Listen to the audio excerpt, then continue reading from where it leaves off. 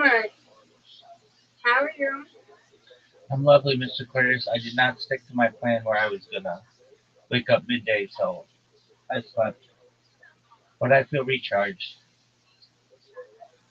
so I'm good, thankfully.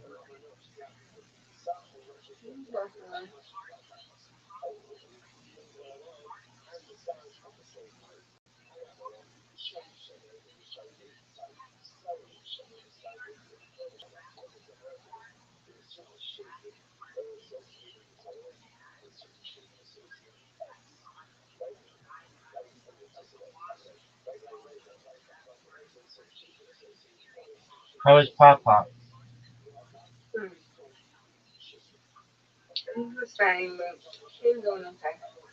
She doesn't get nothing to eat. So nothing. My aunt, they're trying to give her something to drink. But, yeah, she'll be alright. Just give me prayers.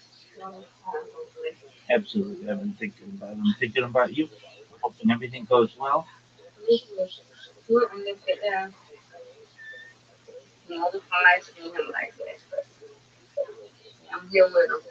Give him some love. He's with family. Well,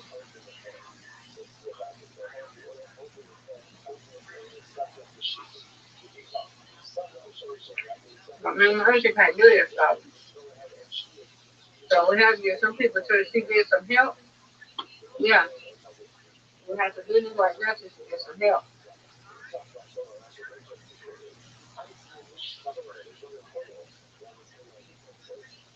And that stuff on my leg, I got it. It works a little bit. It works. I have to put it on 4 times daily. That's fair. How about how's the I muscle? just got it. How's the muscle? Huh? How's the muscle relaxer? Oh, that works. I take that. I feel it for a minute and then I get all sleepy and I be knocked out. I'm feeling nothing.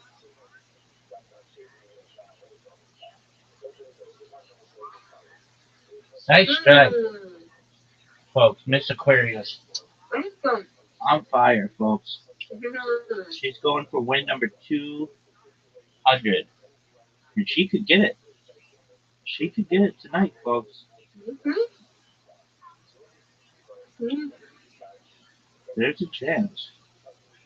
There is a definite chance that she could get two, You're in your turn. Mm-hmm. 200 wins. And 200 wins Yeah. would be the goal. And then you got what? Oh, you gonna do what? 400? I'm close to 500. 500. My bad. I'm fired up. Missed it. You're good, Miss Aquarius. It's okay. Oh, give me it. Get it. Oh, this is not a good split, Miss Aquarius. This is not ideal. I need one of the best shots ever. No, it all comes down to this.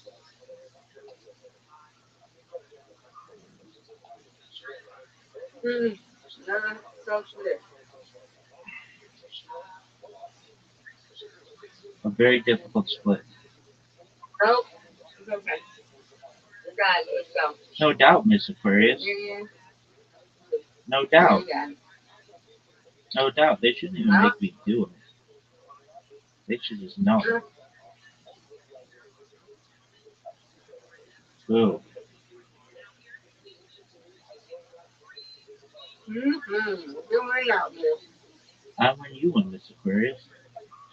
All right, Mm-hmm.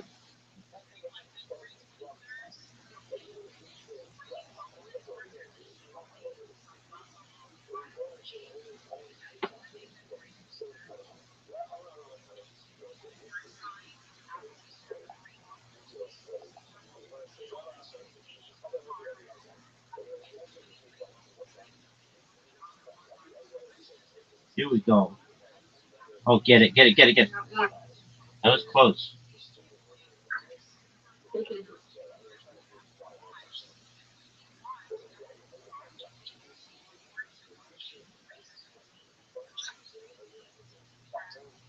Give me this.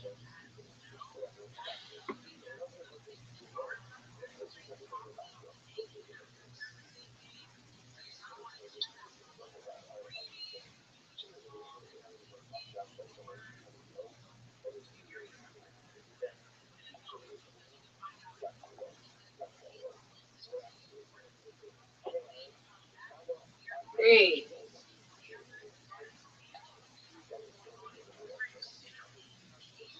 Nice spare, Miss Aquarius. thank you. You're welcome. We can get this. We got it. No doubt. Oh. Oh, You don't go. Look at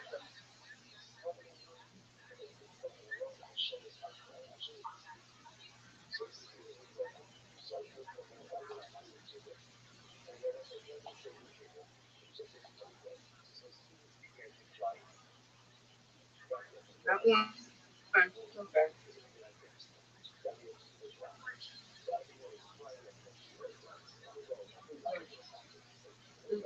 There's a stop one.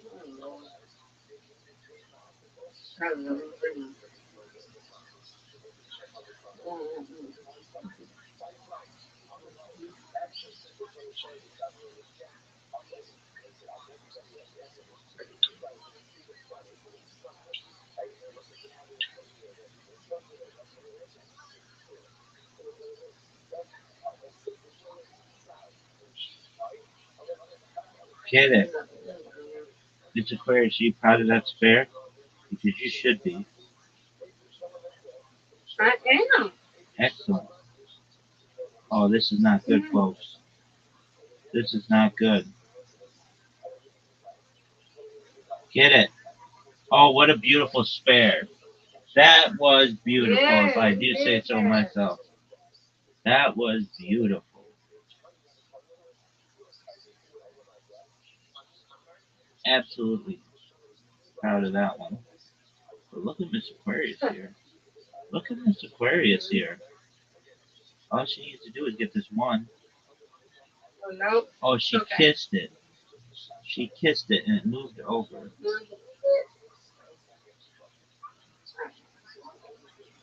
Strike.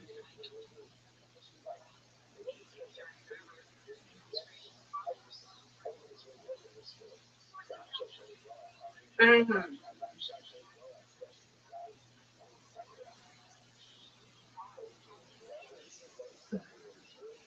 Mm-hmm.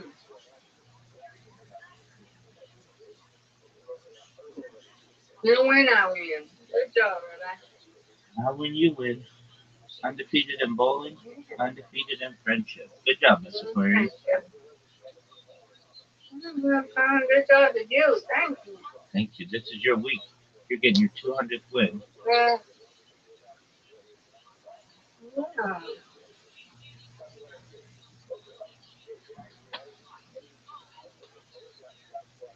Mm. Let behind here, let my stomach. It's so good. I didn't know these sons should south. I'm like, oh man. I picked them up. I was hungry. So it is okay.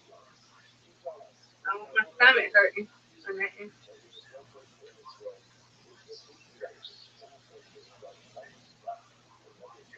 And what you gonna be doing, Rabbi? I be hearing you laughing and stuff, but I like it. Yeah, I was laughing. Why was I laughing? Oh, I was laughing. Kind of a stupid reason. I was just reading something funny online, and it made me No, giggle. it's Okay, so late. It made me. Okay, in the morning, okay. It made me giggle.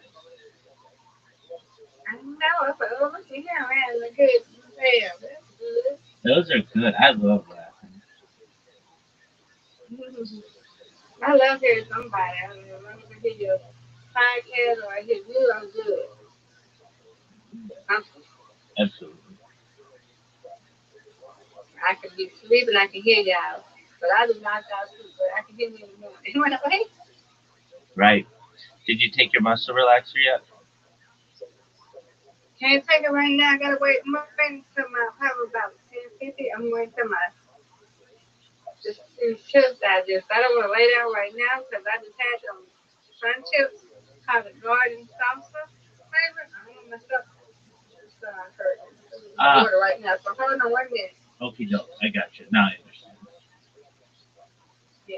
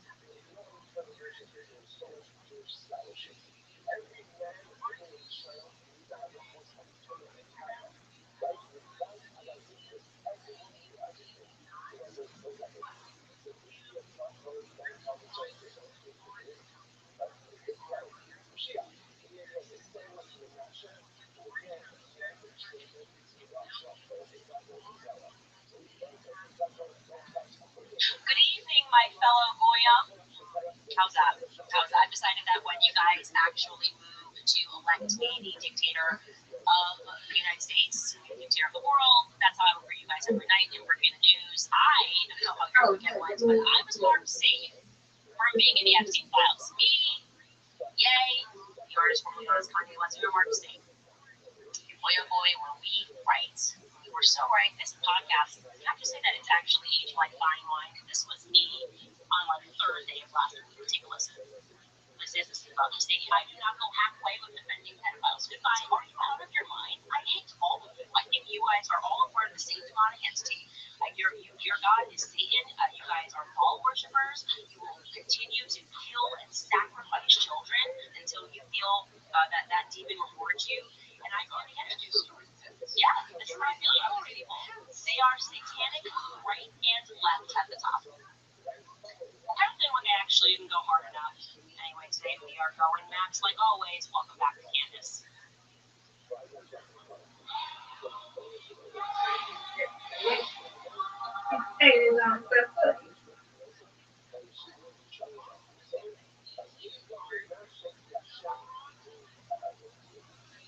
Start with the obligatory question. Are we still talking about the Epstein files? Trying to get him that birthday. Talking about those Epstein files? Yes, actually, we are from we are. And I can't believe you're taking up this that you would keep this secret to protect people. But you most definitely know that they are up to. Because if we know, how could you not know?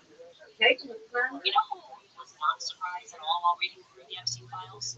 Any person that's been watching the show, and of course the people, especially the people that are in my book club. Shout out to the people that are in the book club, because the book that we are currently reading is so on time right now. Point, literally, we're reading this book on Friday, Sigmund Freud and the Jewish Mystical Tradition. After having read previously The Assault on Truth, those people were not surprised at all, because I took you through it. What Sigmund Freud and his Nigerian Freemason boys actually believe about you, what they believe, how they have accomplished things, this false dialectic, their means to accomplish running Western society, breaking apart Christian empires. Yes, he hated Christians. It's a fact. He wrote about it extensively. He hated Catholics. And yes, they perform rituals. It's not imagination, it's not a conspiracy. The only conspiracy are those that are colluding to hide those facts. And now we can really stick our noses down at them. And no, I want to be clear, this is not Judaism. This isn't your grandma's Judaism. It's a cult mysticism. That's the way that it's able to move through seemingly all the faiths, right? Aleister Crowley. How could you have the Star of David once upon a time? Was it before 1914 even? That was the flag of Morocco. That's weird. It's a Jewish nation. What does it actually symbolize? Occult mysticism. That's why it's on the cover of Aleister Crowley's books. You're going to perform magic and rituals. And yes, sorry guys, gotta wake up. It's a Monday. Gotta get you there. They deem children to be a necessary part of their initiation rituals. This I'm going to read for you is actually a direct quotation from Sigmund Freud. Okay? Person that was hailed as a hero. We were in high school and middle school, and he said, father of modern psychology. Yeah, guys, that's kind of the problem. That is kind of the problem, actually. Anyway, to contextualize this, he's writing a letter to his best friend, also the person he was having an affair with, mentored him, Wilhelm Place. Now, I shouldn't skip the part, like Wilhelm Place also molested his own son, Robert Place. Robert Place spoke about that when he got older. Sigmund Freud is writing to Wilhelm Place after he gets initiated, because they wait until you're 36 to initiate you into the occult mystic Kabbalah. And I'm going to read you what he writes. He's referring to a patient who previously hadn't understood before his initiation, who came in, and she spoke to him about what she experienced when she was a child. He writes, imagine I obtained a scene, which means a patient was speaking about this, about the circumcision of a girl, the cutting of a piece of her labia, sucking up the blood, following which the child was given a piece of the skin to eat. He then fast forwards and he says, I dream therefore of a primeval devil religion whose rites are carried on secretly, and I understand the harsh therapy of the witches, judges. And then he speaks about this, for he's implying here, by the way, we are so anti-Semitism proof. This book was written by a guy who was the director of the Freud archives. He read Freud's unpublished works and determined that, yeah, Freud knew that the children were being abused in Vienna, and he created a social science, psychology, to help gaslight those children. This is what you got to be aware of. This is all real. It's not imagined. These are not kooky people on the internet that are telling you this. Quite the opposite. And then this guy, Jason Mason, who writes this book, writes that Freud's find here that the Sabbaths were real events, part of a ritualized religion in which sexual perversions were acted out. So he was aware that this was happening. And in case you are not aware, Sigmund Freud, background story there is wild. Right? He was once an outcast in the very tight-knit, perverted psychology club in Vienna. He just told the truth. He went to the morgue. He examined children who had died after they were horrifically murdered and sexually assaulted. And then he also saw patients who were children who were still alive who were telling him these stories of what they lived through. And he had determined after speaking to these children that they were all telling the truth. And so he gets ostracized from the psychology community. He said, no, this is actually happening, and it's also incestuous. And they go, get out of here. You can't be with us. You can't publish this paper. Oh no, what would the Goyim think? He actually did publish his findings, and like I said, the pervert turned on him. And remarkably, at the age of 36, he partakes in a ritual during which he's welcomed into the club, and he changes his mind, and he writes to Wilhelm Weiss that he now understands. Okay, so that's what I just read to you. Like he now understands what is happening, and that is why you need to wake up and recognize that this is what is happening in our world. And what he's referring to are ancient pagan festivals and ceremonies that center around the Earth's cycles of death and rebirth. And so, to make this extra clear to you, we are not in a war between monotheists and faiths. The people that we are fighting are effectively pagan gypsies who have been wearing the cloak of Judaism, I would say, since the fall of the missing Khazarian Empire. Khazars were a nomadic Turkic tribe who adopted Judaism in the 8th century. Now, Freud also this part is important. We're going to get to what's in Epstein's emails because, man, I didn't tell you guys the truth. Freud himself was a priestess, okay? He was a part, like I said, of a Freemason group in Iran, which had, you don't know what an Iran is, you gotta wake up, especially here in America, okay? That lodge, it's Jewish supremacists. They had everything to do with the Civil War in America. They excel at creating the false dialectic, which is self, which is the right. Ulysses S. Grant notoriously expelled Jews from his military district, Tennessee, Mississippi, Kentucky. You think he was just like what, another white supremacist? Everyone's just a white supremacist. I mean, another they would call him a white supremacist, or was anti-Semitic. Everybody just anti-Semitic. No, this had everything to do with what they were putting up at these lodges in Iran. That then subsequently became the ADL after the ritualistic murder of a Catholic girl named Mary Pagan. There was no hiding that anymore. I don't care. Dennis Prager's going to write another letter and say, that's not true. This case is not real. It's happened so many times during the same dates, the same holiday season, all throughout history, that is getting ridiculous to not acknowledge that this is true and this is real. And the Epstein files create an opportunity for us to discuss this, to hear the way they speak about us behind closed doors, exactly how Sigmund Freud spoke. Racist, right? I want to make it clear that this is for them a religious philosophy, a racist perspective that we are Goyim, meaning cattle that are meant to be herded and ruled over. I said it last year. This is how I am being treated because I don't listen to them. Hence their psychotic, obsessive, and frankly, their evil manner in which they have confronted me, simply trying to move on in my life after realizing I don't want to work for Zionist psychopaths. I just don't want to do that if that's cool. To them, that's akin to a book that won't break. How dare you?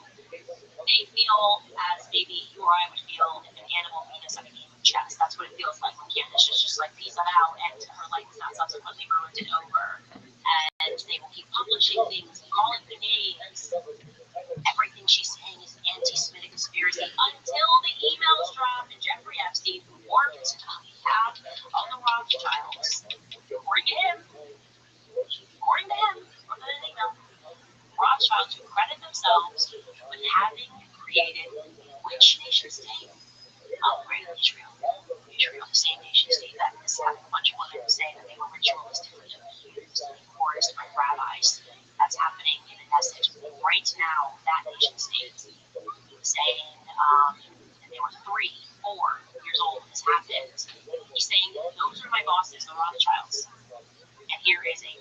by no means extensive coverage. Videos put together I assume this guy must be Goy, right? Goy? Is he Goy TikToker? Contrarian put this together. Take a listen. Israel is mentioned twice as much as Donald Trump in the new documents. Here he is discussing with Roger Schenck, a Jewish American academic and hedge fund worker, saying Jews create vast fortunes by manipulating markets and creating financial speculation and exploiting labor. He says, let the goyim deal in the real world. In a discussion with the Rothschild family, Epstein says if they overthrew the Ukrainian government, there would be great opportunities. The Rothschild family paid Epstein $25 million for certain algorithms. While talking to Peggy Seidel August 7th of 2010, she asks if an event is going to be 100% Jewish. He says no, they'll have goyim in abundance. But don't worry, they're just brilliant wasps from J.P. Morgan. Joshua Finkelstein, BlackRock's Larry Finkelstein's son, is accused of not having any respect for non-Jews, seeing them as not human. This is from his ex-girlfriend, Svetlana. He pressures her to have an abortion. In 2017, Epstein has a conversation talking about if you want to hire the best people, you have to hire only Jews. Only hire those who can prove they are genetically Jewish. Maria Farmer, one of the first victims to come out and name Epstein. I wasn't allowed. When I called you in and asked her where she said, it's a Jewish country club. They're not Jewish. They're not considered. They, honest to God, think their DNA is better than everybody else. Said that their operation was motivated by Jewish supremacy. Anybody gonna say that that's not real anymore? A really bad time, Rob McCoy, who wrote a public letter, accused me of being He said, like, the energy towards Israel, your masters, because I won't have them be mine. I can't. I recognize it for what it is. It's using money, finances to whip people into shape, so to speak. I know, like I said, the true history of the slave trade, and the amazing ability to write themselves out every time is really special and super unique. And like I said, you don't know what happened to them, but you have to start to trace the lineage of the Benign lodges. Look at probably books that obviously you've never ever been able to read in high school. You have to start to conduct research independently. Benjamin's family ancestors, Benign, okay, Mary Weiss, Benign. That's why when you see these differences and amongst Jewish people, they want you to make the mistake of thinking that this is what all Jews are doing, and it's not true. Okay? There's such a fundamental difference between a priest and a Ben Shapiro. I have a suspicion that I could quit working. Like if I just texted Dave Smith and I said, I don't want to be friends or ever work together in any capacity ever again, I gotta feel like he would just let me move on in my life. I got this suspicion that he wouldn't. But you can see that there's like something else brewing when it comes to people like Mary Weiss and Benjamin. They can't let these things go because they view themselves as supposed to be over us, right? And they also will criticize people like Jeffrey Epstein. Now, in case you did not pay attention to what was termed Pizzagate back in 2016, the short of it is that the DNC email server got hacked, and all of those emails, they were published publicly by Julian Assange and WikiLeaks, and there was a strange amount of references to pizza parties. Government employees men referring to pizza in ways and within a context that it seemed as though they obviously were not referring to literal pizza, having had parties on ranches, referring to pizza. I'm going to give you an example here. This email went to John Podesta. It was sent to him from someone named Catherine Tate. These are very old, obviously, or else we would have hidden her email. She writes, hi, John. The realtor found a handkerchief. I think it has a map that seems pizza related. Is it yours? They can send it if you want. I know you're busy, so feel free not to respond if it's not yours or you don't want it. It's also weird, specific orders of pizza and hot dogs. That was the beginning of that entire scandal that they tried to downplay, pretend that it was crazy. Well, I should let you know, the FBI has already formally acknowledged that pizza is used as a code word amongst pedophiles. So that's not an illusion, that's real. No conspiracy needed. Epstein emails, put that back in there. What are we to make of these 900 plus emails referring to pizza in real ways? You guys can look through these yourself, okay? Of course, there are the Jeffrey Epstein emails we're never going to see and photos that we're never going to see regarding murder, killing people, calls to kill people. I'm sure they're going to explain this way. Everybody's joking all the time. Todd Lynch has already come out and said that they're sparing us the videos, so we should just assume that there are graphic videos that pertain to death based on his statements. And I'm going to pivot here to just one example of a very strange email, which was covered by James Kay. Take a listen. Why is this name redacted? You would think the DOJ would want to investigate someone who sent an email to Jeffrey Epstein saying, quote, I give you permission to kill him. Well, thankfully for all of us, the DOJ sucks at their job, and there's actually another version of that email that is less redacted, or more accurately, poorly redacted. Check this out. I give you permission to kill him. He is apparently with Olga. He lied to you. He lied to me. They kind of make out the name here to be one Susan Hamblin. Here's an enhanced image. You can read right there, Susan Hamblin. So who is Susan Hamblin? Well, she is evidently a financial advisor and founder of the adoption agency Kids to Families. Looks like the agency no longer exists, but I was able to find this archive in the Wayback Machine. At this point, we still don't know who Olga is, but according to reporting, it says that the only time the name has come up in the Epstein case is when his former lawyer, Alan Dershowitz, recounted getting a massage from a woman of the same name at Epstein's place. Now, interestingly, a few years ago, Susan Hamlin sued Newsweek newspapers, the publisher of The Sun, who had printed that Susan Hamlin had groomed and prepared a 16-year-old woman to be sexually abused by Epstein and told her that Epstein would kill her and her family if she told anyone what Epstein had done. They've since removed those articles and agreed to pay her substantial compensation. But one Sue Hamlin can be seen in this photo with Jeffrey Epstein describing her to be his alleged assistant. Well, this photo of her leaving Jeffrey Epstein's New York City apartment describing her as a long-term confidant. A lot of stuff going on here, but the lesson is that this is all information that the DOJ wants to hide from us. But thank goodness the internet is still undefeated. Also, I love that he's wearing a CIA t-shirt. James, great work. So many independent journalists, thankfully, for just independent journalists, are just sort of all been buried. I mean, if you just look to what the public was trying to say, they've even been trying to rehabilitate some of these people. Alan Dershowitz, it's unbelievable that this man has gone through so many people like Mark Flynn, Gary Weiss, always the staunch defenders of Israel. Nothing to see here, nothing to look at. People, this was going around this weekend. People rightfully going back and examining Shapiro once again working diligently as he did with Pizzagate to tell people to dismiss the Epstein emails because he had sources and everything we need to know was already out. Take a listen.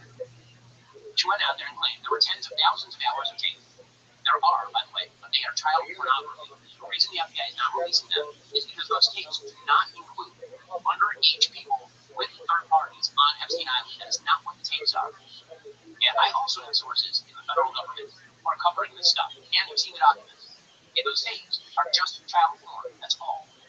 That's what they are. That's why the FBI is not releasing them. And as far as the Epstein list, what I have been told by my sources is that there is no Epstein list.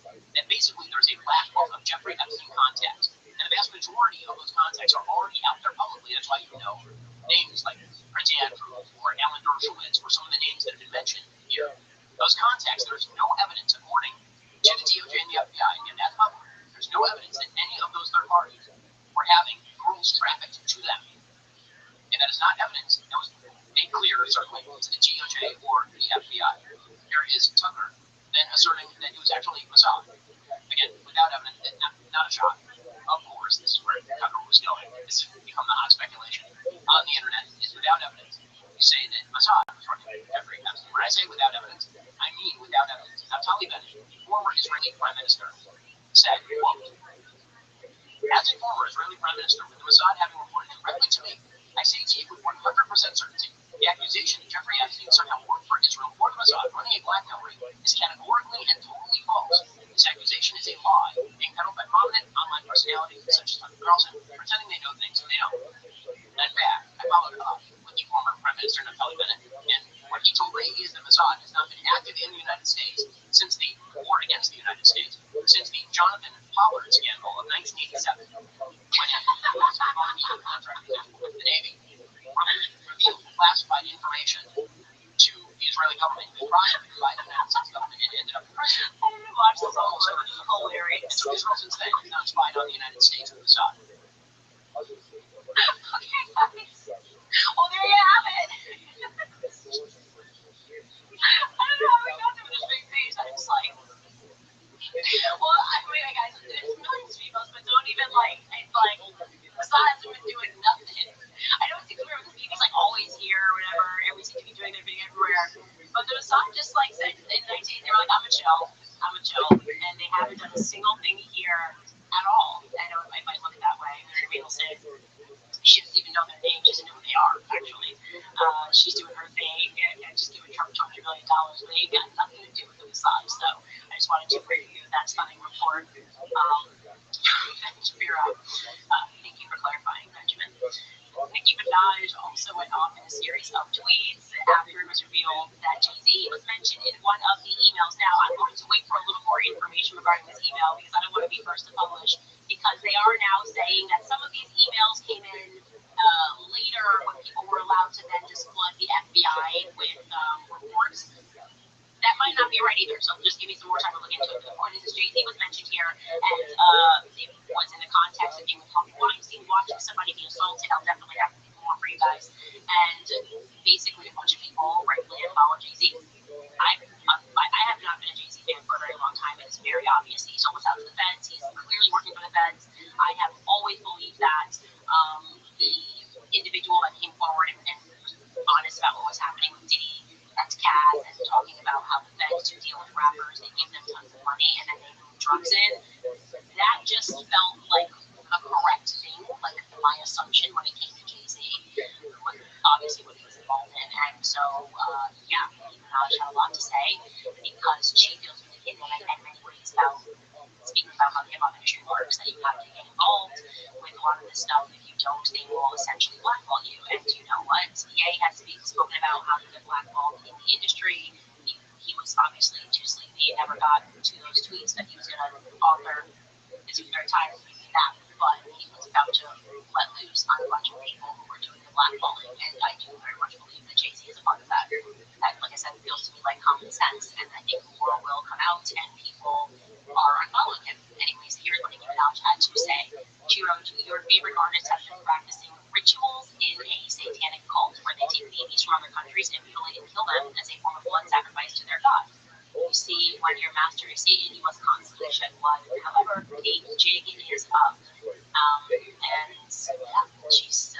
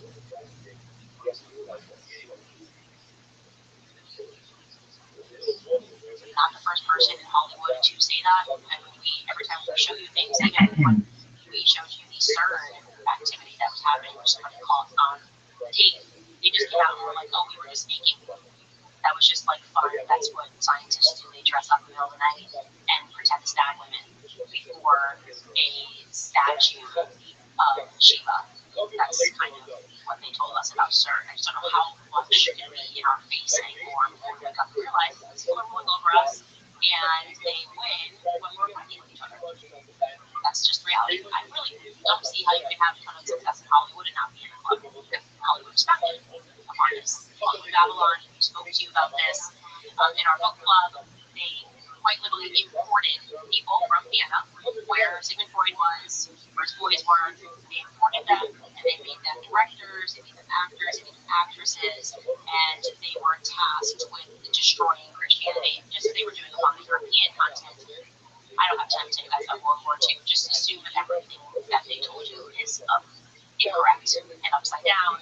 They're lying about what happened yesterday. They sure as hell are not telling the truth about what happened in World War II.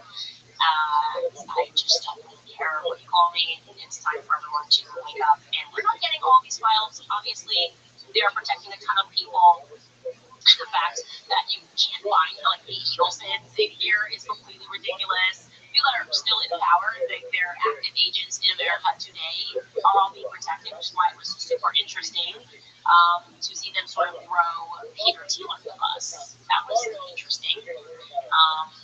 Like I said, you can trace this stuff through politics, through Hollywood, Jewish occultists, the Jewish occultists, the mystics that established these industries. But Peter Thiel, his email went up there, and it ain't good for J.D. Vance. I'll tell you that right away. I think this is plausibly the biggest scandal to come out of the, I guess I should say, the most consequential thing to come out of these emails that I can see right now. There's millions to go through, so we'll have more and we're reporting on more. But J.D. Vance, he was kind of, they had him there, right? Like he's going to be running in 2008. He's not been leaning super into the Zionist stuff. He seems to be abstaining. Has been quiet during the whole Epstein thing. He definitely didn't seem like he agreed with it.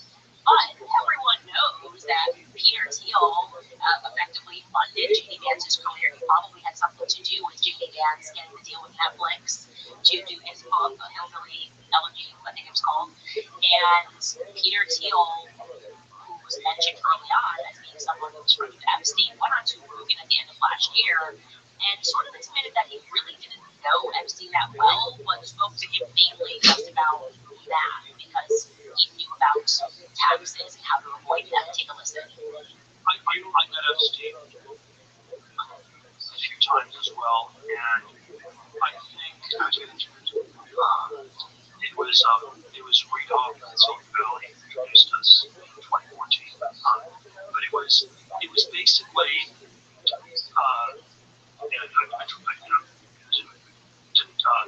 Chuck didn't ask me questions about it. When you were introduced to him, how was he described to you? He was described as one of the smartest tax people in the world. Interesting. And I probably was my moral weakness that well, how could you taxes back then? He had never been arrested. And this was 2014 was post arrest. So his arrest was the first arrest, right? Yeah, which was like 2007, 08. Okay. And so, I just assume didn't go to jail for that long. Right. It was probably not as serious as alleged. It certainly was the illusion for all these other people that I trusted. Reid who introduced us was started LinkedIn. He was maybe too focused on business networking, but I thought he always had good judgment of people. When this went down, Epstein gets arrested for the second time. We're like, oh, there you go. I thought a lot about it as a result. Yeah, I'm sure. I thought about it, he did, because he was emailing Jeffrey Epstein a lot, meeting up with him a lot. Definitely sounds like they were very close, inviting him to the island. Basically, this guy's going to be here from Europe. Also, you should come this weekend. They were together all around New York, constantly messaging each other. It is not a good look. There's no question these two are friends, and I do not accept that the person who's effectively spying on all of us is going to deal with the military through Palantir, by the way. Should be clear. He also, Power Two Boys were put on Fort Huachuca Air Base in July. We'll get into that later. And now we're supposed to believe that he just like, oh, I couldn't look in any further. I had no context to figure out what Epstein was accused of. And I decided to still be friends with him, despite all the allegations, despite him admitting to what he did. Right? He called me a plea deal via Acosta, who was told to leave Epstein alone. That's what he did think Acosta is to be believed. That's the reason why he had basically a slap on the wrist. We're supposed to believe Peter, too, with all of his resources, just went to trust me, bro. I'm not buying it. And this is now a major problem for J.D. Vance. It is. There's no other way to say it. J.D. Vance didn't have the answer for this. It's not him to make wiggle around. And I don't think he is going to make a statement on Peter Thiel. I think that's going to be interesting. That is going to be very interesting, the implications of that. But also interesting that they threw Peter Thiel on the bus. Because they're protecting the other homes. Like I said, I expect the Kushners to be in here. Obviously, his connections to the Mossad. I mean, there's a little bit. He's setting up meetings, maybe Netanyahu, rocks all over it. He's writing emails and making kind of some jokes, which suggest like about Marlon Maxwell and things of that nature. But they clean this up majorly. I also expected to see some other names, which would bring us a little closer to solving the Charlie Kirk murder, in my opinion. So this is we're getting something. We are not getting anywhere near everything. And that's why Thomas Massey is demanding for there to be more release. And also, these should be unredacted. If you're talking about murdering people, you should be allowed to see that. You should be able to see exactly who is sending all of these emails. You're speaking about children and the things that you are doing to children in ritualistic acts. Anyways, the next thing I want to say, interestingly enough, is that last week on Thursday, the timing of this is incredible. Andrew Colbert and the alleged Mikey McCoy and his wife went down to the White House, and they wanted the public to think that they were in Arizona. They ran this interview with Kash Patel on Charlie Kirk's show, which is supposed to be live every day. You can make a live, you can make it a pre-record, but it's interesting that they were actually meeting with top brass at the White House. I'm looking for details about what that meeting was about, because I just need to know. There's a lot about pageantry in these emails. It seems like Jeffrey Epstein was practically picking these girls to win pageants. There's obviously a lot about his real estate empire, and they have conveniently redacted the names of some of these beauty queens, which I find to be a little bit suspicious. But what I know about Jeffrey Epstein and the way that he was moving with Jean-Luc Brunel and going to these industries like Victoria's Secret, like Miss Universe, and I think that's how Trump is caught up into it. It is also being rinsed out these files. They were trafficking through these organizations. We know this for a fact, modeling organizations like M Model Management with Jean-Luc Brunel. And so I'm going to need that all redacted. I want to know who are all these pageant queens he was speaking to. He was asking to see portfolios of women virtually at all the schools in New York. He was basically running New York City. Yeah, I want to know everything. Which brings me to Erica Kirk, of course, because she made it clear that she was the first woman to launch JD Vance in the White House. That was kind of a bizarre push at Invest right away. And we have been working to verify her Fort Huachuca alibi. We're having some major problems. More about that when we get back from a quick sponsor break. All right, you guys, thanks to you, last year, Freeborn helped rescue over 80,000 babies, and today you can help save even more. Every single day, thousands of women hear the same devastating lie that abortion is their only option, that they're alone, and that there's no hope. But everything changes the moment a mother in crisis walks into a Freeborn Network clinic and sees her baby on an ultrasound. That one moment doubles her chance of choosing life. So it's not just an image on the screen, it's actually hearing her baby's heartbeat, maybe for the very first time. That moment, she suddenly realizes that life is growing inside of her, and it's not a problem that needs to be solved, it's actually a life that needs to be protected. Let's be there for her in that beautiful moment with love, prayer, and support. For just $28, you can provide one life-saving ultrasound, and $140 provides 5 ultrasounds and 5 chances for life. This year, let's make it the biggest baby-saving care in history. Take a stand, be bold, speak for those who cannot speak for themselves. To donate, dial #250 and say the keyword baby, or visit freeborn.com/Candace. Again, that's freeborn.com/Candace. Also, remind you guys about Amy Skincare. You know I love them. One of the reasons I have stayed with them is that it makes consistency really easy. There's so much noise around skincare, new launches, new routines, new promises, and most of it just encourages people to keep switching. I don't think that helps anyone in the long run. I stay with Amy because it's clean, simple, and it's built for long-term use. January is is already overwhelming for a lot of people because your skin is dealing with the cold air, the dry heat. Your schedule is probably packed and everything feels louder than usual. That's not the time to complicate things. It's time to stay consistent. Amy Skincare is made here in America and built around that same idea of discipline over trends. So make Amy your friend in skincare. Visit amyskincare.com today. Make sure to use my code Candace10 at checkout to save an additional 10% off your order. That's NIMIskincare.com. Do you guys ever wonder why Hillary Clinton in those WikiLeaks emails was asking a few days before we invaded Iraq? She was trying to locate Gilgamesh's tomb. I don't know if you guys read the Epic of Gilgamesh. I certainly did when I was at university. Effectively, it has been long suspected that Gilgamesh was actually Nimrod in the Bible. Okay, so think of the Tower of Babel. We can build society. We're greater than God. Why would Hillary Clinton be looking for that tomb in Iraq? Gilgamesh is featured in Iraq, present day Iraq. Yeah, okay, so you gotta wake up, guys. It's all real. They made you think, but this was hocus pocus. It's not. They are practicing ancient witchcraft. Who knows what they were going to attempt to do with that? But a lot of our activities in the Middle East have nothing to do with a war on terror. In fact, terrorists. Being honest, the CIA's been up to kind of are terrorists. That's how you kill 1 million Iraqis by just lying and saying they're weapons of mass destruction. No, they just mass murder people, and they are also destroying ancient sites. The reason for that is because you cannot, as they want to be, this is what the AI future is about. They want there to be no past, and they will control the ever present, right? You say this happened yesterday, they'll delete a file. It didn't happen yesterday anymore. So they want to go back and they want to destroy all of these relics. That's why there's an obsession with getting into Armenia, which they're working on right now. Iran, that's exactly what I think. Iran is another place where there's so much history. But they have not been successful in destroying the ancient temples, which show you that the Star of David, it has never been, it was never associated with Judaism. Jews, please wake up. The Kiddush cup, that is a traditional symbol of Judaism. It even says this on Wikipedia that this did not emerge until the 17th century, or 1666, was when that guy who was a mystic declared himself to be the Messiah, and they adopted this symbol because it's actually from Solomon's seal. People that believed that Solomon's ring held power. And I want to show you this because they have done a very good job of destroying a lot of these relics of these Baal temples, but have not done a complete job. Baal is, they are making sacrifices to Baal. That is the sacrifice that these idiots are making with constant bloodshed of children. Now, I want to show you this. I don't know if you have pulled this in yet, Skylar, but these relics like in Baalbek, Lebanon.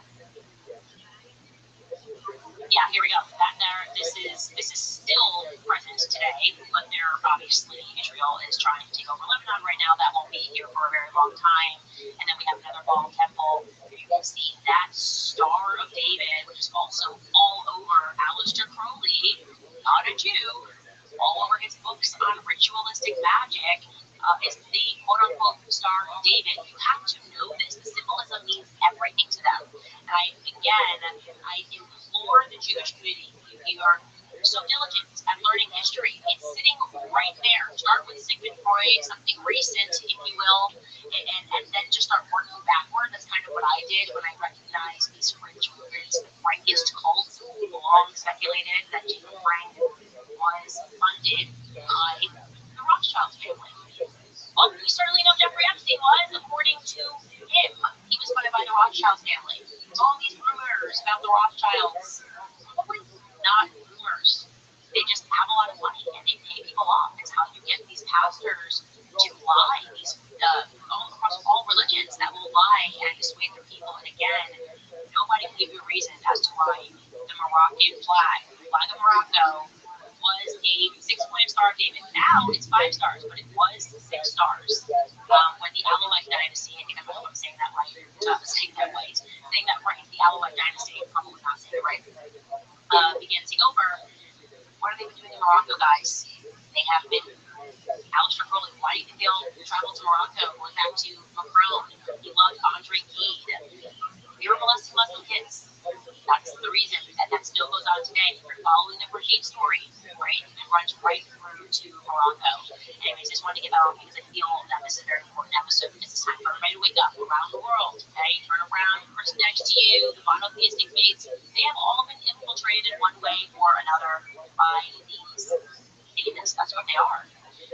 Cutting back into the Charlie Kirk story, something amazing, and I cannot believe I missed this. Okay, so I suddenly thought, let me just try to work through actually every minute and every hour of the last 8 hours leading up to September 10th for both Erica and Charlie. I started with Charlie, and I'm just trying to confirm what had been said, public statements that were made from people in his inner circle about his whereabouts, also Erica's whereabouts, and unbelievably, I did not catch this, probably because nobody actually watches or listens to Josh Hammer, but he came out once I released the text message. I said it was on September 8th that he texted and said, I'm abandoning the pro-Israel cause. Well, Josh Hammer came out and clarified that actually Charlie sent that text message on September 9th, the day before he died. Here's what Josh Hammer said in his own words. Take a listen. Candace seized on this totally out of context screenshot of Charlie Kirk being very upset that a Jewish donor was withholding his $2 million donation. And she used this as an attempt to say, oh, Josh Hammer's lying, that Charlie Kirk remained pro-Israel until his final moments. But she also designed that 2 hours after this screenshot, if you look at the timestamps, 2 hours after that, I and a few others were in a small Zoom chat, a small Zoom call with Charlie Kirk midnight before he was killed. And Charlie organized this Zoom call for the express purpose of trying to make sure that he had all the best answers, the best messaging advice for how to speak about Jewish-Christian relations and the Israel question on college campuses. Okay, first and foremost, I just want to say he's so full of crap. The idea that Charlie just got back from Korea. I was like, oh, please help me, Josh Hammer. You're a complete idiot. Please help me learn how to speak to college students. Josh Hammer and a rabbi who lives in Israel. Like, there was nobody else available. One time I was in Israel for him to organize this call. Why is he doing it with this rabbi, was it Wojcicki, whatever his last name is? He's not going to just call it Dennis Prager, who you're apparently writing a Shabbat Shalom book with. It seems a little suspect. So you're actually clarifying for us something that's amazing. This is a stunning admission, okay? Because we know that when Charlie got off of this phone call, he texts that evening a text message to Dan Flood and Andrew Colbert saying, they're going to kill me. You should have left it at September 8th because now the September 9th schedule is looking a little bit suspect. Let's pull it up. I want you guys to see this. Let's go to September 9th first. Okay? So we know, which I've been confirmed, that Charlie had an appearance in the Rogaine show. That's from his TV USA office. Erica said that Charlie has a call with Josh Hammer around this time. This guy, just this is Arizona time, okay? That she was getting her nails done around this time. That's what she told me in person. Well, 3:54 p.m. She referred to the chat. Charlie sends out that text message regarding leading the pro-Israel cause. 6 o'clock p.m. Again, this is according to Josh Hammer. He says 2 hours later. Which was at 5:54 p.m., 6 o'clock p.m., Josh Hammer and this rabbi that literally is based in Israel have a Zoom call with Charlie. So he sends a message, the chat explodes, people are pulling out their money, he's saying, I have no choice to abandon the pro-Israel cause. Then this rabbi stays up, and Josh Hammer stays up, they have a call with Charlie about talking points to do what he's done his entire career. He doesn't know how to do this himself. He's trying to get Josh Hammer, he does not have a great relationship with, to help him massage out his points. Okay. He's getting messages from Bob Shillman. Everyone's pulling out their money. And then we know that after that, he's going to have dinner with Erica, kids, and a priest to pray over him, according to Erica. We are told that prayer is related to a Jezebel article that published. I actually don't believe that at all. I'm just going to put that out there. Just because of my relationship with Charlie and how much we texted about ridiculous articles and laughed at them, for me to think that suddenly on some feminist website somebody wrote something saying they thought an Etsy spell and that would send him so over the edge that he would call a priest doesn't pass the same test for me. But we just look at the schedule. He's fighting with Jewish donors. They're taking out his money. Bob Shillman takes out his money. He then schedules this call with a rabbi and Josh Hammer. No, they were talking him off of the cliff. He's in the chat. He's saying, I want Candace back. Confirmed. It's happening on September 9th now. I want Candace back. I want her to have her. He's also texting other people saying, I want her to have Candace back. Confirmed on September 9th. Now you've got, a panic call. Come on, let's talk through this. Don't bring Tucker and Candace. Let's talk through this. Chucky's to debate with a rabbi. Asinine. They want us to think he needed a rabbi, a priest, and a pastor for the last 24 hours of his life, all helping him with talking points. Okay. So then, get that schedule back up. He can't end this call. He has to have dinner in this hour, which I've confirmed. He did have dinner with his family and the priest to pray over him, this priest, at dinner. So then he messages Dan Bundy. Andrew says they're going to kill me. But he was obviously talking about the trans. His day was being impacted by Israel. He was referring to Israel when he said that. He was referring to Israel. And I have one more thing to tell you. This is really going to knock your socks off. This is crazy. I clocked Erica on another lie. A big lie. I went back to my source. Remember I told you when I wrote the story that she had to admit that she texted Dan Blood. Or she said, oh, he never texted Dan Blood whenever I had his phone. And then I was like, Andrew Colbeck told me, and my source had access to Dan Blood's messages. Well, Dan Blood, and she admitted he did receive a message, but she said she received that message on a chat that clears, like a Telegram chat. Well, guess what? I went back to that source, and they said it was an iMessage, and she's lying. Said again, she's now twice lied about the Dan Blood message. First, she said it didn't exist. Then she said maybe it did exist, but actually it was on Telegram, which Charlie had sent to clear, and that's why she never saw it. That's a lie. It was sent an iMessage between him and Dan Blood. According to my source, who I trust a lot more than I trust Erica, who had talked on 20 lies. So, not okay. So get back to the 8th. Let's go to the 8th, September 8th, or 10th, problematic. I had to put together what people said happened on this day, and here's what I've been able to confirm thus far. I have from 10 o'clock a.m. to 11 o'clock a.m., Charlie appears from his home studio. Again, this is all reflecting Arizona local time. On the Charlie Kirk show, that's a full hour on the Salem network. And then Erica told me that she woke up Charlie from his nap. Makes sense, as he had just gotten back late the night before from Korea. Okay? Makes sense that he would be napping. She said she woke him up from a nap before his Fox News hit. And that's just according to Erica. The timing of him, the idea of him sleeping at this time makes sense to me, is what I'm saying.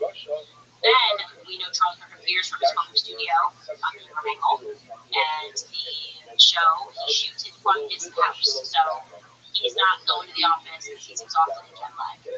This is also the day that the article appears in Jezebel regarding Emily's curse. At 5:24 p.m., Erica's alibi to me was that she was just arriving back home.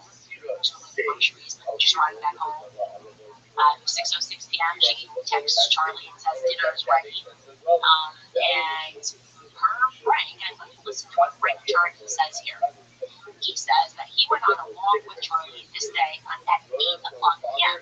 He says that earlier in the day he didn't be with Charlie, but they then went on this long walk again because he needed advice about how to debate. I don't know what happened. Charlie suddenly was a day old at debates, and he needed to consult. This sounds like a joke. A pastor, a priest, and a rabbi. It literally sounds like the video joke. A pastor, a priest, and a rabbi walked into a bar. Like, this is what they're all saying, though. Listen to what Frank Turek says on Ed Kelly Show. The last walk we went on, it was about 8 nights. And so we're intensive time on the day, and we both went to one of the family, which is he's a family man. So he said, hey, can you come back about 8? We don't want to walk. He said, okay. So he came back about 8. I texted him. I said, okay, I'm not here. He said, they're coming out. And then later he said, shortly, he's got up. So he was obviously taking care of the baby, taking care of his daughter, because that's the kind of person he was. It was awful. There were 2 major issues that kept coming up, and he wanted to get better. He then goes on to say that Charlie was asking for advice for how to speak to college kids about questions about Christ. So he's got so many spiritual advisors to help him contend with it. You think he might have the answers. You got the rabbi like Christ, but he needs to consult him about the main questions. And he's got Frank Turek, doesn't even know the priest. Anyways, it's all very confusing. But the interesting part that from that statement is he says that Charlie had to deal with the kids. Now, I'm not trying to read too much into it, but if he's late coming out from his walk because he has to deal with Gigi got up and he's got to deal with his great dad, Was Erica home? Was Erica about to find out you had to quit this week? Perhaps. Maybe she was like, no, it's your turn, you deal with it. But the problem I'm having is I have now confirmed people that live where they live, because they live in a building, that they all saw Charlie. They also saw Charlie on a walk.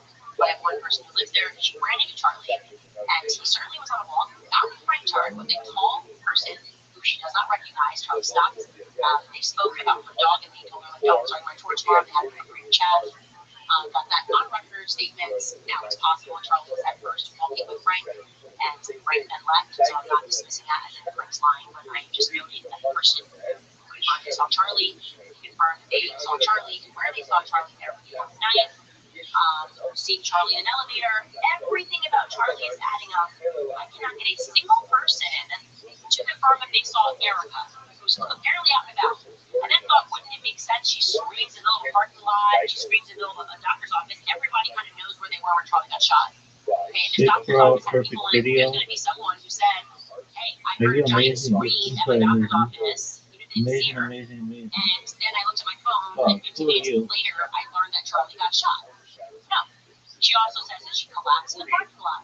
No one thus far has seen that. Nobody in her building has they all know each other in the building, has Sick, bro. said I'm such a boy on this day, blah, blah, blah. No one can confirm that they saw Erica Perfect on video. the stage where she was behaving super shady and just giving me a very straightforward alibi every time I didn't understand the instructions of this alibi before what you've done. Something else was going on. I don't buy any of these stories. I don't buy Charlie's unneeded advice from a pastor, a priest, and a rabbi. It sounds ridiculous. Okay? I think something was happening.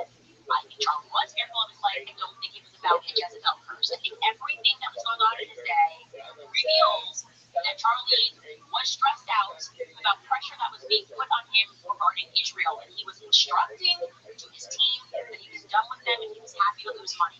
So it would not track that then, after dealing with this, having a call with a rabbi who should be asleep in Israel, is staying up to give you advice on me, like this couldn't have been a freaking email. It would follow that he then sent to Andrew Golbetz and Dan Blood that they, meaning the Jews, were going to kill him. That's what I believe. That's what I believe happened on that day. And as far as why Erica is lying and covering for Dan Blood, we're gonna get to the bottom of that. These are not little lies, these are huge lies. These are big lies. She's covering up for bad people. It doesn't make any sense. She's welcoming bad people into the fray of Turning Point USA for money. I don't like it. I don't like it at all. I don't give a shit about who wants to cut me on Instagram and say, oh my God, I'm hurt. I can't believe it. Oh my God, how could you? How could you? How could you?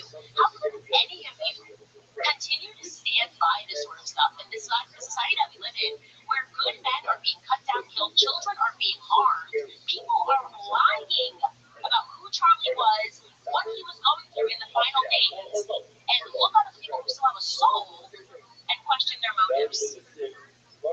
If you are, giving into money, and the rest of you guys are joining Team All Worship, that's cool. The rest of us, we'd rather not.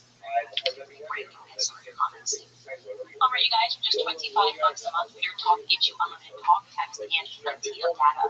Now compare that to Big Wireless. They'd rather charge your family hundreds every month. Pure Talk is an American wireless company who supports our veterans and invests in a U.S.-only customer service team, so that when you call, you are talking to someone right here at home. Pure Talk uses the same towers as the big carriers, so enjoy superior 5G coverage without the inflated price.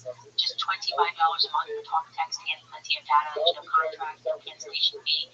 So what are you waiting for? Head to puretalk.com/Owens and you'll get 50% off your first month.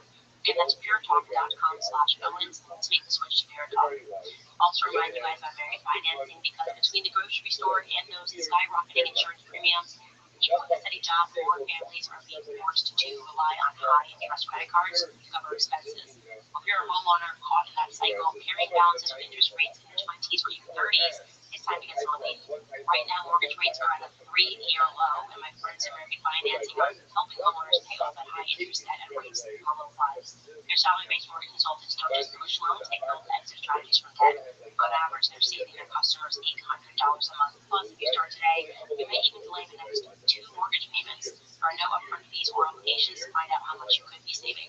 America's home for home loans is American Financing. Call 800-795-1210. Again, that's 800-795-1210, or visit AmericanFinancing.net/Owens. AmericanFinancing.net/Owens.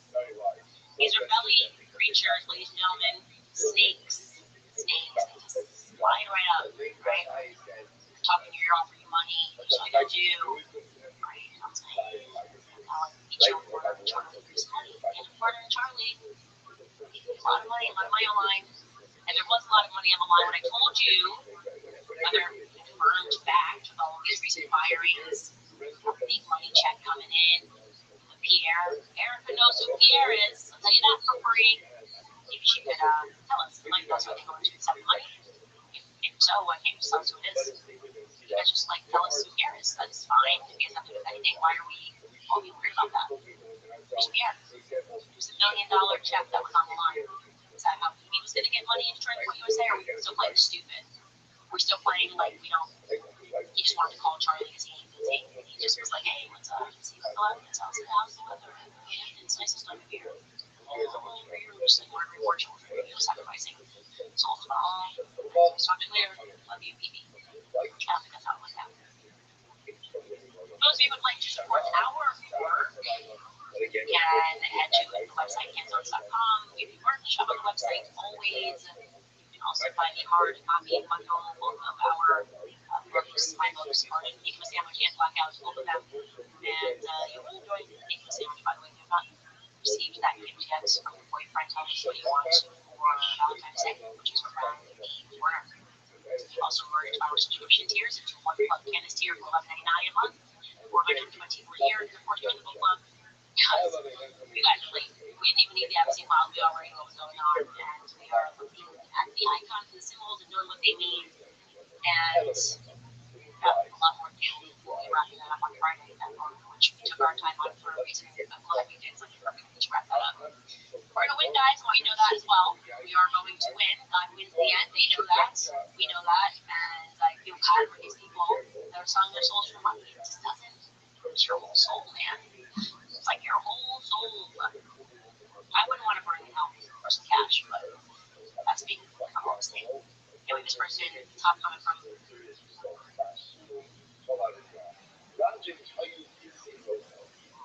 Spice peddlers have got spice peddlers.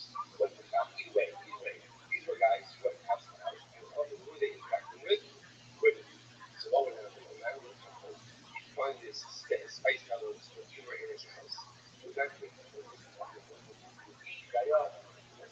about the consequences. I would love to see Gay on your show. Jesus is King. We are due for a Candace and Gay. 3.0, 6.0, 7.0 discussion. I like 7. We should have them back. I'll reach out. And I also just, I'm really going to invite him over. And then make it like before the intro. That's my plan. Sorry. Don't tell him. Don't click that. Don't tell him. Yes, speaking the truth, you guys, boldly and going to accept the consequences, that is important. The awareness is important. Having people constantly say the truth. I really do believe it's resonating literally. And I feel like we have the devil by the tail. I really do. And now when they're lying, it's just hitting different. Like, I genuinely that thing to be hilarious. I didn't watch the whole clip. I didn't know he was going to say, like, Scott hasn't done anything since the 80s. It's fun. It's very fun. He's a fun guy. A funny guy. IRO writes the $65,000 hot dog party that Obama had at the White House was in the WikiLeaks files. Hillary alerted him that he should be more careful. Should have a chat with Assange. Yeah. He was emailing about hot dog parties and pizza parties, and she did tell him he should be more careful. Why would you have to be careful to have a pizza party? Shyla writes, Candace, you are the ultimate truth seeker and right fighter. You are my support all night. Christ is king indeed. Jesus Christ. And they are plotting in shadows. Mahoney writes that the path of our love is the world, but the true Jewish faith was, and is now, the lessons of those who would have charged it for evil purposes and turned into, let them call that anti-Semitic. Yeah, it's important, and I keep saying this, we have to have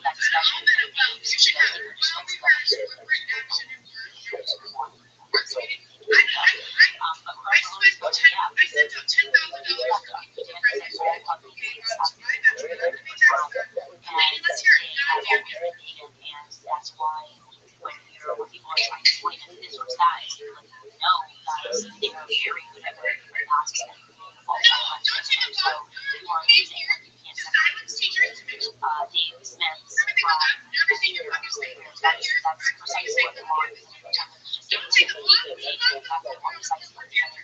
The specifics of the because just like everything of the same as each element, there are different sects all around what they claim for Jewish mysticism is entirely different. Chabad, pictures, mention that Jewish mysticism, very important book, Sigmund Freud, and the Jewish mystical tradition, and it is important. There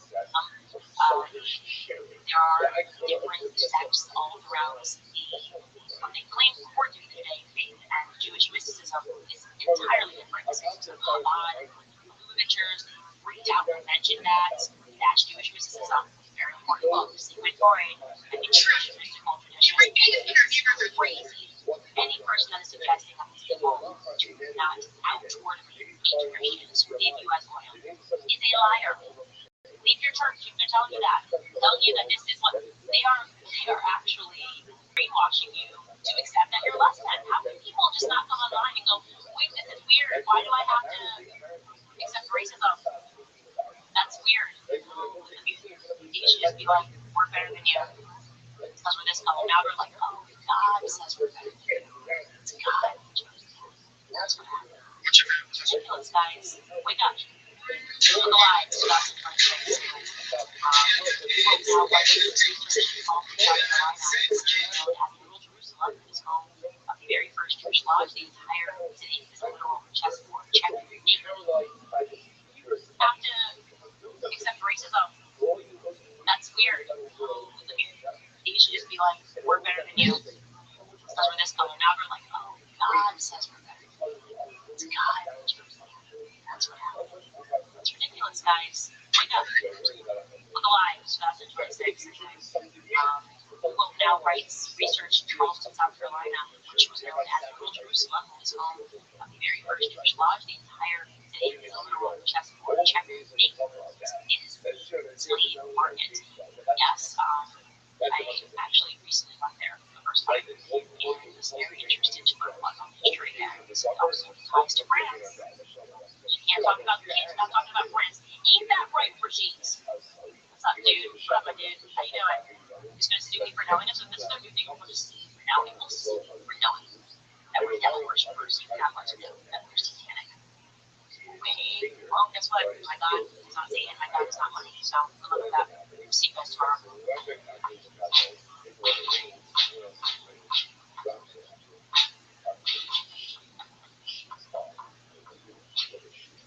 That is a really cool show.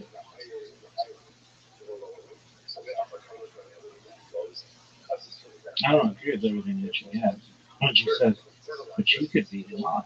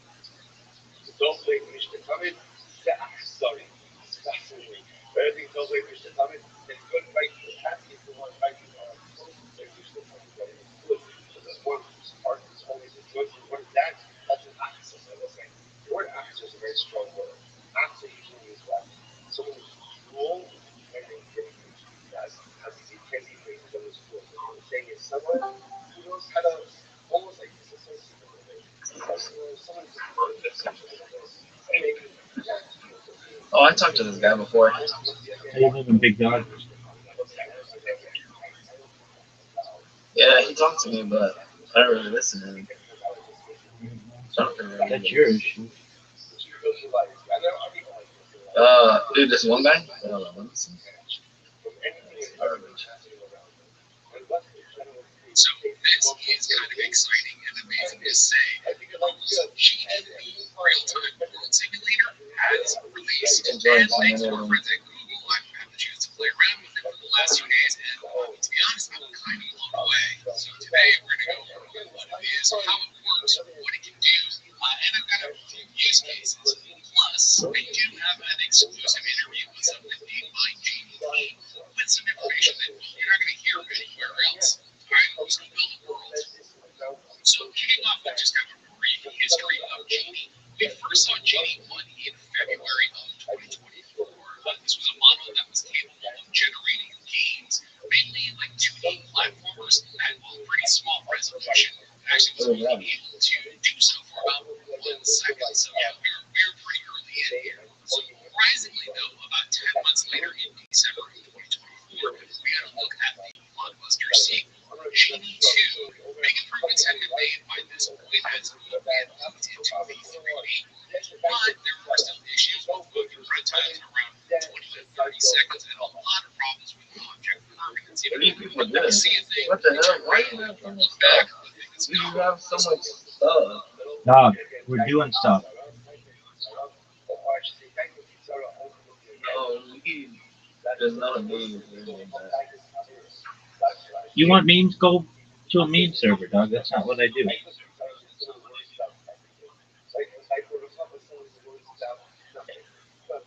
What do you do? Dog, we've already talked. I've already been through it, and you said that you didn't pay attention to me. If you want to learn about me, go to the About Me part. I've already talked to you. How do you know that? How do you know you talked to me before? Because you said it. You believe me? No, I'm not here to play games, my friend.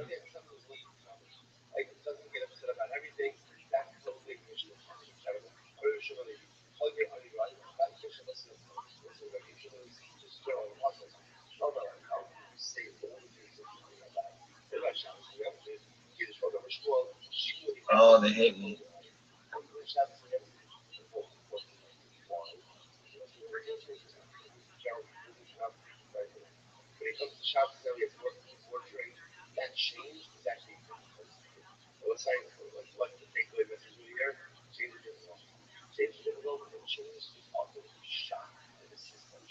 Your last name is Rothschild? 100% big dog. No way, that's not real. There's no way you're a Rothschild. No, my ID's online, my man. Hey, you're Jewish too? 100% dog. Dude, my mom, she, okay, okay, so some people tell me that they don't believe in Jesus, and I got other people tell, like, they talk too much about that name. They say it too much, and, like, they go to church and stuff like that. But for people, for those of you who have read the Bible and studied it, between Noah and Torah and Tanakh, because I realized that you're listening to me. And some people, they call those conversations. It's not just one person talking to his or herself. There's it's like ping pong. Anyway, so she was there's I think it's Zechariah. It's in the book of Zechariah. It talks about the sun and moon, or noon, and have you seen that show? Whatever. No, what's whatever. It's like a podcast with this guy. Oh, yeah. I at whatever. Yeah, I've seen that.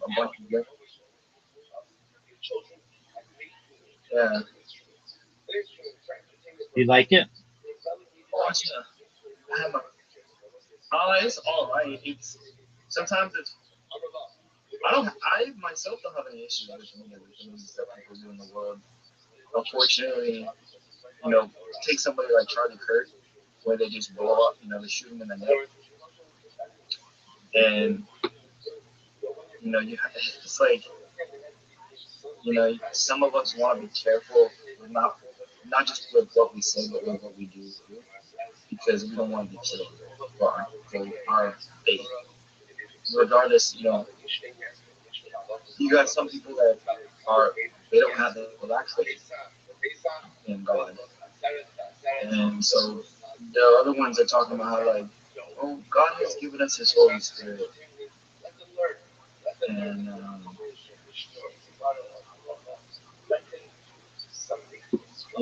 so you have all sorts of kinds of people that create different ways to talk and think. Like, even with the Joe Rogan podcast, like, if you take something that's really stable, right? Joe Rogan, we all know where he lives. Like, everybody knows somebody. It's almost like singing a song, or like listening to a song. And but yeah, I've seen you here in the server. There was another guy. There was like you meet a lot of people in the world, and being here on Discord, and a lot of people, we think that because people are listening to us, that they're our friends. Like, for example, you. Like, we would think, if I did something that you would think, that somebody who's engaging in a conversation with you is friendly to you is actually a friend of you. And that this is how Satan lies to us. And a lot of people claim to know Satan. In fact, you got a lot of people who are like Satanists, or they're satanic. But like, I talked to somebody, I talked to this person, and she's telling me, she said, "Oh no, I'm a Satanist, but I'm not obedient to Satan. So they tell you, like, another way to say this is, I was reading the Bible to myself, and um, what you see, what you hear, and what you say are not in alignment with the will of God, or with God's will, or with God Himself. And I've been, you know, so some of us we want to treasure like people. Like when you find somebody that's similar to you, you want to treasure them, or cherish them, or form some sort of relationship with them. And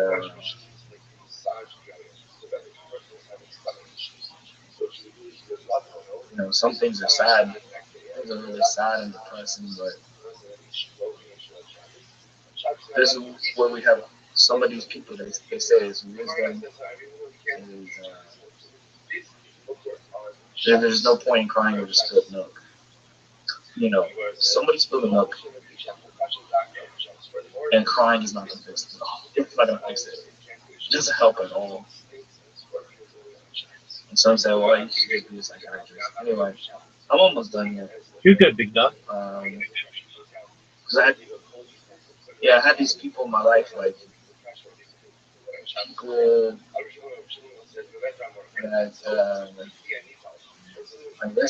I guess they were visitors. I don't really know what they were. I just know that they were. Visitors from where? And, what are you talking about? Like relatives, like I think it was my uncle. I had like two uncles, and one he didn't speak any English, and the other one I never really even talked to him. He told me about Jesus, and like I had joined like a bunch of servers. Okay, like I joined like that there's scammers out there, right there. Like if you pull up YouTube videos of scammers and like people having conversations with like hackers, people who can actually hack computers and run code and inject malware and like just there's this one guy you actually might know him. His name was Fresh Pepper Jack. He lives in Iceland, and it's just like some of us think that others of us are strange because we aren't them. It's almost like I'm not you. So I really don't have it really isn't right for me even to talk about it. And some people say, yeah, but people talk about us behind our backs all the time. So what matters is not what people say about us. And then on top of that, you have other people like it's like the same. It's like there's a stream. Okay, you know how like you pull up on the stream, like somebody says they're broadcasting information of themselves into the world, into the people, and or like the Good Samaritan. There's Jesus spoke in ways in which people are trying to determine what they don't even know what he's saying. And so that's what people talk interpreters. Like, for example, if you take these operating systems like Bill Gates, Windows, Microsoft, Apple, Mac OS, Macintosh operating systems, you take all these computers, like this is somebody's life. They put their life's work into all these computers and all this, and even with AI. AI is just the name of a city in Israel. That's just a name of a house in Israel. And by the way, a lot of these people are crazy. And you cut out there for a second. What did you say was the name of a city in Israel? AI. Okay. As the name of a city in Israel. And so like people are thinking like, okay, for example, you got somebody like Kanye West, for example, how people think that he's mentally ill. There are people. I don't actually believe that. So we have to stop propagating lies. And um, one of the ways they're talking about it is like, I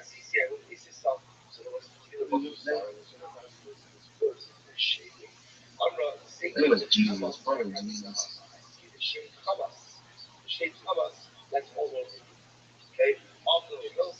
You know, I'll just tell you about these people. Okay. Hit me So with some of it. them, they're called brother. Huh? Hit me with it. Go ahead.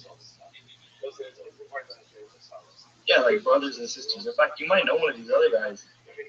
Like, uh, some of these people, this guy, he mailed me the internet, this little internet. So that's the only, I'm able to contact you because of him. And if it were it not for him, I wouldn't be able to contact you. So he gave me this internet, and then, you know, it's like think the atheist, right? Like the Alex O'Connor atheist from the UK, where God cannot be understood with the human mind or with the wisdom of man. You know, some of them are talking about how they're saying that Jesus is God, and then other ones are saying it's. I think you know what it is. I think those are divided houses. You know, a house divided. If Satan's house is divided amongst his own self, then Jesus' question to us is, how can it stand? He's not saying that it can't stand. He's asking us how it can. So in a way, if we interpret what he's saying, he's basically saying that it can stand. But then another way to read it is he says that to Peter, what does he say? He says, "Get behind me, Satan." And then he asks Peter who he is. He says, Jesus says to Peter, "Who am I? Who do you say I am?" Peter says, "You're Jesus Christ. You're the Messiah." And then Jesus would say to him, "And upon this what? Upon this rock." Which, because we're translating from Aramaic to Hebrew to Greek to English to Arabic. So you have to go through several languages just for us to even be able to communicate with each other about somebody about a book, about what's written in a book. And this is where people lack faith in God. And no wonder they're all in burden.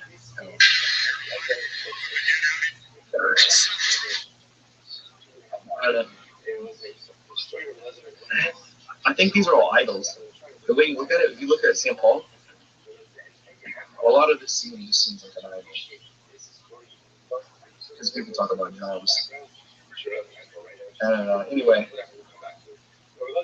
he says upon this rock, my church will be built, and the gates of hell will not prevail against it. And I know you have people who just read the Bible and they just repeat the Bible.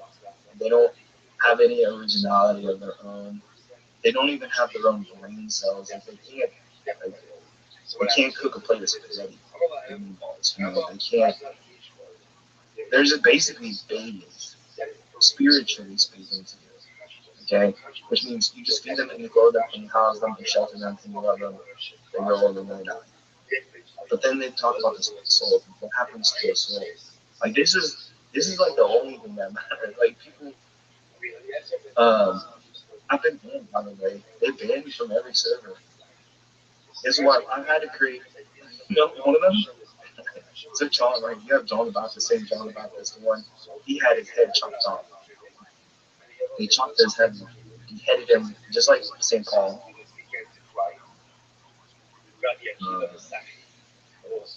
Paul, I don't know if I say Paul, St. Paul. From the Bible, Paul the Apostle, and Holy Scriptures. And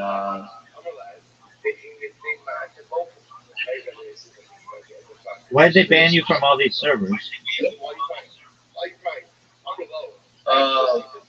A lot of people, but you don't have to worry about it. Listen, don't worry about that.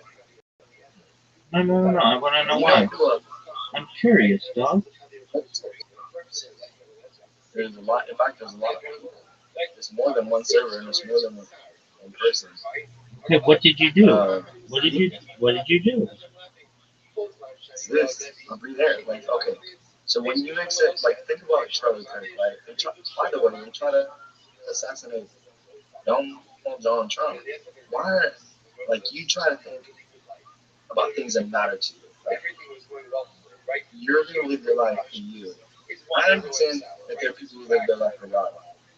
Like, they don't live it for themselves; they live for Jesus. And like, they completely given their lives over to Jesus. They don't live for you or whatever. I don't know. But so anyway, to answer your question, like a lot of the servers. So what I did is, because I like, not everybody knows how to use a computer and like password, like everything about. By the way, okay, when we're talking about specifically Windows, Microsoft. Because if I talk to you about Apple, it's a different operating system, but it's still a computer. It's still a software, which came from a human model. That's what all of this came from. Everything. A good example, a good way to think about this is the Matrix movie, where Neo, right? He's Jewish. What do you know about Jesus? Jesus is Jewish. What up, So Zach? there's one and one. Jesus is Jewish, and Neo from Jewish. So that's one and one. That's if we're playing tennis, you got one score. Neo has one score. Jesus has one score. Okay, so that's a draw. Anyway, the other thing is, right? He's sitting at the computer, and Morpheus. Now the lie that there's a lot of lies that came out of Israel, and there are reasons why people are atheists. I don't believe in Jesus. Jesus doesn't need you to believe in him in order for Jesus to exist. The only thing that determines what happens to your soul is whether or not Jesus believes in you, not whether you believe in Jesus. It's like I have to lie to you for you to receive the truth of God. Okay, well, we've got some other people here, so it's been, interesting conversation. Zoo, how you doing, Pimp? All right, Zoo, are you ready to lose? All right. So very cool. Well, all right. Well, you guys can believe that, and that's cool. You should know, to my man, you're always welcome here. So feel free to come in whenever you want and just chill. Get a lot of people in here who do that, and I hope you don't get banned in any other servers. Sound good? Yeah. I mean, even if I do, there's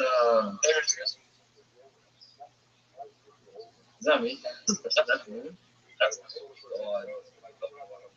Okay. I'm not. I don't allow myself. I don't become. I don't feel. It's almost like robots. Like these robots and AI. Like you know what? I was gonna ask you if you knew who Cliff Netherland was. Just one moment. Hey, Zoo, you have an invitation. Please enlighten me on who you just mentioned. Yeah, like there's a lot. Like okay, so I have all these people. I live in a house. I live in more than one house. It's almost like I'm a spirit, right? Like if you took the Holy Spirit, like the concept of what a spirit is. So there are some spirits that are evil or satanic, and they want like there's some people. Some of them say that what happened to Charlie Kirk was good, and some people or some spirits say that right they have this giant, massive funeral for him, and people are sad. I mean, I kind of see everything from a biblical perspective, where you have people who claim not to believe in Jesus Christ, but that they are Jesus Christ. And so they become martyrs. And they die for their faith in God. In this God. If you think about where you compare, which I know this sounds it sounds like it's Lucifer to me. That's how I hear it. That's how I hear it. Um, but you compare Islam with Christianity. You know, there's a lot of people who get like really famous, and then we have to remind them that there is nobody more famous than Jesus Christ, and there will never be anybody more famous than Jesus Christ. And that's why they're saying that I'm under a cosmological fire. All right. Well, like, isn't it arguable that like Muhammad's more famous? Right, exactly. Listen, yes, but this is what we tell them. Okay. What you gain by engaging in conversations with fools is that you yourself will become a fool. So better not to engage in a conversation with a fool. It's not about arguments. It's about engagement. Okay.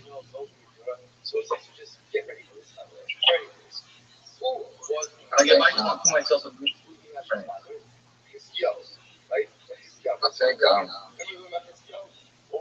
I'm not using my friend.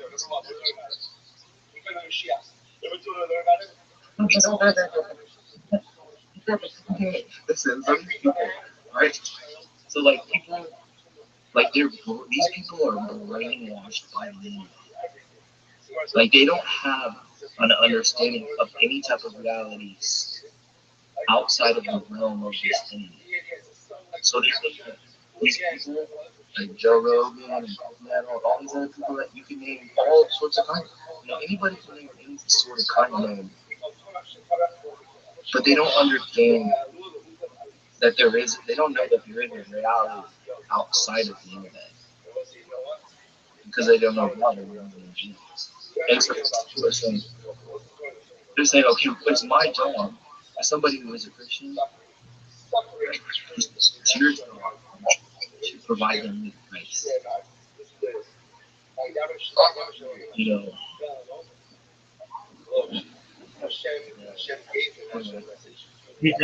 He's not. He's not talking to you. He's not talking to you. He's talking to me.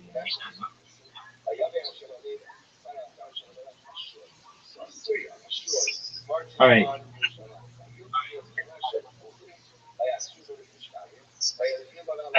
I'm gonna ask a really dumb question, but I'm gonna ask it. So why does Mr. Beast have more views than like Muhammad or JC or somebody? all right, great.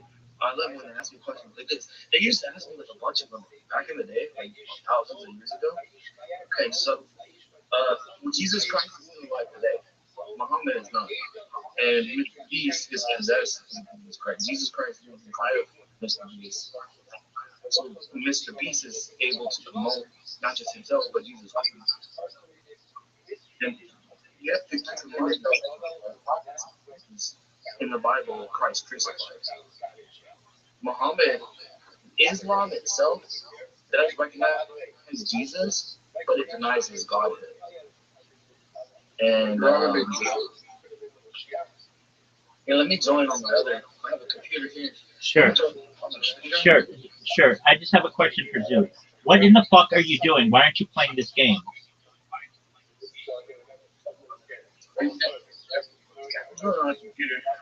All right, cool story, dog. Dude, you're not. That's the thing, though. You're not.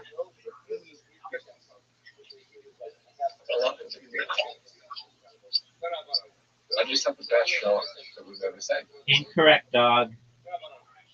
Incorrect.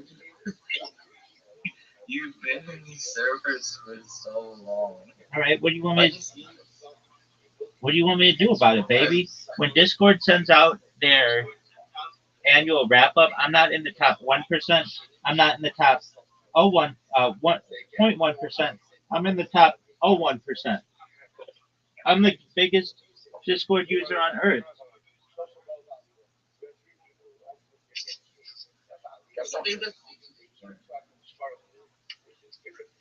I think that's what, by the way, that isn't just what we're looking like. The entire world and everybody that lives in it is looking for those kinds of stuff or things. That's what they're looking for. Is this the right account? Yeah, baby.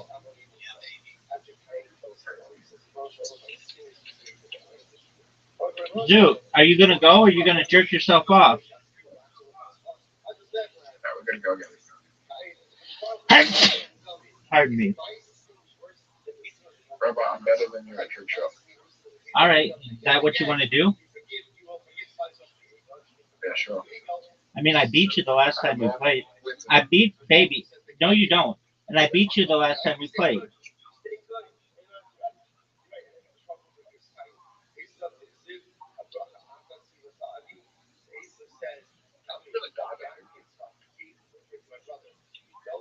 Dude, dude, you suck absolute donkey dick. You're maybe one of the worst players in the history of school.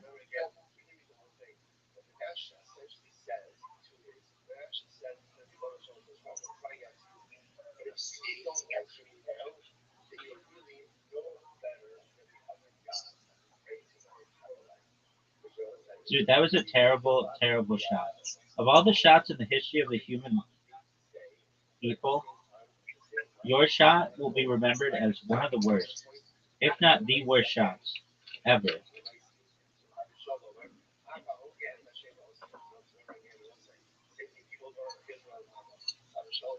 Zoot, you're up.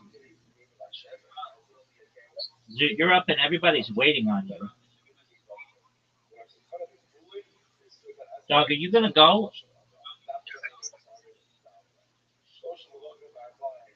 Zoot, it's your turn.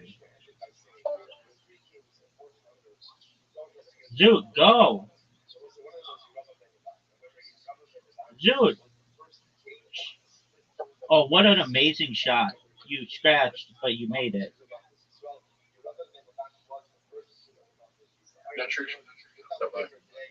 I know.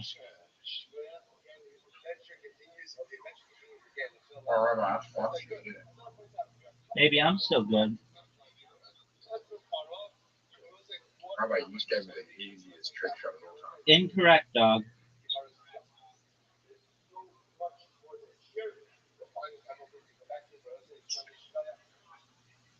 Why is that guy going into a rabbi's chat? Dog, not not my job. I don't know, dog. I just listen. What's your name? Rothschild? Is that what you wanted to call you? No, no, Rabbi.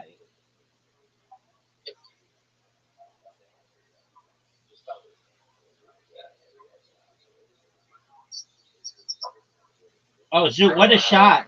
Zoot, what a shot! Zoot, 140-point shot, son. Zoot, what did you think of that shot? Zoot, Zoot, Zoot,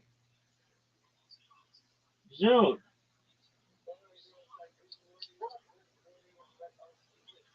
Zoot. Yeah. What? I think it's a terrible shot. Zoot, you know it's one of the best shots you've ever seen, son. Why did you do that? Because I'm sexy. They have a freight and a football over there. Zoot, you're done. Zoot, you are done, son. It's over for you. Do you see this lead I've amassed? Zoot, do you see? Oh, what a shot. Zoot, that was amazing.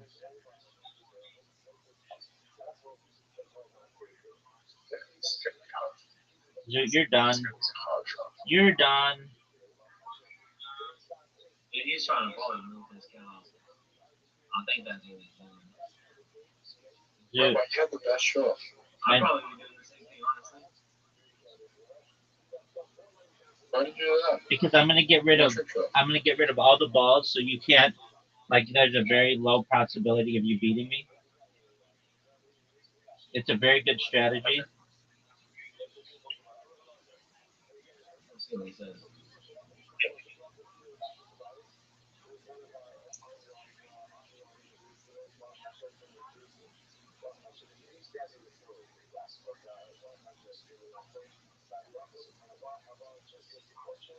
What the? No way.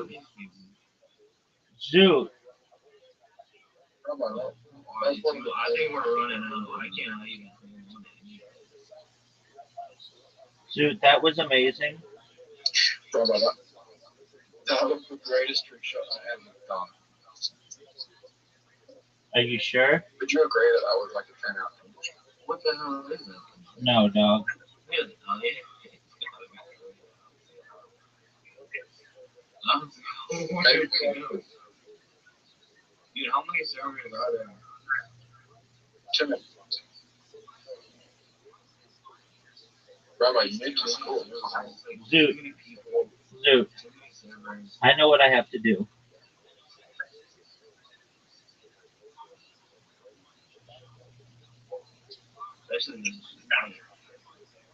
I know. Zoot. Zoot, is it time to buy Bitcoin? Yes or no? Go. What's the problem? Fake account. I just don't know. 30 seconds. Is it time to buy Bitcoin? Yes or no? 30 seconds. Is it time to buy Bitcoin? Yes or no? Both of them. Yeah. That. No, I know. Yeah. And the silence. I never even got the silence.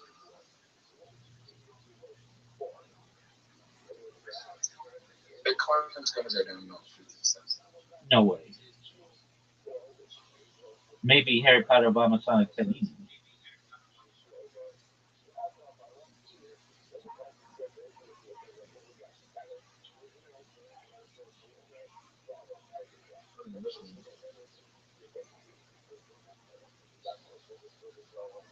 You think this is a good one? That's ID launch. I got an ID launch.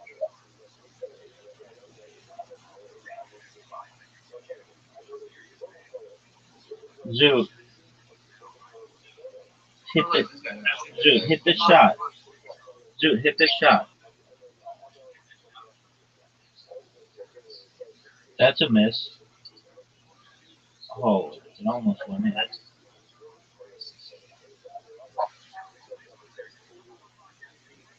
Alright, the jungle. This one.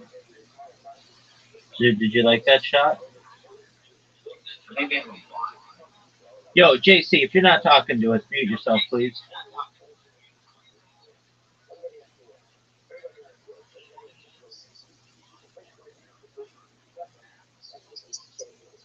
They do have a bot.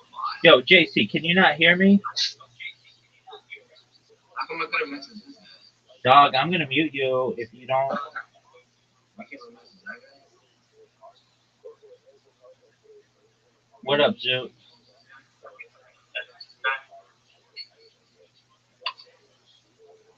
Rabbi. I will. What else is there? Down to the wall, man. Zoot, you know you're gonna lose. Zoot, you know you're gonna lose, son. Scrapyard. And this one. Yo, JC, are you talking to us? You know me? Yeah. Oh, you talking about me? Yeah, dog. If you're not talking with us, please mute yourself. You're more than welcome to be here, though. All right, well, do whatever the fuck you want to do. I don't know what the fuck that conversation was. I have no idea. All I know is that I'm about to beat Zoot, and everybody knows it.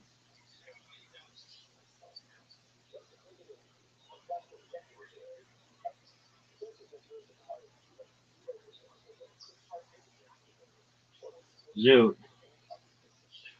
That was garbage. Zoot.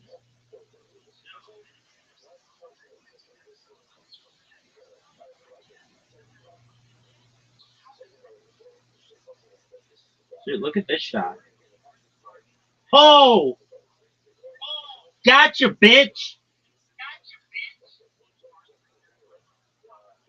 Dude, what'd you think of that, son?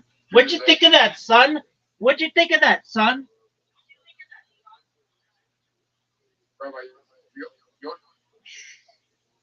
best shot actually sucks. It was my shot because it was sexy. Dog, what'd you think of that last shot, baby? One of the best shots. Dog, you know that was amazing, don't you? You know that was amazing, don't you? Go again. Zoot, you know that that was an amazing shot, and I won by 10. Yo, everybody's waiting on you, dog.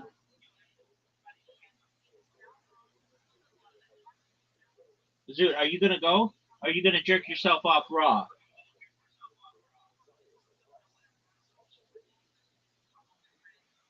I'm not even in the game yet.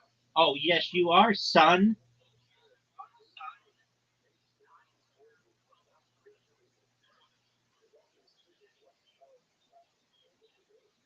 Gotcha, son. I know it's my turn. And I'm about to have the greatest. Yeah, every single game when you made like trick shot. Then it doesn't count.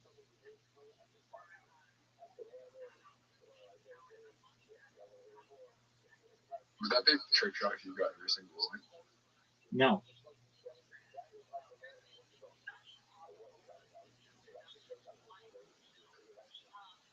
Greatest shot of all time. Baby, there's no way. Are you ready for I made this? it very difficult. Big dog. Ain't nothing difficult in this world.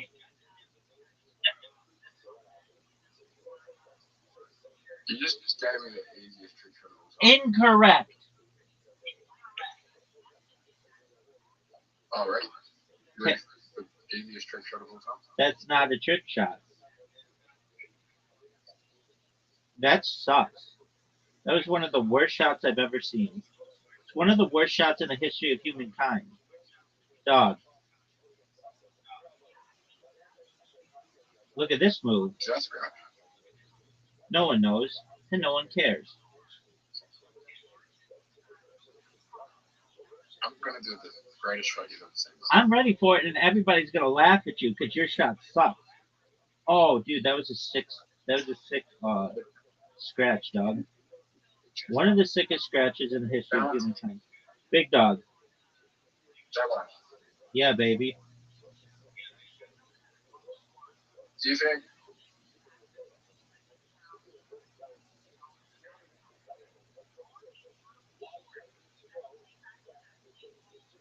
Are you gonna go? Dog, do you know how much time you're taking? With just guard, you're wasting people's time with those kind of shots. Dog, that was one of the worst do you think shots. there's any possibility that Bill Cosby was innocent? Oh, what a shot, dog! Did you see that, son? Grandma, do you think there's any possibility that Bill Cosby was innocent? Maybe he was hypnotized to do all that shit. He was hypnotized to do all that shit. Yeah, dog, you heard me.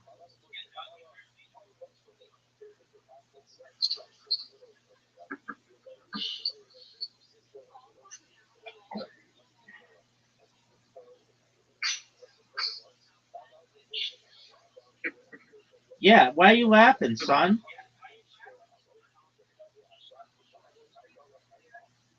Hypnotism's a thing.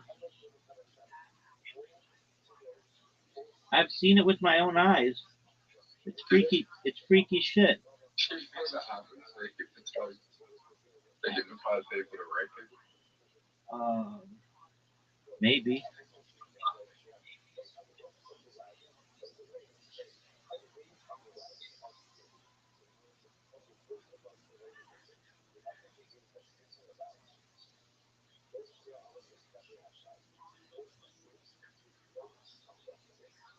Just absolute disgustingness.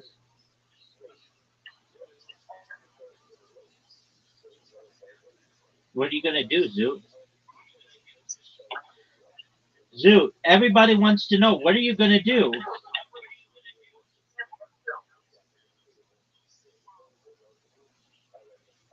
Dude, I'm just gonna be honest with you, that was one of the worst shots we've ever seen.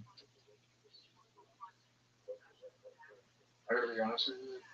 That felt something. Baby, did you know that was one of the sickest shots in the history of humankind? Dog, dog, everybody's waiting on you.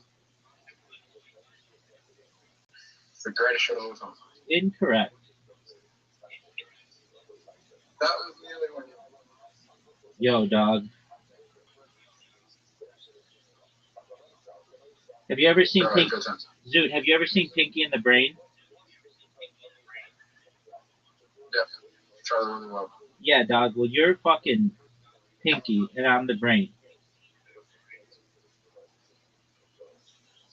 Trying to take over the world. Yeah, let's see your fucking shot. Pinky's the dumb one. Oh, fuck you, Zoot. That was amazing. Zoot, that was amazing. Do you think Pinky was evil, or you think the brain was just evil? The latter. Dog, that was amazing. Make this. Make this. Make this. Make this. Zoot, that was fucking phenomenal. That was fucking phenomenal. What a way to fucking end it. That was fucking phenomenal, dog. That was fucking phenomenal. Absolutely fucking amazing. Dude, that was absolutely fucking amazing. Dog, one of the greatest endings to any game we've ever seen. Dude, do you hear me clapping? Do you hear me clapping? Do you recognize how fucking good that was? Zoot, do you recognize how fucking good that was? No, game we've never played before. What's that, baby?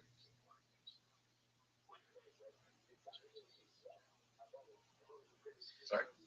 What's that? I like how you say that you have more wins than I do, and I have 34 wins and you have 17 wins. We never played Go. Dude, we play Go.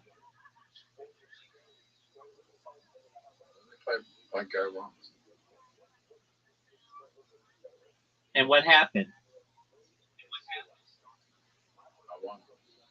Are you ready to play Go, son?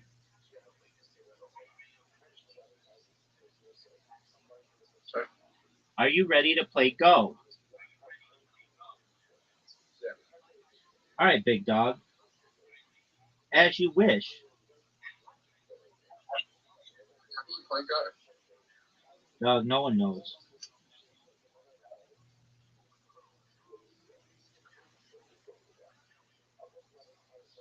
Zoot. Zoot, you have an invitation. Are you going to quit sitting on your thumb and play? Or are you going to suck your own dick?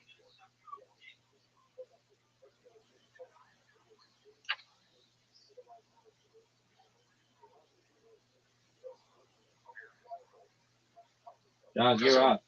Dog, you're up. One of the worst shots, one of the worst things you've ever seen.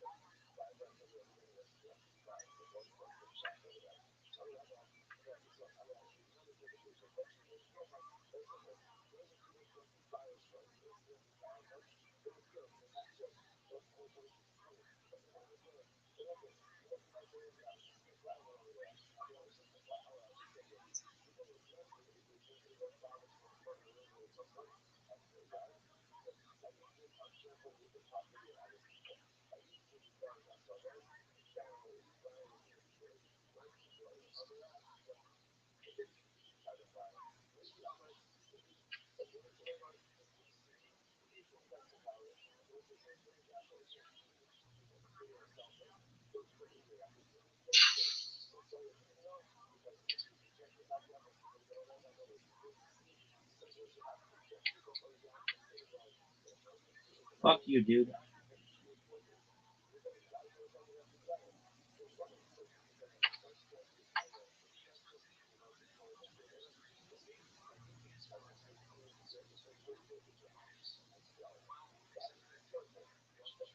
Goes on.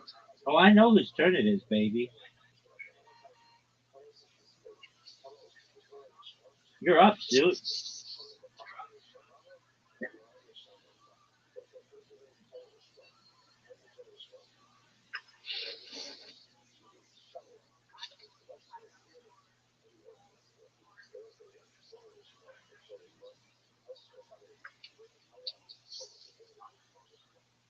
Dude, did you watch the Olympic opening games?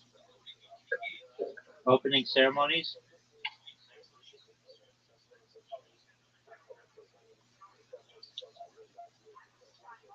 Dude, you're getting dominated, son.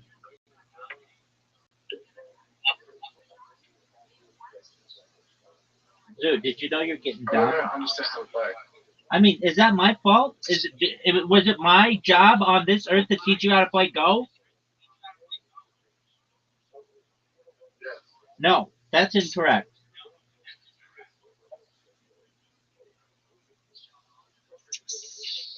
How do you win? Because I'm dominant.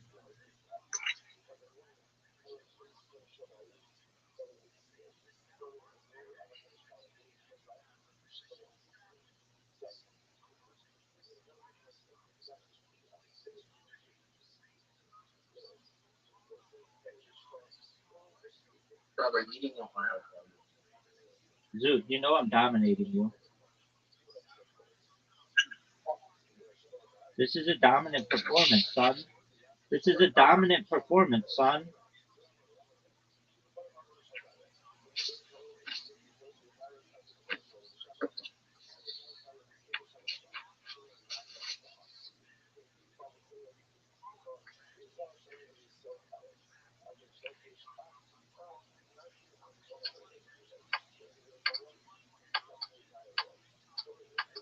Dude, this is a dominant performance.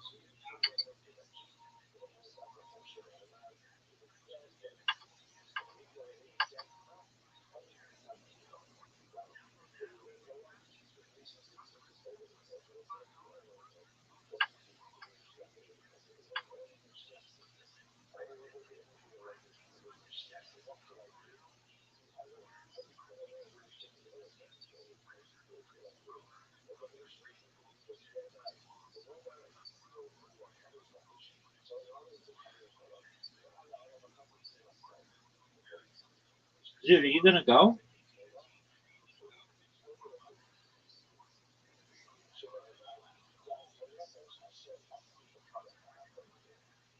Dude, are you gonna go?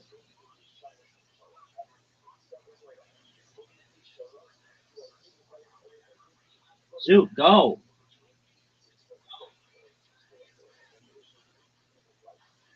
Dude. Dude, are you there? Dude, go.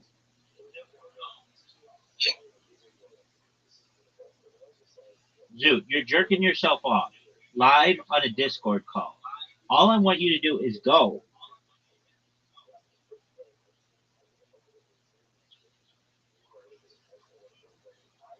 Go.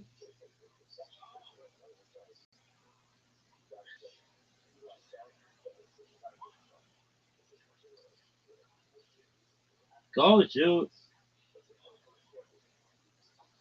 Dude, fucking finally, dog.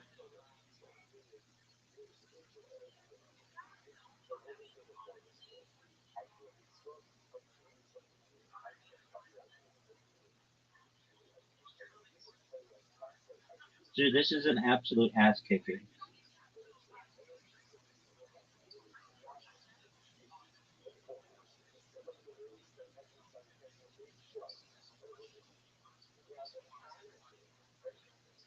Dude, did you know that I won?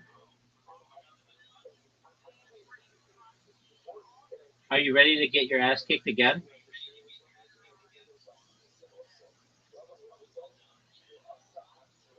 Zoot. Zoot. How do you play Go? Okay, why don't you read the rules? Why don't you read the rules? And read them aloud. I want to hear you read the rules aloud.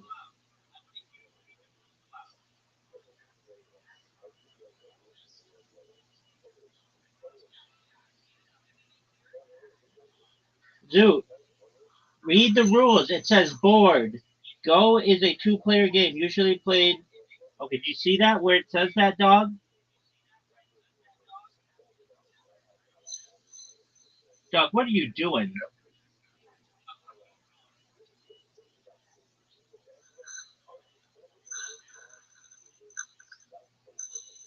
Zoot is fucking sucking semen through a straw right now. Dog, come on.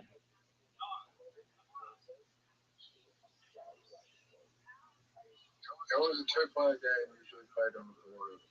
19 is horizontal and 19 as shown in the below. One player uses the black stone. The objective of the game is to get the most points each by surrounding territory and intersections of opposing places. Opposing pieces. Now go to gameplay, son. Beginning with black, each player in turn places a stone on an empty intersection or point. Once placed, the stone is never moved, although it is removed if the opponent catches it. If any stones become completely surrounded by opposing pieces, they are captured and removed as shown in the example of the white stone below.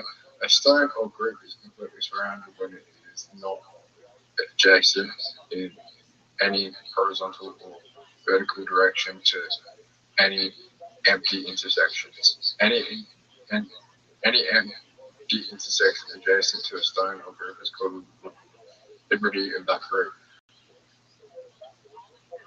In the above example, a stone has only one liberty, the point marked X white place there, white stone is cached in it. For example, solidly connected group of four white stones has only one liberty, the black flag captures the group. Okay, I got it. No. Captured stones or prisons are kept aside and counted at the end of the game. Keep going. Robert, I know how to play. You don't know how to play shit. You don't know how to play shit.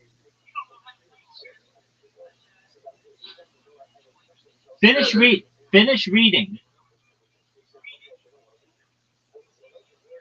The above position, in the above position, both white and black will make the capture by playing with marked X's. White makes the capture, the position will be shown in the second diagram. If white makes this capture, this position will like third diagram, like the corner point will capture all five black stones showing the black capture. It's a waste of time. More than one group may be captured as an example. Single play in the example below, a white player X will capture three black stones. Go to endgame, son.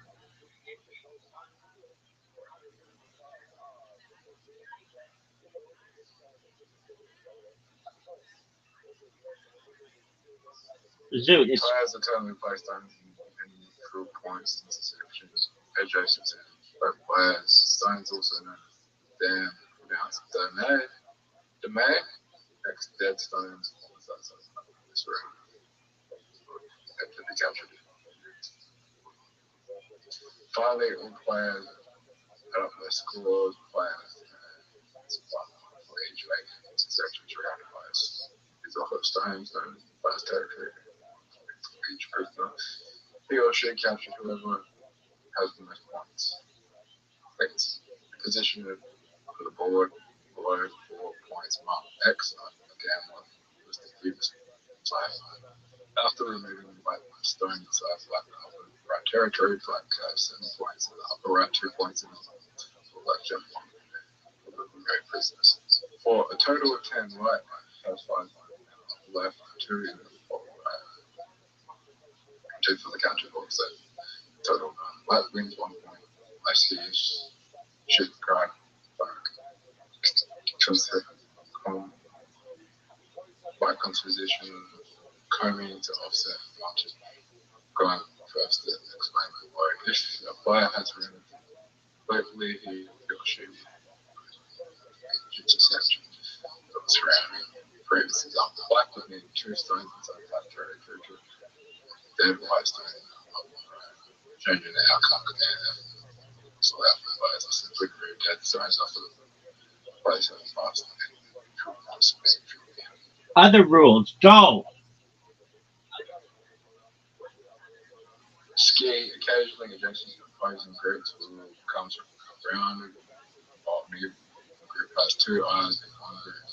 Therefore, reduce its capture the other and ski or draw life is likely to sort of like in the low picture the white group is the long left so safe to 2 black groups in the corner, the top 1 each the corner, safe because the black cannot play for point mark depth, so it's about to capture the white stone. Meanwhile, the white stones are the right of the line, black group at the bottom, both eyeless, both groups safe because neither black occupy either of the points. Mark white, about to black, mark white, catch neither player can approach the various groups, various groups with fewer than 2 eyes on the ski. The white picture black to catch a one. By stone playing X, the resulting position is shown by placing white stored out and white red without somewhere else. Suicide move of stone cannot be placed in such a very where it has been like reviews showing also there are such suicide moves. It has just flayed or good part of its captures. Right. Where occasionally such a move can be useful. Co-frac, this is illustrated by low position in white. Move that X could cause 2 white stones to be removed, but would now bring to play at X, again making blacks to the left. Both side. Black has an advantage of go because making the first move to offset the advantage. Dan's white is composition. Most often in the Yep. Yo, how about you finish reading? Amount of 5.5 cents at some point.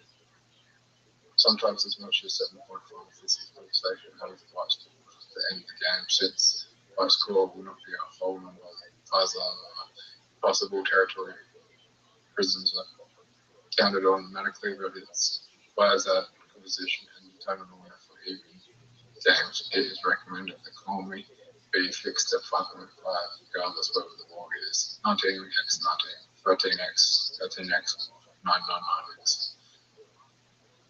Are you ready to lose? Alright, let's go. Yeah, that's what I'm talking about, Zoot. Zoot, you read that like a fucking pro, baby. I know how to play now. Yeah. Because I fucking ensured that you read all the rules. But we're gonna play not on a big board, still small boards. Eventually, 20 years from now, people are going to be like, oh, you know, you play Go and they're going to play on stage. 100,000%. That's like stupid. I still don't understand. No one does, Zoot. All they know is that it's your fucking turn. How about you fucking go, dog? You know why it's called go? Because it's your fucking turn to go. Yeah, I'm in front. Yeah, because you got the Comey, bitch. Where's that mean? You got 6.5 points to start off because I went first. How about you fucking go, dog?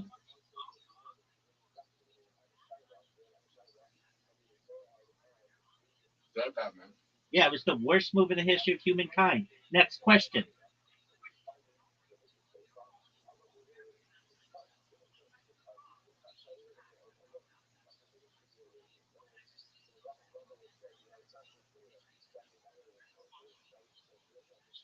You're up, big dog.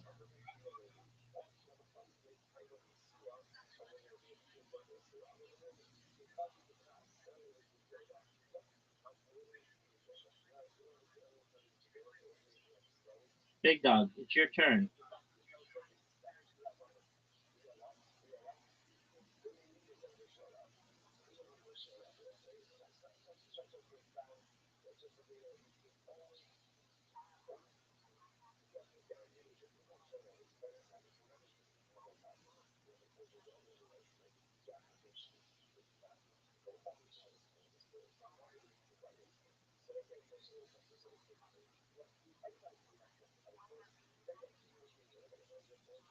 I see what you're trying to do. Oh yeah, do you?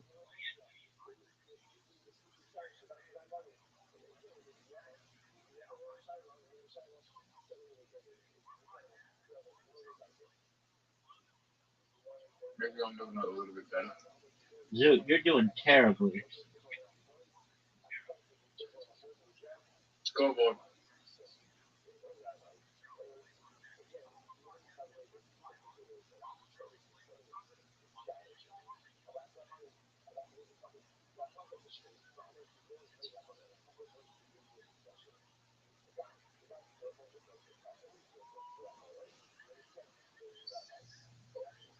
Let's get you.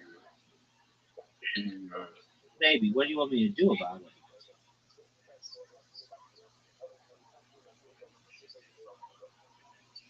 Scoreboard. The thing is, you haven't scored yet. Scoreboard.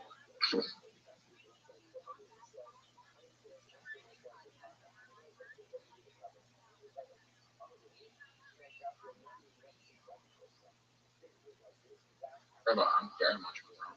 No, you're not.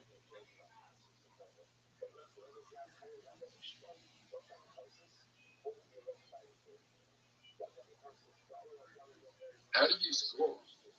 Dog, you just read the fucking instructions for like 10 hours, dog. Are you gonna go?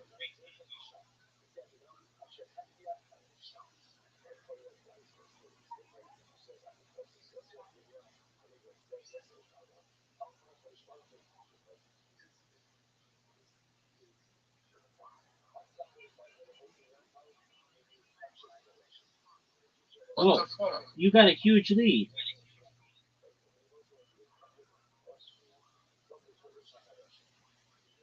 How the fuck did you get such a big lead?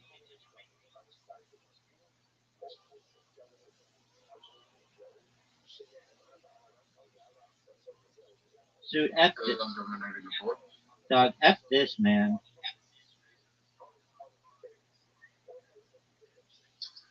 Neither of us know how to play this shit. Dog, look at your lead, son. Look at that fucking lead of yours. Gone. Gone, son. Gone. How? Because I'm sexy.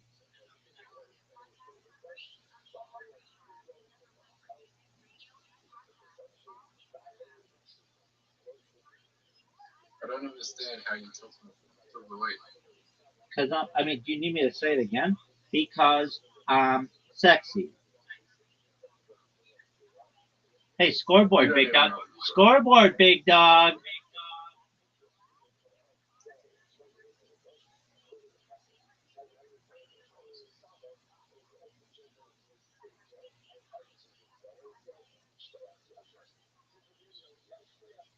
How do you score? By putting points on the board. How else do you think you score, son?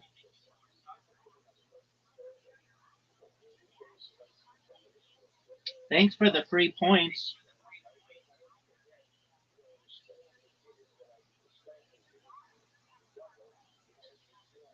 Big dog.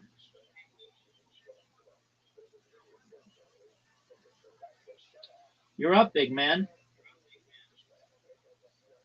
Brother, Yeah, dog.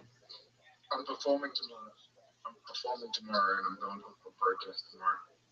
Oh, is it a protest on being funny? Because you've been doing that your whole career.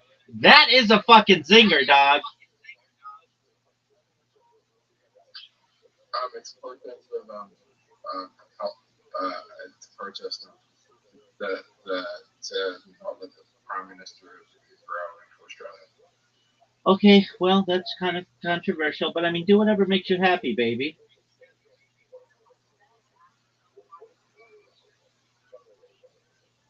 But I'd rather not. Yeah. So you're not going to do that. What, are you going to go up there and just be like, hey, as opposed to trying to be funny, I'm going to come to the realization that you've all come to and not be funny?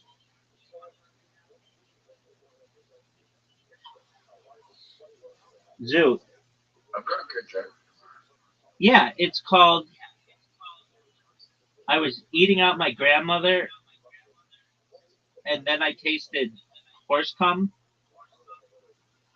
I figured that's how she died.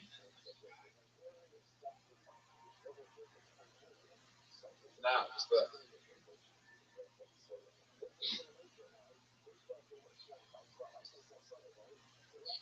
It's cerebral. I went on a look date with a girl with cerebral palsy.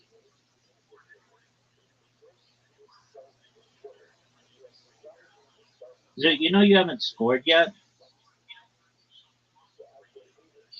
Yeah, I just scored. Yeah, yes, you did.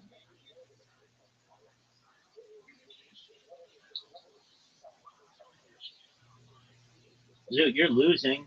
How the fuck is that? Because you're just getting your ass handed to you. Good thing is,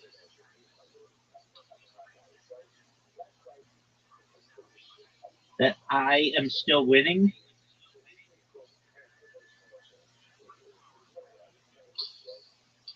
so who do you think I'm going to see tomorrow night? Chelsea. Chelsea, probably Ali.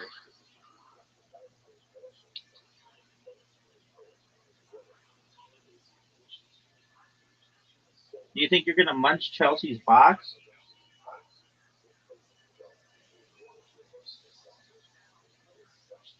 No. Do you think there's any chance of it?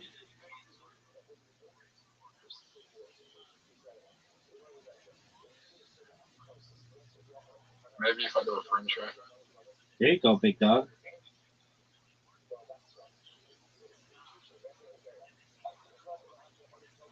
Dude, who's your fucking black cat?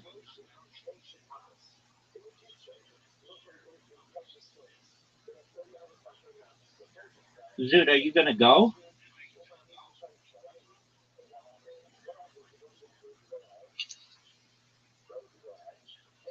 Zoot, look at the scoreboard, son.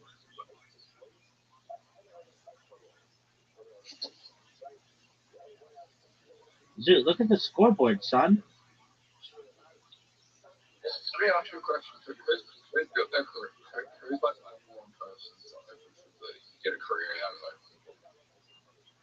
It doesn't usually work that way. Does it?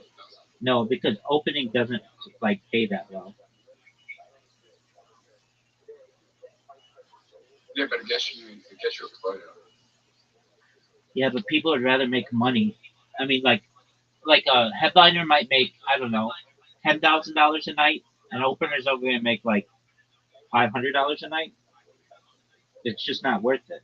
If people like you, they're eventually going to um, want you to do your own shows. I can tell you this, dude. I can tell you this, dude. How about I just tell you what's up? All right. So there's a guy named Tom Papa, and he's kind of made a career out of opening for Jerry Seinfeld. But he's also done his own shit.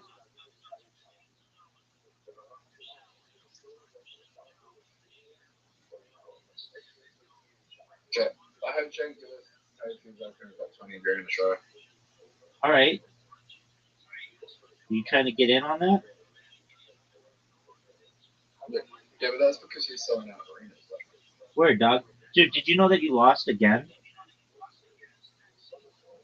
Yeah, I'm going to go for some music. All right. Well, it was fun whooping your ass, and I look forward to doing it in about 2 hours. Sound good? Right. Excellent. You like it with me? You're like Olivia Dean? I mean, are you asking what I eat or box? What do you think what she looks like? This bitch better be hot as fuck, dog. Don't bring her into my world if she ain't hot.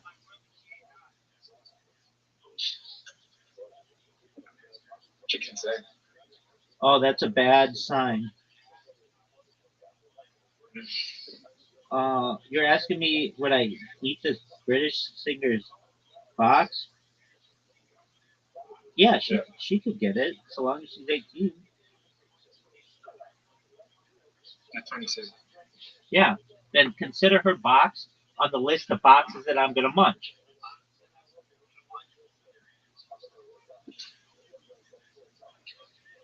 Yeah, that's it. Peace, baby.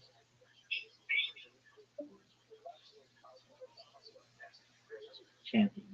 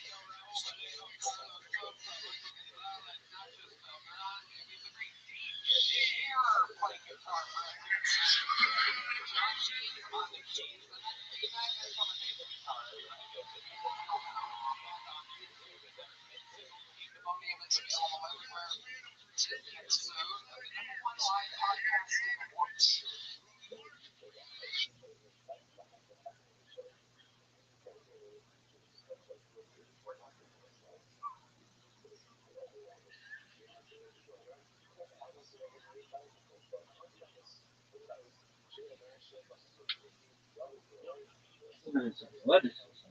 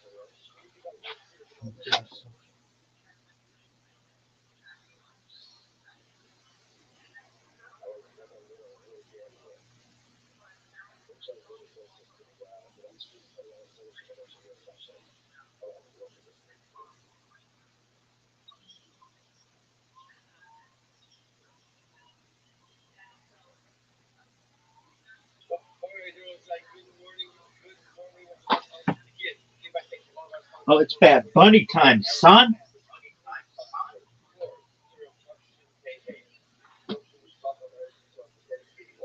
Is it? Oh, bullshit.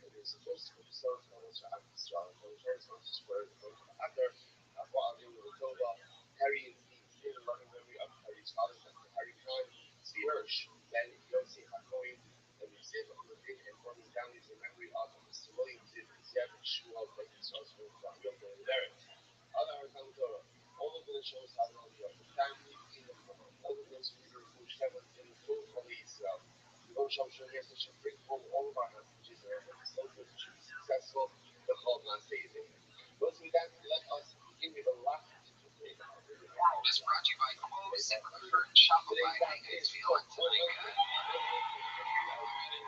Feels real good. Before we get started, here's a little bit more from the amazing sponsors that made it all possible. We live in Austin, Texas, but we are jumping in a tour bus, ladies and gentlemen, and we are taking the actual Keltoni show to Houston, Texas, February 28th, and Dallas, March 28th. Go to TonyHinchcliffe.com for tickets right now. Come see an actual Keltoni show in the great state of Texas. One in Houston, February 28th, one in Grand Prairie, March 28th. TonyHinchcliffe.com. Get tickets now.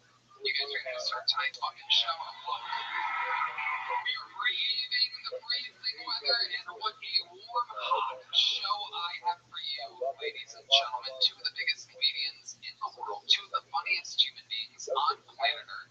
Ladies and gentlemen, I present to you two of my favorites. Make some fucking noise for Bert Kreischer and Rick Ingram.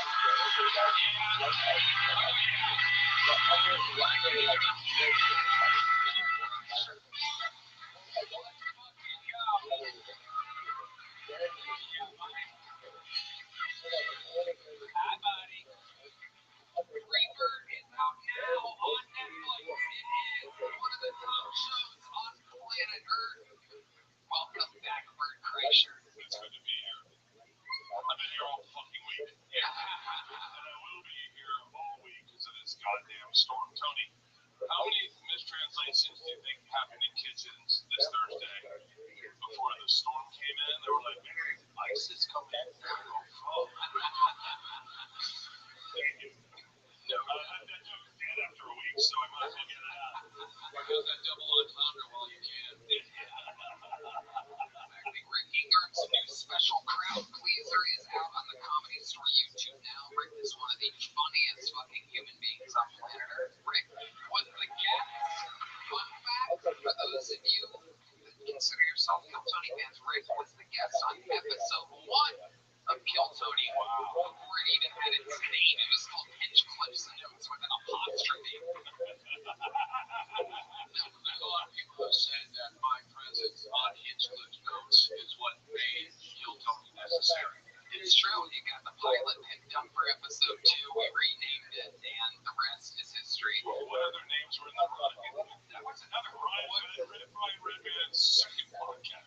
Yeah. It was like his 9th at the time. The Brian Redman experience. Yeah. And now I'm the only person left stuck working with him, so it's funny how these things turn out. The privilege. Oh, what an amazing privilege it is. We love him. How about a hand for Redman, everybody? I mean, that's adorable. He had to roll the cat hair off of him earlier. He said, quote, "The cat slipped on my shirt. This is my business partner, everybody." You guys know how the show works. Over 300 human beings signed up for the opportunity to be on tonight's show. They're all stacked on top of each other in an unbelievably disgusting bar next door, hoping and praying that they get pulled out of this bucket. I'm going to let the corpse of John Benary MC pick the first name out of the bucket. Congratulations. I can't believe she's here. It's amazing the people that travel here for this show. It's absolutely incredible. Justice, how does she work? So while we go wrangle that first comedian, and you guys know how it works. They get 60 seconds uninterrupted. You know their time is up and you're the sound of a kitten. That means they have to wrap it up there or else they bring out the angry West Hollywood bear. He's very angry tonight, even though he likes the cold weather. He's very, very angry. While we go wrangle that first comedian, we have a special treat for you guys to start tonight's show. A regular who we haven't seen in quite some time, a master of the interview portion of the show, and the great return of the one and only, ladies and gentlemen. If you know the words, sing along. Fit is Hans Camp.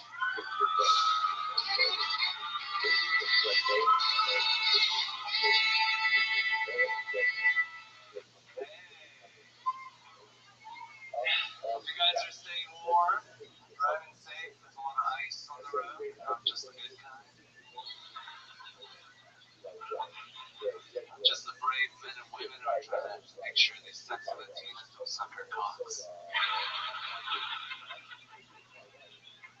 Backhand, choose your home without awards. My only problem with ICE is that they're going after every minority group except black people.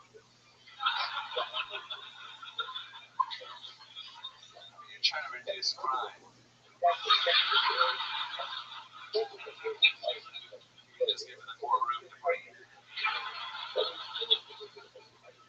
But I understand. Can you imagine the shape you have to be in to deport black people?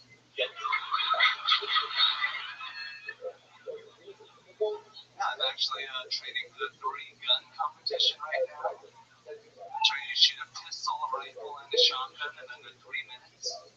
Just in case I get carjacked in an Antifa rally. Flood of oil.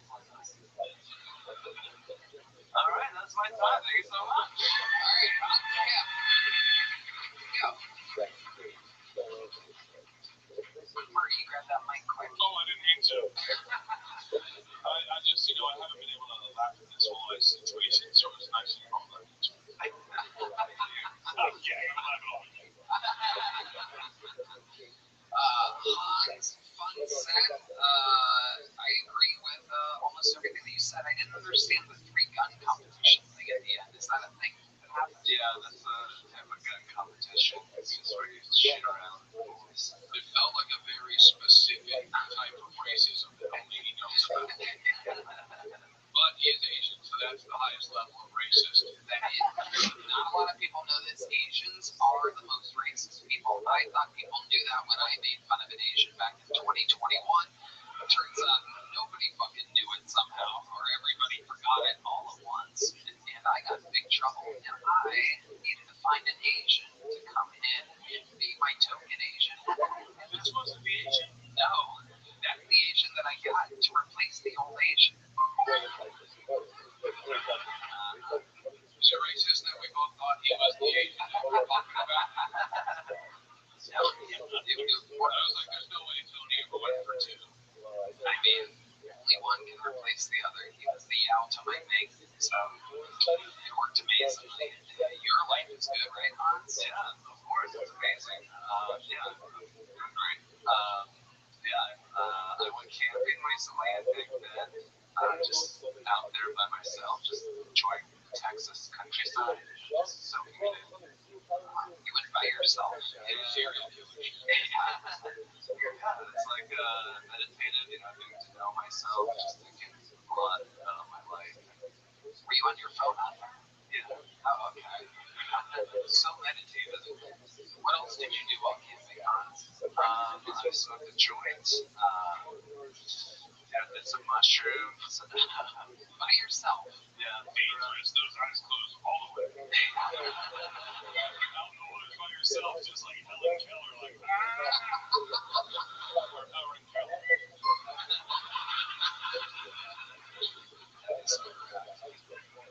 I love it. So, Hans, how long were you camping out there by yourself for? 4 days, 3 nights. Wow. I know myself. How often are you jerking off in this situation?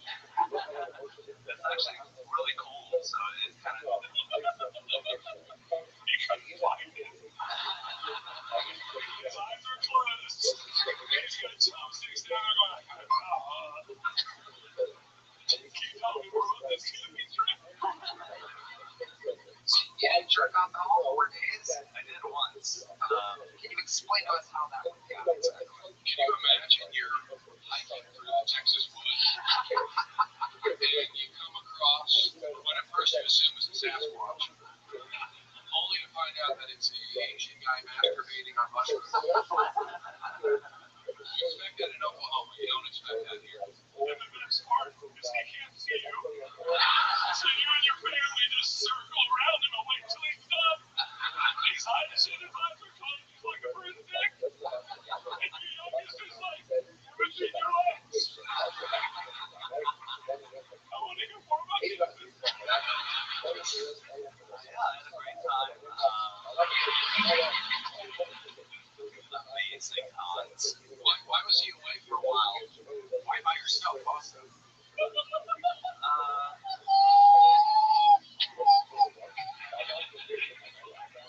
It's easier to jerk off that way. I brought you guys out here to watch me and I jerk off. That's what friends do.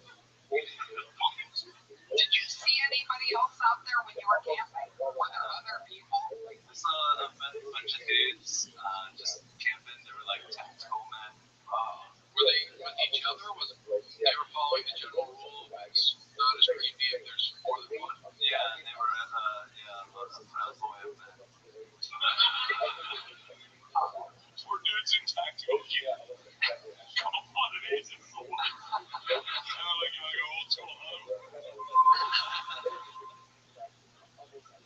Charlie references? Oh, yeah. We used to fight Asian millennials. You will again soon. Take away. All right, Hans. Another great news set. You got the show started for us. Thank you so much. Thank you, everybody. Now we rotate over to the dear, insane fucking destiny where we actually meet people. Anything can happen. Make some noise for your first fucking poll. It's Big Vinny, ladies and gentlemen. Here we go.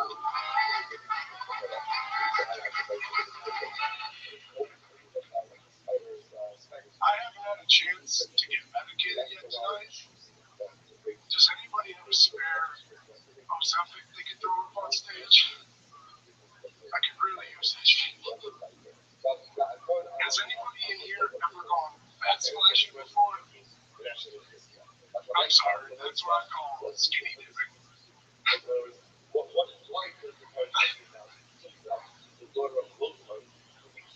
I used to date this Latina.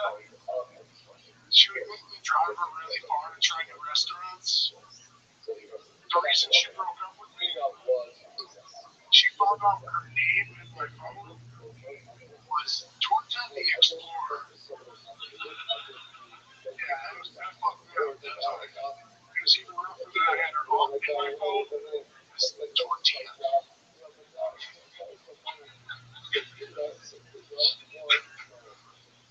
Alright, guys, that's been my time. Big Vinny. It's even in his name, folks. His entire identity is his weight. Meanwhile, he's the third fattest guy up here right now. How awesome. Sorry, Bert. Jokes in LA. We know Redman's number one, Bert number two. Medium Vinny here doing nothing but Ozempic and fat jokes. So, yeah, slightly less Big Vinny is what I've been going by. Kidding, Bert, you're not that fat. You seem like you got I lost 40 fucking pounds. I sit one in the morning. Are you really on GLP-1? No drugs for me, just running and eating right. Okay, I was eating right. Fuck you. Eating right, he says. Just did a minute of fat. What have you eaten today? What food have you consumed since this morning? I just had, only today, I really only had a chicken salad sandwich that I made myself.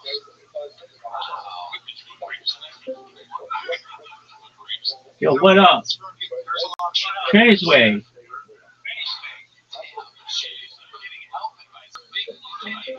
Long time no speak. What's good, son? Oh, slanging dick like it's going out of style. I have a question for you, though. A very serious question. Has your absence been due to the fact that you've gotten your ass kicked so badly in pool, or can you please provide an explanation?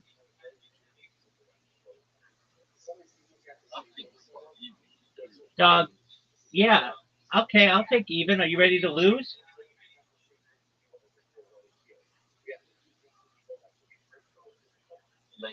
Oh, lay up. Lay up. Okay.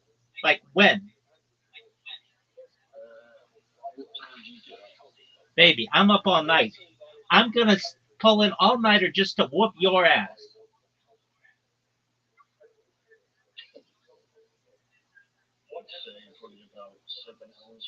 7 hours? You need me to wait 7 hours to beat your ass when I could beat your ass good and ready right now?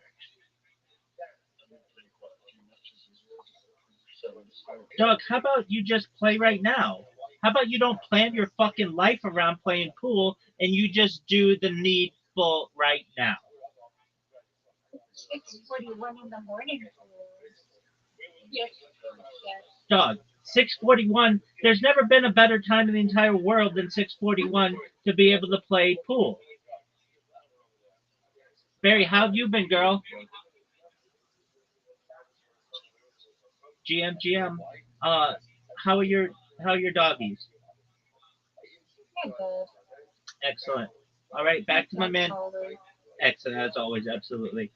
Back to my man Traceway. So Traceway, how about you just lose right now, get it out of the way, and then you can recover for the next 4 months or whatever the fuck it's been since I've last whooped your ass.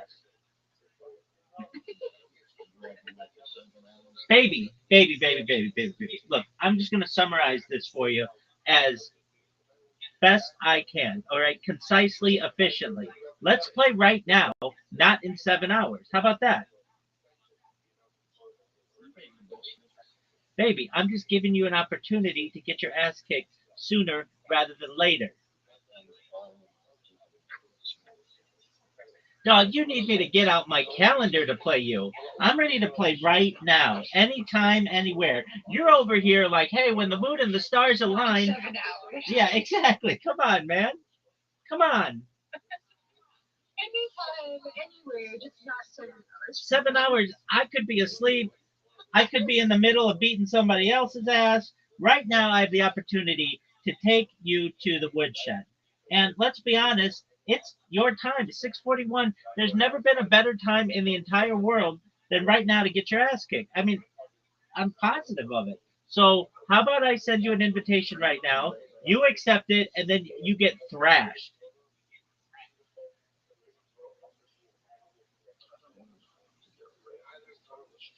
No one does. It's just part of how the cookie crumbles. All right, next question. Are you ready for the Winter Olympics, big dog?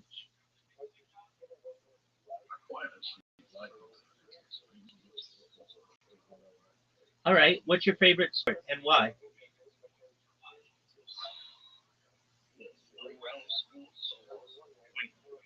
Dog, winter sports.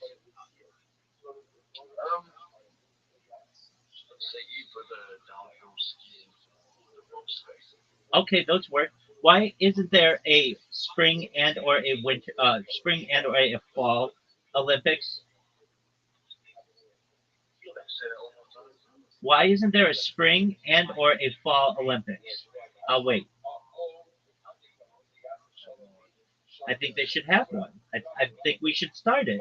And the first sport that we could add to the lineup is pool. Guess what? They play pool in the summer Olympics. They played pool in the Summer Olympics. Okay. Or they used to. Oh, they used to. They should start that back up. Used to be an Olympic sport because I remember watching it when I was younger.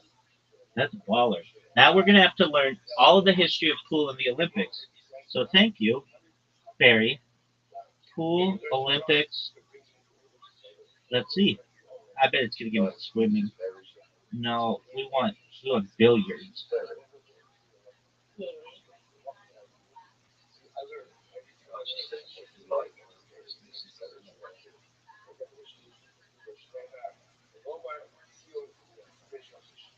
Okay, here we go. Um, has it ever been? They're saying Maybe it wasn't. I could have sworn I saw it in the Olympics. all I was right. young, so I could be Has mistaken. billiards ever been in the Olympics? They've had billiards on television. Billiards has not been included as a full medal sport in the Olympic Games. While cue sports, including pool, snooker, and carom billiards, are recognized by the International Olympic Committee as an international sport since 1998 through the World Confederation of Billiard Sports, they have not been added to the official Olympic program. I've seen Okay. I've seen it I on must have TV. been thinking of some like international tournament or something like Oh, that. for sure. It was very intense. Absolutely, I'm sure. I mean, you remember it, and you were a child, so it definitely made an impact on your life. I could. Now, Olympic ping pong, that's something. Oh yeah, no, that's definitely a sport. But I'm with I'm with you, Barry. I think that I don't know your personal opinions, but I think that billiards should be an Olympic sport. If you have ping pong, They have pickleball now, too. is that a They fit? have a bunch of absolutely ridiculous sports. I saw them in the summer Olympics. Do you know what Pickleball. Do you know what the most wild sport that has ever been a sport though in the Olympics was? And you're talking about that breakdancing, right? No, I'm talking about painting. Painting in the early days of the Olympics was a sport. Painting. I think I read about that one. We're going to learn all about it. Yo, dog, please tell me about painting as an Olympic sport. Back when art used to be an Olympic sport. So from 1912 to 1948, part of the Olympic art competitions that celebrated artistic expression inspired by the sport requirements, all paintings had to be original and directly inspired by athletic themes, such as depicting sports events, athletics in action, or the spirit of competition. Gold, silver, and bronze medals were awarded in each category, including painting alongside athletic events. I think that's baller. It was discontinued in 1948 due to concerns over amateurism and inconsistent judging. That would be a hard one. The International Olympic Committee cited a lack of objective criteria and declining artist interest. However, the spirit lives on through the Cultural Olympiad, a non-competitive exhibition program held during the Games, including the 2024 Paris Olympics. All right, so that's a little bit of Olympics history. And we learned that Tradesway likes bobsledding and downhill skiing. Barry, what kind of sports do you like in the Winter Olympics? I mean, I'm very, very typical female that I've always, since I was a kid, loved the figure skating. That's big time. I like it too. But honestly, I think I've always liked most of the winter. I'm not big into like hockey and all that kind of stuff, but most of the other like individual type sports, I've always enjoyed. All right, I'm going to name a sport and you tell me if you like it or not. The biathlon. Go. I don't know what that is. Excellent question. I'm going to clarify. It's very interesting. It's where you cross country ski and then you get a gun and you shoot a target. Okay, I haven't watched that, but I mean, it sounds interesting. Cross country skiing personally is the more boring of the skiing in my personal opinion. Oh, I agree. But isn't it strange that they like have a sport where you get a gun and you shoot a target while skiing? It's like two random things that they put together. Yeah. Excellent. If you could survive in the mountains. Yeah, it was about like alpine snipers, essentially. All right, next question. What are your thoughts on? Is it called skeleton? We'll look it up. We'll look it up. Yo, dog, isn't there something called skeleton in the Winter Olympics? It's something like that. Yes, skeleton is the name of it. Yes, skeleton is a high-speed Winter Olympic sport where athletes race head first and face down on a small sled down an icy track. They can go. I used to always enjoy that. Okay. I thought it was so cool. Excellent. Here's my perhaps my favorite is that what I'm about to ask. Um, what are your thoughts on speed skating? I like speed skating. Oh, it's baller. It's absolutely baller. Have you seen? I'm sure you have. Have you seen the video of the Asian? Yeah. Asian woman. Wait. And the lap and nobody realized. Oh yeah. She ended up winning. Absolutely, Barry. She was in the back the whole race because I'm all focused on everything social media, so you've got me pegged. Yeah. So like, which didn't really make sense to me why everyone didn't chase after her. They just let her go, and then she just was able to sit in back and coast. Yeah, that's an. Well, I mean, in that because it was probably long distance, so everybody else was trying to pace themselves.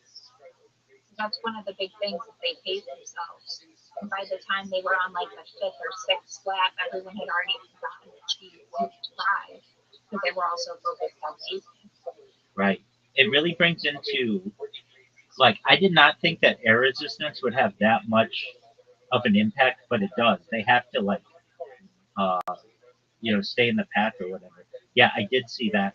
My favorite Olympic event.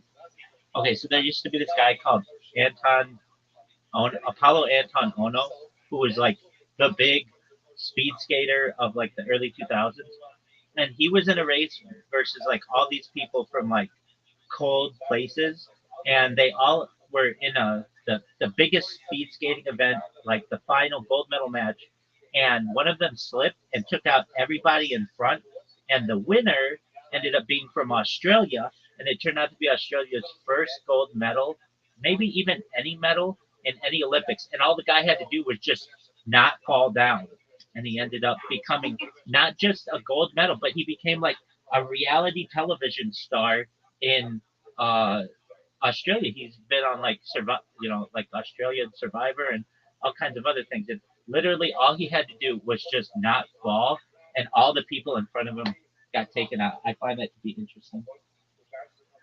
He was probably almost definitely the first Australian gold medalist in a winter Olympics. Oh yes, yes, yes, yes. Pardon me. Exactly. Pardon me. You are 1,000% right. Absolutely. That's an excellent clarification. For those of you keeping track at home, Barry's absolutely correct on that one. Yes, in the Winter Olympics, I should have absolutely been clear. Um, all right, so who do you think's going to win as a country? Um, I honestly have no idea. That's okay. So I think Norway has a good chance because they like always they're tough. Canada, United States, those are the big ones. Uh, can you name a single person, anybody, one person who's competing in the Winter Olympics? Honestly, I can't. I can't I would either. be able to if I was paying any attention Right. to But I'm TV and stuff right now, because you know all of the American athletes have like sponsorships and all that kind of stuff, and they're in advertisements for everything. But I haven't really been watching much. I'm with you, Barry. It has not like even I, as someone who like talks about the Winter Olympics a lot, I still can't name one single person competing. And when I was younger, I feel like they would like NBC and the Olympics and like USA Sports would always focus on maybe one or two different Olympians to be like, hey, be on the lookout for this person. Like in ice skating, there was like Tara Lipinski, and before then there was Christina Yamaguchi, and there was Nancy Kerrigan and Tanya Harding, and there was Apollo Anton Ono. Like I could at least name some people of like that. I forget what her name is as a downhill skier, but like there would be or Sean White in snowboarding. There is absolutely no one like that I can think of now, and I don't know if we're just not as good as we used to be, so they don't focus on something, or I don't know. But there is just I can't name a single one. I have yet to meet somebody in here, and I've been talking about the Olympics for a little bit now. Who can name a single person? How about Traceway? Can you name a single person who's about to compete in the Winter Olympics? All right, who's that?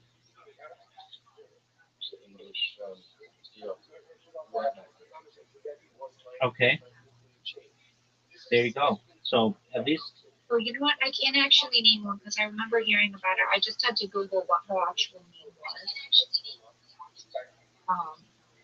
But this Russian figure skater named Camila Valieva, just rolls off the tongue. It's Valieva. All right. Valieva. Anyway, he's coming back for the first time. He was banned for 4 years for a doping scandal. But it wasn't really her fault. Okay. When she was 15,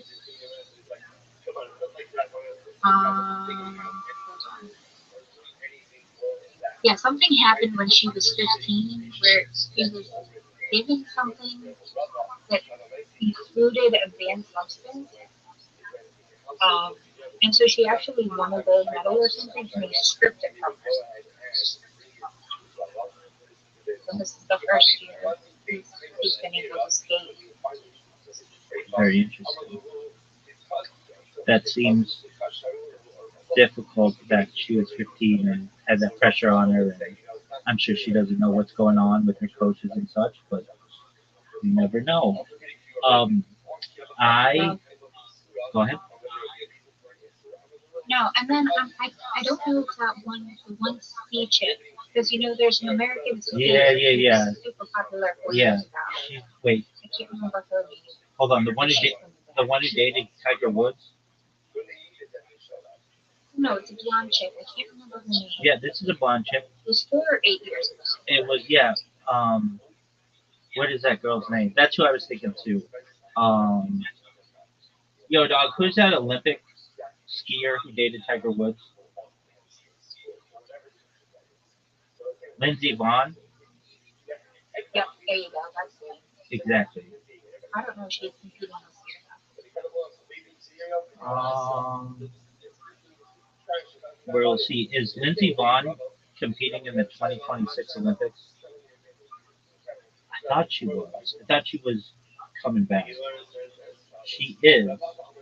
Suff- despite suffering a completely ruptured ACL in her left knee just a week before the games began. Oh, are you serious? That's like a career-ending injury. She confirmed her intention to race at a press conference on February 3rd, 2026, and successfully completed. It'll probably be her final. Oh, imagine so. She's 40, so that's old for an Olympian, big time.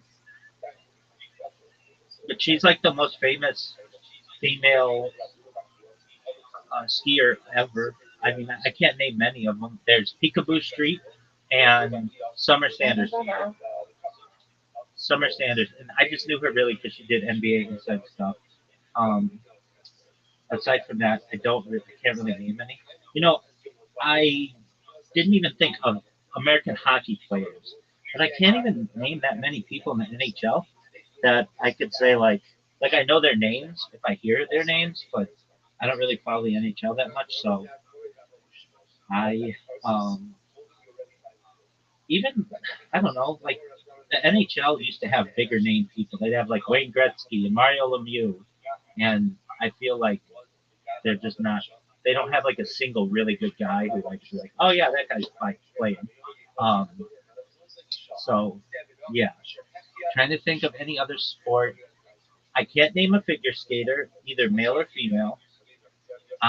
You know what sport I really love to watch? It might be my favorite sport is curling. I love it. They had that on earlier. Yeah, I love curling, and surprisingly, it's on TV more often than you would think. Did you know though that there are only like in the entire North America, maybe the world, like fewer than a thousand curlers? Like I bet you've never met someone who's curled ever. Nope. Same here.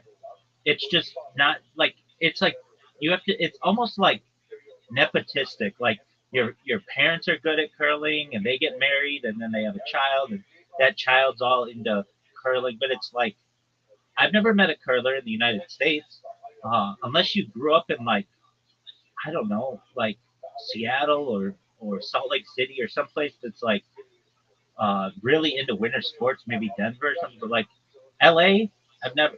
People play all kinds of sports. Curling is not really one of them. Um, and I think though that it could be more popular.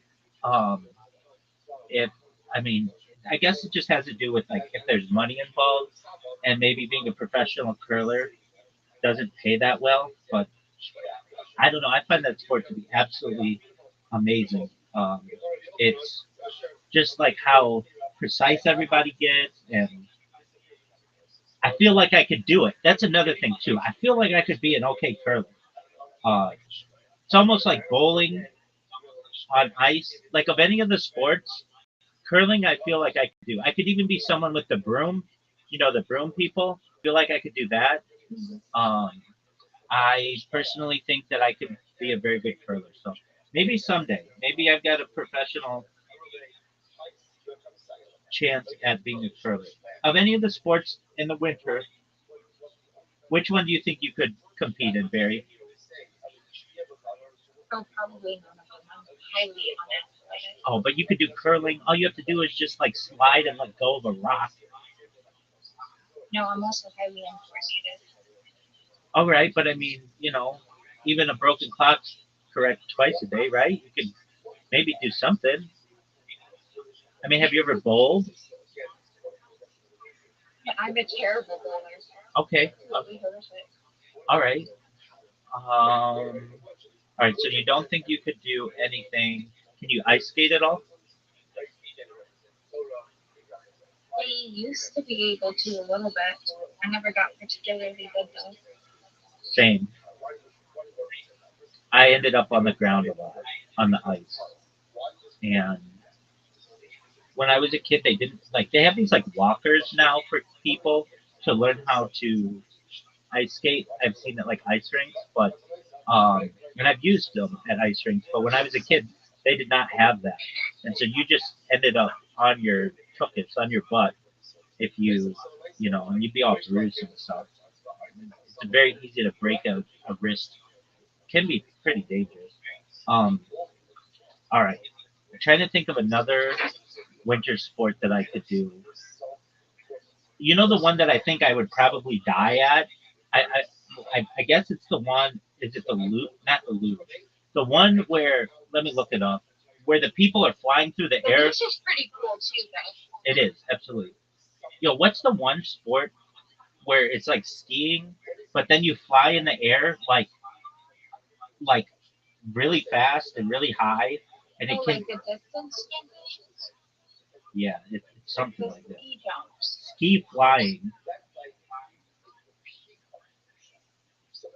Is that an Olympic sport? Hold on. Is ski flying an Olympic sport?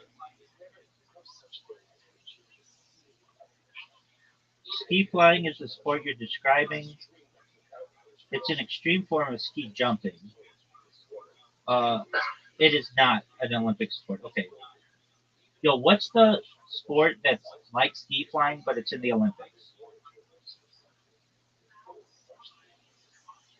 I guess it's ski jumping. That to me, I think I would die doing it. I really do. Like you're flying at like 85 miles an hour, and I don't know. I just don't think I would do very well at it. Um, yeah. All right. Trey's way. I have several questions for you that have added up over the course of our time together right now. Are you ready for the first question?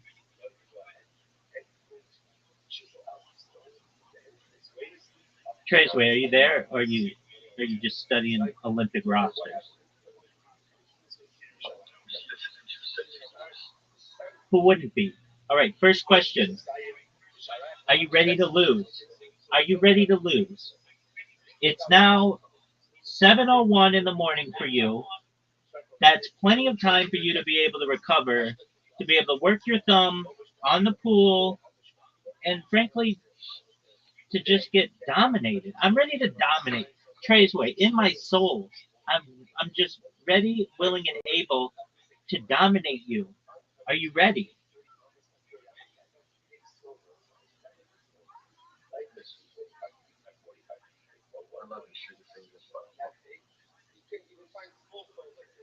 All right. Well, can you at least give me a countdown until you're ready to play? Didn't you say I have to wait like 7 hours or something, which is just like outrageously long?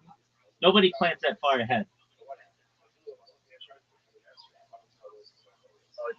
I'm about the here and now because I'm about being a champion today, not in 7 hours.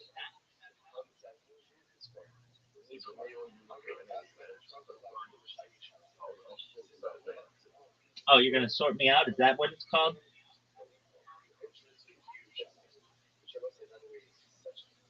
I just want you to know that I've been playing different versions of pool, and there's nine ball, gotten pretty good at nine ball, gotten pretty good at trick shot. So I mean, in the time that we've been together, I've just been dominating, just dominating computers, dominating opponents around the world, dominating people in private games. You should know that for as good as I was, I'm even better now. And I can't wait for you to see the improvement that I've made. Are you ready?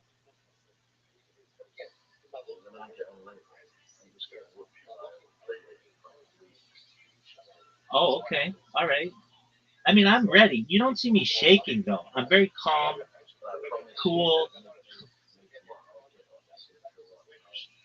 Baby, I'm going to be asleep. I'm just going to tell you that right now. I'm going to be rested, and I'm going to be in the mood to dominate you, but in my sleep. All I know is that I'm ready to play right now. You're here. I don't know why you wouldn't just be like, oh, okay, I guess I can make an exception to get my ass kicked at 7:08 in the morning, Great Britain time.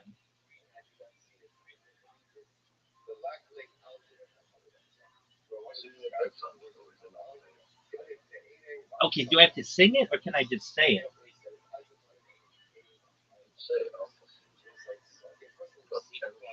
Absolutely. Okay, there was once a person named Trey who sucked absolute donkey dick at pool. Wait, you wanted a story? Wait, you wanted a story? So I'm giving you a story, baby. Trey had Trey had the dream of one day being able to beat Rabbi at pool, which everyone knows was laughable. Everyone. Barry knew it was laughable. Brandon knew it was laughable. Miss Aquarius knew it was laughable. Rabbi's other account knew it was laughable. Laughable. Everybody. Jaski knew it was laughable. Everybody knew it was laughable. And Traceway had the idea that instead of playing pool at a normal time, that they would play it in 7 hours. No, you want me to play at 6 a.m. and that's just not going to happen. Okay, I got better stuff to do at 6 a.m. Dog. I'm just going to be honest with you. This is prime time pool playing opportunity. Okay, there's never been a better time in the history of humankind than to play pool like now. Dude, you know what? As I was talking about this, I was thinking if pool was made into an Olympic sport, what makes it have to be a summer sport? Why couldn't it be a winter sport? Trace, I want your answer to that quandary.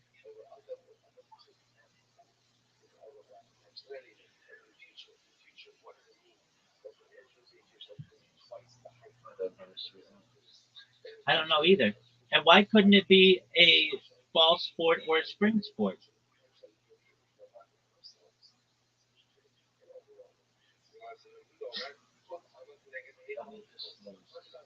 All right, you go for it, baby.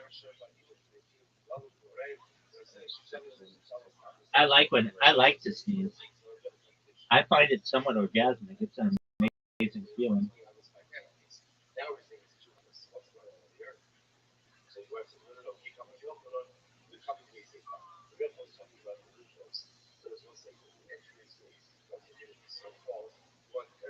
Did you sneeze?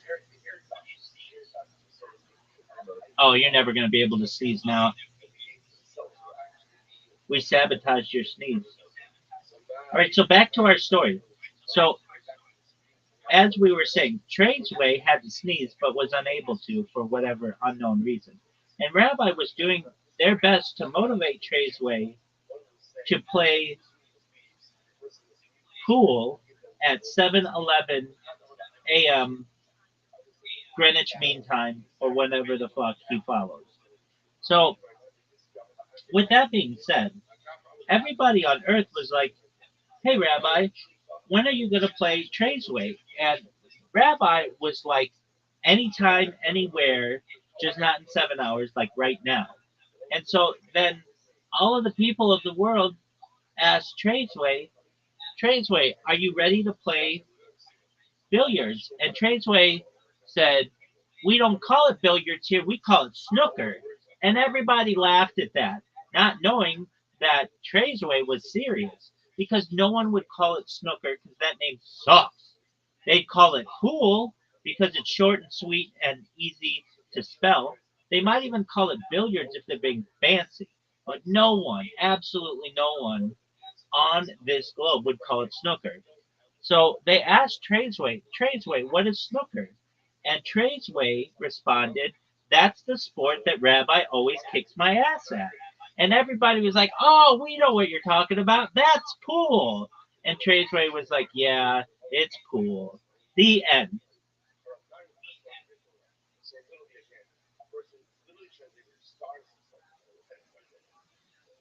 Do you want to do a book report on that story, Tradesway?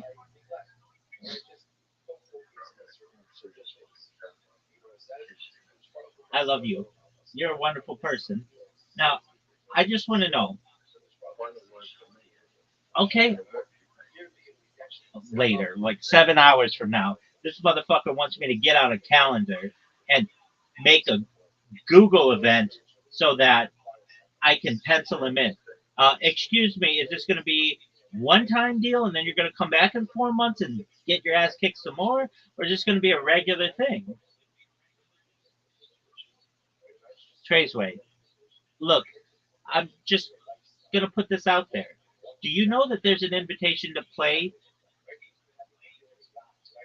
billiards right now, to play pool right now, to play snooker right now, whatever you want to call it? I mean, we could just play right now. And that way we don't have to plan anything. And you can sneeze, you can do whatever you want. You can watch your favorite downhill skier. You can go skiing yourself. See, once you get the defeat out of the way, your whole day opens up. Instead, you've got to plan around losing in about 7 hours. And that's just not a way to go about your life. Get it over with now. Tradesway, are you ready for the invitation? Oh, that's not a no. Folks, that is not a no.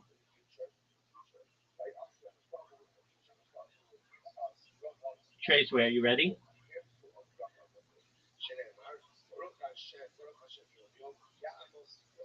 You know what, folks? We're just going to send Traceway the invitation. Oh, that's what I like to hear, baby. That's what I like to hear. Our shit talking paid off, folks. Our shit talking paid off. All right, here we go, folks. We've got pool coming up. We're going to create a private game. It's going to be live. It's 8 ball, 1v1. Breaks are random. Scoring is normal. And we've got Traceway, who is about to lose, and everybody knows it. All right, Traceway, everybody's waiting on you. Big Dog, you've got an invitation. Everybody's waiting on Traceway. I'm waiting on Traceway. You're waiting on Traceway. The International Olympic Committee is waiting on Traceway. Barry's waiting on Traceway. Miss Aquarius is waiting on Traceway. Traceway, do you know that you have an invitation?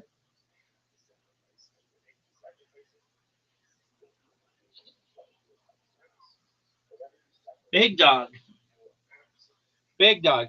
So you want to go to the app on your phone known as Play-Doh Traceway, and you're going to see that you have an invitation from the rabbi, and you're going to see that you have the opportunity to be able to accept it. And once you accept it, that's when the ass kicking starts. Do you understand?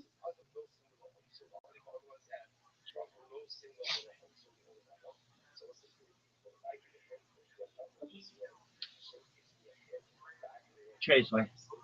Are you ready, Big Dog? Traceway. Traceway. Traceway.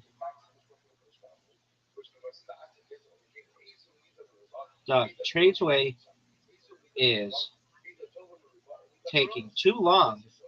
Let's go, baby. It says waiting for the other player. And the other player is Traceway. Traceway.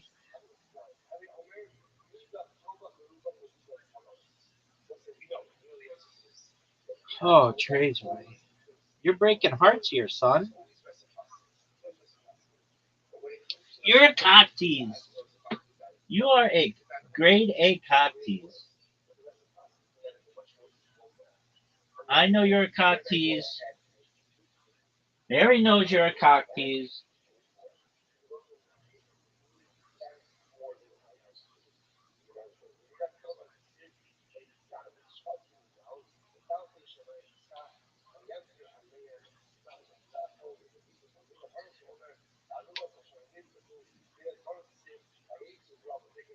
Trazeway. Breaking hearts.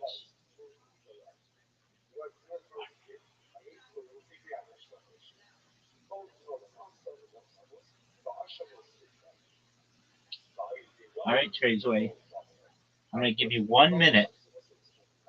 If you don't accept within 1 minute, I'm going to go about my day promoting myself to the people of the world. I'm not even going to give you a countdown. I'm going to let my internal clock do the work. Trazeway. The only person in this channel who could name anyone in the Winter Olympics, though Barry was able to knew of someone and had an interesting anecdote about them. Folks, if you're at home right now and you're just learning how to communicate, do not take lessons from Trazeway. One of the worst communicators in the history of humankind, right here. We have an example, folks. If you're watching at home, either now or in the future, you should know that Trazeway is one of the most garbage communicators in the history of humankind. Not just in English, in any fucking language. Trazeway is doing a grade A terrible job of communicating. And everybody knows it. I know it, you know it, everybody knows it. Trazeway. Trazeway, you're breaking hearts, son. Trazeway, one of the worst communicators ever.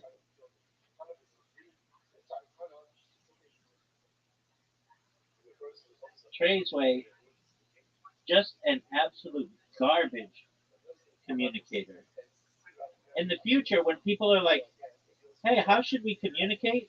The opposite of Trazeway. Okay, opposite. Trazeway can't even sneeze correctly.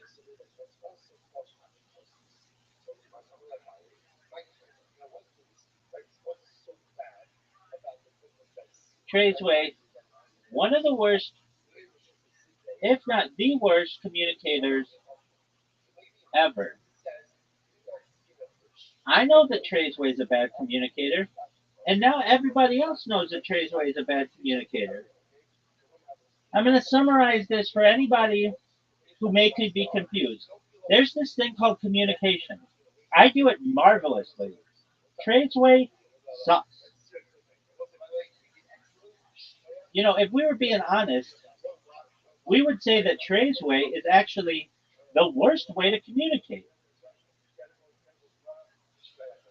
Tradesway should change their name to being the worst communicator in the history of the world. Tradesway not only is a bad communicator, they're the worst communicator. There's never been a worse communicator in the history of humankind than Trazeway.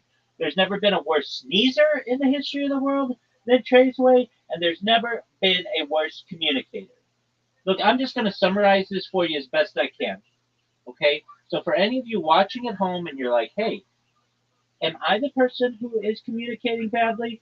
No, you're doing absolutely fine, baby. Trazeway is the worst communicator in the history of humankind. And Trazeway doesn't even recognize that they could be a better communicator. In fact, they should be a better communicator. They know the language, they're familiar with much of what is going on in the world, yet they're an absolute garbage communicator. I know they're a bad communicator. You know they're a bad communicator, and now the world knows they're a bad communicator. Traceway, we've moved on. You're a cock tease. Everybody knows it. Not being fat, he's like, I understood telling people how to be healthy. So tell us exactly how you made the chicken salad then. Give us your recipe, Big Vinny. I had half a rotisserie chicken microwave. The other half was dinner last night. Very good. So I pulled it apart, threw some mayo on there, you know, fucking a little bit of onion, some garlic powder, some salt, fucking like that shit. And I fucking threw some mojito, or whatever they call it, chicken. You know What is that last night? a mojito? You guys know what that is? Yeah. It's a little like bread roll that they, because they don't have like fucking fresh baked bread here in fucking Texas. They don't have. I mean, like delis that I'm used to. I'm used to paninis and shit like that. Where are you from? Leon. Okay. Yeah. You live here now, or are you just visiting? No, I live here. I've been living in the past year. Even how healthy it is. Can I make a note? You're way more passionate about your chicken salad sandwiches than you are your comedy. You really into these chicken salads? No, I do comedy a little bit. There was no part of the comedy where he gave like a little. But he wanted to make sure you guys knew that he wasn't just fucking salt shakering. I move around more when I have more time, and like the minute I just shorten up some of most of my jokes, I can try to like do one or two in my week. It's okay, Big Vinny. How long have you been doing stand-up comedy? I'm 3 years old. 3 years. So 2 of it in New York, 1 of it here. Phoenix, Arizona is where I started. Right after the pandemic. Okay. What made you Traded around a lot. Yeah. What made you move to Phoenix? So me and my brother wanted to travel like around, and we picked Phoenix. That's where we ended up. And like found a good job, and I figured I'd have to be a good place to start comedy. I didn't want to start here. Since you're a connoisseur, who has better bread, Phoenix or Austin? That's hard. They both suck, but Austin. I'll give it to not being able to get bread. Like there's got to be an Italian bakery somewhere. There's a ton of great Mexican food. Yeah, tons. Jojo Bomba. Yeah. Jojo Bomba. What's your take on brioche bread? That's okay. I don't like it. It's hard to fight for it. It feels like the meat's Too squishy. ciabatta. I fuck with ciabatta. No, ciabatta's not bad. A nice toasted ciabatta. Welcome to another episode of Fat Tony. What are your thoughts on pumpernickel? Too much fucking shit going on there. That guy's talking bread. That's gonna get America. I love it. Okay, so Big Vinny, let's talk about what's been going on in your life. What is that? The fat people talking about bread sound? Let's hear that one more time.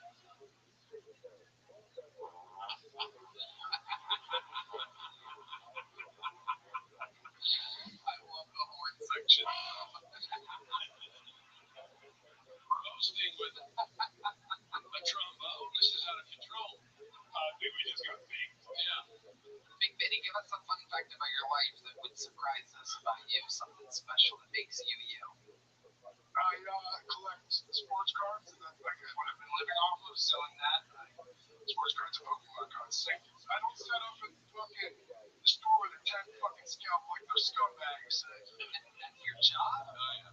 That's how you make money. So I was working at Cheers for like 7 months as a door guy, but then after that, I started selling cards and living off of that. So what you do is you steal Pokemon cards from the kids' list. And then you resell those. So I've had a single mom, like I was hooking up with a single mom. Oh yeah. Guys, this is a joke I just said. I didn't know about this. I don't want to be an accomplice in whatever. Alright, go on. So she was having trouble paying the rent one month, and so she turned to her son's Pokemon cards. No. He had to say goodbye to his Charizard GX. Are you serious? How much does a Charizard go for? It depends which one. There's so many, but his collection was probably $1,500. Wow. Yeah. God. See what so single. What a bitch. He took that $1,500 and he started a child trafficking ring. Crazy business plan.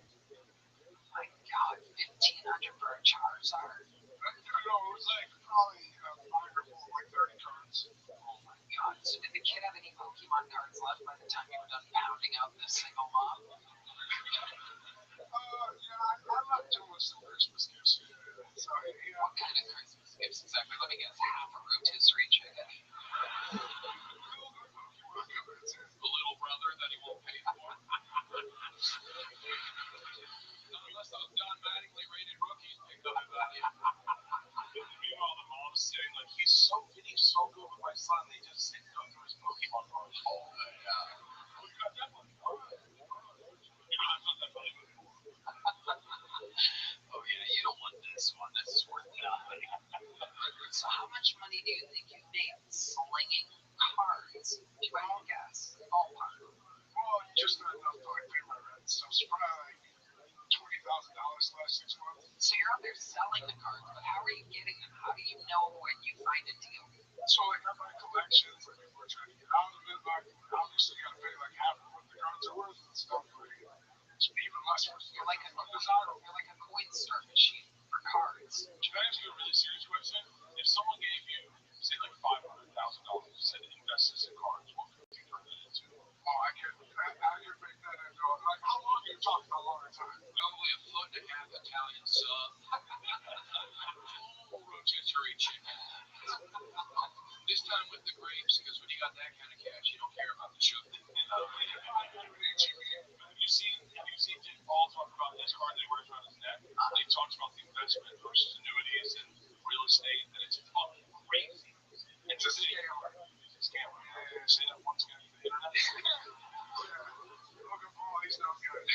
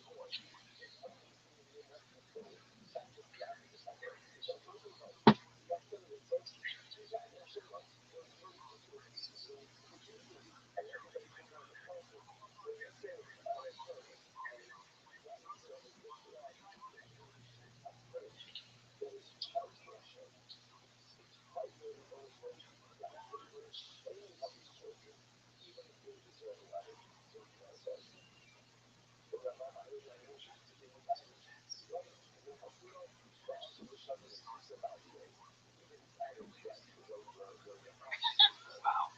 Looks like I'm gonna have to fight in a boxing ring in a few months. All right. Big Biddy, you were the first bucket pull of the night. Here's a little joke book for you. There you go. Gotta start somewhere. Big Biddy, everybody. Here we go. Your second bucket pull of the night, ladies. Oh, it's the lovely Heidi, everyone. Oh my goodness gracious. The crowd goes wild. Hello, everyone. I'm proud to say that this episode is sponsored by Prize Picks. The big game is almost here, so cash in during America's biggest sporting event with Prize Picks, where it always feels good to be right. That also means it's your last chance to get into the football action before next season. Close the season out right with Prize Picks by getting $50 instantly in lineups when you play your first $5. Tony, Prize Picks is the best. It makes my sports watching experience even better. My best friend didn't even know what a first down was. That stupid girl. Now she's talking to me every Sunday after she's picking for her lineup. It's so exciting. It gets us all amped while watching the game. That's amazing, Redman. You can find your community on Prize Picks with the new social feeds feature. You can share Prize Picks with your friends, copy lineups you like, or use them as inspiration for your own picks. Plus, Prize Picks now has early payouts. If your player gets off to a hot start, you now have the option to cash out those winnings before the game even finishes. Download the Prize Picks app today and use code Tony to get $50 in lineups after you play your first $5 lineup. That's code Tony to get $50 in lineups after you play your first $5 lineup. Guys, Prize Picks. It's good to be right.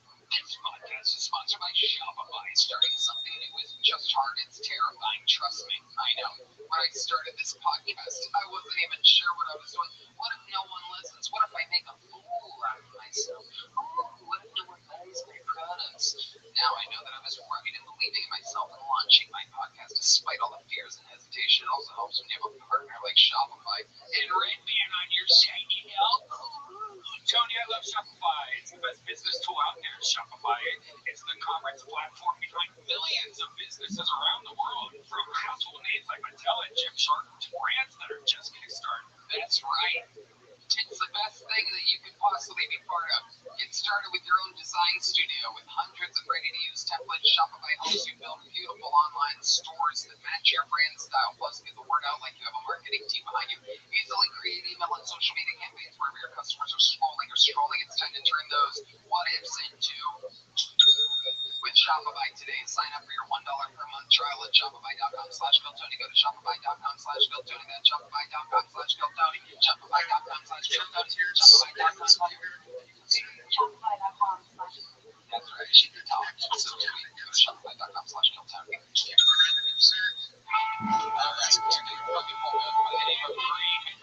Everybody. You're setting up a Big Brother surveillance. I'm in a great mood. I'm dating a beautiful girl. Beautiful girl. I shouldn't say girl. She actually identifies as non-binary. Which I gotta say, fellas, is the best of both worlds. You know, I come home from work. Depending on my mood, I can make love to her or beat the shit out of him. You know. How do you get away with it? No, officer. She put on the makeup to cover the black eye I gave him, not the other way around. You know. Get away with it. It's amazing. Well, I'm signed up 57 times. I don't know if I'll ever be back. I have to tell Austin I have the biggest penis in Austin. This is a fact. I do. I have the biggest thing in Austin. I'm not bragging. I bought it. That's allow me to explain. About 10 years ago, well, Lincoln would say I was for it. I got a penis implant. Made it believe better. Be like me.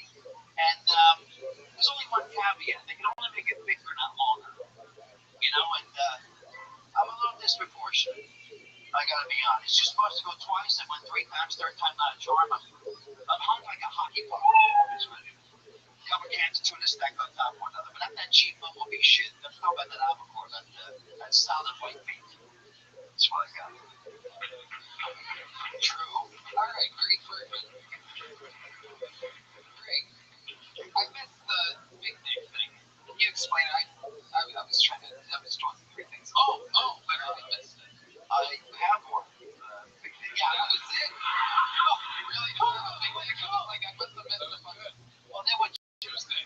Yes, I have a penis implant. You really do? Yeah, I do. It's fun stuff. Yeah. You know you really do.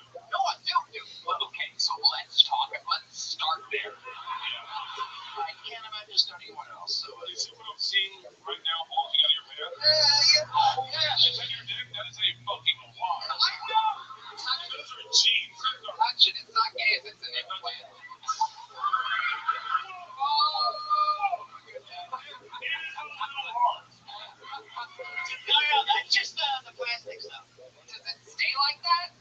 No, so yeah, it hangs low. It hangs low because there is plastic in it. So, Bert, are you okay? That's fucking real. Yeah, yeah. I just heard you tell a ghost story at a campfire, and I got my tent and saw shadows. Dreams really do come. That is a solid cop, and it's limp. That's the one you want. Is the one that black guys have in the shower? That's it.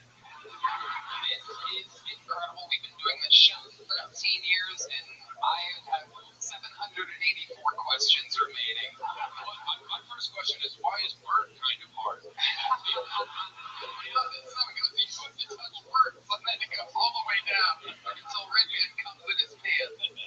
All right, so great. I don't even know where to begin. When did you get this penis implant? It was in 2014. I made a movie about it. Coffee Like Me. It's on Tubi now. It's the director's cut now too. Fantastic. And We can watch, guys. and the perfect that one is well, there was this other movie called Unknown Hero that got this South by Southwest 2 months before we were done with editing. It fucked me. It was conceptually similar, so it was fucking the festival. So that guy now has cancer. I know that. Oh my god.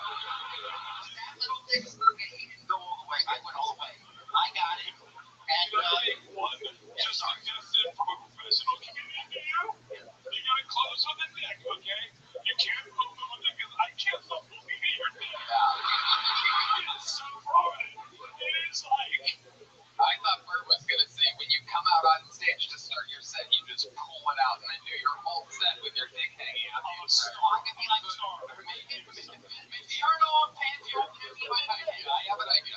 You come out with your dick out, it has a shirt on, and then you pull the shirt off, and the crowd goes wild. This is why you're who you are. Okay, so let's start with the question that everybody wants to know. Exactly how big was your dick pre-implant? Okay, so they can only make it thicker. So I'm sure they have right hand. Let's not argue about it. That's not deep research on this. The expert. they can make it Not true. There's many implants you can get. Shut the fuck up. Okay, shut up. They can make it longer, but only really when it's flaccid. Nobody cares about that. So really, they think this was bad. It was a normal. Everything was normal. Or else it wouldn't be compelling. If it was a tiny dick, it's not funny. If it's a big dick, what's bigger? Normal dick, normal legs, normal girth, maybe a little small, but normal. Okay, in a statistical average. She's like fucking numbers. You went to a doctor. Okay. Well, the average girth is 5 inches circumference. That's where I was. So right in the statistical mean. But I blew my shit up. I went 3 times, not twice. It's supposed to go twice. Circumference. We got the measuring tape out. I got 8.5 inches circumference now. I got Shane Diesel right next to him. Wow. I'm 8, he's 8.5. Wow. 8 inches circumference. And also, that's like. It's like for you to know your reference. I think I can fit that. It's unnecessary. No one has to. It's not. You don't have to. So 8 inches around right now? Yeah, actually a little bigger when it's soft, depending on humidity and stuff. Is very shitty. No, you're soft. Yeah, a little bigger when it's like almost all the way hard. It's a little bit bigger. It's weird. It's definitely weird. I know. Do you mind measuring side by side of Florida and Phoenix? And the size as big as your wrist. That's 8 inches. Wow. Do we have a measuring tape? Just for a wrist. That's not as exciting as tongue homo right here. Like, yeah, let's go. Here's what I'm wondering. Something that big, are you even able to get it into a dude's butt? That was my next question. All right, there's a measuring tape. Let's do Bert. I mean, look at what we got here. 8 around seems like a lot. Maybe I'm crazy. Well, no, it is. You're not. What is a can? You're not insane. It's.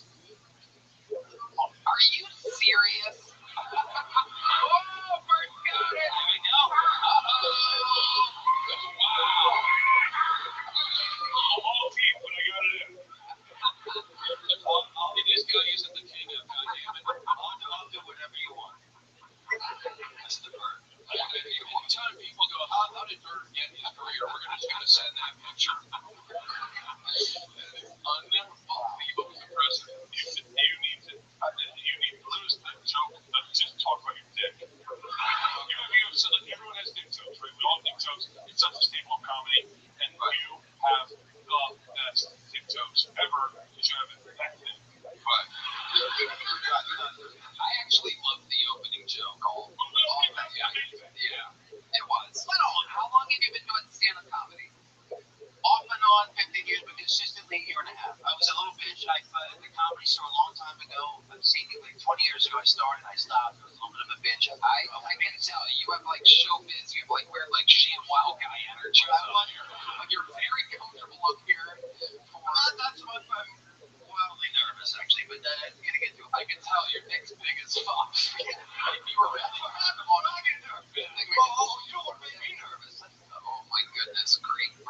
ShamWow guy on? Yeah, he popped out once. One time there was a guy on stage who goes, I came with the ShamWow guy. Where the ShamWow guy's here, let's get him out of here. And then he did. One time he goes, hey, will you drive me somewhere? I go, yeah. And he goes, where are we going? He goes, my mom's house. And I drove him to his mom's house, and he told me about how the reason he punched a prostitute was because the Church of Scientology set him up. That's the same guy we met. No doubt about it. So, Greg Bergman, how old are you? 46. 46. What have you been doing your entire life? Because again, you have this wacky energy. It's your like perfect eyebrows. This is mascara. I usually get it done, but I put, yeah, you were right. Yeah, I figured it out. Yeah, you're on top of Those veneers too? Yeah. Well, What about the hair? Did you get hair? no, the hair is all, it's one. Nobody believes you. No. When you go 85% fake, I got naked teeth. Everything else is real. fake dick, hair, real dick. My eyebrows are colored. I usually get a question in eyebrows. But yeah, anyway, I made some movies that were, so long. I mean, some people did, and I was a financial editor, and I did some stock kind of stuff. And then I went for a few times and went crazy. Give us your best story that involves drugs and Andy Dick. Andy Dick? Do you have one? Do you have an Andy Dick? No, I don't have an Andy Dick story. You think with that dick? I don't have an Andy Dick story. Absolutely incredible, Greg. So how did you make most of your money doing the financial stuff? Yeah, that paid to do a couple movies, but mostly financial. Number one investment, like nothing ever worked out. But it was good. Nobody gives a shit. In Italy, they know my Dick movie. So let's go back to the fucking nitty-gritty here. How much was the penis implant? How much did Penis implant is it's $3,500 per injection. You're supposed to get 2 series of injections. I went 3, but they give me a discount in the movie, and that's why I have what is usually thick. You're supposed to have 2. I went 3 times, and the third time you got more. You don't know how much you're going to get every time. like a Hulk serum? Yeah. This is how super villains are. Was there any side effects from the third injection? No, it's just come on. No. There must have been some. Did it feel weird to pee or something? No side effects. Other than when I went to New Orleans, just right after that. You got it done in New Orleans? No, I got that in Mexico. God, you got beans in your burrito. There was ever a time to travel to Africa for plastic stories, we go to Mexico. It's actually been quite good. Not to mention when they finally got his dick open to get their cocaine. Fucking cherries.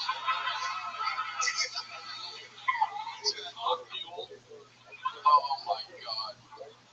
Oh shit. You wake up, it's gonna be big, we promise. We ended up going with 3 shots. You have the dick of a mule. Amazing Bergman. Amazing Greg Bergman. What's your love life like? Did you have a girl when you were getting these injections? I was married when I got these injections. How did that end? Divorce. Yeah, but not because of it. Actually, she liked it more than before or something. Well, welcome to another episode of No Fucking Shit. But I think the kind of, Minnie was the kind of person who would do it. Maybe she left me.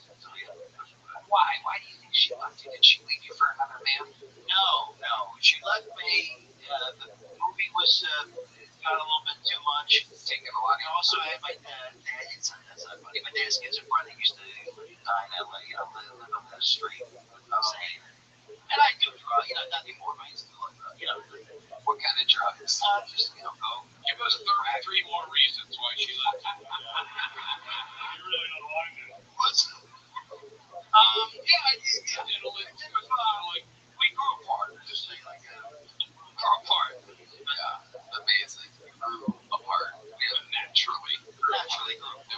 nothing to do with it. Wow. Like her vag hole grew apart after the first time. Exactly. I'm kind of blown away. Yeah. Yeah, this is really fascinating. Isn't it amazing? I cannot stop looking at this thing. It is, for those of you listening, wondering why it seems like we're all kind of staring. It does look like It's like Pinocchio during COVID, wearing a mask, and you're like, I still know your mouth. Yeah, it does. It looks like he has one of those, like, really good steakhouse baked potatoes in his hand. One of those fully loaded, the sour cream chives bacon. Twice baked, a little and that's red. Wow. Ever seen a fupa? It's like a baby fupa. It's like just on a fupa. It's like a fupa. It's black. Because it's thick. Speaking of which, we have a Kill Tony Big Joke book that just so happens, I'm not kidding, to have fucking King Kong, the giant gorilla on the front. What better than adding it? Very much. I like the opening joke. I didn't understand you talking about your big dick, but if you're gonna do stand-up, I agree. You should have jokes about getting a penis implant. You should hit it on the nose. There you go. Great Bergman, everybody. Wow, what an interview. What an interview. That is the first straight hit on the show. It also happens to have a penis implant. What's the big all by the way? Is everybody good out there? You guys having fun? It's kind of like we've never really been brought together all at one time yet. Make some noise for your next fucking one. Eliezer Guzman. Eliezer. I know I'm saying that wrong. Hey everybody, it's Elazar again. I've been trying to gain muscle, lose some weight, so I downloaded this new app that doesn't let me use my phone until I do enough push-ups. So if you see my friends and family, tell them I'm alive. Tell them I missed them. My luck with technology hasn't been great. I fell on a Lime scooter about a month ago. I fell on my right hand. I couldn't use it for a while. It made things awkward because I'm a righty. I ran into my ex-girlfriend at this bar. She was drunk. I was drunk. So we made out. She was like, I want you to finger me right now. But all I had was my left. And the best way I can describe it, you ever try to plug your charger in the dark? Like I could have sworn the holes are right here. If you didn't get that, you're European. Elazar. Welcome. Welcome back. You've been on the show before, I remember, because your name is hard to pronounce. Yes. Elazar. What is that again? It's Jewish. Oh, wow. Alright. I'm not Jewish though. You have a Jewish name? You're trying to make it in showbiz? Yeah. Well, my mom's Puerto Rican, so she was just trying to help. You know what I mean? What's your dad? My dad is Peruvian. Okay. Alright. Unbelievable. Elazar. What does it mean? It means something. It means God has helped. God is helped? Has helped. God has helped. Yeah. Not with your setup. How long have you been doing stand-up? I've been doing it 12 years. 12 years? Wow. Where at? That's the funniest thing you've said all over. Where have you been doing it? New Jersey, New York. Oh, I'm going to trade my bedroom. How long were you doing stand-up in New York? About 10 years. Did you like it? Yeah, I do.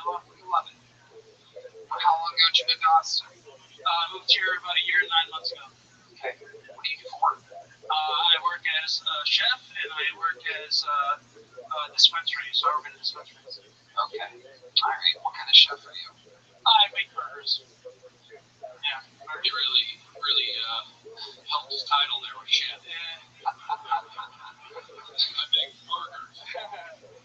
Where are we making burgers? I work at NADC, but I'm trying to expand. Nice. That's a good thing to say, Philip. Yeah, we're all friends with the owner of NADC. It is an unbelievable burger. In fact, it's almost too good. It makes you want to go to sleep afterwards. It's like heroin. It's absolutely incredible. That was cool. He's like the first mass shooter vibe we've had of the night. Yeah. And to get someone from the crowd with the same vibe shouting out was cool. Yeah, I said heroin, and that guy said, yeah, me. Oh, yeah. Okay. Anyway, now we got his dealer's name. Was this primarily newer stuff you were working on tonight? Yeah, it was, yeah. I was thinking for 12 years. I would love to hear like the old joke that you never worked. Yeah, you have like one of your favorite jokes that you can just show us something you are. Ladies and gentlemen, enjoying one of his old jokes. Make some noise for Elazar.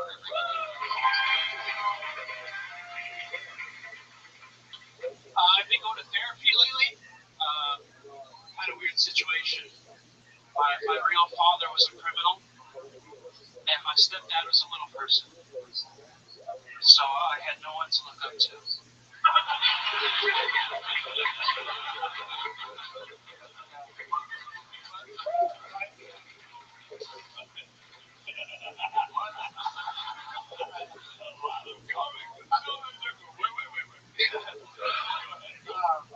When I met him, I was just 5 years old. He was just a little bigger than me. And my mom was like, this is your new stepdad. I was like, my stepdad is 7 years old. And it gave me weird confidence because he used to hit me.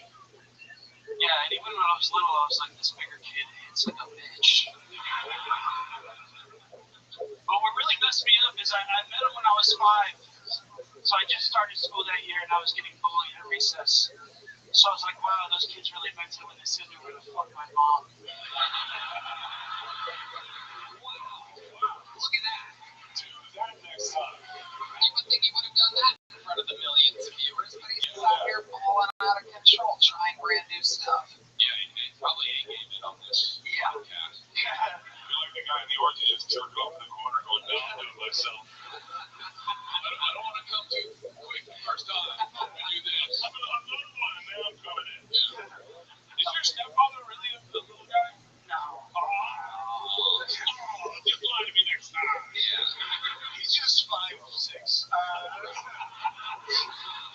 Italian midget. Elazar, tell us something crazy about your life that we would never guess about you. I grew up Jehovah's Witness. I used to be really fat. I used to be like 300 pounds. How thick is your dick? What? I think the question of the night. How did you lose the weight? How did I lose weight? I stopped drinking for like 4 months. Oh. How much were you drinking? Turns out I wasn't fat. I was just a drunk piece of shit. So, were you drinking all day, all throughout the day? Pretty much every day. What were you drinking? Gravy? IPAs. IPAs will do it. IPAs are a whole thing. Amazing. So Jehovah's Witnesses give have medicine, right? Christian scientists. Jehovah's Witnesses don't have birthdays. Yeah. So how do you show up in this world? Philosophically, they can't have a birthday. They are born. So did you not celebrate a birthday for a long time? No, literally, my mom would be like, it's a special day today. And I'd be like, what is it? She's like, I can't tell you. Check your birth certificate. And that would literally be, yeah. So you didn't get presents? I didn't get presents or nothing. No, it's just, I got used to it. So happy to turn her. What an abusive fucking thing. It's a special day today, bitch. Alright, check your birth. When's the first time you celebrated your birthday? I was 17. A bunch of my friends were trying to make me stop being a Jehovah's Witness. I bet. They were like, hey, we're all going to be at a bridge somewhere where you can preach to us. And I showed up to the bridge, and we had a 30-pack of beers, and they were like, happy birthday. Wow. What a surprise party / intervention. He says, I'm like, surprise for what? Your birthday? Oh, shit, I'm getting the fucking motherfucker. Yeah. It's a great intervention when your friends bring you a 30-pack of beer. Is your family still Jehovah's Witness? Yeah, my mom was really into it, yeah.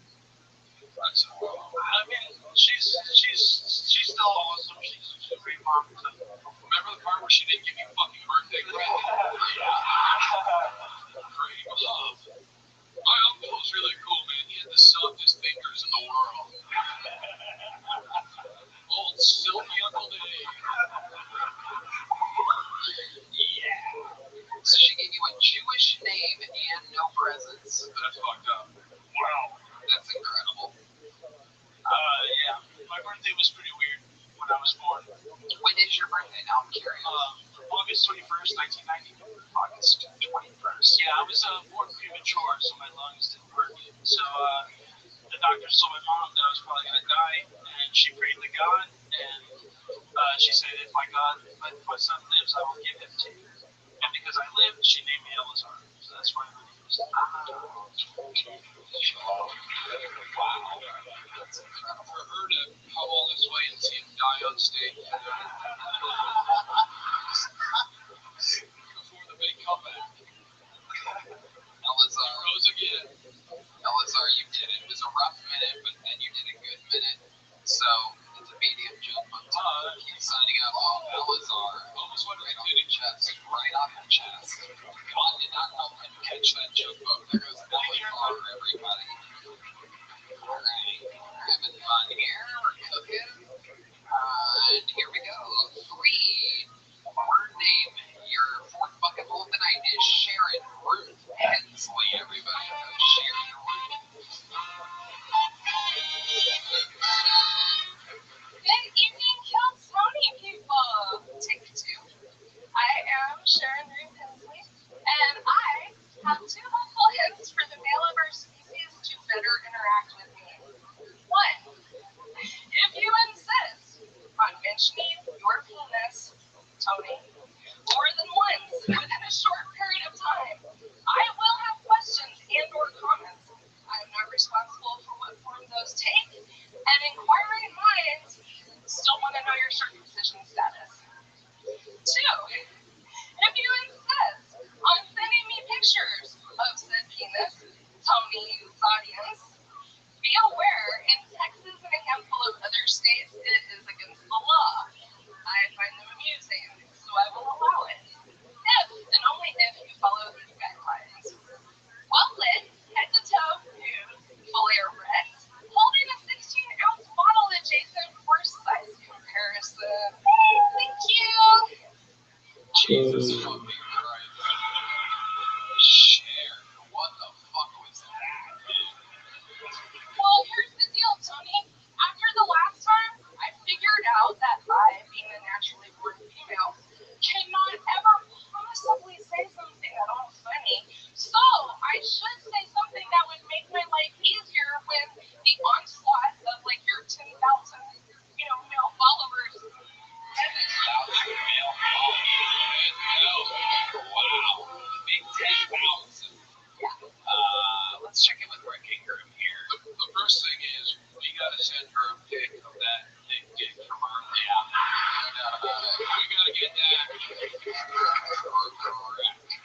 We're gonna have to scan it on a printer because it's not gonna be on an iPhone.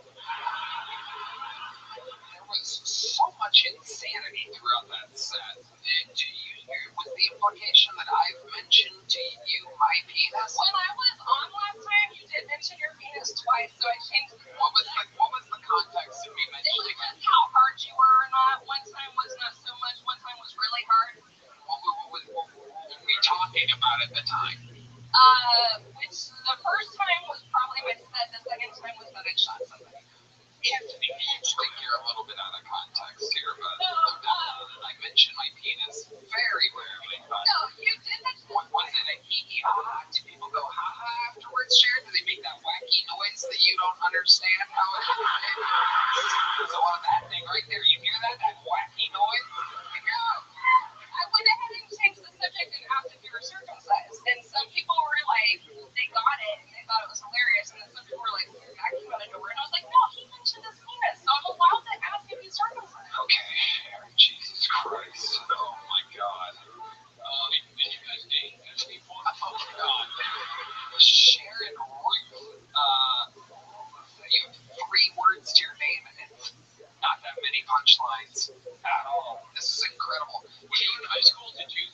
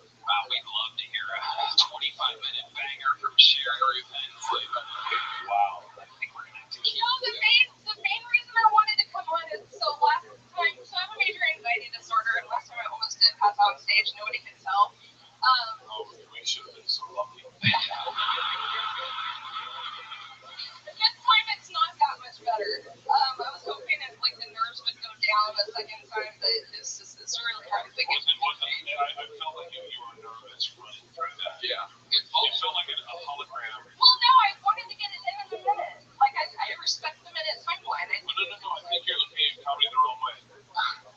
There's a joke and then make it more. Like, don't try to cram it into a minute. I think that's where the disconnect was.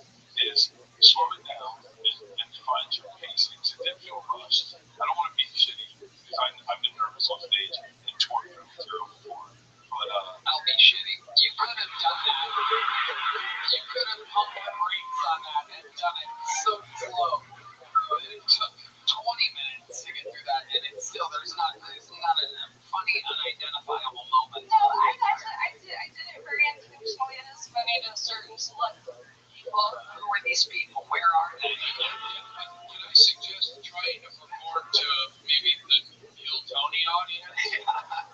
Maybe them. No, but I wanted to tell your audience from last time. So I am not a person. Oh God, here's Sharon. No one did anything like What's your name? Sharon. What do you want to tell the Kill Tony audience, Sharon? I don't know if you think this is gonna get any better for I you. am not a person who would do well in jail. I do know from experience. So I should not be talking about things on stage until those pesky statute of limitations run out. There's no statute on attempted murder, so I should not have mentioned that last time. Okay. Wait, so is it possible we can get her arrested tonight? Maybe, yeah. Sharon, you just mentioned it again. You know? No, I know. Like, I'm like, well, I already made a mistake. Like, let me lay into it. There's something very melodic about her voice when she starts to lose it. It's like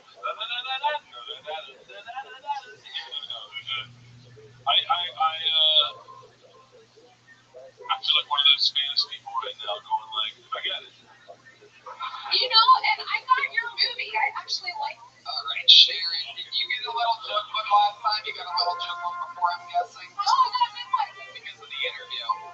Because the audience demanded it. All right, Sharon, you get nothing this time. The good Sharon, great fight for everybody. Yo, what up, baby? Come to my Discord. Unbearable. You upset Tony Phoenix. Very good. Joke by Great Man, everybody. There you go. There she goes. Sharon Ruth Hensley, everybody.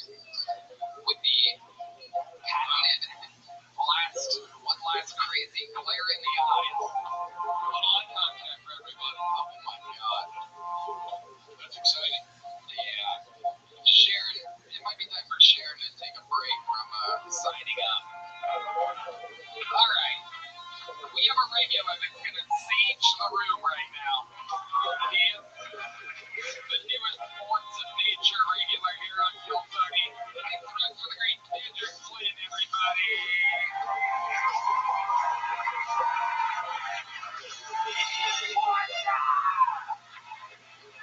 Guys, I hate the Greyhound. I'm so glad I don't go take the Greyhound no more.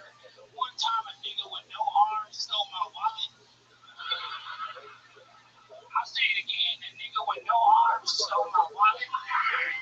And the only reason why I called him is because my wallet was in my hoodie because it was cold out and I felt that nigga big toes scrape across my tummy. And then while I woke, that shit was right there in between his thumb toe, I don't know what you call it, but his thumb toe and his index toe was creeping that motherfucker. And he got strong legs. He got nice legs because you know how like Daredevil, his eyes don't work, so his ears is stronger, so this nigga's arms is his legs. So when I tried to grab that shit, I had to like tug him. You know, I had to tug a war with this nigga. Then I started wrestling my wallet away. He talking about, you cheating, because I had to use my arms and my legs to get it away. So when I finally got it, I stood up with my wallet, and he stood up with me, but he was wearing a hoodie too with no arms. His arm was dangling. So when he stood up, he was like, what are you going to do, snitch? I was like, no, nigga, we still got 8 hours on this bus. I can't quit. How dare you? Because the thing is, when I ride the Greyhound, I got my gun on me, and they tell you you can't ride with your gun. You won't get in trouble. Go to court. And the judge was like, why can't you gun? I was like, I'm on the Greyhound, and I got all of my teeth. They'll be like, acquitted every single time. Because if I had woken up and that nigga had stole my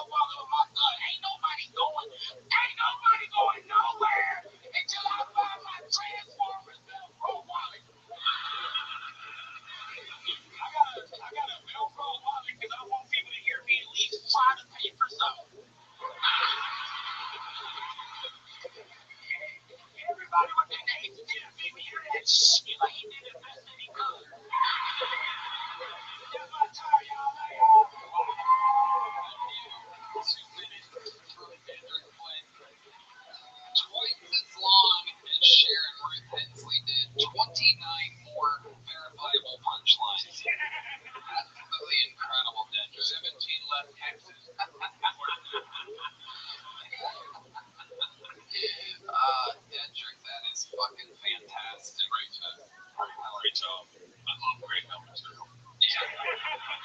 enough people bring Greyhound to know fucking just how sketchy that is. Isn't a pot like when they drop the news and they have like a center where everybody thinks that's what the Greyhound is. You don't know what year it is based on what niggas is wearing. When you get out of prison, they give you a Greyhound ticket. Yes, they do. So you sit. The majority of the people on that bus just got out of prison. Yeah. So I fucking took Greyhound from Tallahassee to Tampa all the time. I remember when Biggie's album came out, I had headsets and a tape player or CD player. And dude just got out of prison. He's like, "What are you listening to?" I was like, "Notorious B.I.G. Can I see your headsets?" That was it. They were good. That's why you gotta have a gun, Bert. Hell yeah. We all get robbed on a Greyhound. Of emotion. All those get passed for a great fucking experience. You feel bad that people are mostly vagabonds and drifters. But everyone on a bus, no matter where you are, looks like you're from Albuquerque. Yeah. It is a certain type of million people from Albuquerque. I stand by what I said. They look like that. Don't let them get on your bus and go back. Armadillo people. That's right. Dendrick. So you've taken the Greyhound quite a lot? Not no more, man. I did before. Well, we know. Not anymore. It hurt. It hurt in here. Like, when you get on there and you got more teeth than everybody combined. When I was on the Greyhound, I noticed I was seen only in one with teeth. A nigga stole my wallet. Cause I was territory. Oh, Greyhound, we feel too far. Don't ride that shit no more.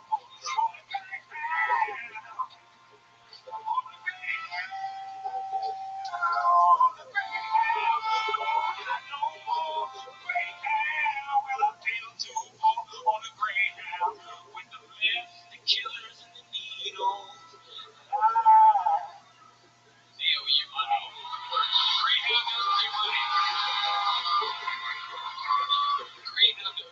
They just have to use that as a commercial. They just have to know who they are and roll with it. They know. They don't even have an income in the Greyhound. One time I went to the Atlanta Greyhound, which is the scariest place on earth. I literally cannot imagine. The entire city of Atlanta scares me. It seems like the Greyhound station should be too much. And it's right outside of the strip club, so the port is terrifying. And I walked into a lady, I said, "What is the bus to Charlotte?"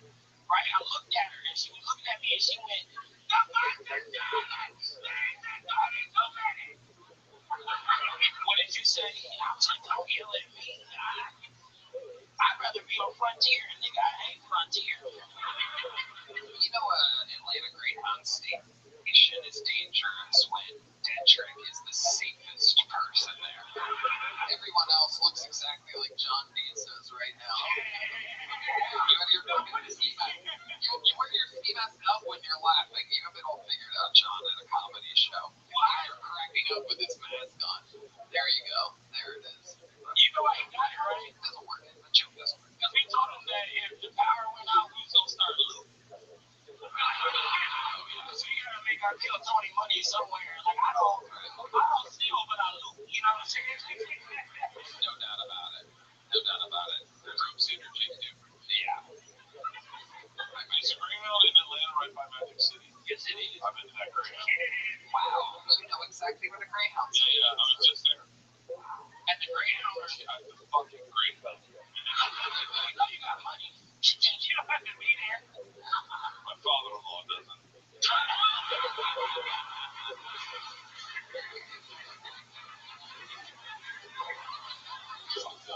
He told you, "Come get me now." Yeah, Magic City has the best wings in town. Yes, they do. The lemon pepper on. Shout out to Magic. Shout out to Magic City, Atlanta, Georgia. Oh my God. Dendrick, your set was absolutely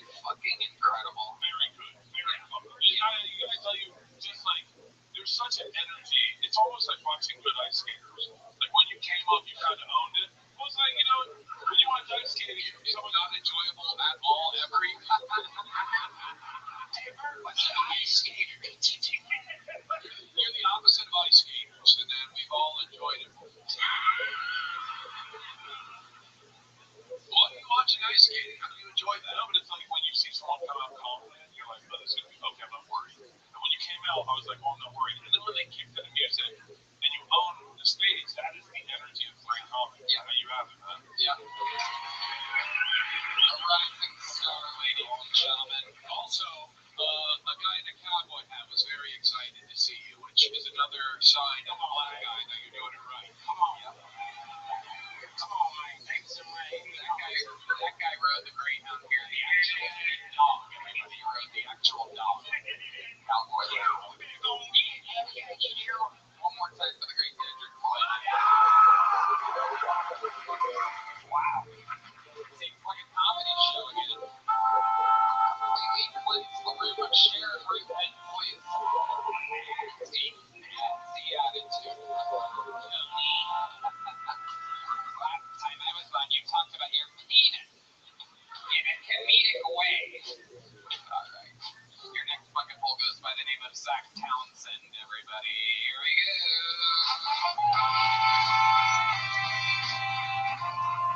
How's it going? I'm 35 years old. I used to want kids real bad. I used to want guns real bad too. Now I don't know if I want either one. You know, I kind of see them as the same thing. They're both dangerous. And whenever somebody has one, they're always like, "Do you want to hold it?" And I'm like, "No."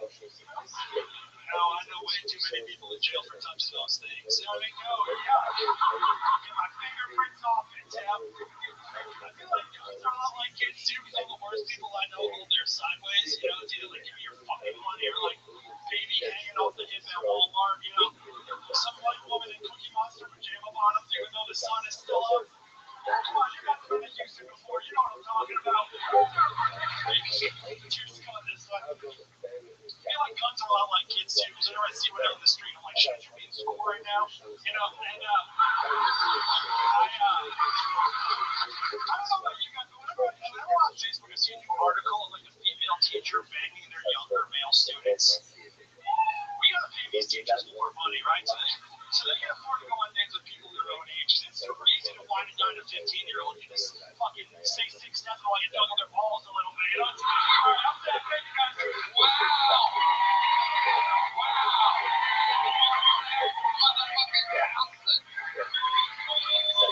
Amazing. Yeah. How long have you been doing stand-up? 8 years. Fuck yeah, where at? I live in Nashville, Tennessee. Awesome. We love Nashville. Thank you. What got you down to Austin? Man, my Bird Crusher, actually, I was opening for him at the Moody Theater on Friday. Yeah. Amazing. I love it. I did it. I was like, man, you probably fucking got it. If you crush, man, I think you're fucking hysterical. You're so talented. That's absolutely incredible. I had no idea that you had anybody here and that anybody even signed up. We got fucking lucky there. Yeah, I was supposed to go home last night, and then the ice is crazy, and the weather's bad too. And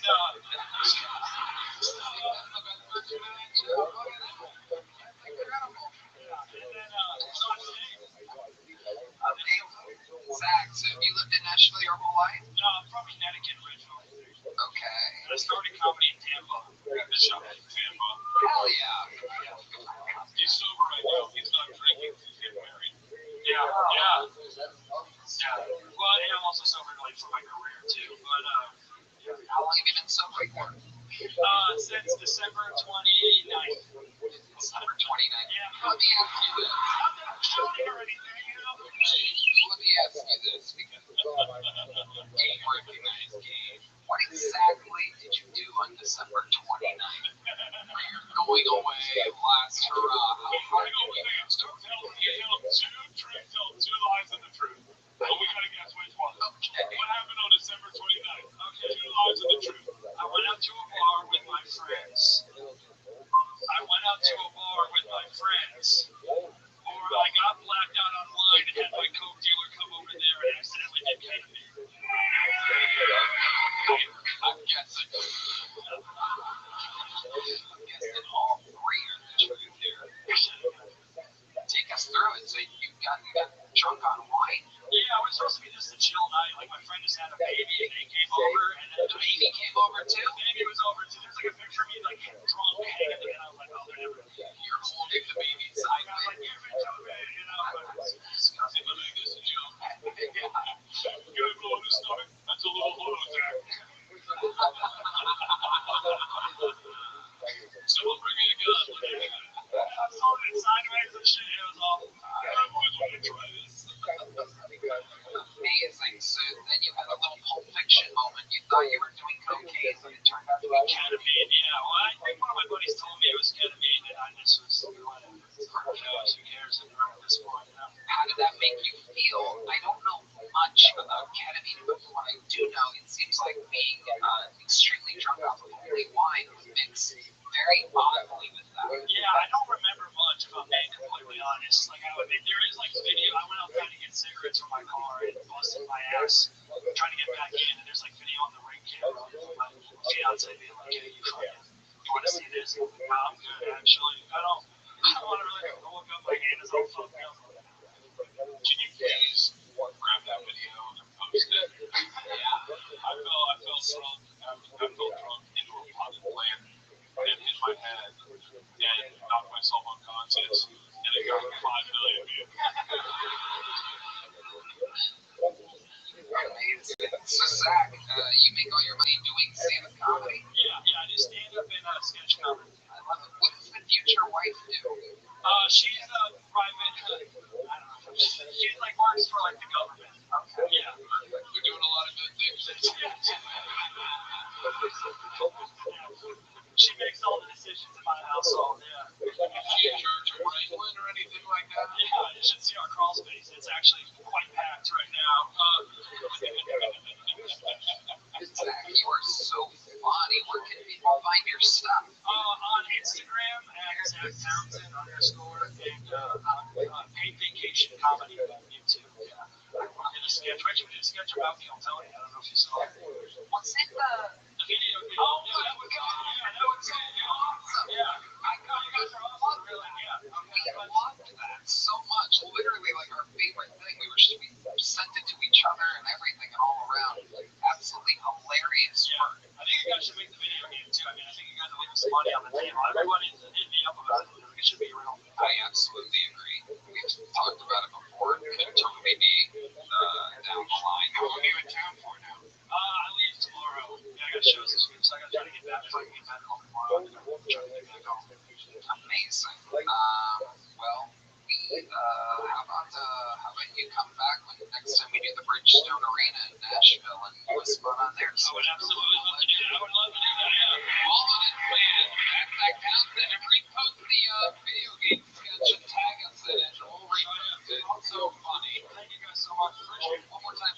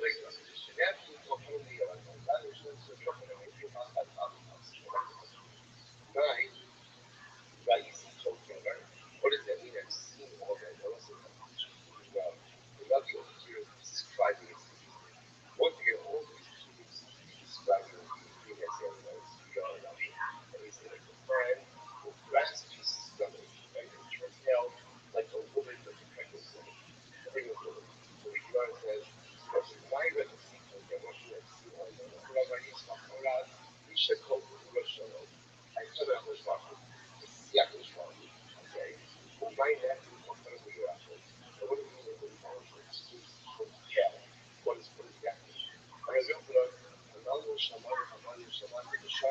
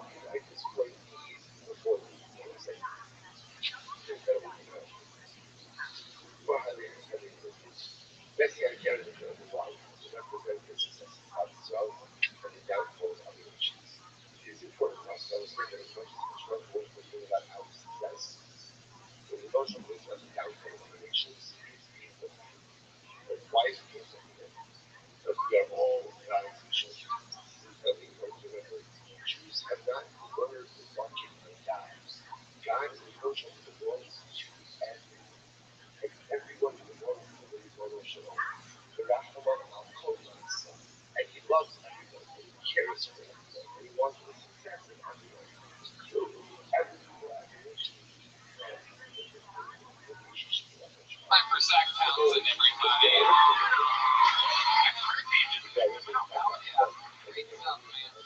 Alright, we're having fun now. Look at this. Cooking on this episode. Starting with that horrible monster of a lady. Oh my god, it's incredible. And who could forget Big Biddy?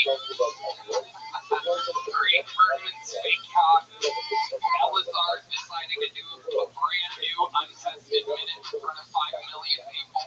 Sharon Rivensky, and then the tables turn. Let's see if we can keep the momentum. And the bucket has decided that up next comes Angel Diaz, everybody.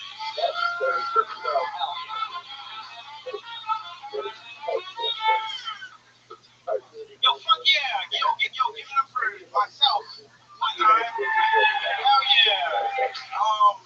I actually have a real life question.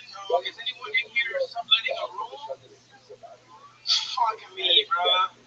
Goddamn. Does anyone see themselves living with me at all? Jesus Christ, right? Well, it's because I have to move out of my apartment like pretty bad. Like, right. This is a text message thread between like me and my landlord. I had to write it down. Alright, this is what I said. I said, Mr. Landlord, no, I said, Mr. Landlord Manning, can you please come tomorrow between 10 a.m. and 1 p.m. to fix the AC unit? And this is what he said. He said, you short little Mexican man. No, I'm kidding.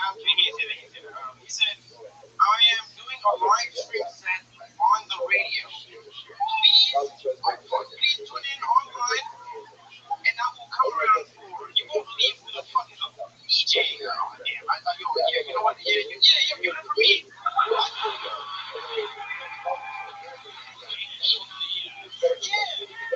Oh, the old butt slap of Angel Diaz. Fuck yeah. We opened and closed the little ass flip. I love it. Yeah. Brings the right energy. Fuck yeah. Yo, what's good, guys? Swagger and confidence and stage presence, unlike almost anyone that's been up here. Hell yeah. I'm a good guy. What else the fuck do I say? What else? Wow, look at you, Angel. How old are you? I just turned 26 last week. Yo, give it up for 26. Okay, you don't have to give it up for everything. I'm going to ask you a lot of questions, Angel. This is like the Great Against the Machine was a homeless guy. I feel like he's going to make noise for every question I am making. If I'm working at a vape store, what do you do for work, Angel? Yo, I have no job whatsoever. No. Yeah, I have no job. How do you survive, Angel? Take us through a day in the life. So, alright, so I've been going out of state to go steal shit. Oh, you're road mates. Yeah. Give up for stealing shit. Okay, there you go.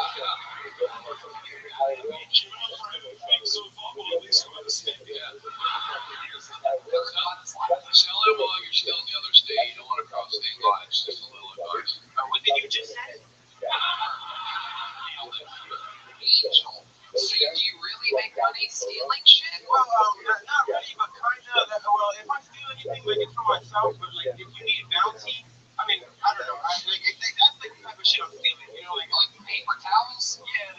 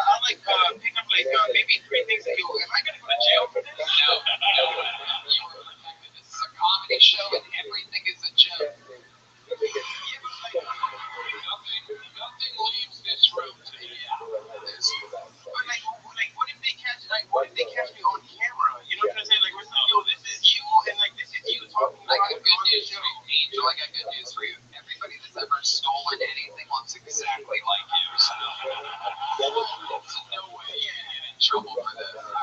Keep going, Angel. Tell us about the amazing work of the bounty hunter, Angel Diaz. So I'll just walk in and then I'll walk out with like a whole bunch of bounty and then I'll sell it to like the first person who needs bounty in their house. You know, like is anyone subletting a room? Angel. Seriously though, have you really stolen bounty paper?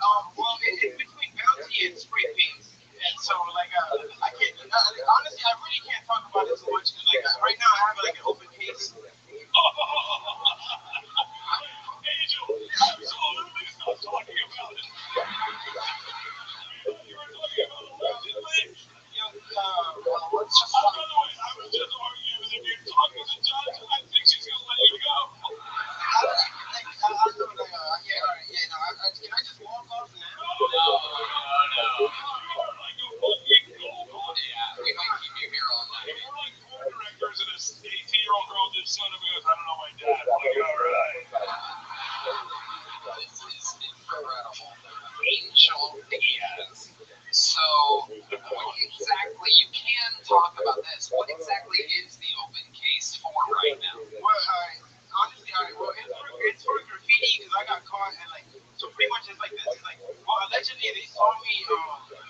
I got two catchphrases, a butt slap and allegedly. I'm gonna do the butt slap on my way out, and it better be funny. I don't know, but so yeah, pretty much like, they caught me like on camera, like the NYPD. They caught me on camera pushing like an old graffiti writer, and they were like, "Yo, this is you," and then like, "This is you pushing the old man," and like I couldn't deny. I was like, I don't know, that picture seemed a little blurry. So like that's pretty much what I've been up to. Yo, so why you? So yeah, I got. What's your name? So Angel, Never take. I'm sorry. yeah. Don't like walking around. Put it in a jar. Let's keep it. I'm gonna hire him. Just like they were before the courthouse ago. We need bounty and spray paint. Angel. I love Rick's idea. Put him in a mason jar and just show him off. Oh, I can like you shake. If you shake him a little bit, he slaps his butt. Look. Angel Diaz, so you put a prayer hole.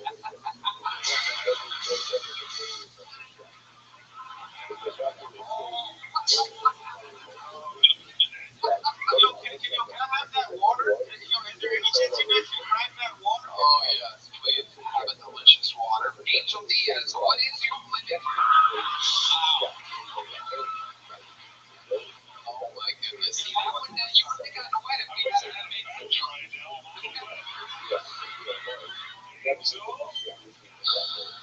Angel, what is your living situation in Austin, Texas right now? Do you live here now?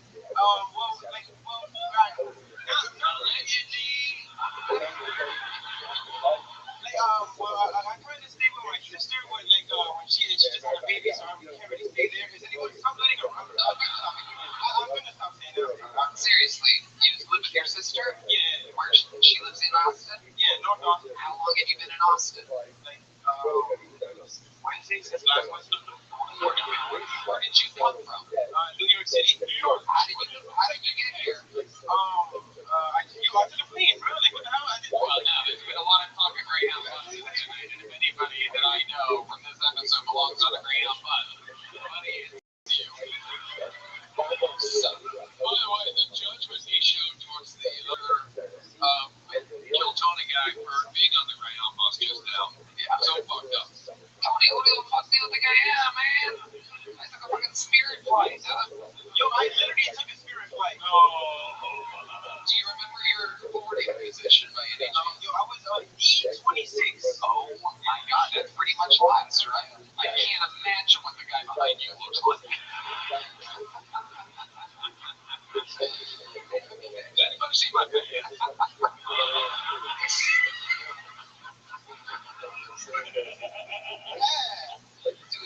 The guy behind me stole my wallet with his feet. Sorry.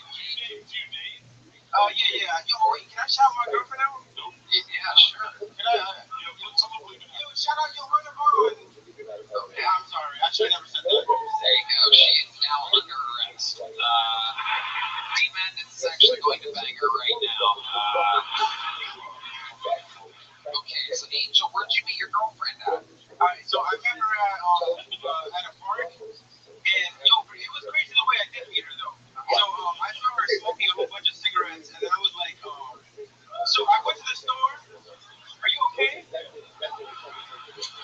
We're watching a legend. What do you think of the park? And you want to come in there?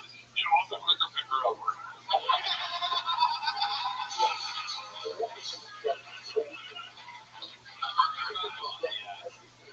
Watch Freebird out now on Netflix. I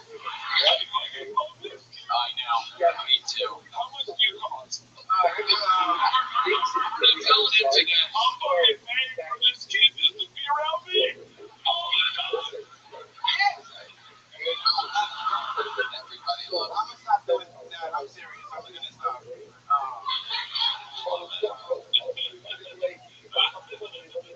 Art, I can't wait to see the kind of trouble you get in when you purchase it right up for $2,100.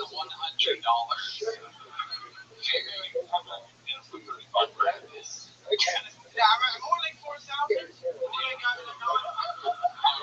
He's the tough negotiator, Bert. A master negotiator. Let's do it for four. Is anybody using your room? Angel Diaz will sleep in the gas tank of your tour bus.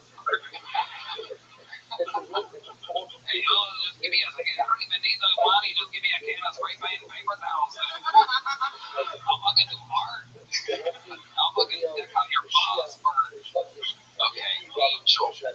So let's talk about what jobs have you had before? I can't imagine you really holding down anything at all.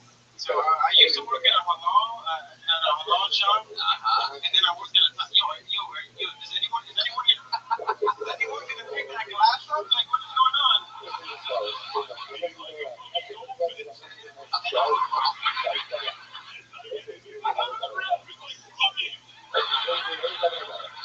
Yo, I better hope no one's barefoot. Christ, you know?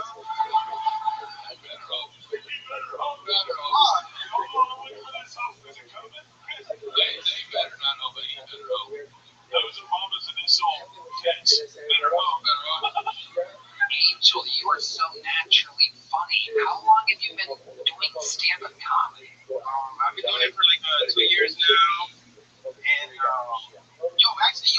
I had my phone, last time I came to Austin, they were like, never do comedy in Austin. We fucking hate your guts. And like, I'm listening. I can't even. I don't want to blow them up. Are you serious?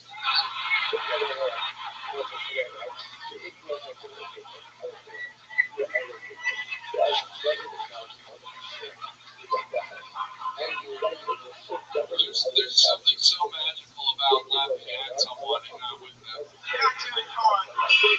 It's different. His reactions to normal, everyday things are unbelievably funny. It's like crowd work I've never seen before. Are you serious? It's crazy.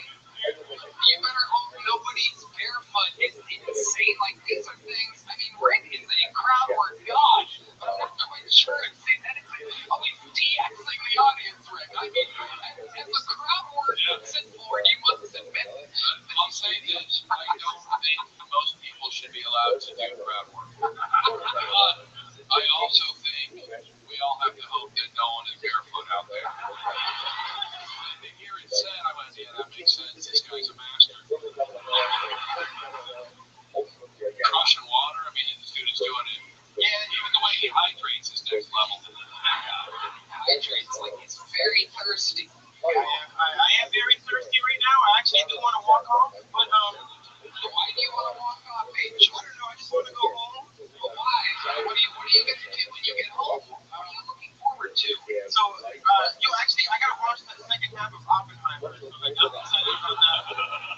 Oh my God! I would pay money to watch Oppenheimer. I can't even imagine. They just put it in the atom, man.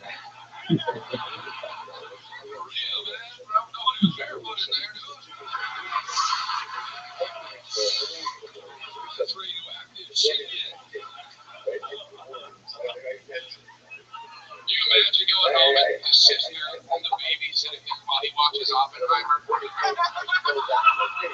you walk me through what you've seen in Oppenheimer so far? So I saw the part where they were like, so they were recruiting a whole bunch of guys, and then they were like, maybe you're the one who can like help us really like build this shit. And they were like, so who are we fighting against? And they were like, the Nazis. And they were like, all right, man, let's just go fight them. So maybe a movie review pod. Yeah. Oh my God. What's the movie that you finished recently, Angel Diaz? What's your favorite movie? Oh, okay. All right, my favorite movie is the Talladega Nights.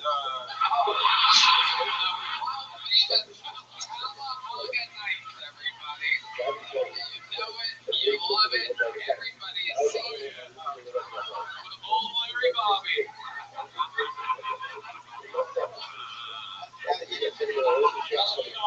This if you try. Give up. It's pure. This is absolutely incredible. Can you give us a little synopsis of Talladega Nights? So pretty much it starts off with like a guy that he's like a race driver guy, and then like fucking towards the end he gets like his bitch took. And then he has to like kind of like stun on her like, I just came in number one, and then like the guy is like his best friend that took his bitch. Keep that in mind. So he's like, keep that in mind when I have a podcast. Keep that in mind. Wow. That's so good. I'm gonna go. This interview has gone on too long, but I'm gonna ask, what's one more movie that you've seen? Like what's a serious movie, not a comedy. I want something serious. You ever seen Forrest Gump? How would you explain Forrest Gump? So in Forrest Gump, I started off. No, I'm kidding. I was trying to be Forrest, but now that was bad. I'm actually gonna walk off. I've seen Forrest Gump. That was funny. What do you remember about Forrest Gump? That he was kind of a little stupid, and then but somehow he was there for everything. You know what I'm saying? Like I don't know, like he was just like, let's just have like this dumb guy as like a fly in the wall. You know, like that's pretty much the movie. It's the concept. He's back. Do you know how that movie was sold? How? He's a really gonna lucky retard. Wow. Swear to God, to sit in the room and the guy goes, I'm in. That makes sense. Angel Diaz, I hate to do this. I've been doing this so often lately, and it's a real fucking problem. The internet's gonna hate me for this, I think. Brandon is furious. He's already groaning over here. But Angel, you are absolutely priceless, and you are indeed the newest golden ticket winner.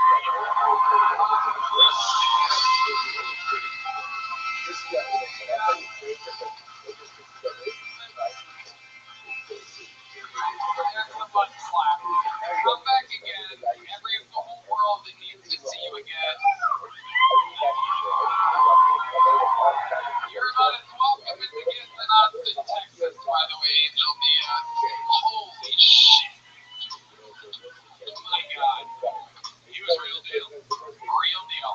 There's going to be shit missing from now on around here. Tony, right before he walked off, he goes, can I throw this water in the crowd? I went, no. He is real trouble. Every once in a while, you need add a little fucking pepper to the mix, a little Diablo sauce, if you will. Angel Diaz is the newest winner of, I'm getting word, the mothership is out of paper towels. Wait a minute. Somehow turned him into KCP in the back. All right, well, my sister's going to have a fun day when this comes out. Oh, God. Hey, check it out. Like, I have a reason to stay now. I'm going to leave my bitch in New York and the court. I'm just not going to show up to court. I got a whole thing going on now. Court's not happening. He's gonna avoid that case in New York City. All right, your next fucking poll. You guys having fun out there, huh? Fucking poll goes by the name of Andrew Lowe, everybody. Andrew Lowe.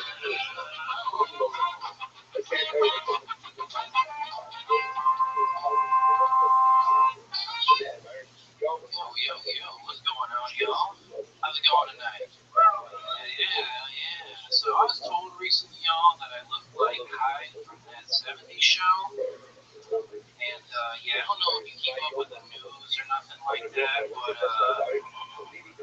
yeah, it's just pretty disgusting that we compare it to somebody who's a known Scientologist. You know what I mean, guys? You know, because there's nothing worse than that, right? Now, just kidding, he did do a couple rapes. No, he did do a couple rapes. So, I just like to think that the guy that compared me to him was like, I haven't seen him on anything in a while. Like, I love that 70s show. What's he been in? I was like, I don't know. You probably haven't seen him in anything, actually. You're probably going to fucking see him in jail. You'll see him there. Yeah. So, don't really fuck with that. But you know what I do fuck with, though? I actually have a question, guys. I have a question for the audience. Be honest. Has anybody out here used the Coinstar? Has anybody used the Coinstar before? Make some noise. Yeah. Broke ass bitches. I'm not talking shit though, because I'm a broke ass bitch. Obviously, I'm a comic, right? But if you haven't used the Coinstar, if you don't know what it is, it's this fun little machine you'll find tucked away in the corner of the Walmart, right? And you just bring all your saved up coins. And true love, everybody. Were you getting that towards the end there? Those Asian eyes good though. Okay. Maybe it was just an Angel deal. We got Angel back now? Yeah, I did request that Angel, perhaps he might be back. What if we had Angel do the same material? See if... Do you have your material written down somewhere by any chance? You have material written down? Yeah. No, I got it. Okay. Here's what we're going to do. We're going to have, just like you did with movie reviews, we're going to bring Angel back, and we're going to have him watch your set, and then he's going to give a synopsis of what you talked about. Is there any chance we have Angel back there? Is Angel still here? I think Angel left. We're getting word he's already finished Oppenheimer. Isaiahs have taken him and decided to release him. These agents love Angel Diaz. He might actually be the one that could solve all of America's problems right now. Is Angel here? He wasn't able to get him? Oh, okay, we have him. Alright. He might already be in a fight in the alleyway right now. This is incredible. Andrew, how long have you been doing comedy? Probably like 3-4 years. 3-4 years. One thing I liked was you said, I don't know if you guys have seen the news, and then you told a joke about something that happened 5 years ago in the news. So that might not be the best intro into the high raving. I mean, who was on the news? You was? Yeah. That's why somebody brought it up. Okay, I got the word. Ladies and gentlemen, that they were able to retrieve Angel Diaz. Ladies and gentlemen, make the noise for the return of Angel Diaz. There he is. In the flesh. A lot of people are saying America's new favorite comic. One of the all-time great superstars. Angel, here's what we're going to do. I want you to stand back here between Michael Gonzalez and Dean Madness. I want you to watch Andrew Lowe's set. Give me some notes. And then I want you to get, like you did with the movies, I want you to give a synopsis of what he talked about. All right, ladies and gentlemen, make some noise for Andrew Lowe, everybody. So let's really be honest though, because I didn't hear enough people make some noise, because I know you have. Has anybody used the fucking Coinstar? Make some noise. Thank you to my fellow broke bitches out there. Alright? So if you haven't used the Coinstar, like I was saying, it's this fun little machine you find tucked away in the corner of the Walmart, right? You walk up with your saved up box of coins, where the fuck you keep it in, right? You just walk up and you... And that's the thing. It's so fucking loud. It just lets everybody know in the general vicinity that you're not really doing so good, right? Right? Because nobody's using the Coinstar as like, oh, I saved up some coins. I'm going to get myself something nice. And no, it's me, high as hell in my Nike slides, just like needs to be $70 somehow. Or I'm totally shit out of luck, but it's not. It's like $40 minus 3 because there's a fee. And I'm like, are you kidding me? There's a fee. I'm down this bad. You're just going to fuck me some more out here? And it's like, well, yeah, because you're still going to take it like the little points left in the yard. Thanks, guys. It's my time.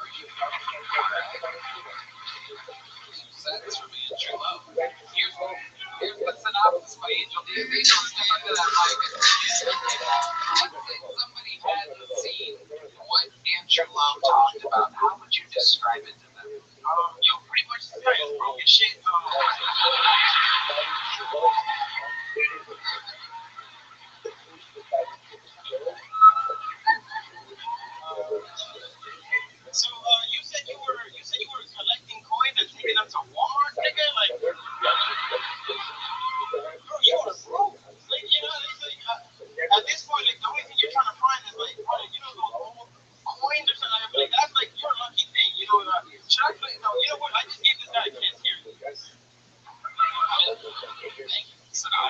I take that continues to warm water. Sometimes I take it. This is my Angel Diaz. Angel, you know how to play any instruments? I just might make you like a band member full time or something. You know how to do anything? You know how to play like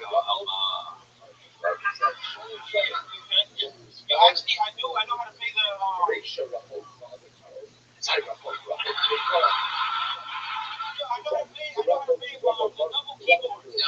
No, you're not going to replace one of these guys. They're going to be an addition to the band. Get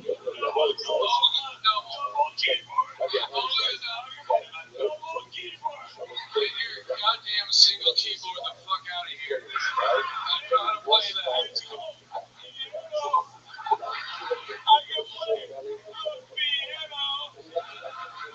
The best was the look around though. What do I play? Oh, of course, the most common instrument played by human beings. The dummy piano. Angel, you know what we're going to give you is another can of delicious water. We're handing that can of water. You're going to open it away from me this time? You heard it, Angel. Wow. Somehow, a completely uncarbonated can of water, by the way. Somehow, that was so much value. I'll say this, too. Angel's such a good presence that Andrew Lowe's set got better and better. Yeah. And we got to hear the whole cornstarch thing, and it made more sense. I'm like, oh, this ain't going to be fucking good. We'll never know how many people were laughing at the Coinster material and how many people were slowly picking up on the Angel literally was deleted, like, to be able to absorb. Is that also how you watch movies, Angel? Yes, I'm actually very blind. I have a 1320 vision. I don't know what I'm sorry. I don't know what I'm talk about anymore. I don't know. This one, I'm just lying to everybody. Maybe you've run out of material. That's absolutely perfect, Angel. I'm so glad I gave you a golden ticket. Amazing. It's going to be a real nanny next time you're on. Tony, he can't miss. You found a full-bodied retarded midget. Uh-oh. Look at him. Was anyone else showed up in the same clothes? Michael Jordan of something. There he is. Sound effects for Dave. Every time he does something, something happens. All right, Andrew Lowe, fun times. Just for the sake of your entire set being about, or everyone thinking about Angel Diaz while you were here, here's a big joke. Who's that in the picture? You had to be here for what happened before you. You got a golden ticket, Angel. It's a little bit of a joke for you. But there you go. That was for hold on to those things, Angel. Don't make it sound like that did someone in an alleyway, though. I can tell you're a real hustler, dude. I don't know how you survive. Can I get those cigarette butts?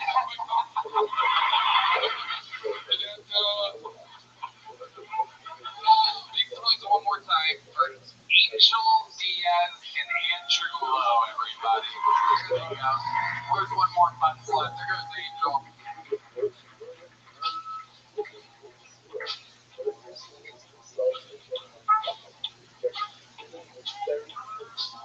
All right.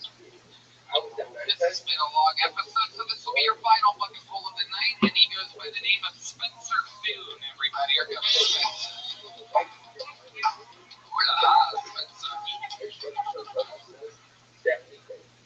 I like hot dogs. My mom has a tramp stamp. You can forgive your mom for getting a tramp stamp when she's young. My mom was 44 and her divorce. I don't think I should be able to remember my mom going home with a tramp stamp. I definitely should have been old enough to drive away from the situation. A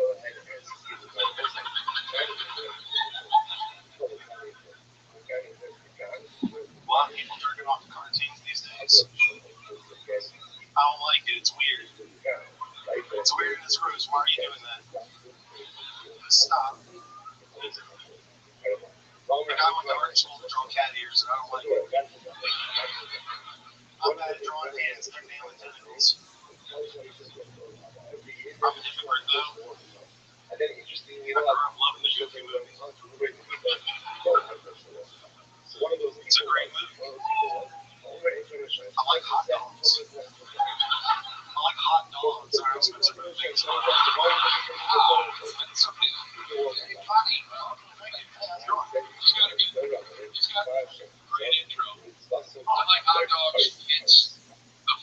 perfect with the head and the bottom, no doubt about it. Spencer, how long have you been doing stand-up? Over 6 years now. 6 years. Where at? Last 3 years I started doing Nice. What do you do for work? I work in a rock and roll organization. Oh, sweet. Yeah. Last year. Yeah, there's one right across the street. Right down there? Yeah, across from home. Nice. It's only perfect there. I get to go in there. Yeah, we got a bigger one in South Florida, so it's Hell yeah. I love that. I see it interesting people. Anything crazy ever happen? yeah, a lot of these dogs are coming. Yeah. We also sell like toys and figures, so it's like Ninja Turtles and like wrestling figures and stuff like that. You meet all sorts. Yeah. That's awesome. There was a guy walking like, I like turtles. I'm like, Yeah. I got you. Yeah. Oh, yeah. How long have you worked there? I started working there in 2020. Okay. Hell yeah. That's so good. Out of all the dudes who come in and ask or say they like turtles, how many of them would you say are virgins? Oh God, sadly it's usually due to families. There's not a lot of virgins in. It's like they some of the kids are like, we all like turtles. It's a family affair. Pass that shit on. Yeah. Collecting shit they don't need. So do you have to know about all this shit to work there? To a degree, it helps to like know about movies and music because we have bands ranging from classic rock to like death metal. So it's like it's also a merch store, so the more familiarized you are, the easier it is. Okay. Okay. What do you do for fun, Spencer? Go to a lot of rock concerts. Concerts of days were just live music in general. Yeah. What are your bands you're in? Yeah. As far as like what genre, that's kind of hard. Really anything else? Your favorite live shows? The Acacia Street. Wow, they're here in the audience, ladies and gentlemen. My favorite metal band. I mean, last year I saw Wu-Tang, and that was awesome. Wu-Tang Run the Jewels. The people from Albuquerque, they love Wu-Tang. Run the Jewels is shit live. Yeah, that was right there. Two rappers at once. It's like twice as entertaining as one rapper. Yeah, and then Wu-Tang's like 7 dudes. You're like, fuck.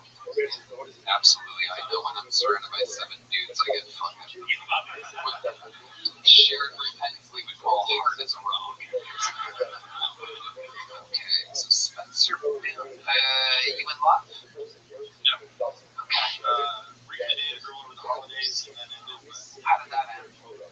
Just wasn't feeling the vibe anymore. You ended it. It was mutual. Like, neither of us were kind of like really looking for a relationship. At least I wasn't really. It kind of felt into it.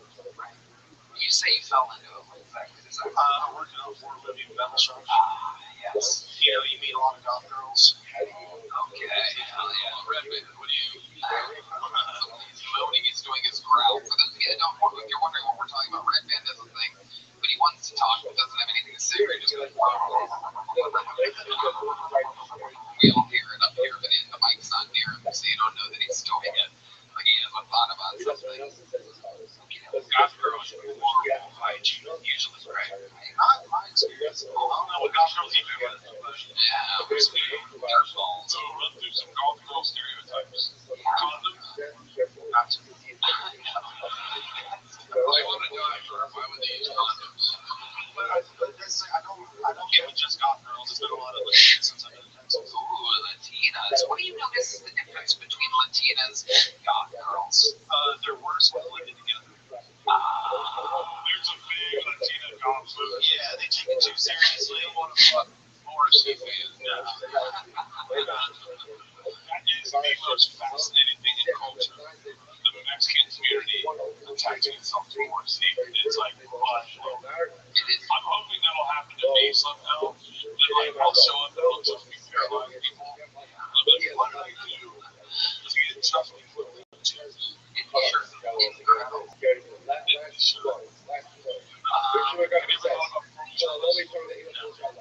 That's never crossed my mind once. It works. For you, maybe. No one can do that now. If anyone does it, they just say they're ripping. Sure. Yeah, A lot of service communities these days. there are. Well, I'm sure this is how I felt when everyone started releasing crowd work clips. Angel Diaz is going to be releasing a couple. We love Angel Diaz. There's one Joseph over there. Okay. Can I get one piece of something that says on Tricks and Comedy? You all the jokes you're telling, when you get better at comedy, will be better. Just keep writing them and then revisit these when you're better at comedy. Because like the idea of your mom being a tramp stamp, and you shouldn't be able to drive away from that's funny. You just have to figure out the right. They're also sorted for the minute. These are longer bits. More details and things. So I don't typically do just the minute. how does the tramp stamp joke go, if you don't mind me asking? A longer version. You're the unedited, unplugged Spencer Boone. Her tramp stamp matches her PT cruiser she had. Oh, I love that. Yeah, it was a pink purple and blue under cloud with white crazy beneath. Oh my God, are you fucking serious? Is that real? That's real. She had that on her PT cruiser also. No, but she had a purple PT cruiser with blue flames on it. And the license plate said crazy. I think you picked the wrong one to joke to tell. You bring your mom. Seems like this should be a comedy duo. I met Mom Rogers. Yeah, not quite. Is Mom a funny lady? Where's she at? Is she in Virginia still? She's Virginia. So, like, your home in Virginia is a very small population. Yeah, I'm from Orange County, Virginia. Tell us about it. It's a farm county. I think the whole county has like 35,000 people. Are you anywhere near the, what's that one family called? The famous. Oh, the Trumps. No. I got to watch Virginia, the wonderful white. Yeah. The Waltons. The Whites, the wonderful white. I don't think so. We're in Virginia. I think that's more Western. That makes sense. I'm in like the Shenandoah Valley. Alright. 35,000. What did you do for work when you were there? I used to work at a teacher. I used to make band. So that was cool. Spencer, you're a very funny guy. Congratulations. Great times. Here's a big joke. Awesome. There you go. So, Spencer Boone. Have a great night, Virginia. Need that deal? Okay. Alright, Amy. We're getting word that Angel Diaz has brought his notes. How did you get those? In the bathroom? You ran into Angel Diaz in the bathroom and he gave you his notes. Alright, well, it actually does say, can you please come tomorrow between 10 a.m. and maybe 1 p.m. and fix the AC unit? Just check. And he says, I'm doing a live deal. He read this. Oh, they're kicking you out. There you go. That's how it happens. That's the exact kind of foreigner we need to get out of this country, goddammit. The guy's just drunk enough to know that Angel did this joke, or not know that Angel did that joke on stage. Was he British? But we should keep that. Hold on to that. We're going to put that in the Kill Tony Museum one day. It is incredible. His handwriting is very youthful. Incredibly, I don't know if you have a shot at that. Childlike wonder. You would think a graffiti artist has better handwriting, but no. Alright, everybody, here's the reality. William Montgomery is sick again, everyone. That's right. The most vaccinated person in the show's history somehow gets sick once a month. What are the odds? Ari Maddie got snooped into Estonia, everyone. I know, the controversy is wild. But I do have one remaining special treat that you guys might like. Ladies and gentlemen, this is one of the greatest golden ticket winners in the history of the show. Here to close us out, make some noise for the one and only Martin Phillips, everybody.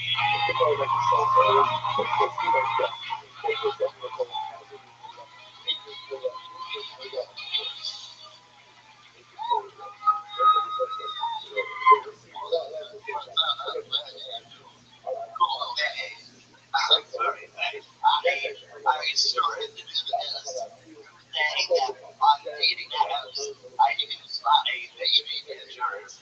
And then I say, swipe right if you want to see how it turned out.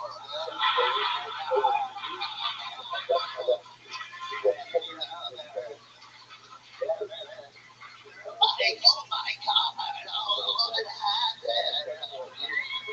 Like, chill out. 30 years. And then you'll never use that.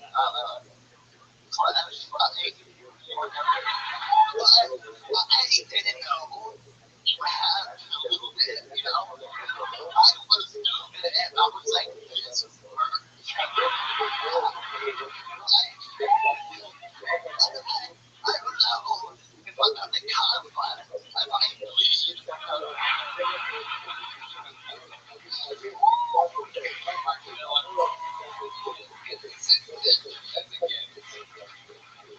most wobbly, rock solid comedian in the world. You did it again. Amazing set. Rick, is this your first time seeing Mark? This is my first time. Fantastic. Maybe I would just say straighten up, do what you gotta do. I tried. Okay, well then you know what? Maybe do a little coke or something. See if you calm the nerves a little. You have the sweater of Bill Cosby and the movement of a lady that just got a drink from a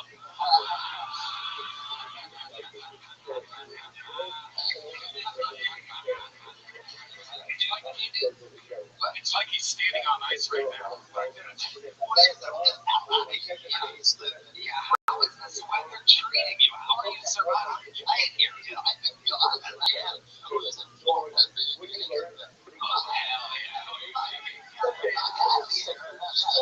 Shows in Florida that he's like a 1940s gangster. Shakes of it.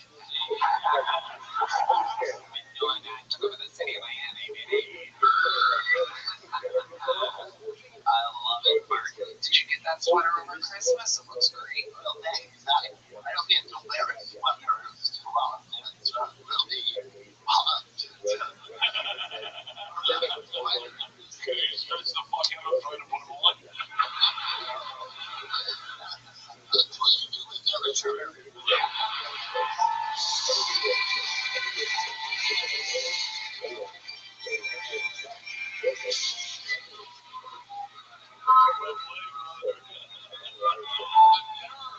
The shirt off guy put shirt on joke. I don't think you fight.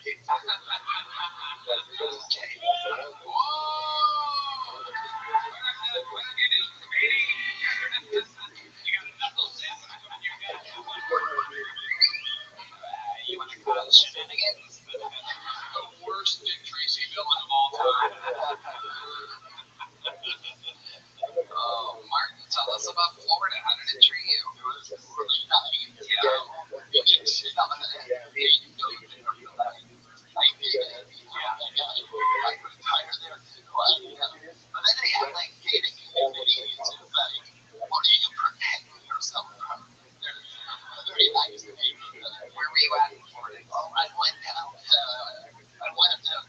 for entire like communities of Naples, Florida, and Boca Raton, and Leslie Chapel, and now it's like Tampa, and over, one day there was the one of the beautiful in Naples, people from Florida, people want to know that she's got kids in it. Yeah, Bert is a Florida correspondent. I think he's just implying he did cities in those cities. Yeah. Stand up in those cities. Yeah. Yeah. He just did it. So it's a retard translation thing. Who's the retard?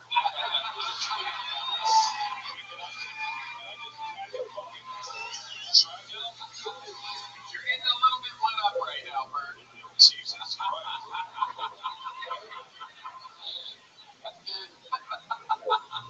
I'm not going to buy that song. Freebird is on Netflix.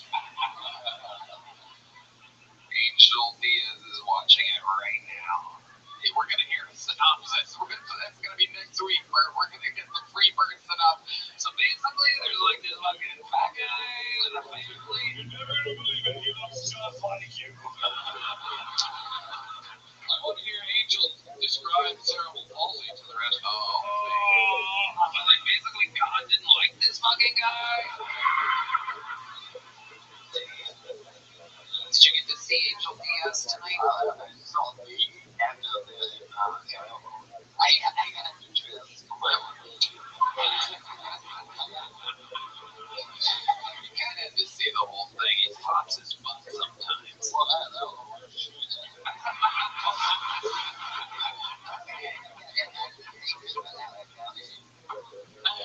Oh my God, Martin, I love you so much. You fucking consistent. They're so powerful. Catch them everywhere. Catch them with the killers that kill Tony and his own tour. Guys, how long can this place get for the great Rick Ingram and Bert Kreischer, everybody? Go to the Comedy Store YouTube page and watch it immediately after this, please. And then, or before, or in any order, go to Netflix and watch Free Bird. These guys have unbelievable things out there right now. This episode's been brought to you by Quo, ZipRecruiter, and Shopify. Did you guys have a good time? Check out the Secret Show every Thursday, sunsetstreetpts.com. We are going back to Los Angeles, where it all started in May, to the Intuit Dome, the largest ever venue that we've ever done. Bigger than the O2 Arena, bigger than Madison Square Garden. To do a little show that started in front of 12 people. 2 of those 12 were Laney and Jerry in the Comedy Store Belly Room, which all started with the first guest ever on the show. One more time for Rick Ingram. One more time for Bert Kreischer. We love you guys. Thank you. Good night, everybody.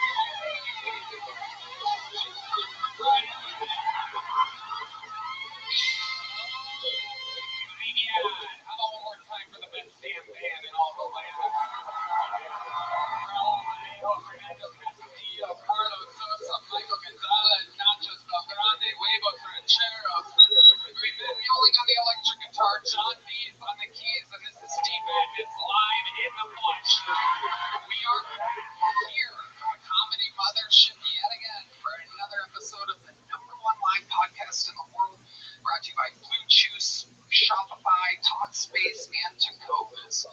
We have a great episode lined up for you guys. Before we get started, here's a little bit more from the amazing sponsors that made it all possible. We live in Austin, Texas, but we are jumping in a tour bus, ladies and gentlemen, and we are taking the actual Kill Tony show to Houston, Texas, February 28th, and Dallas, March 28th. Go to TonyHinchcliffe.com for tickets right now. Come see an actual Kill Tony show in the great state of Texas. One in Houston, February 28th, one in Grand Prairie, March 28th. TonyHinchcliffe.com. Get tickets now. Are you guys ready to start this fucking show? I mean, what can I say? Every single week I book this mamma jamma, and I don't think it gets much better than this. One of the guests I wanted on the show for its 13-year existence. He is all-time one of my favorite comedians since I was a kid and to this day. The other guest is one of our best guests in the history of the show. I present to you, ladies and gentlemen, for the first time, and the other guest for the multiple time. Make some fucking noise for the great Jim Brewer and Sam Talent. Oh my gosh. Here we go, baby. Here we go. Oh yeah. Sam Talent, ladies and gentlemen. Jim Brewer. Jim, have a seat. What the hell is Sam doing? He likes the band. Sam likes the band. Jim Brewer, your first time in the Kill Tony universe. Let's fucking go. Hell yeah. Loved you forever. I'm so excited for you to be joining our silly, silly world that we have here. It's going to be fun. Hell yeah, it is. We're going to watch some comedy together. It's going to be exciting. Sam Talent is back, one of the best in the show's history. Very glad to be back. Happy New Year, Tony. Tony's friend. Congrats. Sam's got his book, his tour, everything. Not tour when it's every weekend. Please come see me do stand-up. All right, it's just my job. SamTalent.com for tickets. JimBrewer.com for the brand new Find the Funny tour. It's just about to get started here. JimBrewer.com. BREUR. And we are about to have a goddamn blast. Jim, this is your first time, so you might not know, but over 250 innocent souls are stacked in a disgusting bar next door. And they're all crammed in there together, and they're all hoping that this guy with the red hat and little glasses, famous for yo-yoing and having figure skateboards, comes over and says, "You're next. You're going to be on the biggest show in the industry." I pull their name out of the bucket. They get 60 seconds uninterrupted. That's the dream. Oh, well, yeah. What? Yeah, that's it. This is what they're waiting for, this guy. I thought he was here to bring Red Man more vapes. I mean, look at this guy. He's got the headset. This is what it looks like when the ball boy wants to pretend to be the head coach of a football team. You're a gatekeeper. How did you get so much pussy out of this? It's incredible. Look at him. Look at him. He should be coaching Indiana in the national championship right now, and instead, He's smiling. anyway, I pull their name out. They get 60 seconds uninterrupted. You know the time is up, and you're the sound of a kitten. That means they have to wrap it up then, or else they bring out the angry West Hollywood bear. Red Man, great at his job. Everybody's so good at it. Very good. Great stuff. You might want to figure that out, because that's your only job. All right. See, Madness thought it was the same thing. While we go wrangle that comedian from the bar next door, we have our newest golden ticket winner here to make just her second appearance ever in the show's history. Her first appearance was New Year's Eve in the sold-out Moody Center Arena here in Austin, Texas. This is her first time on the show at the Mothership. Make some noise for her Mothership debut. This is Ya Chow Young, everybody.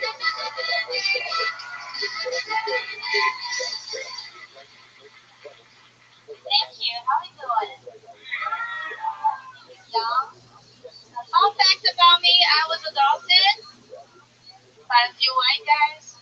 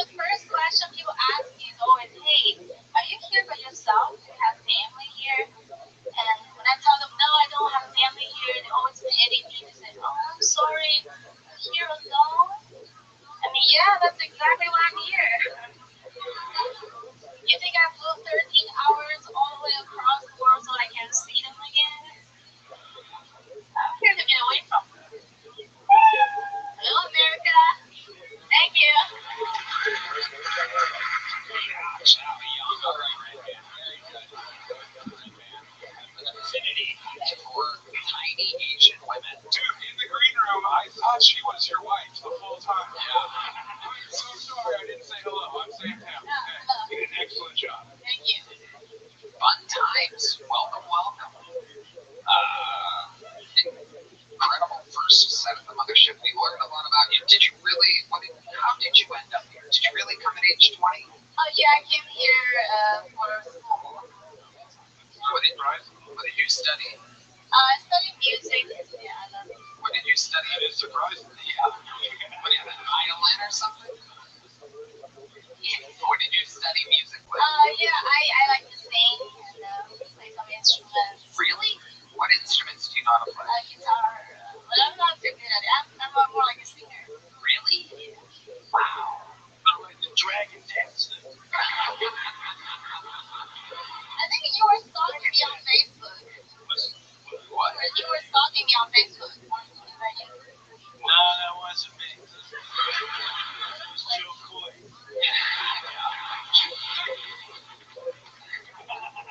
I love Joe.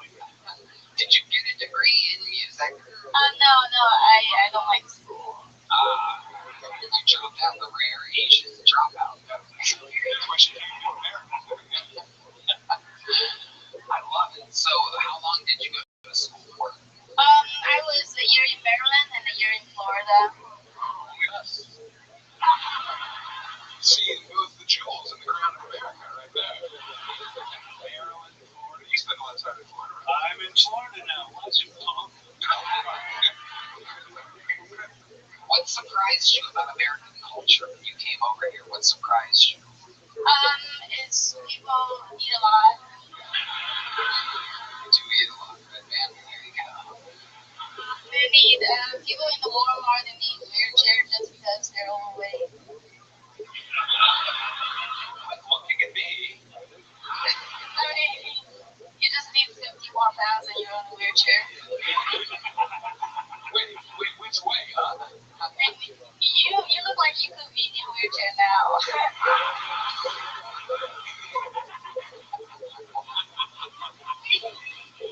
That's what the lady at Delta said. Damn it. So your parents are in China? Yeah, and they don't know I do comedy. They really don't know? No, yeah. Really? Yeah, because they're broke and I don't want to give them money. Oh. Why are they broke? What do they do for work? They're just teachers, small business owners. Oh, what kind of small business? Like a printer shop. Wow, a Chinese printer shop. Look at that. Sounds like a front. Yeah, it does. I love it. So now you still live in Florida? Oh, I just moved here in Austin. Oh, congratulations. Yeah, excellent. All right, it was really Jones and hit a button this whole time, just scrolling, and then he hit that one. I thought Ice was here. I was like, oh no.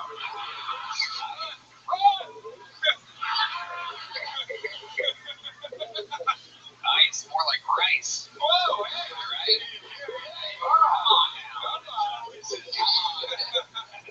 Come on. Gotta show. No, we're keeping you here. We love you a long time. Wow. So you really know how to sing? Can you sing us something? Let's hear something.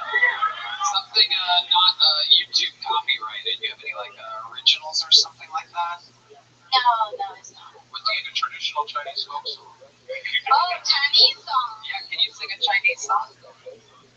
That's what we do. Did you like the...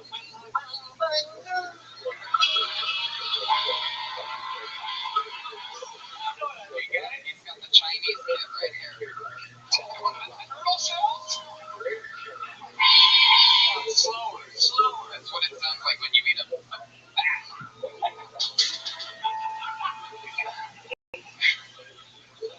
Can you do a cappella? Yeah, I guess I can. Okay, shut up. She's like literally anything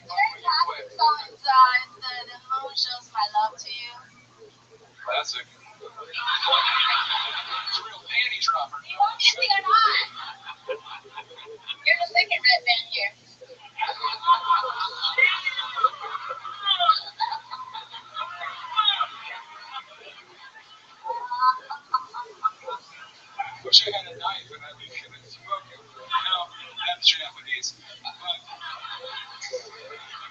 And I would have known that if I was red band. So,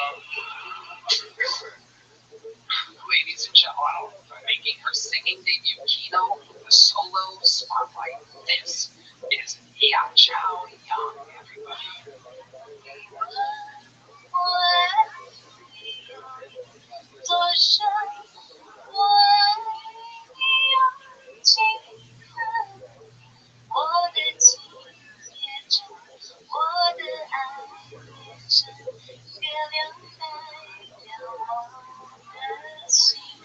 Thank you. Unbelievable. Crying over here. You moved him. Look at his face. His entire face is sweat. Oh my god. It's burning because of alcohol. He's retarded. Yeah, Cha Young, you are a great addition to the Kill Tony family. Thank you. What a way to start the night. I think you should have stayed in school. Yeah, I'll meet you later. Alright, there she goes. Make some noise for Yeah Chow Young, everyone. Here we go to the bucket. This is a crazy part of the show. I mean, this is the heartbeat of the show. This is what it's all built around, is seeing people, finding people, meeting them, asking them what the hell made them want to do this. This first bucket will says that it's on the inside, representing the audience. I do believe we wrangled them correct. Make some noise for your first bucket full of the night. Tina La Cochina. Tina La Cochina. I am so happy to be here. I've actually been going through a depression these last 6 years, since the pandemic. And it started when I lost my dad.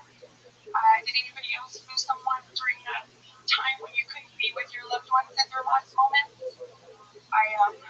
Sorry to bring the party down.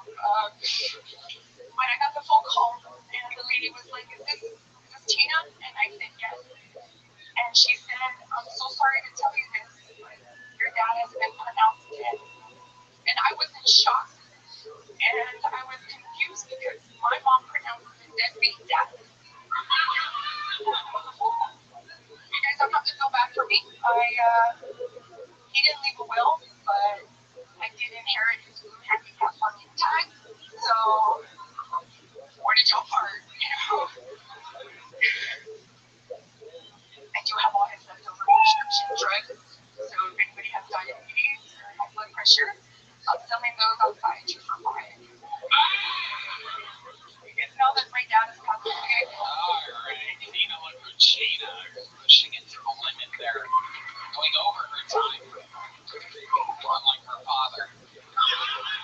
Without too soon. Welcome, Tina.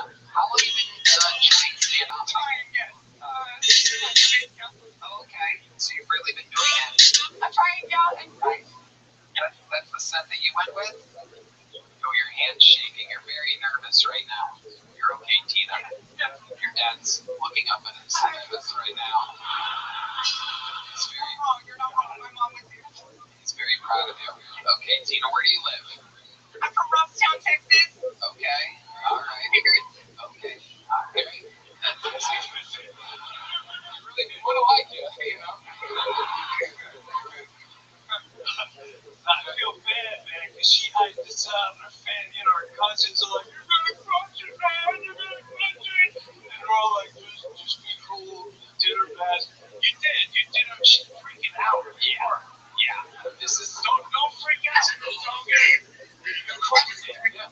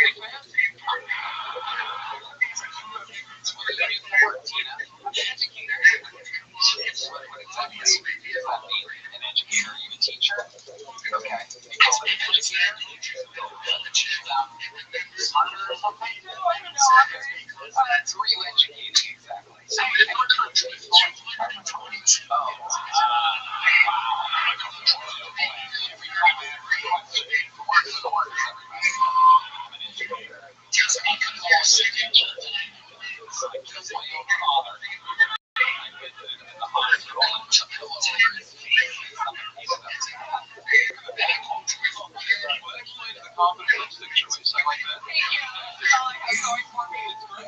Just because it's I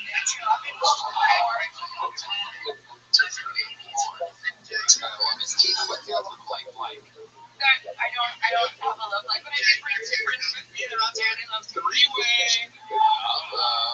She's famous. Shout out Caitlin. Miss her. School. They're gonna be the way kind of kid. Also, calling these kind of women. Let me ask you this. Women that want to learn how to do cosmetology, what are they like? Oh my god. Alright. They're all strippers. Recovering strippers is what Being implied. Yeah. Okay. So what are they like? Tell us about it. Oh, my kids just do. There you go. Yeah, I'm trying to get out of the industry and start coffee account. Oh, okay. Oh, boy. Uh-oh. You don't seem like you're afraid of a challenge. Thank you. So you're doing stand-up in the middle of Texas. I am doing stand-up at the Annex.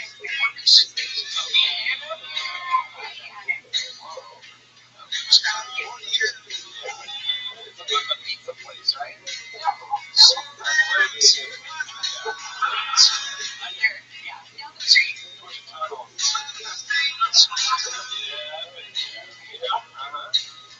How often do you perform there?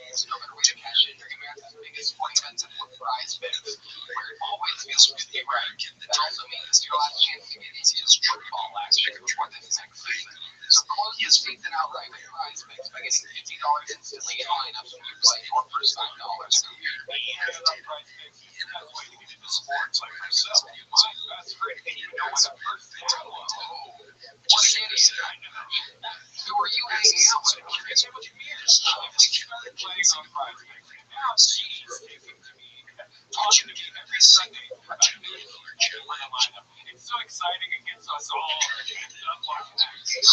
watching that. Find your community on Prize Picks. Like right now, with the new social media feature, you can share Prize Picks with your friends and copy lineups from winners with a single click. You can even follow Prize Picks partners like us. Don't join me on Prize Picks now on their page. You have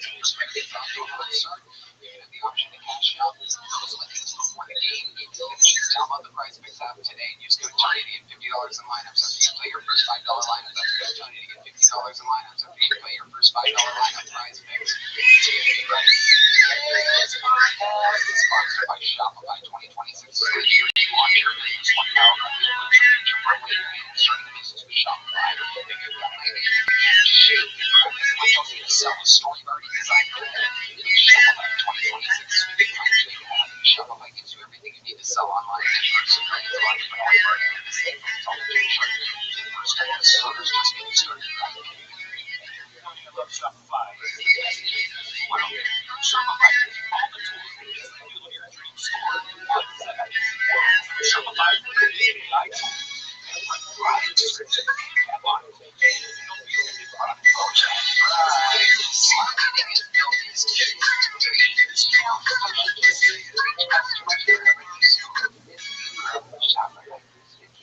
handle more orders, expanding marketing, do it all for you. 2026, stop waiting and start selling with Shopify. Sign up for your $1 per month trial and start selling today at Shopify.com/Shopify.com/Shopify.com/Shopify. With Shopify by your side. All right. Moving on. Let's see what happens. Make the noise. 60 seconds.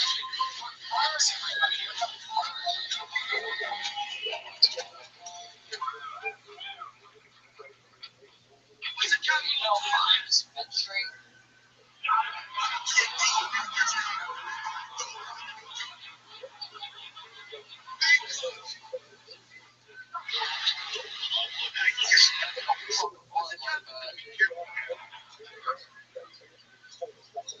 Comes in.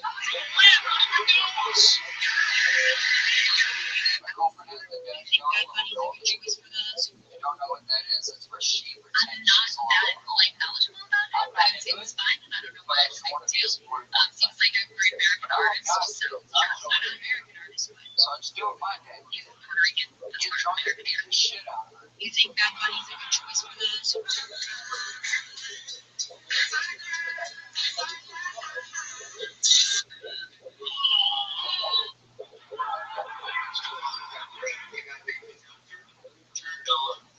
We all jerk off in front of our pets.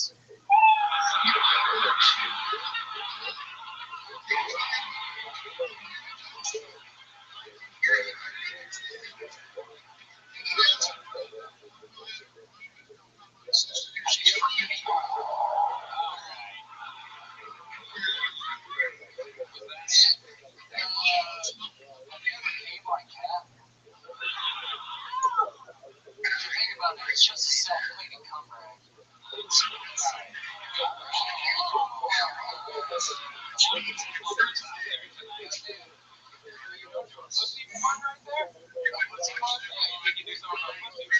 trying. I got a lot of cabinets for real now.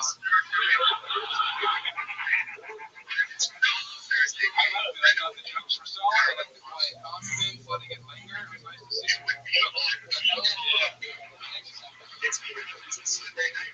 Book, by the way. Watches on this man. It was like the cat's returning the favor. goddamn right. I got some cat hair on my head. It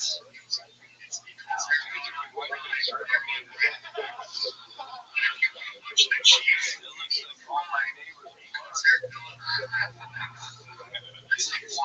Where's your Texas? I was going to say Santa. You've been on the show before, right? Yes, sir. It's my third time. Hell yeah. How's it been going for you? It's going great. Just on the grind, I'd say. You know, we're 78 hours doing comedy podcasts and filming with my cats right there. It's fun. It's all the work, baby. I love it. It's huge. It's my head. It's a comedy. So dirty.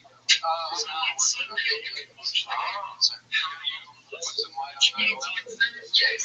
Excellent. It's my favorite experience. Daniel, I'm kidding. Oh, we're on YouTube.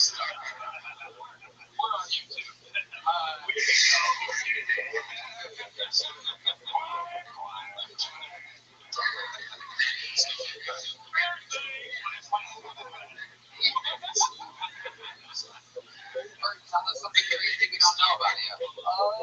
From 0 to 17, I could not pronounce the letter R. Yeah, so I was all I've been watching you describe yourself. How would you pronounce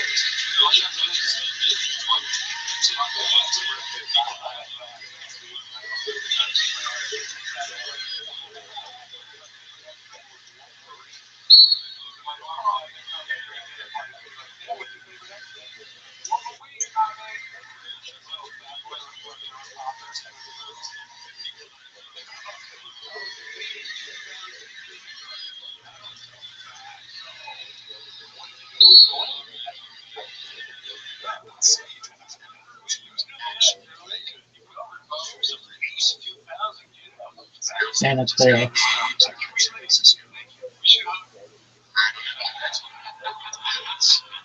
was really skinny my whole life. Wow. I really grew up, Anyway.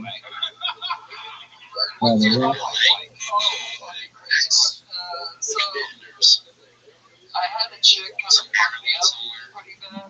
She bought me a plane ticket to Canada. That's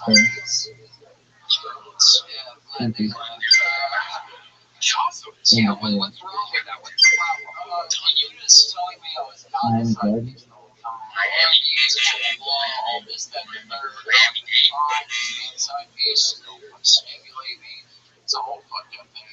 Canada, did not. Did you talk to her like a lot or something? You like had feelings for her before meeting her? Yeah, she flew down 4 times and we just basically had sex all day, every day. It's great. Yeah, 3 times a day. It's fucking God, that's like 6 goddamn it. So you think just to keep that on the side to be the side piece for you and then try to find another girl? I mean, it's just genuine. It fucked me up. I didn't eat for 5 days, then I got on hard space. Space. That's right. You know what I mean? I held me out of it. And I got kind of talking about it right now, but I'm just probably going to you're handsome. You don't think you have a swagger, dude. You're covered in all the ones that's there. You're a steel worker. You're funny. Go get some of that sweet tail the kids are talking about. Mike's been plowing through it. He leaves the hat on.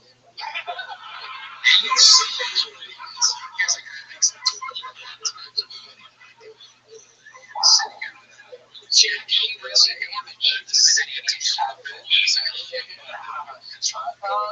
long ago was this?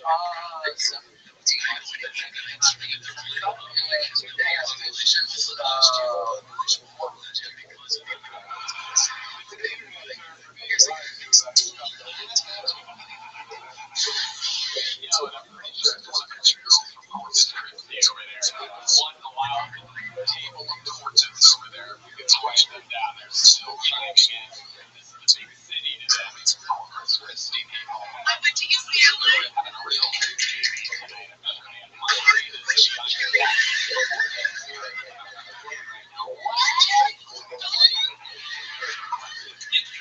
So, one of these recent catfishes. You're on like an unlocked dating site, and what happens? Richard contacted me.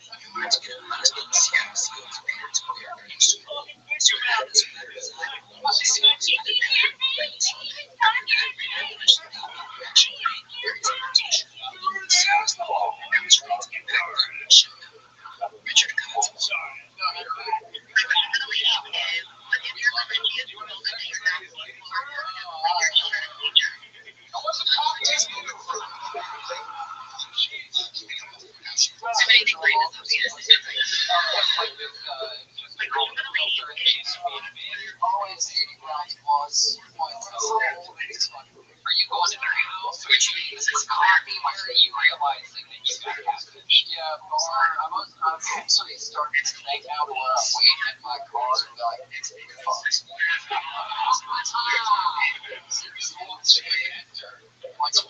Italian master ready to do it. One time I showed up relatively early. I told the bouncer, I was like, hey man, did you see this chick? You know, like what's up? Like, yeah, with the ID. He's like, I got you. She was already inside. It's like, shit, alright, so I walk inside. I'm like, God, oh my god. The problem continues. So, I'm debating trying to just leave. Once you like what I do, so I go to the bathroom, call my homie, and like, what would you do? He's like, I don't have the balls to do, so if you do, that's wild. I was like, so I like walk out the other way, trying to get to the door, and like as soon as I get here, she's like, hey, oh man. So I'm sitting down, chit-chatting with her, trying to be polite, and then a spam call calls me, and I'm like, oh, hey mom, gotta go, and I'm fucking wow, you mean so phone call from your mom to get us down. I was one. When you said it was a spam call, she said, oh,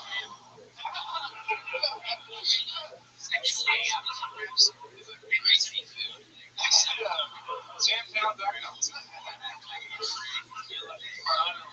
Seriously, dude, I just wanted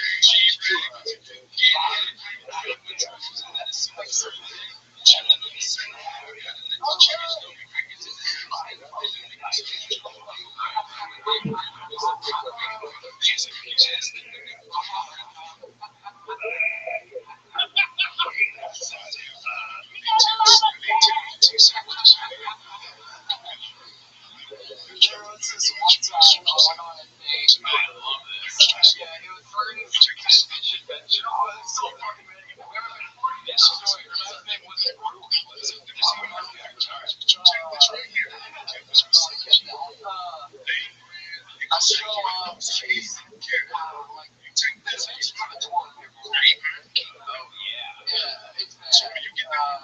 she's celebrating her birthday with a fresh day down. I was like, fuck it. One of my brothers, she gets up and says, yeah, she had to watch me for how long? Yeah, she watched all night, and then we started hooking up a little bit. That was fun, and then that was the relationship.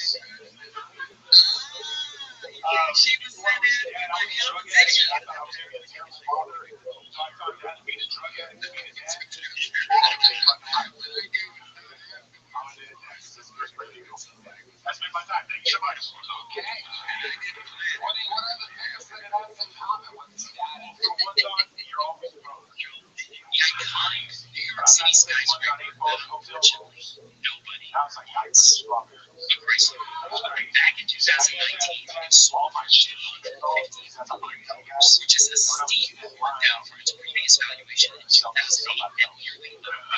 And today, it's up for sale yet again. Was to sell like this. You see, the price of waiting has a fatal flaw. Does not demand that it sets up prices will diminish the blue line. It's something to be and to understand all these values, to understand how this is now way back in 2006, tissues changed to make the qualities the finance standards, and they were able to do this over. But it came where you start 13 years later, in 2019, that ground stepped up significantly, and it did. From 2018 to 2019, the ground jumped up by 16% as the fixed costs of the land exploded. The value of the building got crushed, triggering the 2019 power sale. All this buildings are valued for cash, and any change since has an emphasized impact on the building's value. And the situation went from bad to worse. This happened because of what was supposed to become pretty much obsolete, quite dry, rising rent, This diet is a combination of fast foods that are high in smart fish nutrition is point drugs or you cannot get down immediately to fix the techniques. And if you don't find this as an office, you only have full scale. The baggies are not easy to implement this below the system. Massive capital there's no way and the fire hiding out below this one. Neither of these had to deal with the pesky graphics, which by the way, they said to jump up yet again in 2028 and increase even further a decade after that. Now that's a total cost. That's not going to be back to the way thing. So now the owners go back and have to wonder. How about it? It's arguably the nicest building in New York.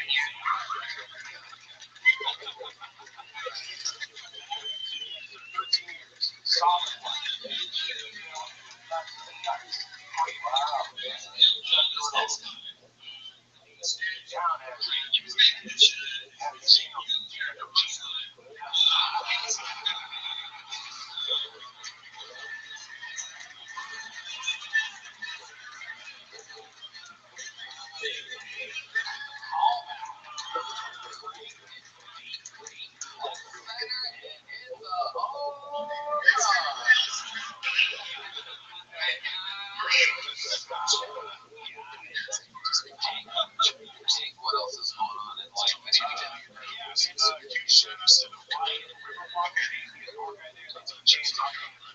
So if you've ever in San Antonio, the Ryan River Walk come down, we have solid comedians down in San Antonio. Trust us. They took a chance on me, and I can't make it up. So I love it. Great performance. Big joke, but big bomb. Great. Everybody, we're going to keep it moving along here. Respond to my Tacovas. Anywhere we're going is worth going in good foods. Find your perfect pair with Tacovas. Tacovas crafts Western foods for everyone. So generational ranchers and lifelong cowboys who first down new batters. Start the year off right with a new pair of Tacovas Western foods because wintertime is prime food season. Tacovas has you covered with timeless and tasteful food silhouettes. No stiff breaking period, just instant out of the box comfort. Right, man? Yogi, I love me my Tacovas. They're the most comfortable boots I've ever owned. Did you know they have other apparel too? Premium apparel for elevated luxuries like wallets, belts, and more. Everything at Tacovas is crafted with the same attention to detail and timeless style. That's right. Shop Tacovas Western Goods online at Tacovas.com or swing by a Tacovas store for the full experience with free drinks, shine, and complimentary food branding. Takes your thing real personal. I know I go to the one here in Austin on Concord, so you come to the show, you can visit that location. We'll have over 50 Tacovas stores being posted in Saturday store near you. Right now, get 10% off at Tacovas.com/GoTony when you sign up for emails and text. That's 10% off at TECOVAS.com/GoTony. Tacovas.com/GoTony. See site for details. Tacovas, point your toes west. Hello, everybody. This podcast is sponsored by Blue Chew. Guys, when it comes to performance, good enough is exactly good enough. That's why Blue Chew just raised the bar. Introducing Blue Chew Gold, the revolutionary 4-in-1 upgrade that targets both your brain and your body. While most blue pills only focus on blood flow, Blue Chew Gold goes further. It combines 2 proven ingredients for circulation plus the morphine and oxytocin to enhance arousal, desire, and connection from the inside out. It's not just about function anymore, it's about total performance. Blue Chew Gold dissolves right under your tongue and starts working in as little as 15 minutes. This is the future of performance. Faster, smarter, precision engineered. More results in yours. Started today at BlueChew.com. Me and Tony, I love Blue Chew. I think they're providing the best ED treatment out there. Blue Chew is turning bedroom performance into an Olympic sport. So go for the gold. That's right. Make life easier by getting harder. Discover your options at BlueChew.com. And we've got a special deal for our listeners. Get 10% off your first month of Blue Chew Gold with code Tony. That's promo code Tony. Visit BlueChew.com for more details and important safety information. And we Blue Chew for sponsoring the podcast. On to the next one we go. Let's make the noise for your next fucking pull, ladies and gentlemen.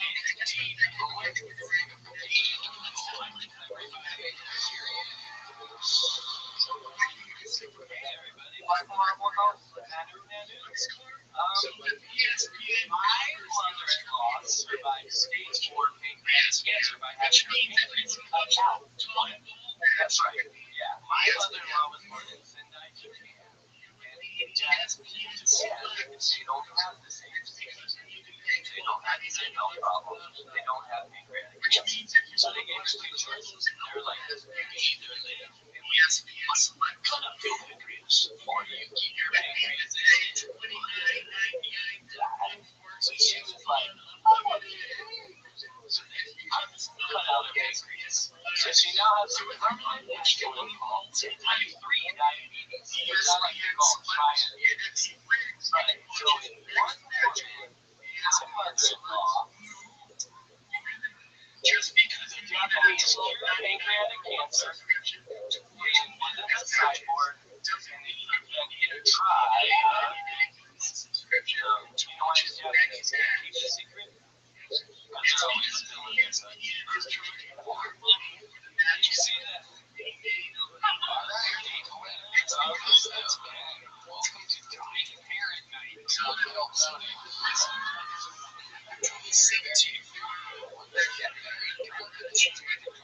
I'm deciding that it needs to happen for 23 years.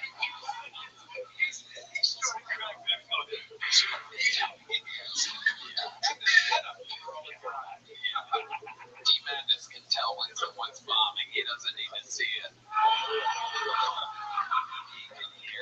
Dave, welcome. So I really don't get it. Your mom's Japanese, or she lived in Japan? It said she was my mother-in-law, Tony. Oh, your mother-in-law. There you go. Hard to keep track of you. My mom's Tallahassee Lassie. She's a Seminole. I didn't say I had Texas. I thought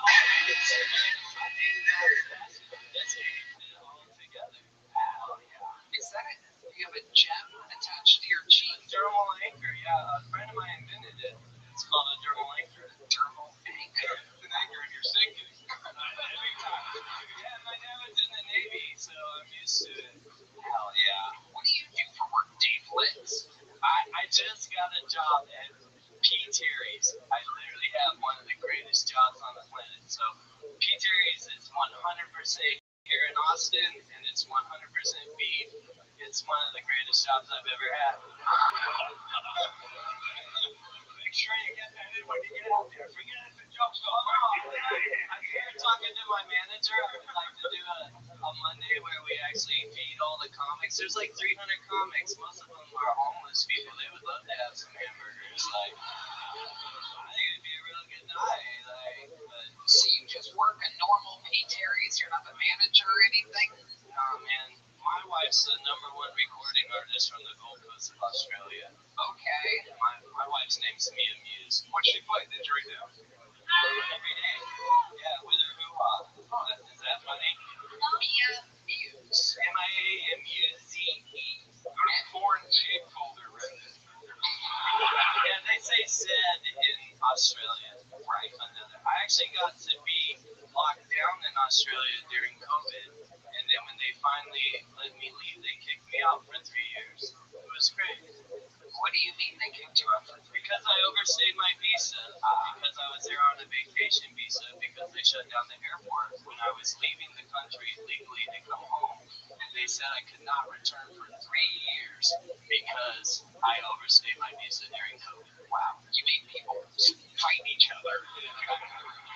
This is awesome. People, I don't make anyone fight here. They just do that. That happens when you step in homeless. So Mia Muse is the breadwinner, and you are the hamburger winner. 100%. And what does she think about you working at a fast food joint? She's in Australia right now. She doesn't have to worry about what I do. Okay. She's in Brisbane right now. She's performing. She does a lot of radio gigs. She has parts of that too. No, I'm here. I moved here. I live on Midway Bannister. I've been direct across streets, ladies and gentlemen. If anybody's looking to hire Dave Litz, just take a megaphone to walk downtown every day and do open mics every day, sometimes 5 to 7 a day. How long have you been doing stand-up? Almost 30 years. 30 years? Is that what you just said? Hold on. Stop the piano. Stop. Is it? Stop. Dave, over here. Do not talk to them. Dave, over here. Dave, shut the fuck up and look at me. 30 years, Tony. I did it in high school. I actually got suspended from school for doing a joke. Okay, stick with me, Dave. Over here. I need you to focus. So, have you been performing at that rate, that hard, for that long? You've been working hard at this for over 30 years? I got here from St. Louis, where I was performing at the Funny Bone. I just got in with the improv group. What were you doing at the Funny Bone? Featuring for somebody? I was trying, yes. What do you mean trying? You have to do Were you do open mics. So you did open mics at the Funny Bone? Okay. At the Funny Bone, I mean, What's the biggest gig that you've done in the 30 plus years? Cruise lines. Cruise lines. Not really big. How long were the sets that you were doing on cruise lines? Well, an hour long. I bet people were taping anchors to themselves on those cruise lines. Jumping off. Yeah, they have comedians on cruise lines. Two of my favorite birds on the planet. I can't believe I'm this close. Yeah, you're the best. You guys let me know in Santa, but the same way. You probably didn't open mics with them 40 years ago. I've never done one with you, Tony. You be careful. I might bite That jab right off your cheek. keep working. Get that close. You're not Joe Rogan, bro. I don't know what that means. Anyway, so You don't have ninja skills. Joe Rogan has like, okay, all right, Dave, you're retarded. Stick with me here. How long have you been? Dave, stop just yapping. Listen, focus on being present. You're rambling over there.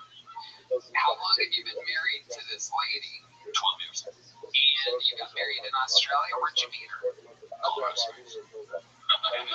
you at one of her shows? I was shooting laser beams on top of the nightclub and she was performing. Oh, she's not real. Yeah, she's really a famous musician. Are you also a student of beekeeping and medication?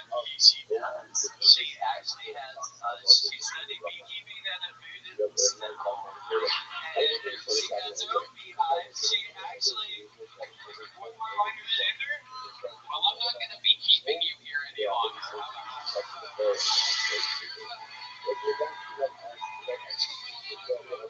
Here you go, buddy.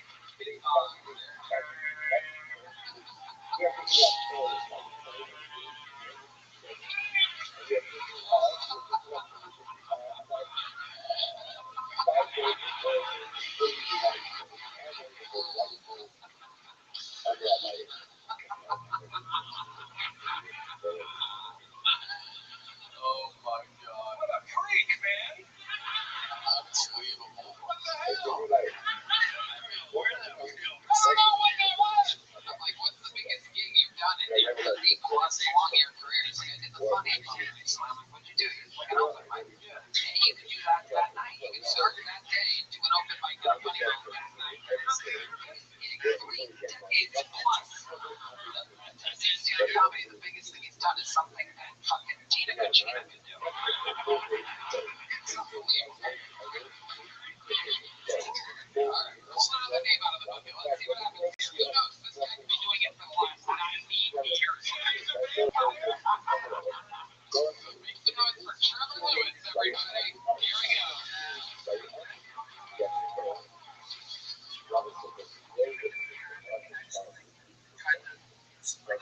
In my experience, black people, listen, are less uptight about race than white people are. You know how intense the white people are? I used to drive DoorDash in a ski town, and let's be honest, not a lot of black people ski. So I was driving DoorDash, this is a true story. I pulled into a busy parking lot at the base of the ski town. Drop off an order. I called that guy. I said, hey, I got your food. I'm pulling up. I'm in a silver Nissan Rogue. And he said, all right, I'm black.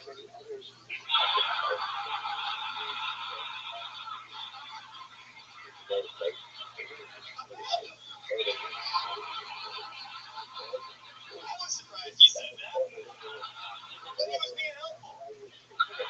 Actually, he was more helpful than I was because there were more silver Nissan Rogues than black people in that parking lot.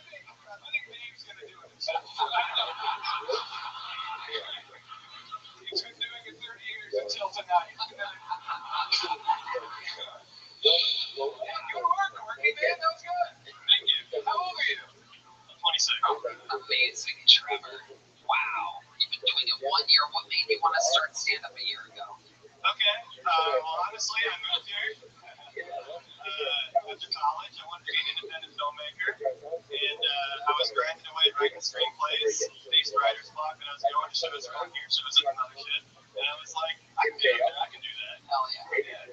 Amazing. And you've been working hard at it? Oh yeah, really hard. You love it. I love it. You're addicted to it now, and filmmaking is kind of It's fun. right. Incredible. How are you making money to survive in the meantime? I wait tables. Nice. Absolutely. Doing what you gotta do. Yes, sir. Isn't it great? Otis Redding. Anyway, it doesn't matter. Kenya. What is it? The Kenya. No. Nina Simone? Do what you gotta do. Yeah, I don't know. Nina Simone? Who gives a fuck? It doesn't matter. Jesus Christ. Okay. Did you really do DoorDash in a ski town? I did. Okay. What ski town was that? Vail, Colorado. Did you go to school there? What were you doing there? During COVID, I took a gap year there. Ski bum. Nice. Hell yeah. Alright. Trevor, what's your love life like? To be determined right now. Okay. Never had sex. I have had sex. That was a good question. I didn't want to ask you. I didn't want to be disrespectful. No? It could be my son. That's okay. You've been on the road a long time. You have a regular girl that you hang out with? That girl at my restaurant, she came in to eat. Oh yeah. Hung out a couple times. You were shooting lasers at her or something like that? Keep going. Yeah, she came in to eat with her parents. And she had just moved here. Bought a house. Was asking me all these questions about Austin. And I became like the guy who answers the questions. Look at you. And then what happened? And then we exchanged contact information. And I was like, I think you're cute. I would go out. And we went to a show at the cave. And then I've been a couple times since. She's been in Thailand for 3 weeks. Getting with surgery.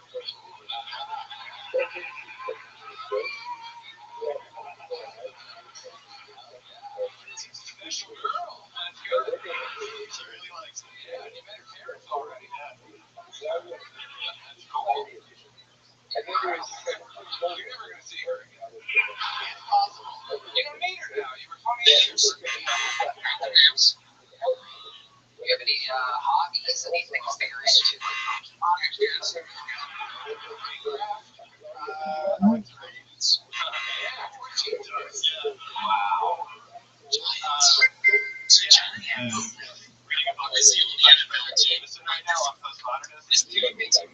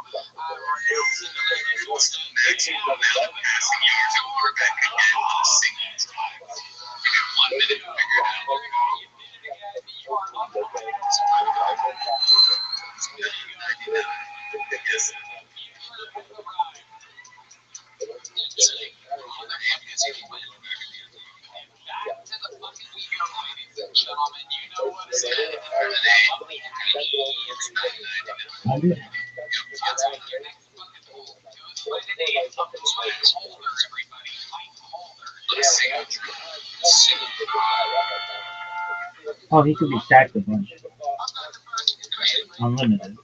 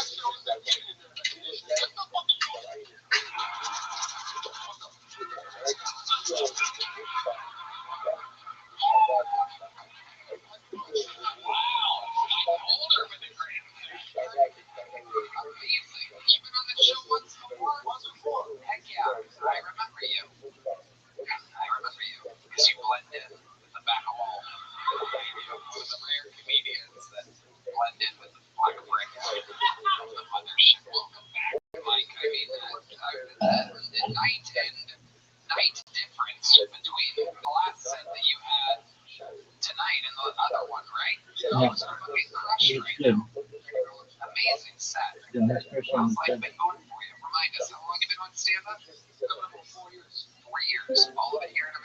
Look who the fuck it is. I said, look who the fuck it is.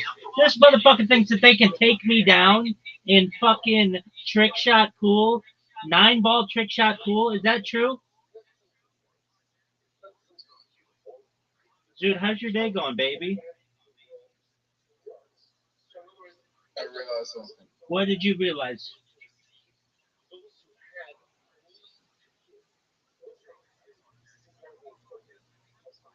That the education system usually is just a monetization of rejection in most fields, except for medical or engineering. But most of the fields, the education system that is designed for is just monetization of rejection. Enlighten me what the monetization of rejection is. Okay, so you get rejected for doing something, right? So if maybe you're not just someone says, "Oh, you're not good enough to do this. Maybe you should go learn," and something that you don't really need to acquire a degree for, right? Like acting or like singing, right? They have university courses for these things, for performing arts or art, right? A skill that you either got from birth or you don't, right?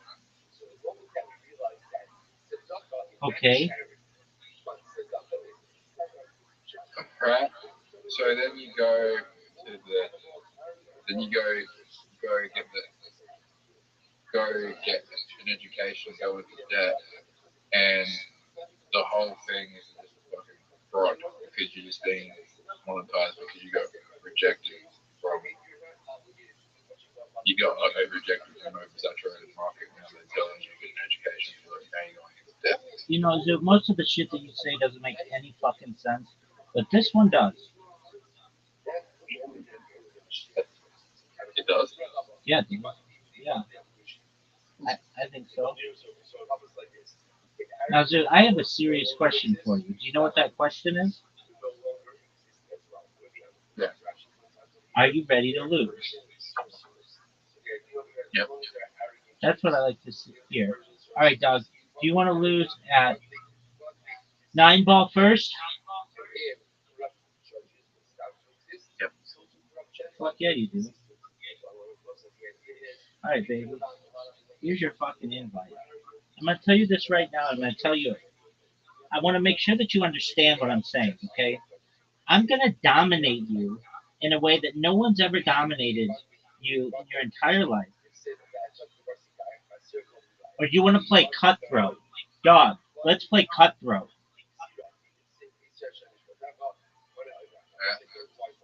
I don't know what it means, but it sounds fucking baller. I think I know what it means. Oh shit, we can't play it. It's 3 people. Alright, well that's garbage.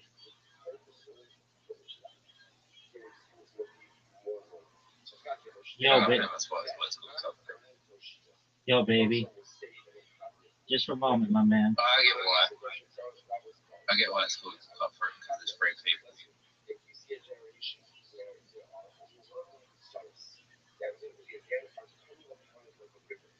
Zoo, you have an invitation, baby. Are you ready to lose? Play cutthroat. Yeah, dog. Of course. Look at that shot, Is Zoo. that a trick shot? It should be considered it, but it was not. I don't think you can go trick shot off the right. Could be wrong.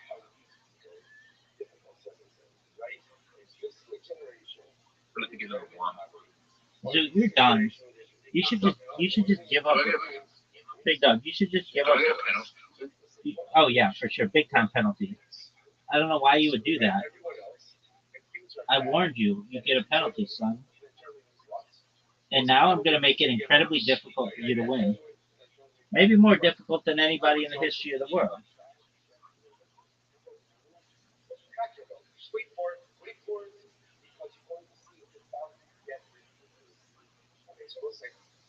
Zoot, I'm gonna dominate you now. I'm taking away all your opportunities. I'm taking away all your opportunities. Oh, dude, did you see that thing whip out?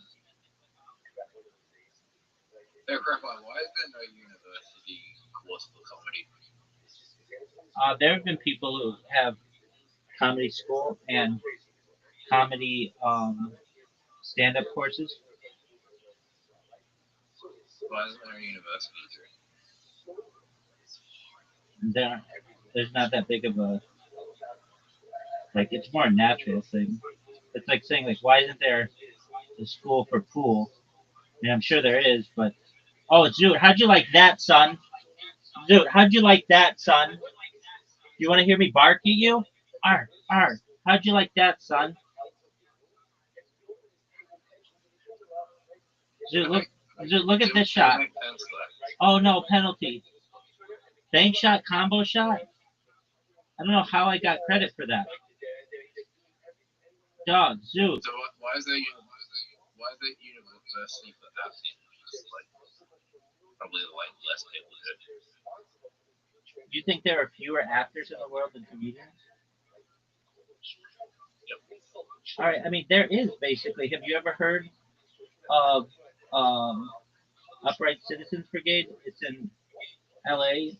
It's in New York as well. It's like basically you pay and they teach you how to do improv and comedy and stuff. And it's pretty expensive. It's like $20,000 a year. Kind of like a scam. A lot of people say that it is.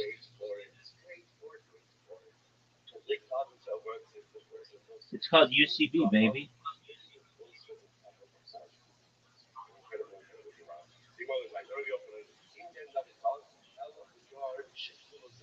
Do you know who Amy Poehler is? Well, she did Upright Citizens Brigade. Did you know that?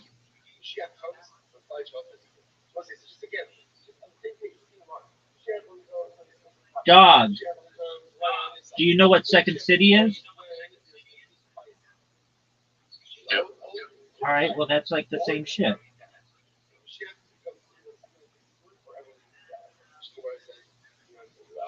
Should I do this interview on the 24th? An interview for the podcast? Absolutely. Everyone's been on it. Yeah, Chelsea's been on it. Chelsea had her box munched on it, dog. It was just in the uncut version. Look at this shot, Zoot. Did you see that? And he said what's the guy hosting? No, but I mean, Chelsea doesn't seem like somebody who would turn down a good box munching.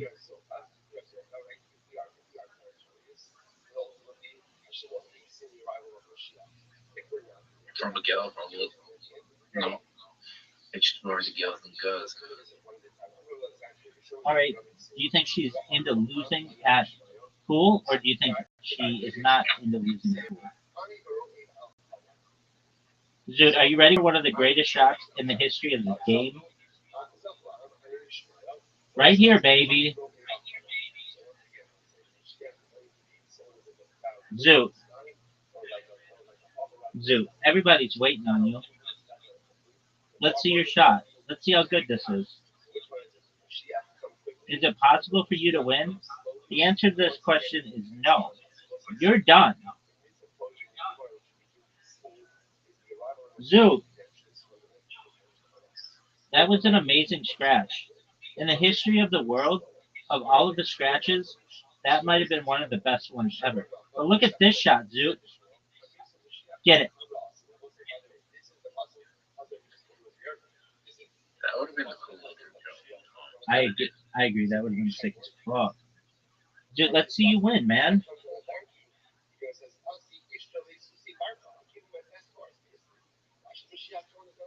I don't think I can be. It's possible. We just need the greatest comeback in the history of the universe. I would need 40 fucking kick shots to get it. Who's to say you can't get that, baby? Who's to say that you can't get that, baby? Zoot, are you proud of that shot? Yep. Look at this move, Zoot. That would have been so sick.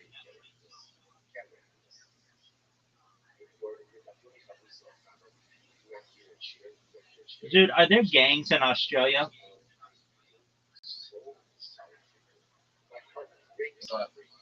Like, we have like the Crips and the Bloods, the Latin Kings and shit.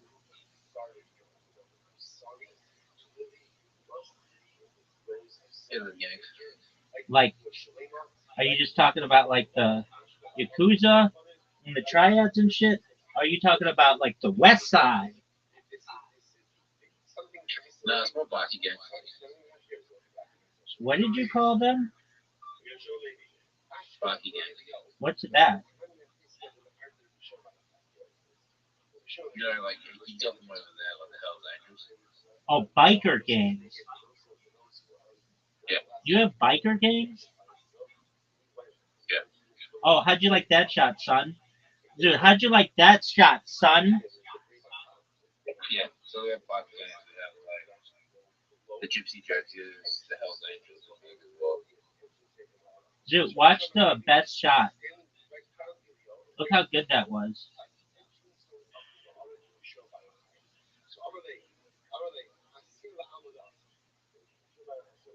Dude, that best shot was amazing. All right, are you ready to lose again, son? Hells Angels.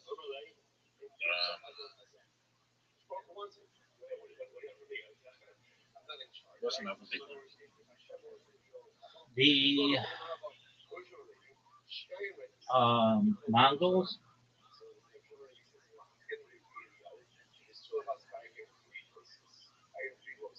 Dude, I hit 2 balls in. I pocketed 2 balls. And I get no points for that.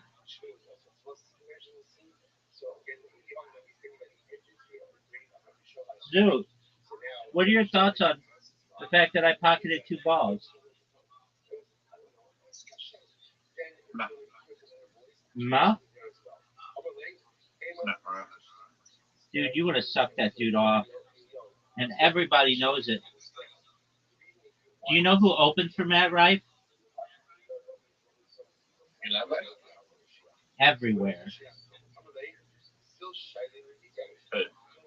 Not everywhere, but it's the guy from the Golden Hour. He's the guy from Workaholics. Nobody knows his name. What the fuck is his name? Eric Griffin?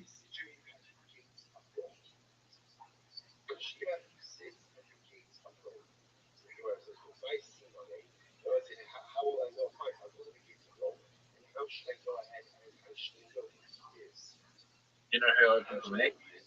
Yeah.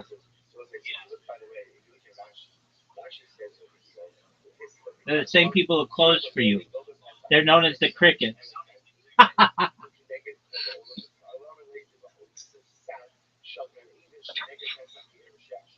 Tomorrow night I got on say. Dude, you're gonna bomb tomorrow night, and that's not because I think you're gonna bomb. It's because you think you're gonna bomb. Dog, are you seeing this? Are you seeing this shit? The robot. Yeah, baby.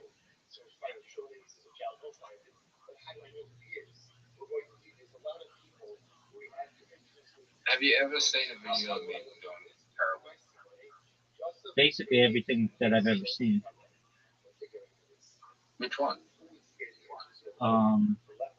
The one where you got heckled.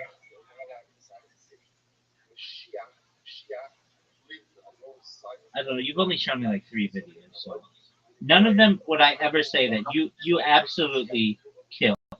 None of them. But that does that. Oh, what a shot! The ones that I kill, I don't. Oh, okay, because that makes no sense.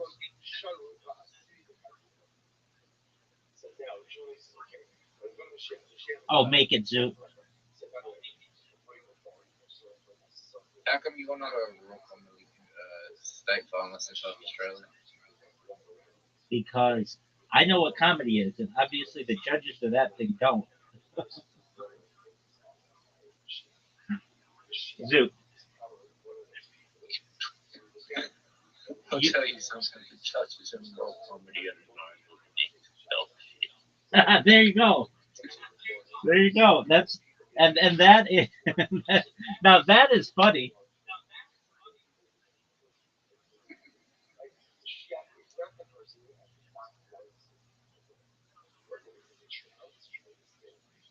You know what? That's a fun. Oh, that was good.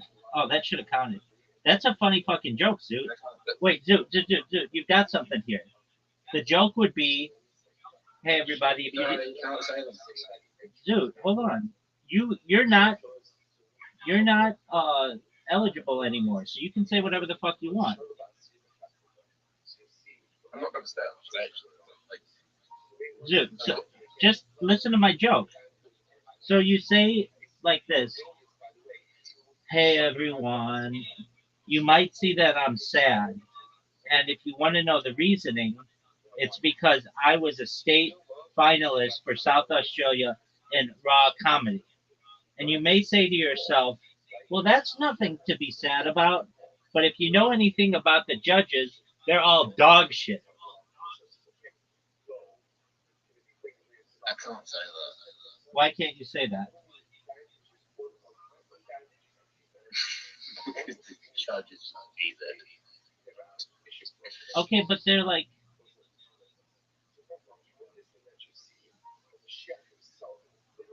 not, like, you can't get chosen again. So you don't have to face their backlash. Zoot, are you fucking serious that you scored 40? Zoot, are you You fucking... gotta realize Zoot, hold on. Are you fucking serious that you scored 40?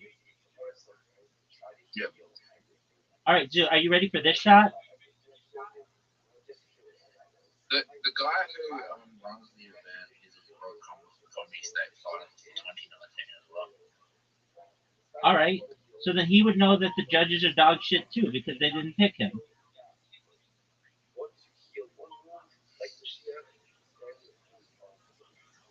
He was a state finalist. Oh, state finalist. So were you though. So he was a national state finalist. There's no such thing as that. There's only... Are you serious? There's only national finalists and state finalists. There's no national state finalists. Dog, don't you know anything about raw comedy? He was a national state finalist for the state. That doesn't make any sense. He was a national finalist for the state.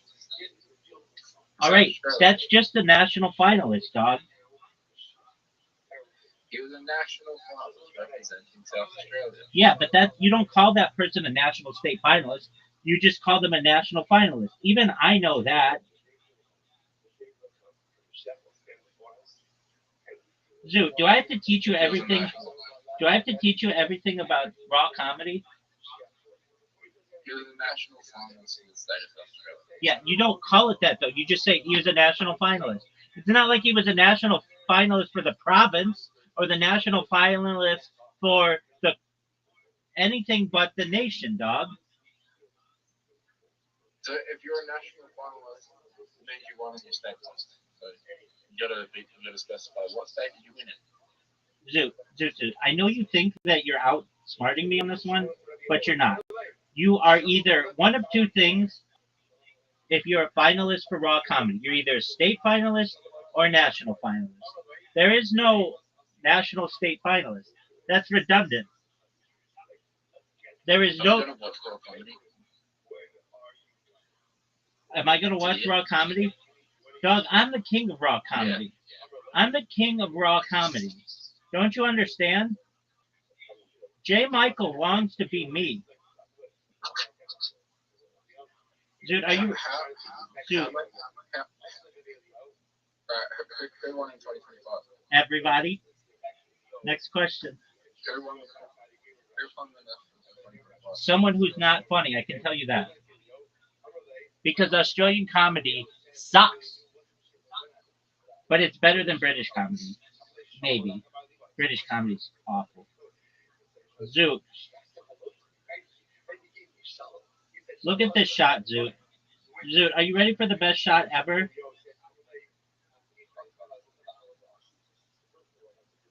Oh, Zoot, did you see that? Did you see that, Zoot? Zoot, did you see that? Zoot. Did you see that shot? Yeah. You think Joe Rogan's a great comedian? He could be better. Zoot, did you see my shot? Because I don't think you did. I don't think you did. If you did, you would have reacted more to it. I think you were twiddling your thumbs. Make it. What a shot. Oh, and you scratched. Oh, that was unfortunate, Zoot. That was unfortunate. No, what? You know what's cool? The fact that I'm about to win? You know what's cool? The fact that I'm about to win? She scratched. Are you fucking serious? Now that's an interesting development, Zoot. That's an interesting development. So that means you could have potentially unlimited points. So it's never over.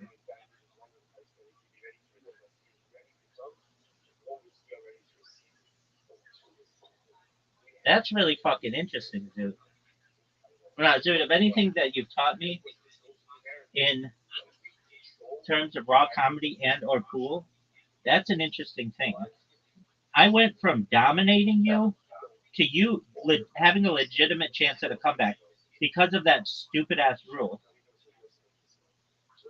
Peter Joseph won.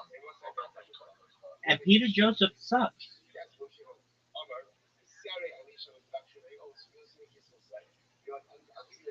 Is he a documentarian?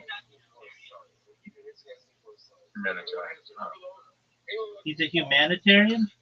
How the fuck did you win? Dog, that is bullshit.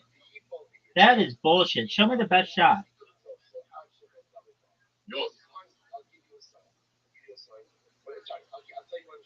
Dog, I wish I could see how you fucking won. How did you win? Fuck you. We gotta do that again. That was not fair. Dog. Do you want trick shot? Yeah. But trick shot sucks. Zoot, you have an invitation. Zoot, you have an invitation. Dog, you are such dog shit. You have an invitation. Dog. Dog. Dog. Zoot, what the fuck are you doing? Quit jerking yourself off raw. Let's go. Hit the fucking ball, dog. Are you proud of that shot? You pocketed the four ball? I'm the best motherfucker ever. You know why? Because I go when it's my fucking turn. I think the justice system that, America, like, if you get accused of something, you get Like you get accused of being a shitty 8-ball, 9-ball player? I don't know. I've never seen it formally.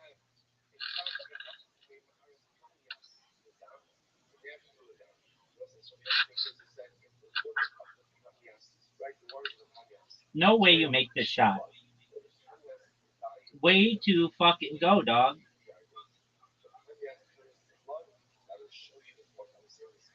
I need to get this fucking ball out of here.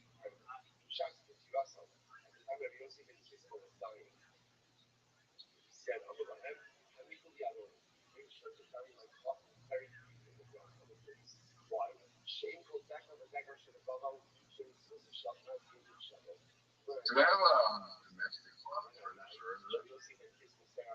Not to my knowledge. Do you think they should? No. No. In situations where your spouse is acting like a douche, you should be able to whoop their fucking ass like if they suck dick in 8-ball. Don't you think it would help if there was a domestic violence register that they could search that it could save people from getting in abusive relationships? Dogs, who the fuck cares? If you don't want to be in a relationship, then get the fuck out. Yeah, but If anything, you could do a background check on the person and they would have domestic abuse charges against them. I mean, that's how we do it in the United States. You don't need a fucking list. This isn't fucking Big Brother, dog. they can hide that. All right, well, then they hide it. I mean, you could hide being on the list, too.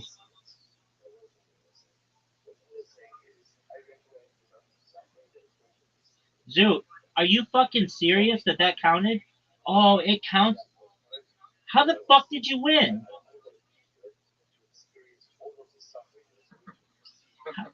How the fuck did that happen? Oh, all you have to do is hit the 9-ball in? Yeah. Oh, I didn't know the fucking rules. I was always hitting the ball they told me to hit.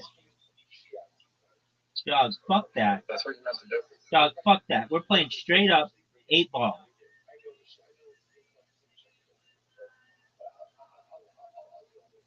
I'm gonna whoop your ass in 8-ball. It's not even gonna be close, dude. You keep getting fortunate on shit. Is this trick shot or something? This is regular. Dude, I'm gonna destroy you. The table's open. Dude, It's not showing up. Gus is not showing up. I mean, is that my fault? Do you want me to do something about it? Baby, all I can tell you is this. I'm about to start dominating, and you're gonna see a fucking clinic. Are you ready for this clinic, son? Are you ready for this clinic, son?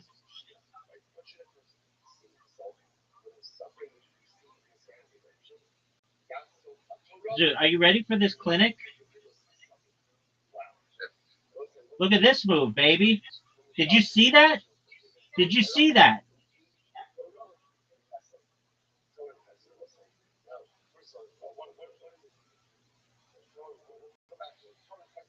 Dude, look. Oh, that was bullshit, and you know it. You know it. Ball don't lie, baby.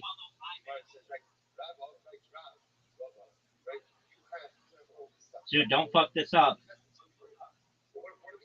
I don't know why you're shooting it like that. It's not trick shot. There you go. Good job. It doesn't matter if it's not trick shot. That should not get done. Cool story. Trick shot. Luke, dude, that might have been the worst shot I've ever seen. How many balls you got? 2. Scoreboard. I mean, okay, I'm winning. Scoreboard. Dude, scoreboard just proves my fucking point, baby.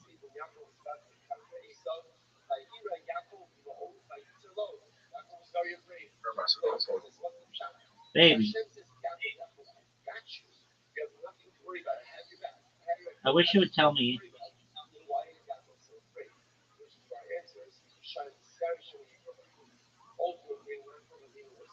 Oh, what a shot. I scratched? That's bullshit.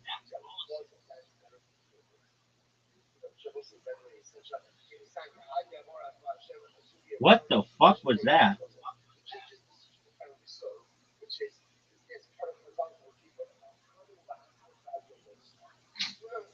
Dude, are you ready for one of the greatest shots that you've ever had the opportunity to witness? This is easy.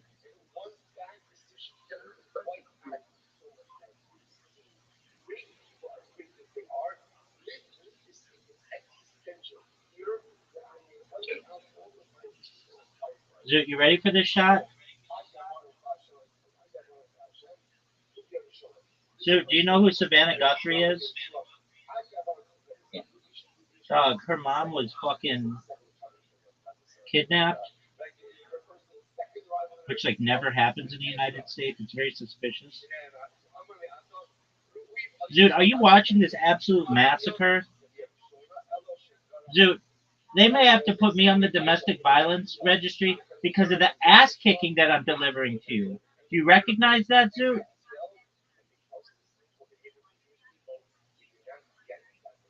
You can't win. Dude, I can win and I will win.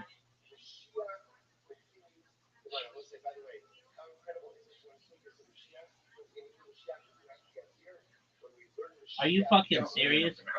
Are you fucking... Dude, you're not gonna have shit. I'm Kill Tony, you're Raw Comedy.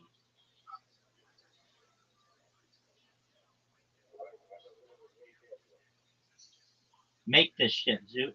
No way, Zoot. Dude, you're playing like a baller. Keep it up, dude. Let's see the comeback.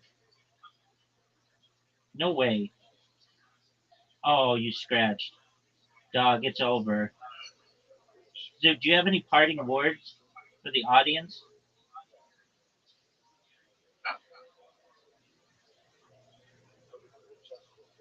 I don't want to talk. I don't want to talk about it. It's not over till it's over. That's a miss. I think we all can see that that's a miss. Is it bad? Oh, you're fucked, son. You're fucked. difficult shot for me, but it's not impossible. You think it's one of the most difficult shots in the history of the world? No. Right, because I just banked it like a pimp. Like a pimp. When we play straight up baller ass shit, I dominate. And I think I proved it. Are you ready for a rematch, son?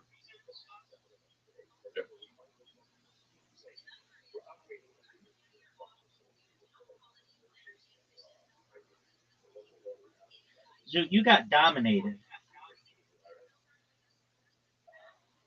Dude, you know you have an invitation and everybody's waiting on you? Hey, dude, if I may say to you, like, in all seriousness, you take my shit talking better than anybody, and you have my respect for it. I, if I ever cross the line, you just say, you cross the line, and I'll, you know, be nicer. But for right now, getting back into my character, you're gonna get your ass whooped in this game of 8-Ball. You ready, son? It's terrible.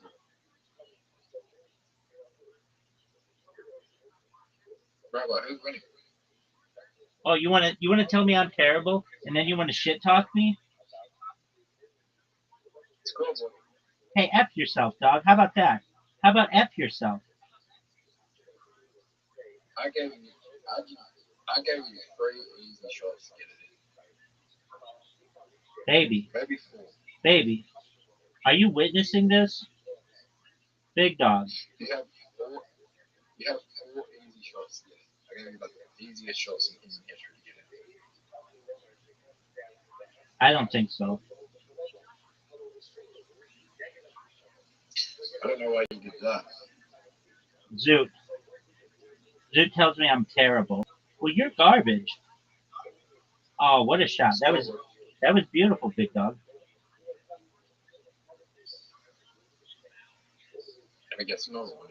That's a miss. I can tell from here that's a miss.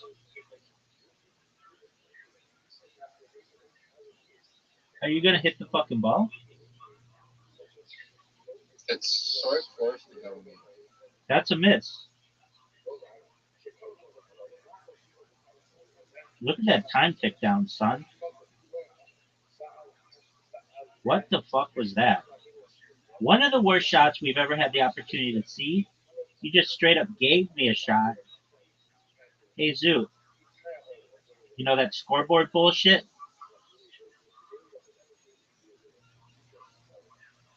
Scoreboard.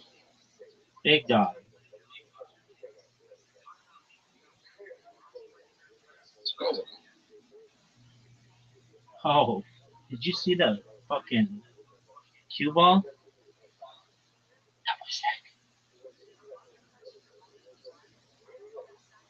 Yo, dog. Are you trying to let me win? Look at this move. Dude, are you watching this? Dude, I'm putting on a lesson for you. You wanted to know why they don't have comedy schools? You should be asking why don't they have billiard schools? Because I'm putting on a lesson, son. That was bullshit, and you know it. You know it. Hey, Zoot, scoreboard. Zoot, scoreboard.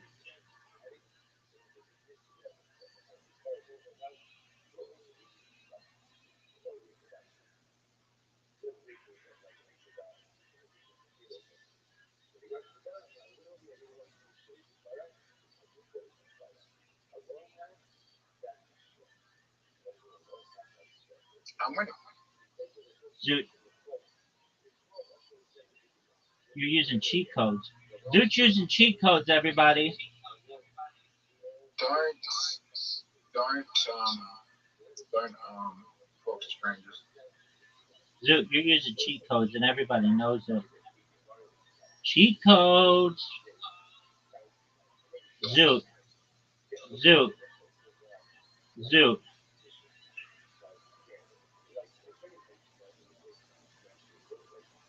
Zoot, what did you think of my combo shot, son?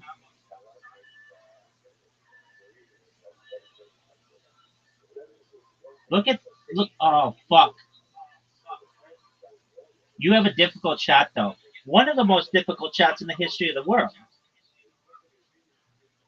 So last night was a girl that was out last night. I don't think she was like walking past and she was very drunk. She was like hugging me. And I'm just like, you should be going around hugging strangers. It's kind of dangerous. All right, that's some excellent advice. Was she hot? Scale of 0 to 10 her. No, not really. Like, Okay, 6. a 6. All right, dude. If you hit this shot, I'm gonna be pissed. That would have been one of the best shots I've ever seen, but it wasn't. Dude, are you ready for this shot? Just, are you serious? Are you effing serious, dude? That was garbage.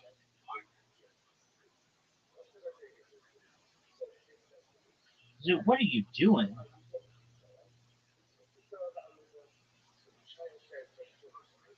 Dude, just straight up giving me the game.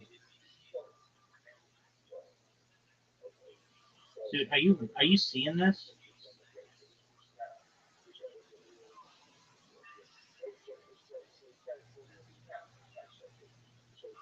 Dude, are you seeing this? Are you fucking serious? That was bullshit. You and I both know that was bullshit.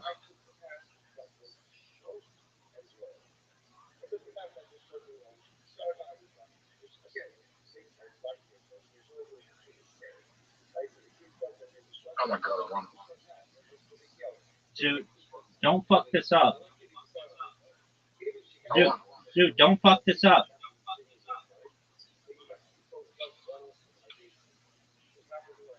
Fuck you. Dude, you've come back. Like, you've won like 4 games in a row. Or no, I won the last game, but you've won a lot.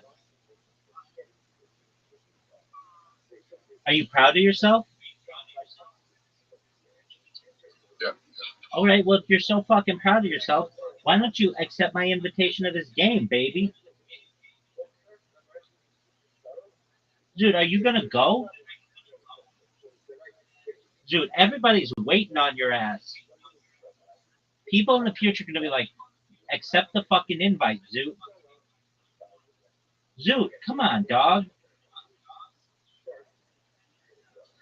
Zoot, you're so. This is. Zoot, come on.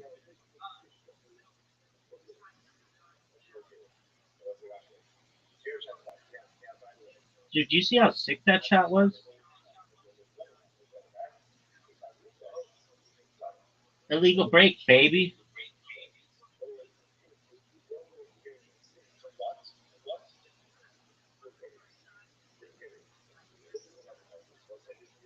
Nice.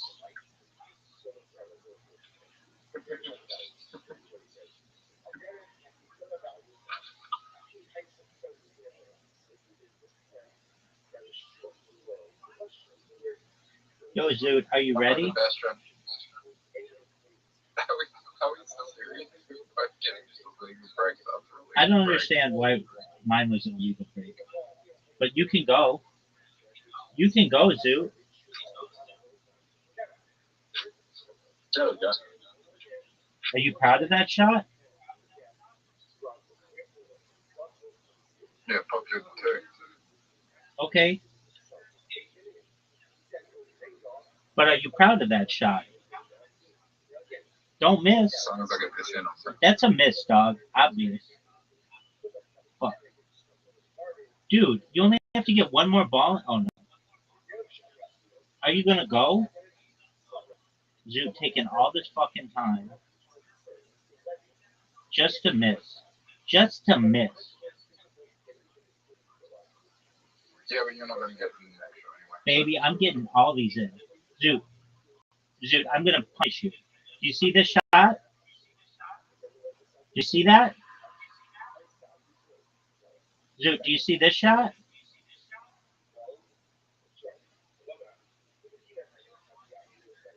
Zoot, do you see that shot?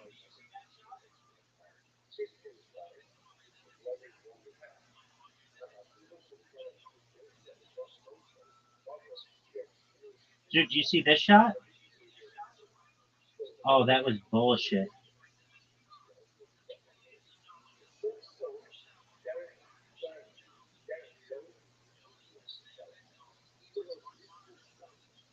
Dude, you and I both know that was bullshit. What a beautiful shot, dude. Now, that was good. That was impressive.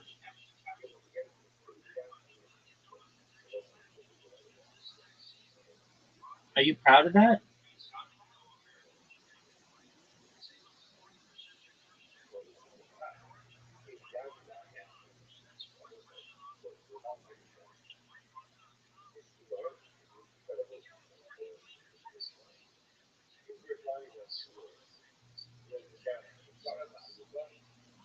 Dude, are you ready for this?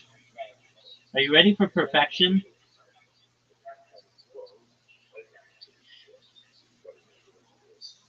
Dude, did you see that?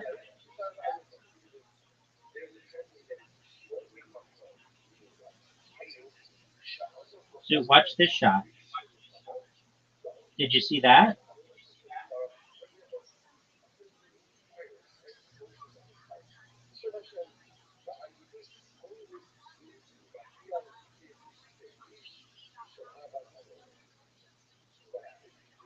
Dude, look at this shot.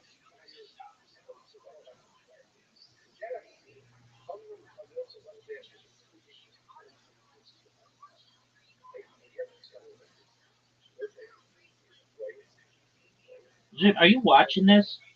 Are you serious? That was bullshit.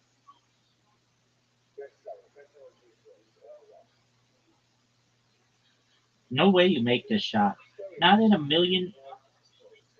Are you effing me? That was garbage. Everybody knows it was garbage.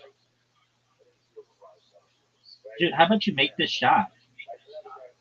Are you fucking serious? Are you fucking serious? Dude, that was amazing. Are you gonna make this shot? Get out your protractor, son. That's the wrong ball. I didn't know it was wrong. Dude, How do you get my perfect? I mean, I don't know. Whatever you want. How do you know it was wrong? How don't I know it? I don't know. Shit sucks. Does it show that my perfect is on it after this? Dog, I don't. It doesn't fucking tell me any extra information. I was just making a joke. Does it, does it tell you that it's not on? Baby, I was just making a joke. Right on. You say that it's not on right now? Pardon me. Yeah, not on. Now it is on. Are you go? Yeah, turn it off. If you would have hit that shot, Bro, I would have been we, pissed. we should play a whole game to perfect. How about no? Why not? Because I'm too dominant. Hey, Rowan, let's hit up your perfect so I can see if it shows me just for a second. Okay, so my line is on. Now it's off. Now it's back on. Do you see that? Yeah. So we should play a game.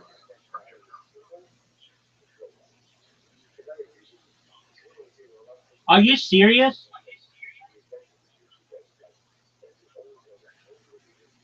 You win. Baby. Dude, are you ready for this? This is for you.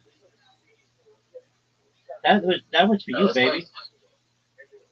Let's play a game of that projector. All right. Well, let's look at the best shot.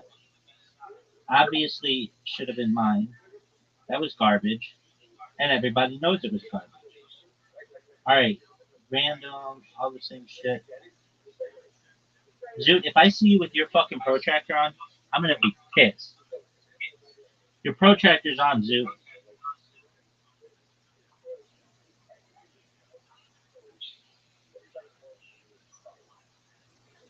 Oh, you hit a nice one in. Zoot, your protractor's off. Right. I don't know why we call it a protractor. It's not a protractor. It's like, oh, no way. Turn it off. All right. What one? What color am I? Strap. Strap. I'm not striped. That poker to the 6 box. Strap. Nobody can tell because that fucking thing tells you which ones to hit. The table's open, Holy shit, I'm back. so I'm not striped. You're strapped. No, I'm not. The table's open, dog. Oh, then it's anything. No fucking shit.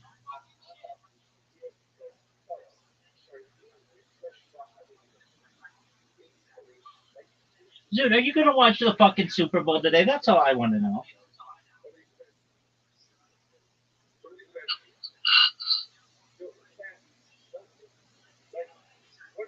Zoot is solid, and Zoot. Oh, I got a foul.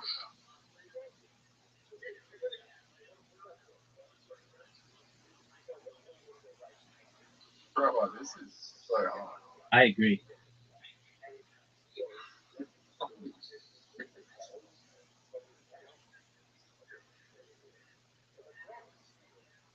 Are you proud of that shot?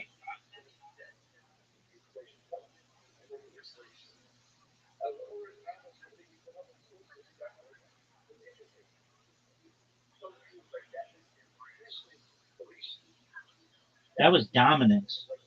Blind shot, baby. I wonder if you get more points for blind shot. I bet you do.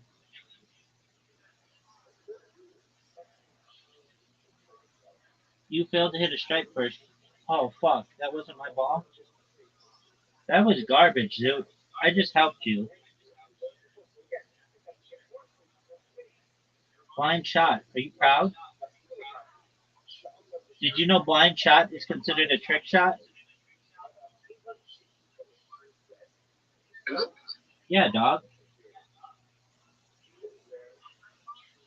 What's a blind shot? It's when we do it without the thing on. Are you fucking serious? Are you fucking serious? Does it come off saying it's a trick shot? Blind shot. Yeah, it does.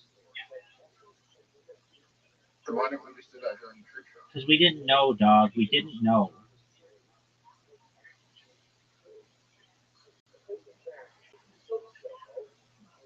Now, Zoo.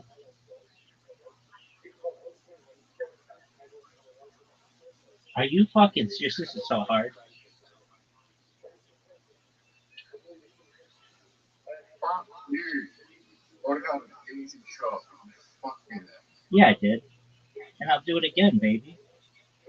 That's a miss. One of the biggest misses. Hit my ball in. Thank you.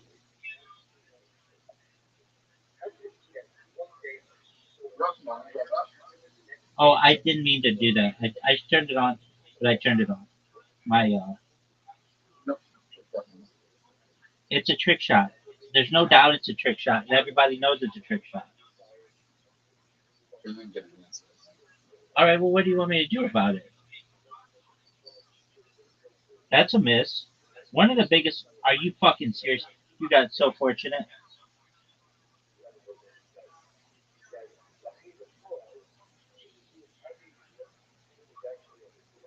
Dude, are you proud of the way you're playing?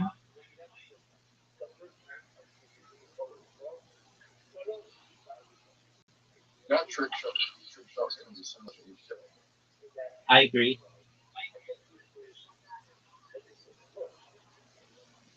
Dude, did you see that blind shot, baby?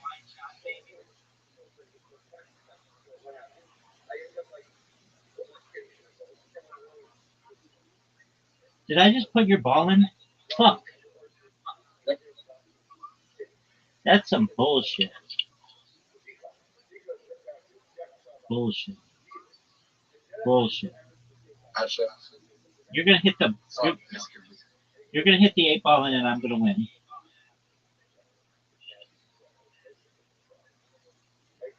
I am in a worse position here.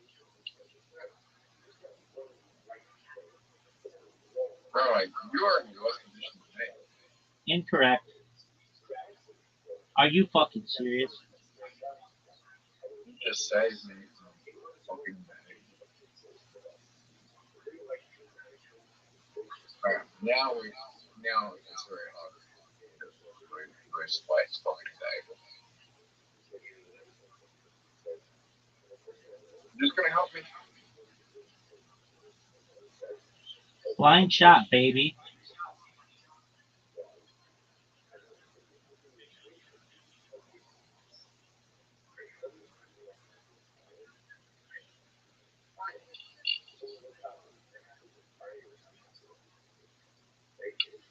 Fuck's sake.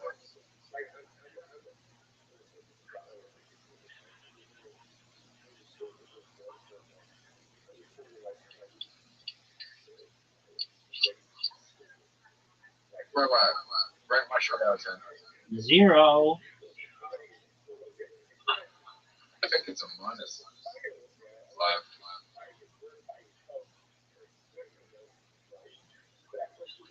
Rabbi, who's winning? Zoot, do you see how dominant I am? Rabbi, who's gonna win? Zoot. STFU.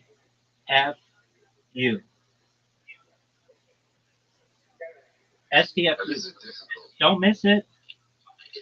And you did. One of the worst misses we've ever seen. The good news is, it's the easiest shot in the world to get. You showed me the back. You're gonna fuck it up.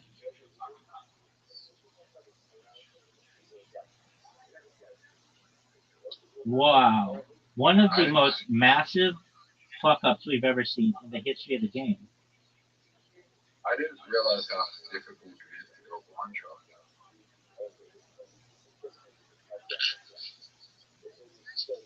Hey, you ready for me to give you the win? Yep. That's a miss. It's one of the biggest misses in the history of the game.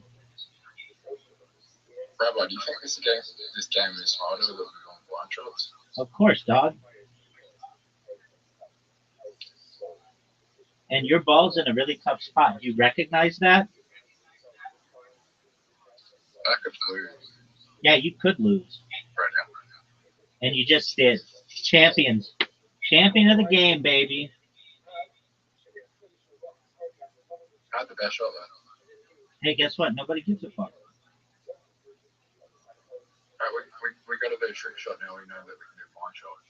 All right, but 8 ball trick shot. Fuck that 9 ball shit.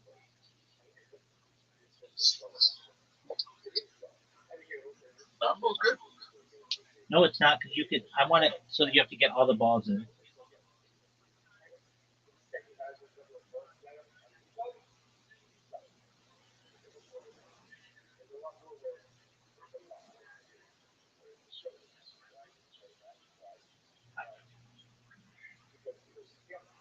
So we have to do blind, right?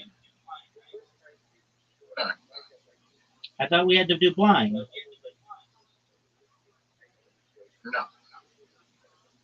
It just helps.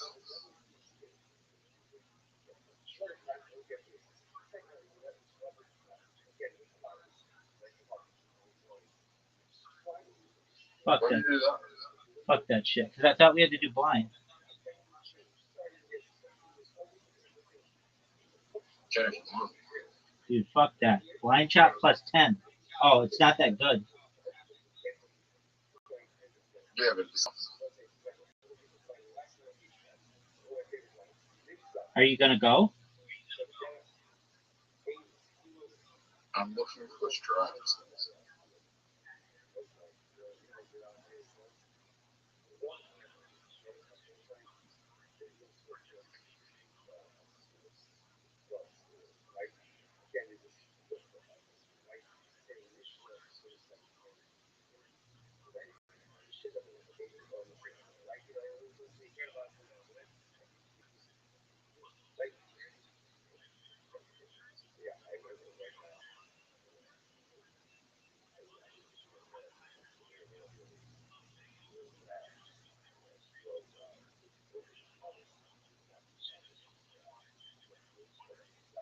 That's a terrible shot. I'm just going to tell you that right now. One of the worst shots we've ever seen. You tried to cheat. He wouldn't let you cheat. Excellent job of sucking Dong. How did I try to say? Everybody saw you try to cheat. I saw you try to cheat.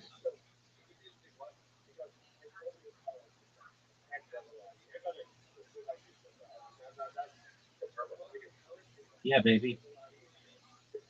How did I try to say? Dog, everybody knows it. You did the thing and then you shut the thing off.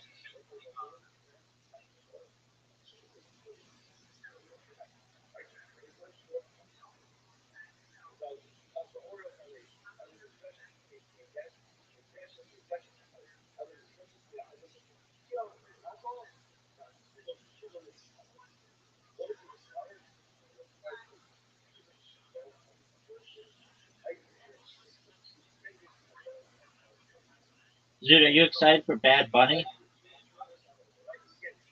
No.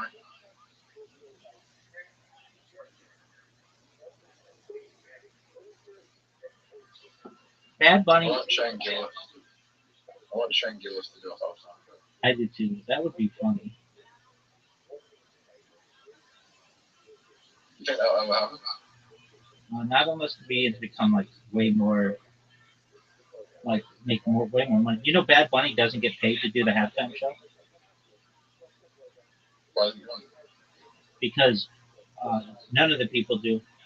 They do it for the um, notoriety and because they sell their music. That's why there's always like a thing after it, like Apple Music is proud to present Bad Bunny. Yeah, he's probably going to make like $10 million a day tomorrow just off streaming.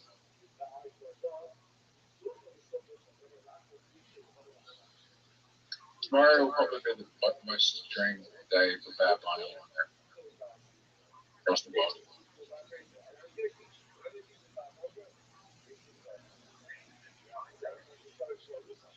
What language does Bad Bunny even sing? Spanish? So the whole song is going to be Spanish. Yep.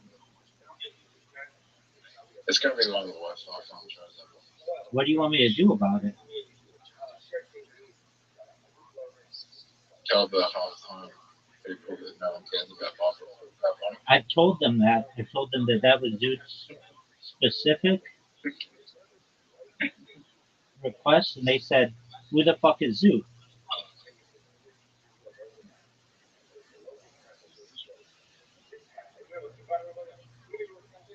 They got people.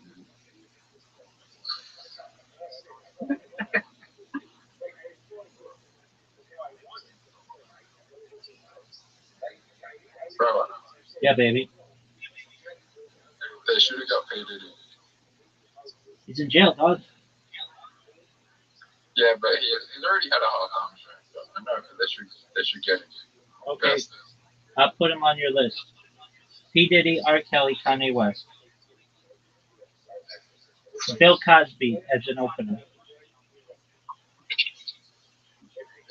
Yeah, that would probably be the most watched. Unfortunately, I actually do think that would probably be the most watched Super Bowl in history. For sure, dog. That's why I saved it. Maybe holograms of theirs.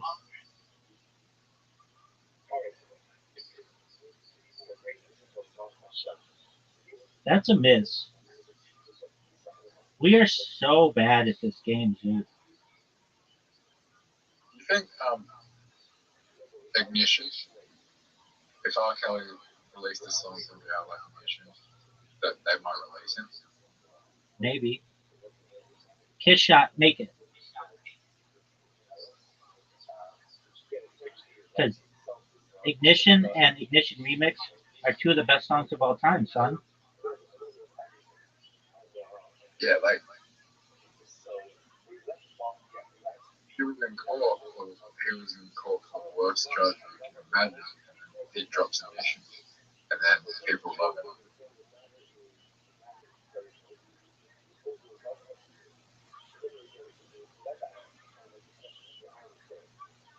Are you proud of that shot?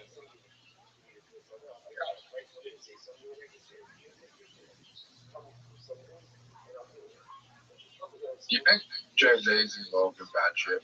Oh, for sure. Why do you think that? No, he shows up in those fucking bad things. He was in PDD party and he was on that Word. They were indicting him when they were doing P. Diddy, and then they reversed the charges or some shit, which was questionable.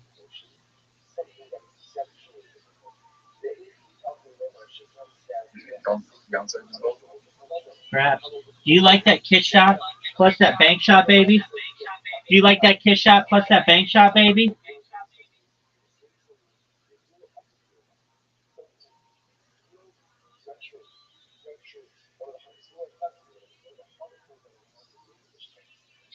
Zoo, are you gonna go?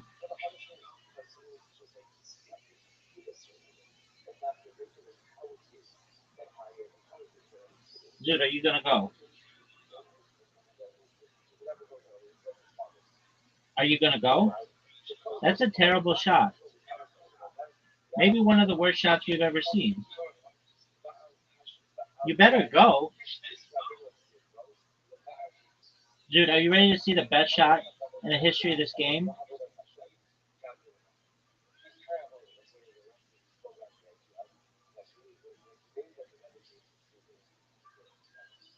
F them up, baby.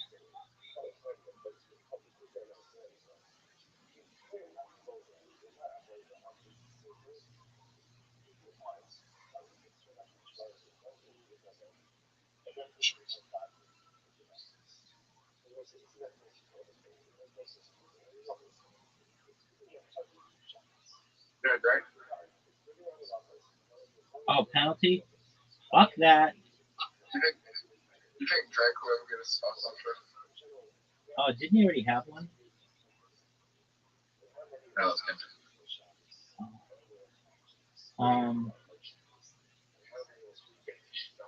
He didn't have, you know who does the best is Bruno Mars. Bruno Mars has had multiple, and he's the best.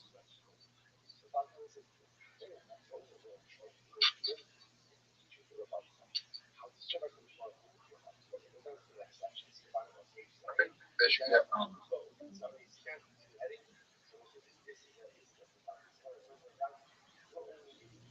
What do you think they should get, Zoo?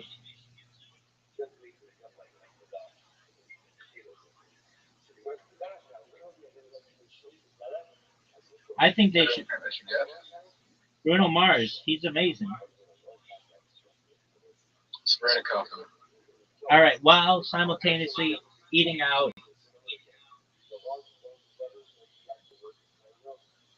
that other bitch. What's that other bitch's name? Which one? Sydney Sweeney.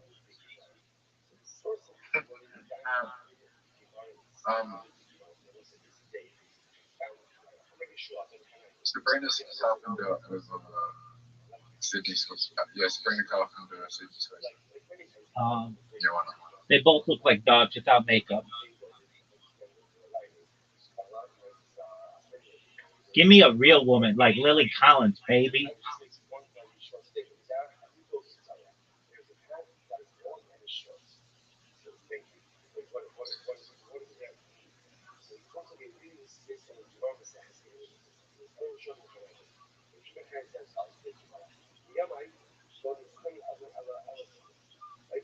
Dude, are you seeing this?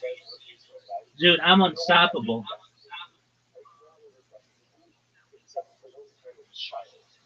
Who's the woman that's good with no makeup? Lily Collins, Allison Brie, Anne Hathaway.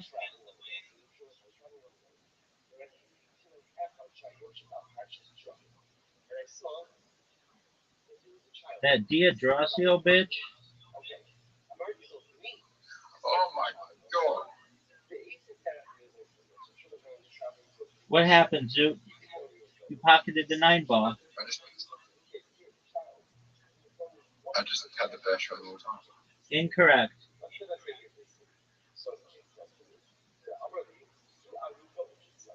I got 107. How the fuck did you do that?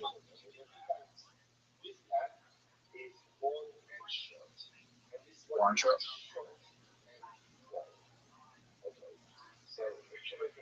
That's my Oh, fuck. This game sucks. right. Because I can't see.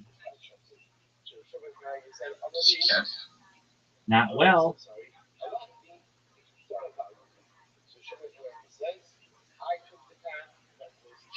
Oh, the golf distance.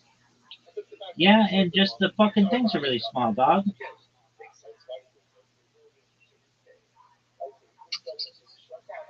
Maybe she could guys this. Okay, thanks. I appreciate your fucking advice. Maybe they can do new glasses. Maybe you can hit the fucking ball. Oh, that was garbage.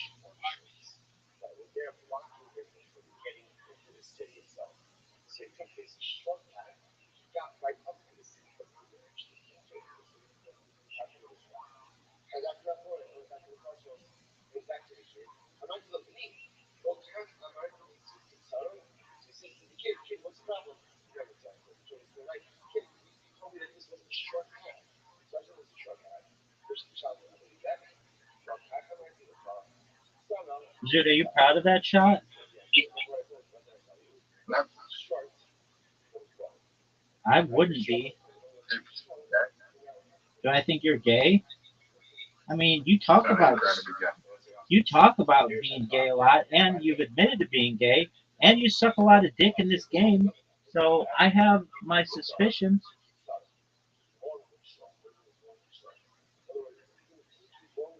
Talking about being gay. Dog, sometimes you just come out and say I'm gay, and I'm like, okay, dude, thanks for telling us.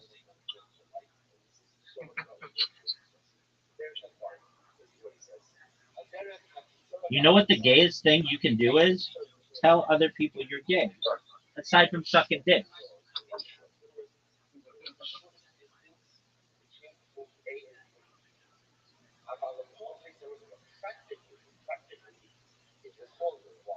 The gayest thing you can do is suck a dick and send it to people. Maybe show them pictures of you being anally throttled.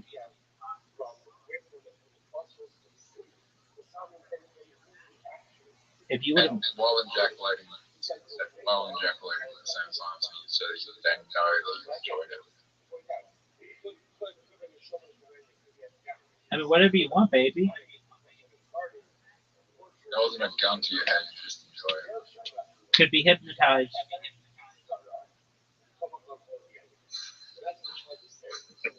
I'm not going to say. I'm going to say something controversial. Okay, why don't you just hit the ball? How about instead of saying something controversial, you just hit the ball? A lot of gay people have been hypnotized by pornography. Okay. I don't really understand that, but that's a cool story.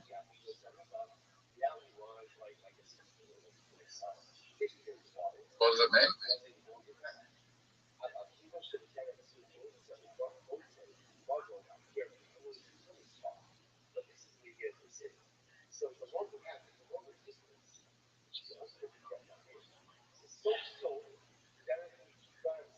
There's a lot of men and women that influence my pornography. Yes, and you are their club leader.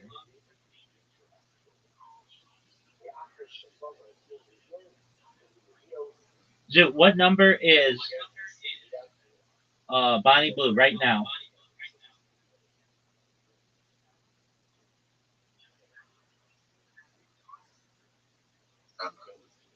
Yeah, you do. I mean, if you spend enough time watching porn, you're going to go into subcategories. You would know. Dude, what number is Bonnie Blue right now? 11. Of course she is. You haven't been working your magic with that bitch. Dude, I keep scratching and it sucks.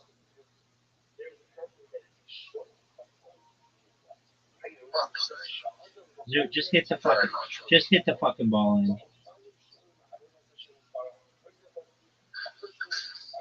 You know what the good news is? We're not going to take forever because all it takes is one of us to get a blind shot tag. It's still not easy. Get a blind shot? Dog, just fucking make it. Just made it. Thank you. Oh no! And you lost. Usually someone loses when they do that. No, trick shot. I know. I told you the rules, bro. You did. Remember the rules? Oh fuck. Oh fuck, you got more points? Yeah. That's garbage.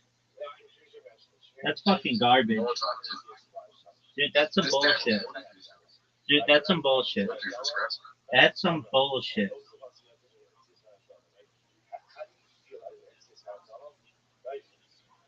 I think you get one is 100 pounds to scratch off. Ditto.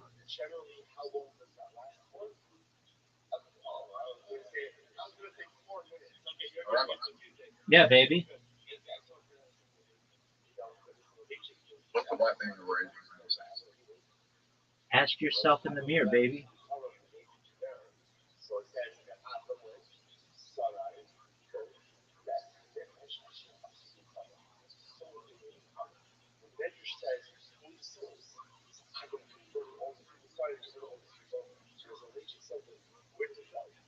Dude, look how good a shot this is. Are you fucking serious? That was bullshit. Oh, I just gave you the easiest fucking shot in the history of the game. Zoot, just please make this fucking shot. End this fucking game.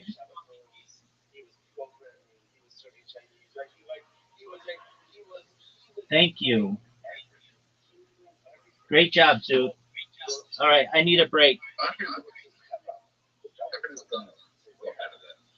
Alright, well, I don't know what you want me to do about it, but all I know is that I need a fucking... Yeah, because I'm the sexiest. Zoot, when are you going to start watching Kill Tony?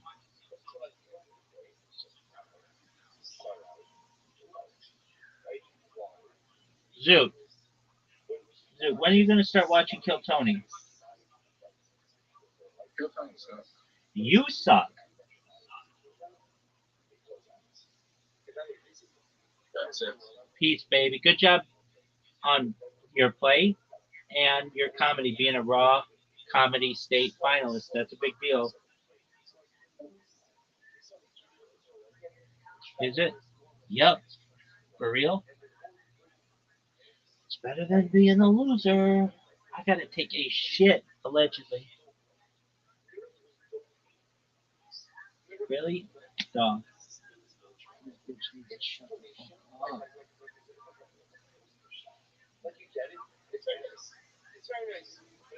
Look at this athleticism, folks.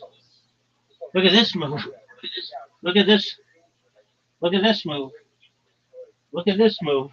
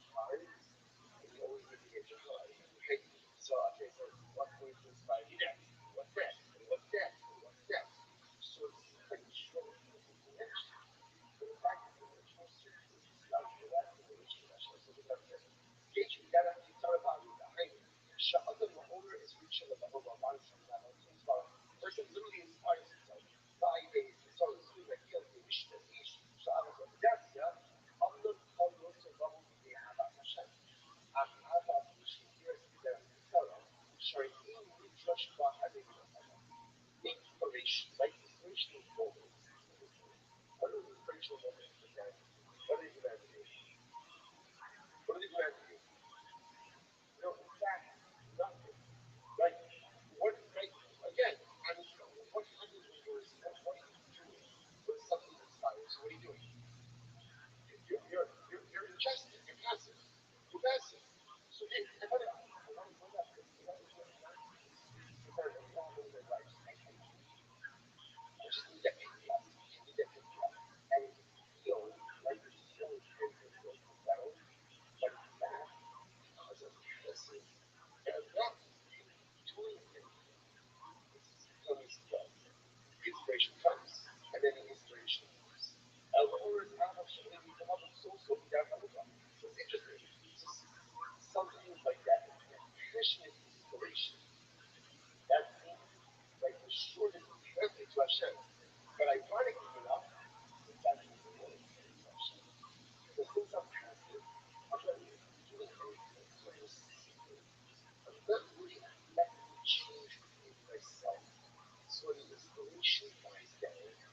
Often I'm just the same person. I'm just the same guy. And I'm right where I was before. So again, if I can get more inspiration, that's great. The inspiration is bound to come. Facilitate. Sha'allah b'shas ma'isa. Allah gracious always forward. Aber human shiki o shisu as being yourself. And then so let's say here it is. You know where truly from the heart comes from. Where a person is really change who he is. So where inspired, so inspiration is beautiful. But inspiration doesn't come about because of something I did for myself. Often it's something that's being heard unheard. And no internal truth necessarily was actually good. So because of that, he says, self-sorrow, עדיין אישה על הזו, it called also amigos Hados Hamalazim Ashos Hados. It is Hados Hados. I'm the same person. I'm really the same person. I haven't changed. Also, what do you do wrong? It's what happens so often. Every other day, like I'm inspired. I don't know, maybe it's about adapting. I think if I have something. Then I know there's an inspiration. Absolutely. How can it be that one day I'm so on fire and then the next day it's like, yeah, it's like stuck. But because we change our inspire. So even as the brain is sick, as long as the brain wants and desires and activities and lusts, all those things are still there. But I like the current spiritual structure is, I like to hear the accelerator. I want to get anywhere. Another book that says, "Lachim b'poel, you having videos." This is actually like the other year. She's having videos. So listen, that's the first time. The first time of Judaism is called a call. Not only does it fire call, it feels short. Right? It feels short. In that I get the highs, I get the inspiration, but there's no heart. There's no internal change that has occurred. So as I feel like it's the backtracking for what happens, I end up like almost getting to my goals. And then when I want to really do something, gardens and orchards, everything is very fine. But then we're like a lot of change. Because that's all about it. Vivo. Ayer had to add this to that. Because that is going to subscribe to it. I think it was out. One of them that that there are multiple modalities, right? There are multiple avenues of connection. So for the point is not just that one is the right way, the one is the wrong way. People who have like each other. So there are some people who think that first of spirituality is exactly the challenge that they need in order to go into action. That's the most of us. If they like the radical inspiration stories to come, things like the biggest individual. So you know that's because a person has a moment of inspiration, just like what it says, open up a hush and be the heart. That's why. Because when you're giving the inspiration, it's hard to and everything like fire.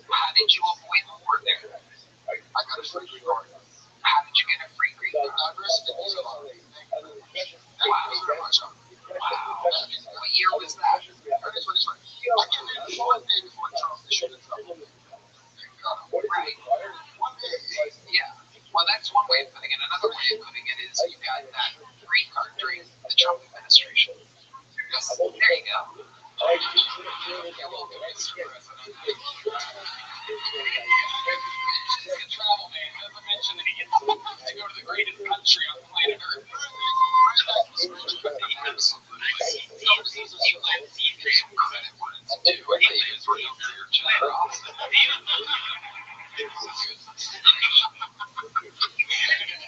So, what's the biggest culture shock for you coming to America? What surprised you about America? Tell us about it. Just last week, I went out with this real scared. I wasn't sure whether or not she was thinking. So I took her to the house.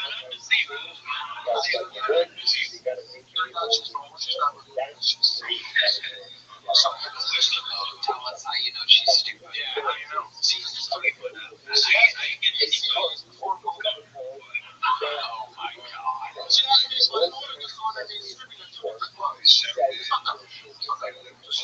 Incredible. That would kill us. You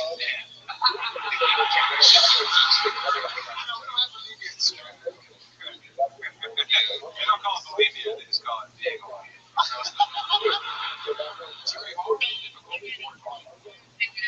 What's your favorite type of woman? All the diverse choices you have here in Sudan. I'm pretty sure that there's just one thing on the menu there. Yeah, one thing on the menu. That is one.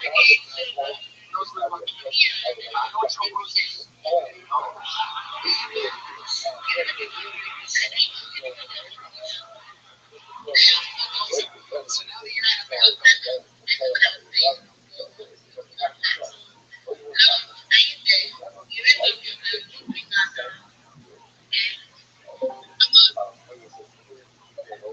Yo,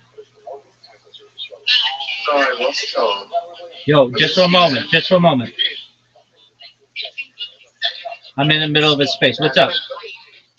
Oh yeah, I'm gonna go in 10 minutes. All right, well, talk shit. Yeah, I just wanted to say hi, man. All right, hello, baby. How are you?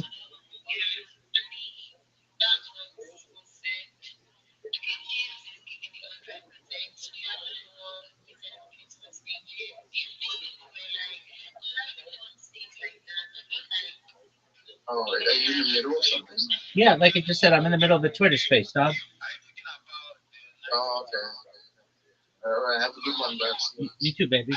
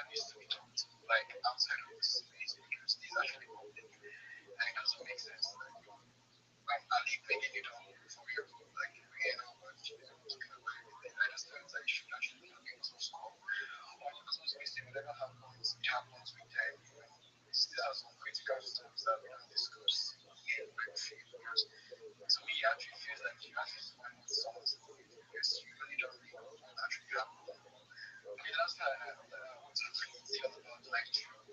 What's this video about? And that's like when you're talking that you actually do get content. It's not that way. Yeah, that's the point.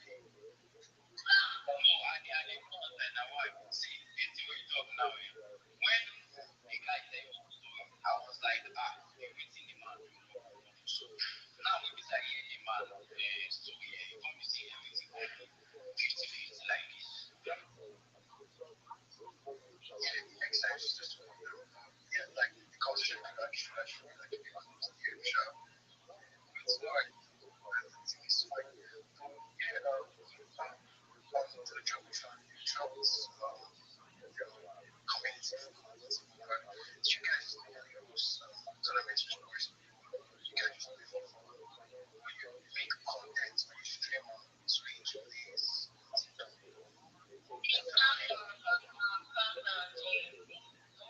But not like just one year. Yeah, online, actually online. You can see that. Yeah.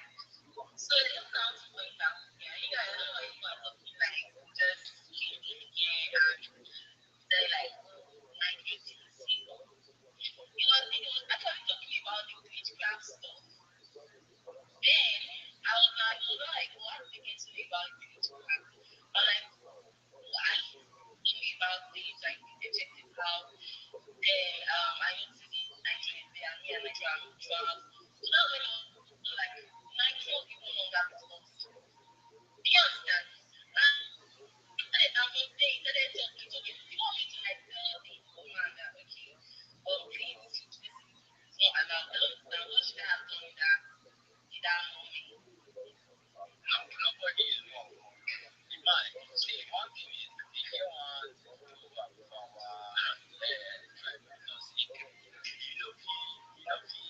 tribe, it's the key, right? Like, because they be right. So, the thing is, the man, am I, you can say good. As the man, you can say, because me, say, me, the man, part of this story. Understand? So, good, like that. So, another time, say, we say, we even for night, so now everything, nobody went for it, everything they that. I heard you say that like the man don't promote and everything that you do. So people just want to yeah, but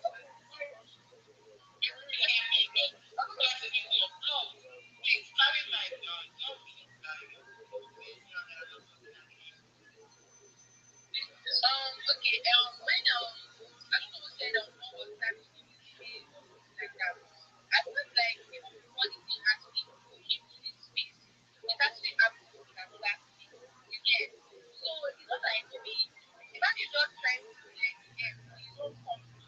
You get so that's what it is. Thank you very much.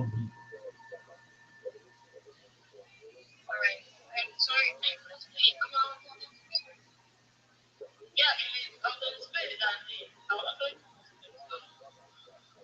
so you see that whole thing was not like YouTube. Now when you found out that I was going there, I think it was even one people are making me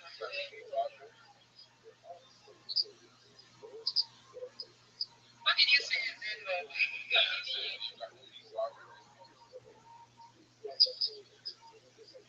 Well, I just want to, I didn't say yeah, I didn't know what you said to me. I just want to, let's just walk. I don't have any of them. I thought it was a very person. Yeah, that's what I want to do. They don't know about this space, this community for people that just come in. And I think the other account also spending when that account was like, yeah, the other account, I have to give you a follow for this one. So yeah, hey, why is how you doing? Why is you doing? Welcome to this amazing space, and then the other person in the space, GM guys. So yeah, this space is all about because Ali is a very massive human, and even never met across here. So in this space, we just play games, we watch anime. But my own part that brought into this beautiful community is anime. Like God, I love anime so much. I love anime. So you're in this space, and you know that part in that anime was the other episode. Demon Slayer, that's Infinity Castle. That one was massive. So So yeah, see all these iPhone users say, don't worry. If you are good at animes, how you're good at games, please pop in, join this community. You meet a gamer and an anime watcher, and both of us will sit down and watch popcorn and watching animes and everything. And I'm patiently waiting for solo leveling. I want to see that in real life, you understand? So if you're good at watching animes and good at playing games, come on, let's play games together. Join a big community. Let's support ourselves in games. Let's follow ourselves and everything. So that's why I felt like giving a little intro about this because somebody was asking, I think it was Jimmy X that was asking, and I'm seeing why using this video. You can see where NG, is it NG something? So that's just so you might be looking for that person because I need this community. Don't worry, and he's here to answer you. So that's just so let's just forget about what happened recently.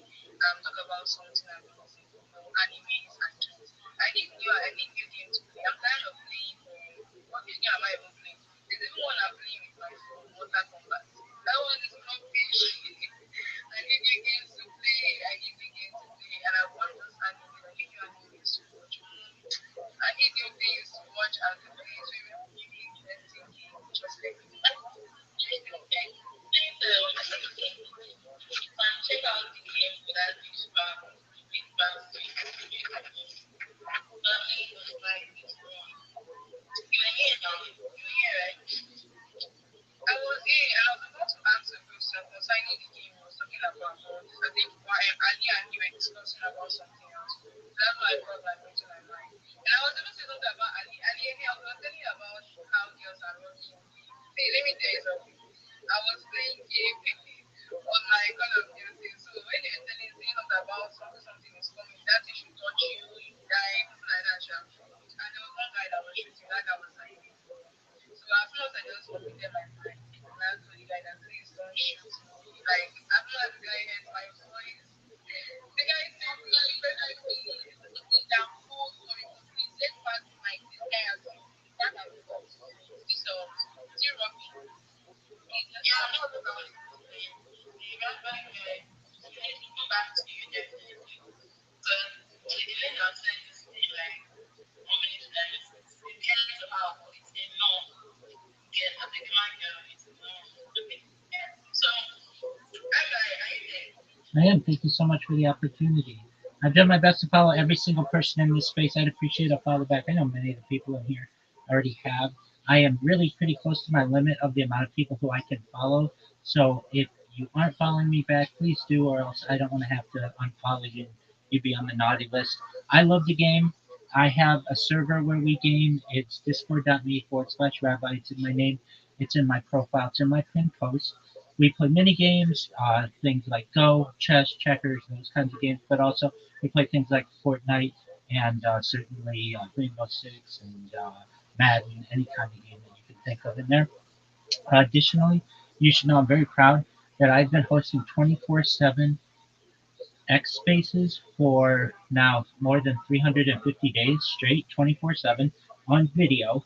And I've been live streaming on YouTube for more than 4 years. I have over 50,000 followers who watch me on Twitch. So I'm a Twitch streamer as well. So with that being said, I'm Rabbi Rothschild. If you don't know who I am, you will. I stream my life 24 hours a day, 7 days a week, 365 days a year for world peace. I've been doing so for more than 4 years. My streams go back to the pandemic. We've seen the death of a queen, the birth of AI, the coronation of a king, and everything in between.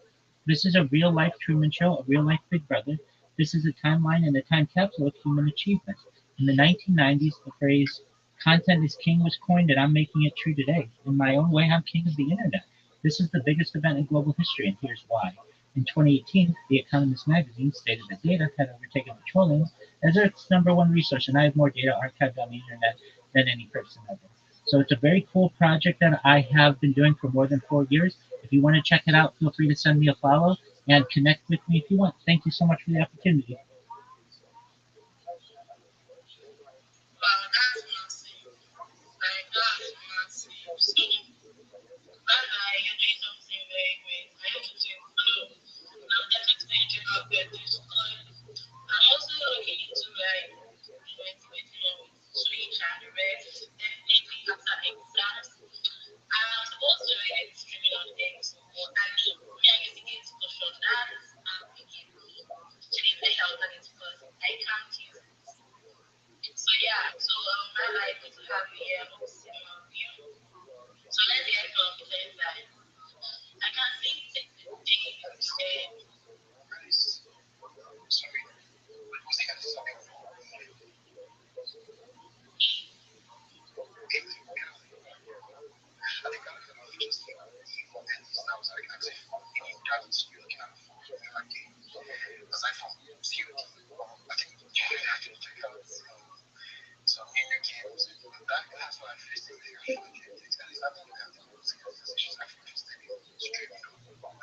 Yo,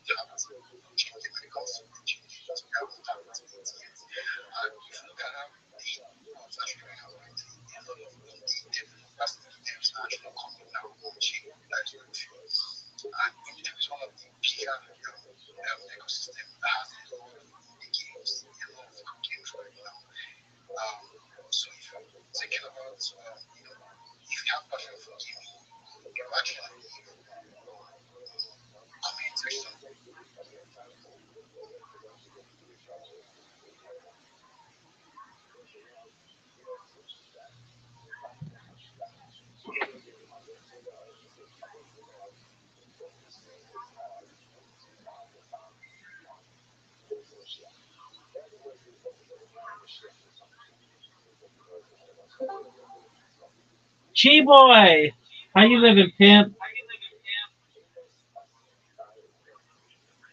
Chi boy, that's my man. How you living? When I met you, you had 700 followers. Now you have more than 2,000. What's good, son? Rabbi. How you living, big man?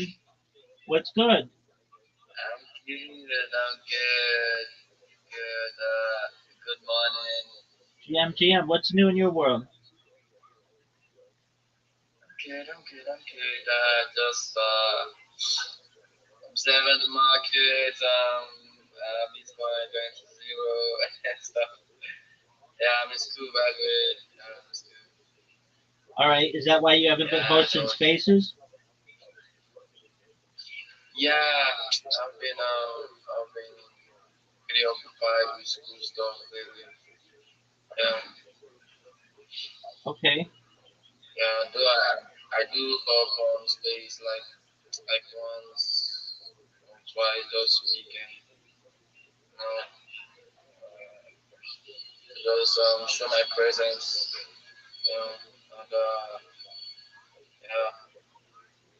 All right. It's been a while. How you doing? Every day's a holiday. Everyone loves a feast. I just surpassed 3,750 followers on X, which is tight. Over 50,000 on Twitch, which is tight. So that's cool. What's good in your neck of the woods? How's school going? Fine, fine. Whoa, 50,000 on Twitch. That's massive. It is massive. Massive. What are you studying? It's going. Yeah, accounting. Oh, that's good. Okay, excellent. And what are your plans? Are you want to be an accountant?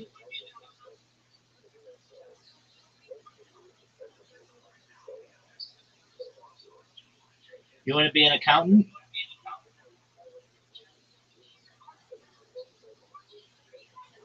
Yo, baby, do you want to be an accountant?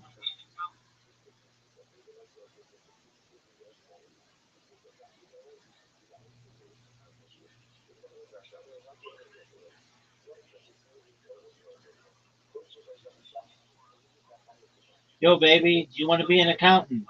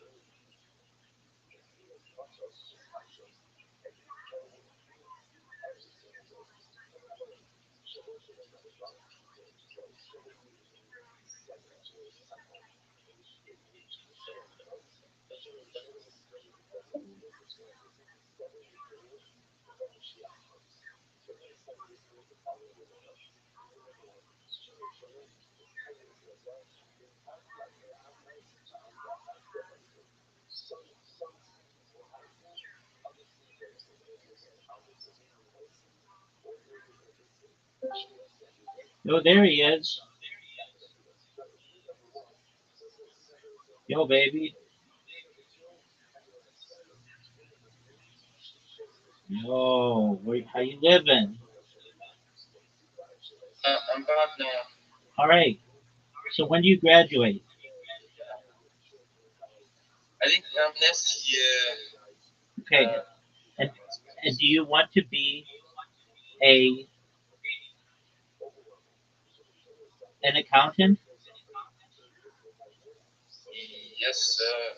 You don't think that position's going to be, like replaced by AI pretty easily?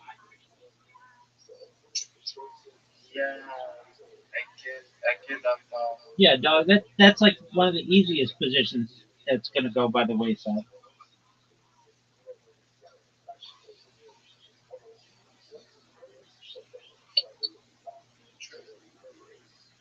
I know, but you're already, down the line. I get it. All right. So you are going to be an accountant.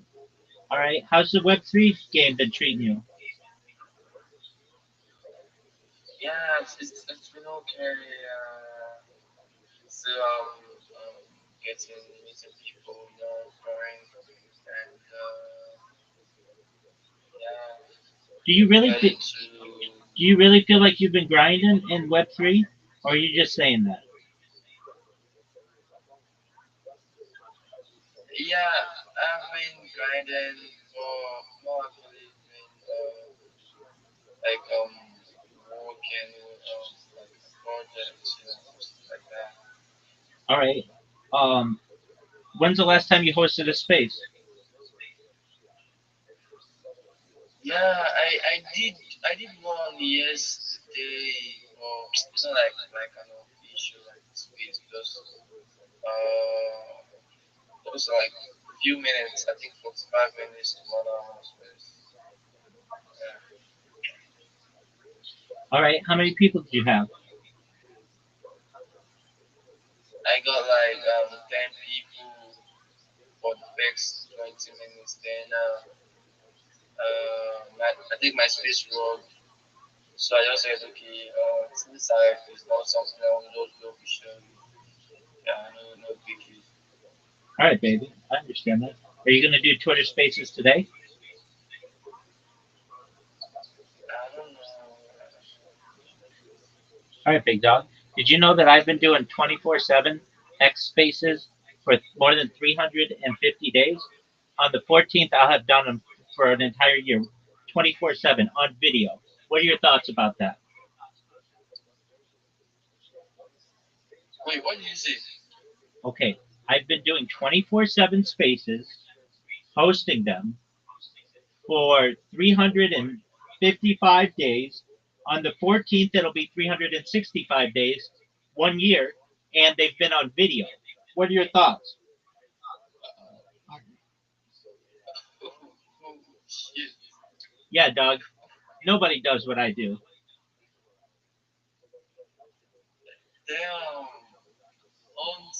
On spaces. Yeah, yeah. So I'm closing in on 365 days of 24/7 spaces. Yeah, it's pretty baller. So, so like your space is like on now. Yeah, every conversation that we've ever had has been archived on video on my space.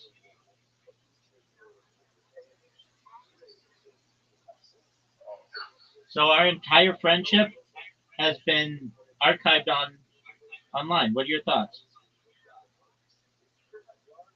It's really good though. It's something like I will just go back like the first day we had conversation, just Exactly. those how we could all talk about this how we could want to do this stuff.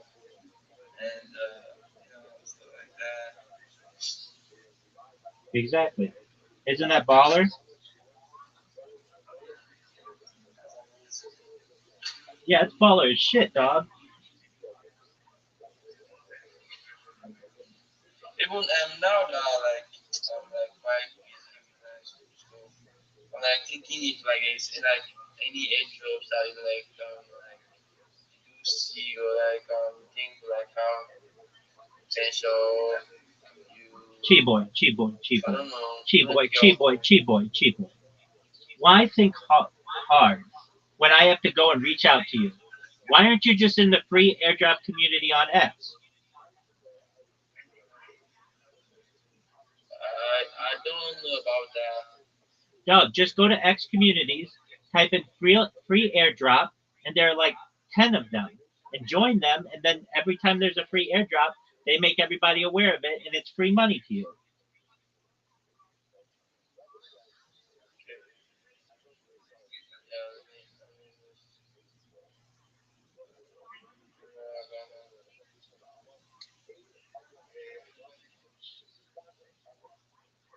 Yeah, Isn't that baller as shit? actually it is. I know.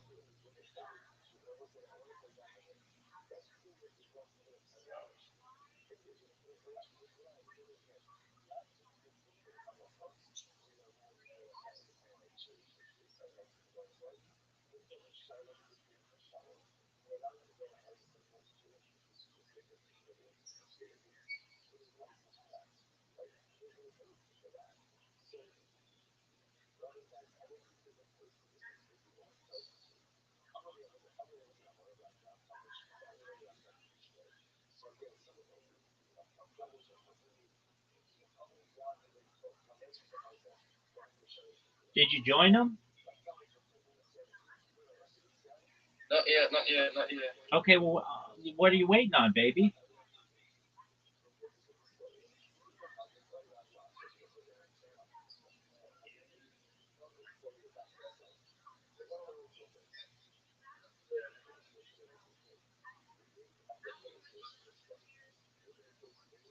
Big Dog, what are you waiting on?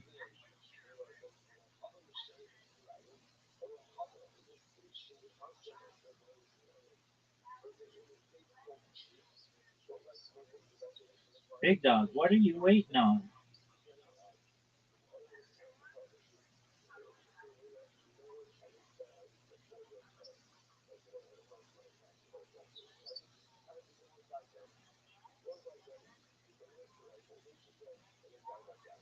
Big Dog, what are you waiting on?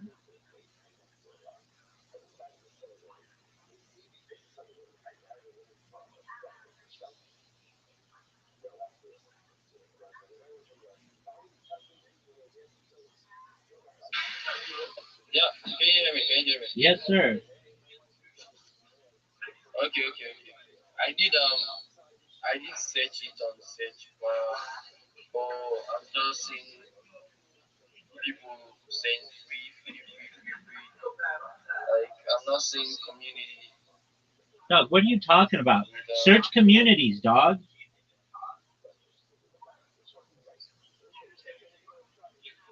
where you said I should go on like X spaces. No. On the left side, there is a place. It's called communities. Oh, I'm very please can you review what you search? Yeah, go to a quieter place.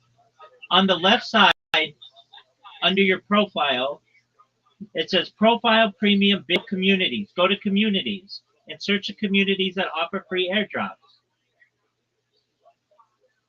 Okay, okay, get that now. Do you see where communities are? Get that now. Hold on, hold on.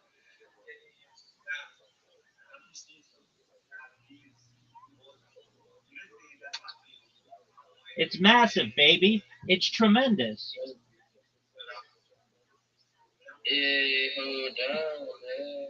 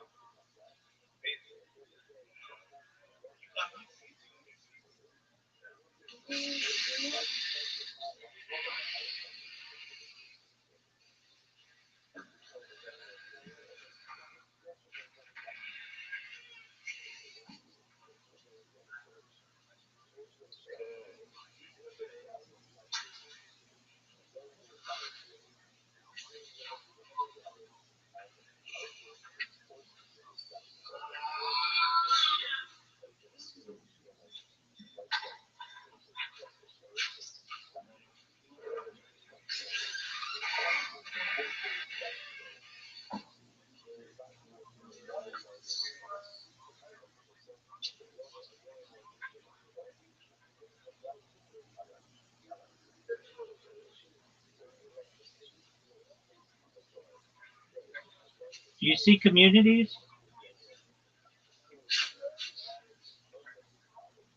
Yeah, I see them now. Okay, do you see the search? I see a couple of we enter. All right, so like What is it? join like 10 or 12 of them, and then you'll know when all that shit happens.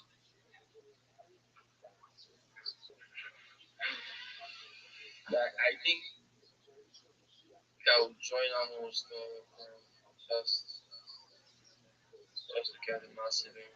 Well, they're more safe. Okay, let me join this one.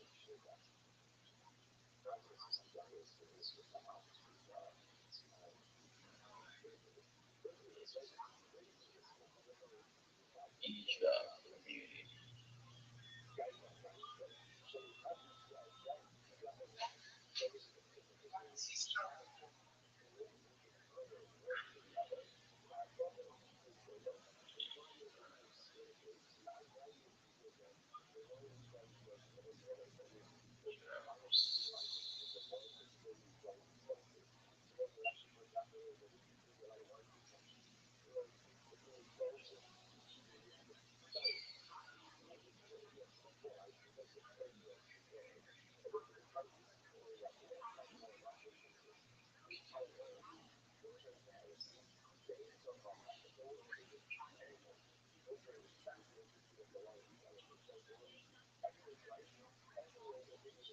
Oh,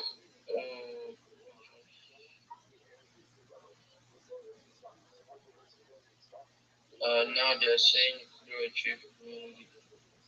Okay, well, refresh, close your app, reopen it, and try again. Okay.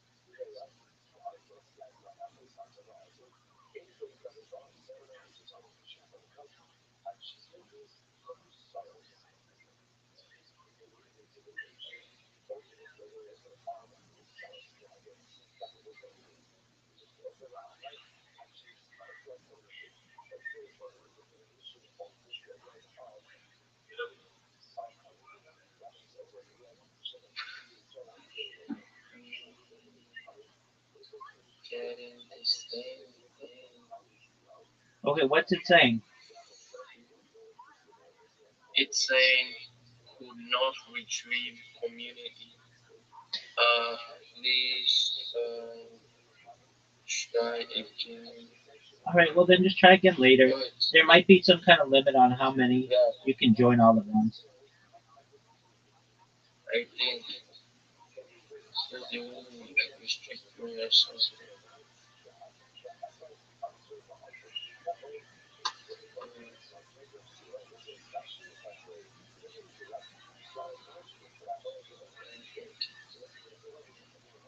So yeah, that's what I think. Yeah, dog. Dude, you know when you come in People here, you're gonna join get all the the most time. alpha from the biggest pimp of all time. What did you say? I said, you know when you come in here, you're gonna get the most alpha from the biggest pimp of all time. Exactly. That's why I don't Exactly. come here. Exactly. So I don't know what the fuck you're doing, not being in here more often, but I understand, G boy. What else do you need help with?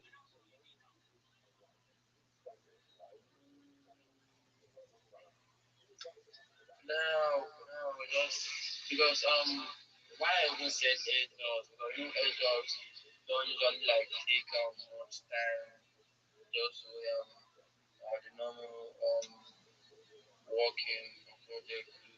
That's why I asked for like airdrops Yeah, because baby, and I gave you a that solution, one didn't I?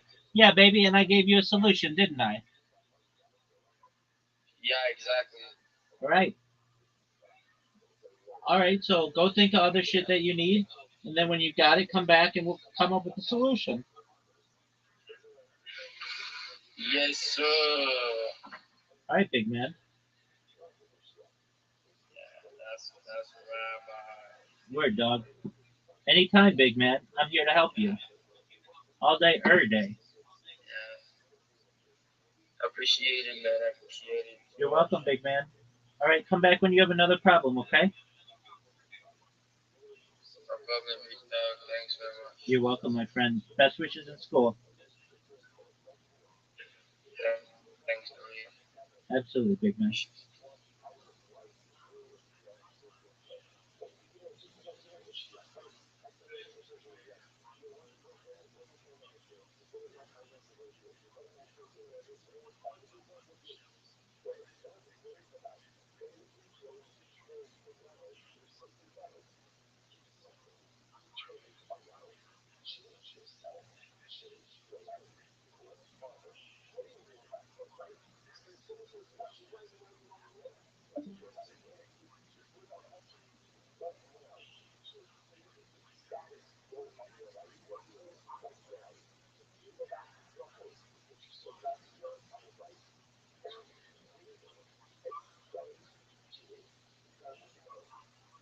What's your pick? Have you tried any of the Latinas, the whites? What are we going with nowadays? Tall whites. Tall whites. Tall women like South Africans. I don't mind them either.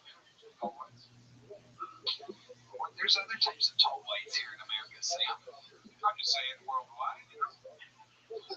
Germans. Germans are tall chicks. Nordics. Strong boys. Have you been with a German woman before? No. What a watch. Think you might enjoy yourself. What is that? I mean, it's different. I'm just saying. Just saying. Have you been with any like plus size women? That's not your thing, huh? See, that's a Sudanese stereotype. It is. That's an interesting thing. They like big women. Oh, they do like big women. Okay, so maybe it's not a stereotype. Your family's all gone, but where are they in America? Europe. Okay. They're happy. Are they proud of you? Amazing. Incredible, Mike. I love your story. I love to see you fucking absolutely having totally great set here tonight. Did you get a big chunk with last time? You got a small one? Guess what, buddy? This is where the hard work is. A big chunk. Alright. We're having fun.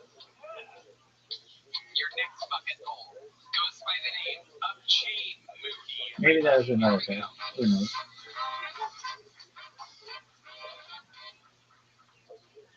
Guys, I've been microdosing a lot. Probably too much. Just a little bit throughout the day, you know, that's how they say microdose. I've been microdosing cocaine. So that's how you do it. If I could afford to microdose, I would. I can't. They said P. Diddy had 1,000 bottles of lube. P. Diddy had 1,000 bottles of lube.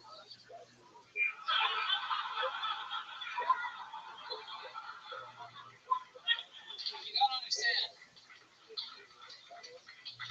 LeBron is tall. That's a loaf of baby oil.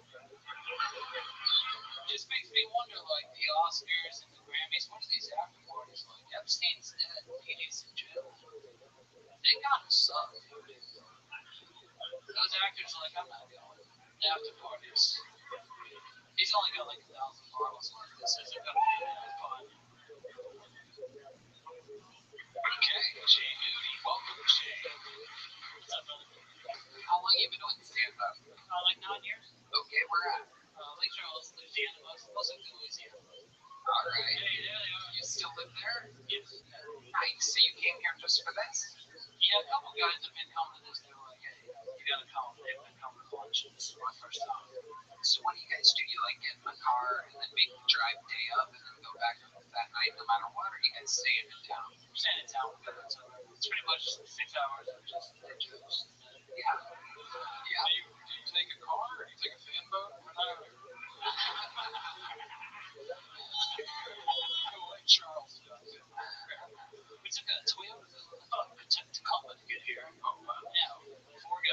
three guys, and then a ton of backpacks for some reason, and then a bunch of fitted hats and nothing more. I was in the back seat. It sucked. Hey, there you go. What do you do for work, Jay? I'm an audio engineer. Oh, okay. At a sound company. All right, at a sound company. Very cool. You married? No. Girlfriend? Yes. How long you been with her? 4 years. What does she do? She is a fine dining server. Oh, fine dining, Charles. Yeah. Not just a There's like one of them. Yeah. She works there. It's pretty nice. She Maggie. No. What's the restaurant, Sizzling? It's a very nice Chili's, thank you. And 2-for-1 margaritas. It's a nice establishment. Amazing, Jay. How about the outside grip? Don't you like every grip and every production? Like, Do a stand-up and too. Cool. Yeah. say it to me. Yeah, no, he's got a look. He's got a look. This looks like it could be our second backup quarterback of the night. It's the jogging pants that really do it. Are those for jogging? Or? No, wait a minute. I don't fucking jog. No. I don't think those are jogging pants. I come over there and over here. I was like, oh, I don't know. It's a chicken kind of breath. They're not for jogging. I don't know. Yeah, but what the fuck they're for, honestly. Sleeping, perhaps. They look like pajama pants. They look cozy. They go in that pocket, keeps his hard-boiled eggs warm. Jay, do you have any special skills or talents that would surprise us? No. I play a lot of bass guitar pretty well, but that's about it. I wouldn't know where we can find one of those.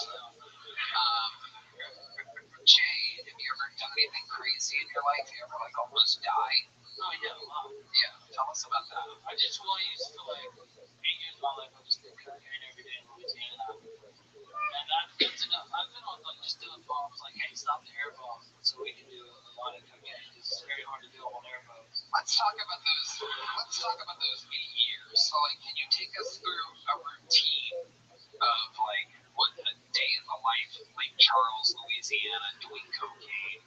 Well, I was also working fine dining. If you were my waiter, bro, I would leave. All right. Sorry. This is also it's got to be this point because it's like members only places, and then I walk up and like a goodie. Was this before or after those guys from True Detective broke your uncle's sex ring? During. Another 8 years. Well, this is what I was doing. I was going to work, get cash tips, buy a bunch of cocaine, and then wake up at home and be like, oh, I don't know that. No idea how I got there or what I did. Maybe like an alligator in my front yard. It's very nice. Wow. Louisiana cocaine. That's WD-40 mixed with, like, what is that? I don't know. In most parts of the country, they call it crystal meth. But there. Still long cocaine. Okay. Your girlfriend, does she do cocaine? No. She's a good person. She's a kind of a fancy restaurant. They don't do blow. No, not at all. Right. Amazing. Jay, before I get you out of here, what's the most interesting thing about you, other than the fact that you did cocaine for years? What's interesting? I mean, surviving in Bethtown, Louisiana is pretty good. And you're still there. You love it there. What keeps you there? I live out in the country. Nobody bothers me. That's pretty much. I figured he was a judge. Yeah. It's court order. I stay there. All right. Okay, Jay. Well, fun times. Yeah. You did it. You got up. You did it. There you go. Jay Moody, everybody. On to the next one. On for the next one. On for the next one. This guy's been on this show before. He has an unforgettable face. Make some noise for Derek Dinful, everybody. Derek Dinful.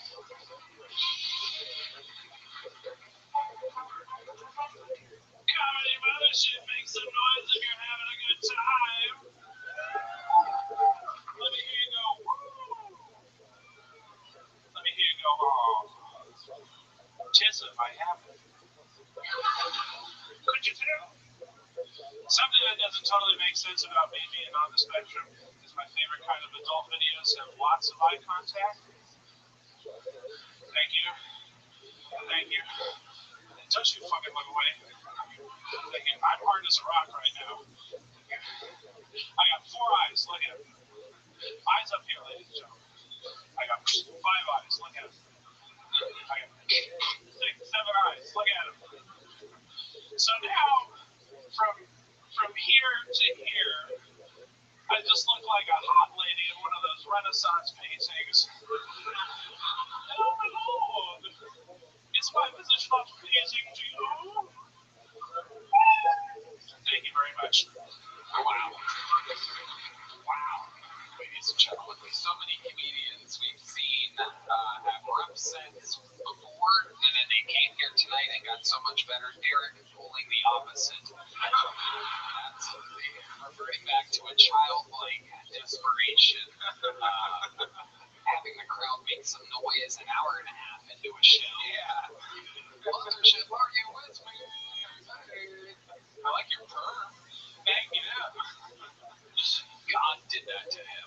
Oh. God and a few electrical sockets, I do. The hand dryer in the bathroom. Your glasses are so Sally Jesse Raphael. I don't know if you know where you go. Wow. Crush. Totally keep going, Red Man. Keep doing it. Keep saying what comes to your head tonight, Red Man. You're doing so good. The Sally Jesse Raphael reference was amazing. You fucking idiot. Shut up. God, I wish I was dead on an airplane next to you right now. Jesus fucking Christ. Put the mic down. Focus on the soundboard. Pick your moments. Alright. Derek, has anything interesting happened since the last time you were on the show? Oh my god. I was in Vegas a month and a half ago, and I had sex with 3 different people on 3 consecutive days. Wow. I noticed you said people. I'm a mathematician, Tony. I like to keep the terms as general as possible. Okay, so tell us about this run you went on, Derek. Oh, yeah. Legendary heel. Yeah. Just imagine all the regrets that people wake up with in Vegas. Imagine being a woman that wakes up and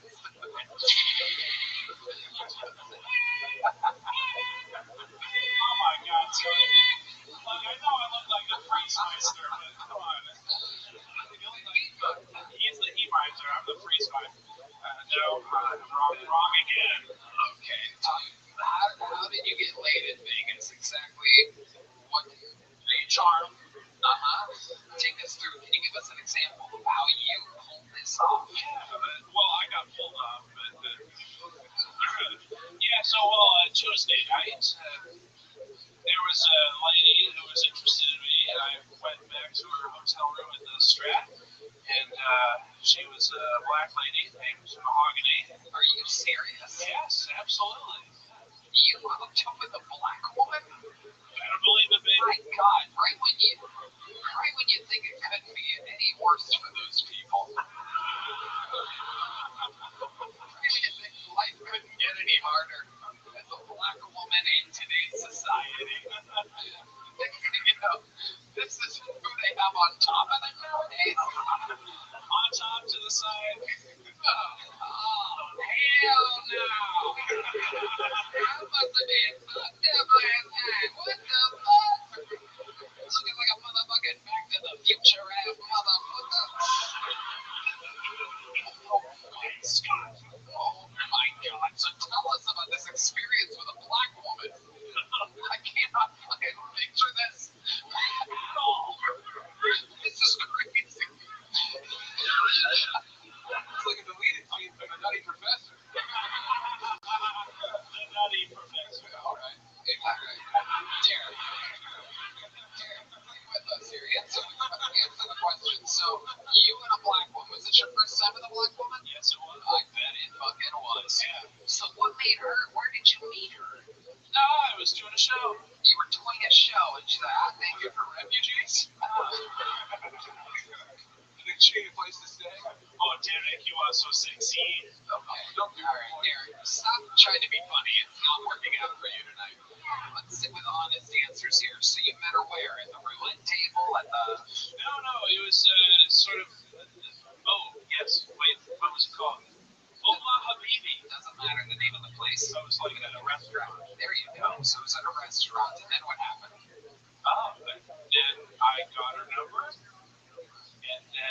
we were texting, and she was like, I'm here. She invited you back to her hotel room. She definitely did. What time of the night is this exactly?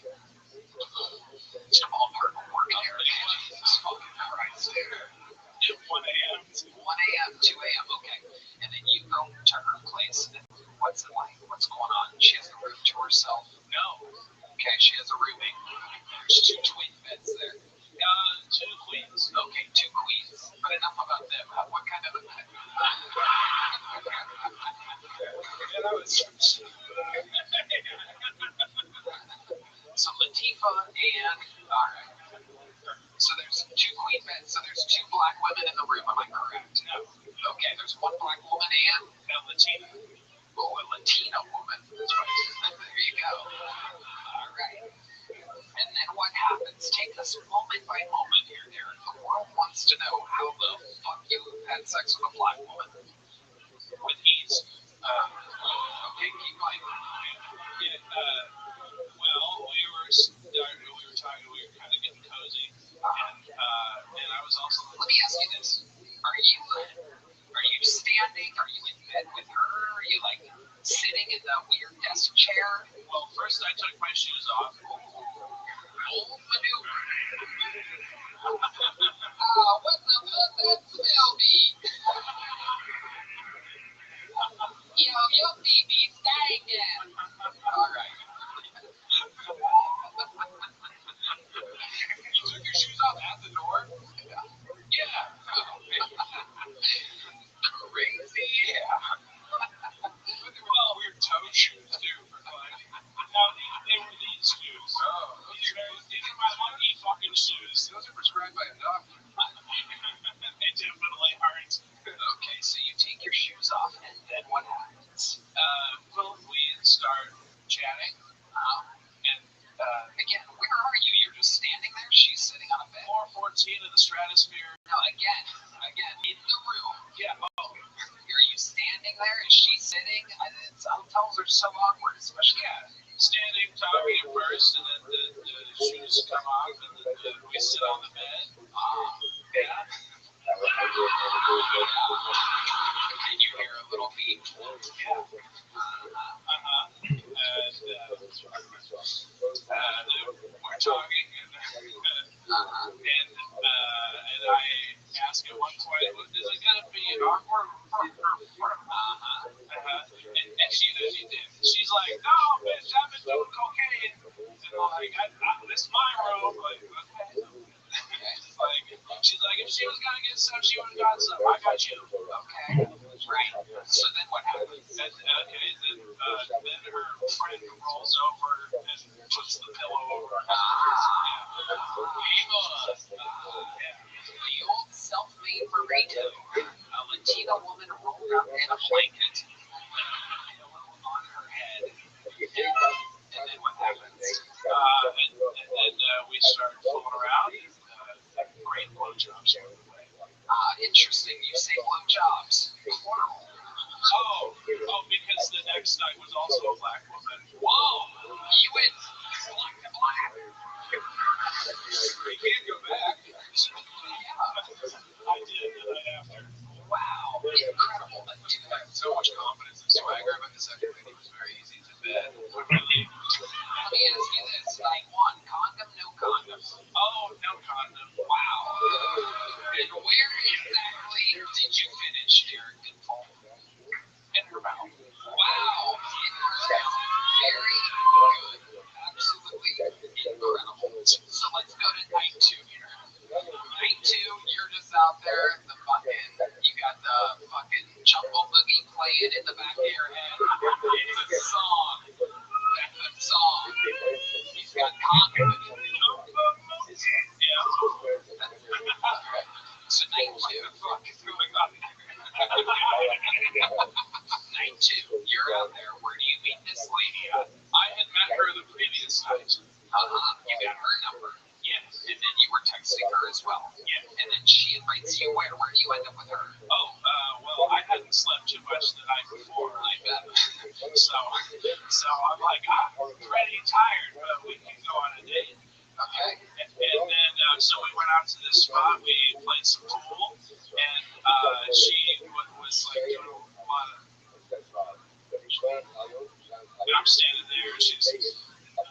She was showing her ass on purpose. Okay. Oh, that was you emulating me. Crazy. Sorry. I didn't study mine. That's my gang. She was popping that thing, as we said. So night 2, you end up back at her hotel? No, she lived there. She lived in the pool home. She had a home in Las Vegas. So you went to her actual house, a place where it would make sense to take your shoes off at the door. Exactly. Incredible. Same thing? Blowjob City or? Wow. Did you have sex with her? Yeah. Wow. And that's amazing. Okay, night 3. Tell us about the innocent white woman that got your. Well, the lady from night 2 and I were at a bar, and she wanted to get a third involved in the situation, and so. And so, Keep going.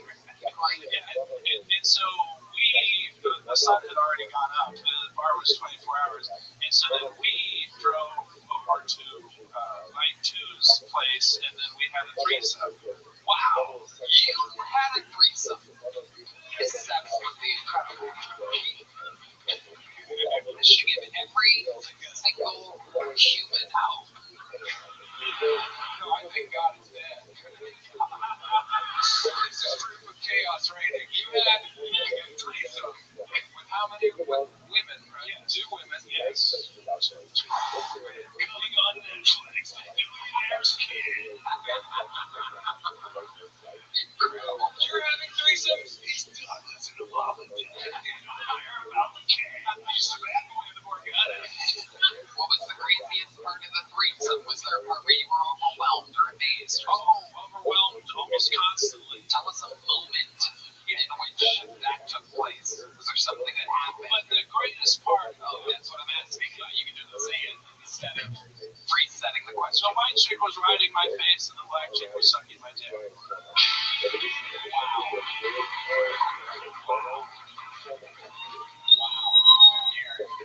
Called the Austin Scuba Mask right there. Incredible, Derek. Well, I'm tense, honestly. Yeah. I've been happily married for 15 years. I get to get so much cool gash if you're out there playing it. Derek Dimple. All that hot 3 days of sex. You're leaving here with a little joke. Congratulations, Derek. There he goes. Thank you. Amazing, ladies and gentlemen. Perhaps one of the ugliest human beings on planet Earth. Just out there, just fucking everything that moves. Absolutely incredible. Vegas is struggling. Just a face. A face of shock. It's like a Jimmy Neutron could molest himself. Yeah. That's incredible. Sally. All right.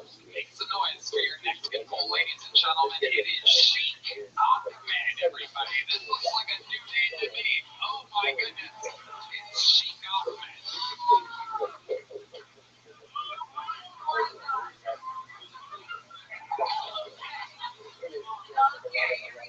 Good evening. Ladies and gentlemen, I am Sheikh Ahmed. I teach a 1-minute workshop to incidents how to treat your virgin. First, you bend your knees. Second, you throw the hijab at the virgin. Cover yourself up. Cover yourself up. Cover yourself up. And third, you dodge for anything the virgin throws back at you on earth. We have a saying in Middle East, an eye for an eye, and what are the virgins? And they should go to Chick-fil-A. Then Chick-fil-A. That's where the virgins go. Well, in Middle East, we don't have a premium child to work there because it gets too crowded at 7-Eleven. Anyone needs a ride in my air park outside. Thank you very much. I'm not here to mock. She. Okay, she got it. I mean,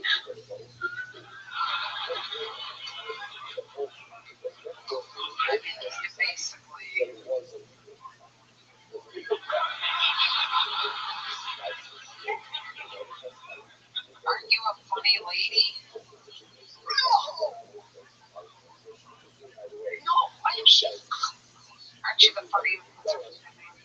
What's your name? What made you want to do this? Everything was a good, funny lady. You're the first person to become a man and become less funny.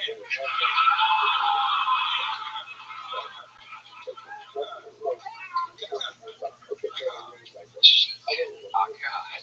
It's like I died on the drive here. Like, everything's so surreal about the show. And then you come out in this insane great outfit, you know? It's very authentic, yeah, great penis. But just all the effort put in without the jokes, it's insane. The look is great. Yeah, I like the confidence. Yeah, I like a bold swing, man. I love the Harlem Globetrotters, you know? But shit. The chest hair. Okay. I'm not exactly sure how the interview she got, man. You're a tough interview. I feel like I'm in Guantanamo Bay right now. My t-shirt's over my face. That's not much. Any waterboarding joke, ladies and gentlemen. All right.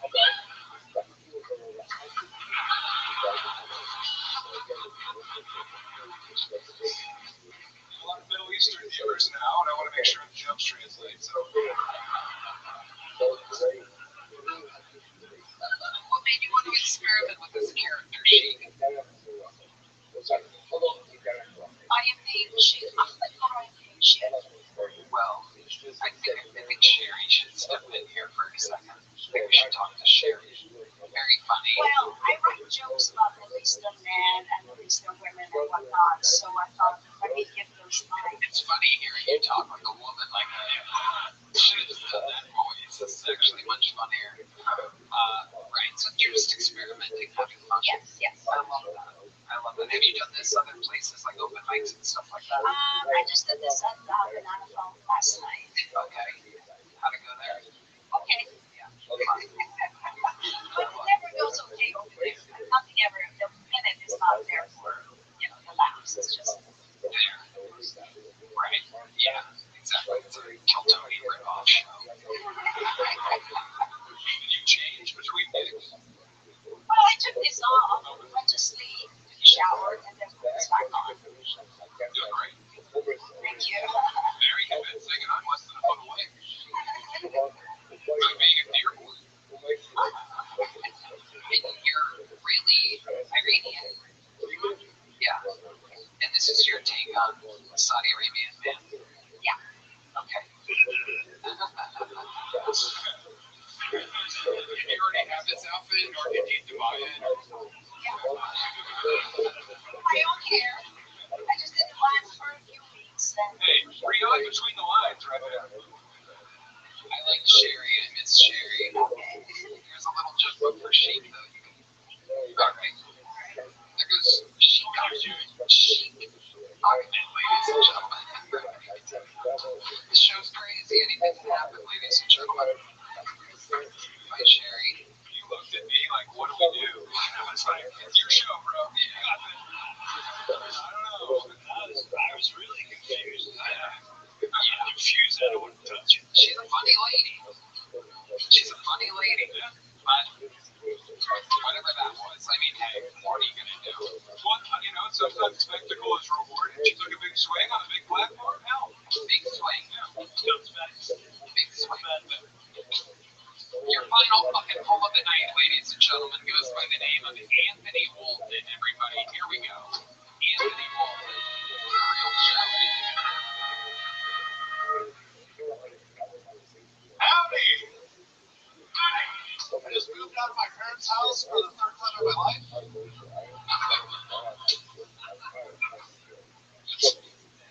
It's great because I had to go outside every time I wanted to masturbate. Let me tell you something. Drinking off in the car really sucks. Especially when you don't know one. Whole lot of door jingling, It's a whole new meaning of carjacking. Are y'all familiar with Clifford? Yeah, hell yeah, we got some readers in the motion.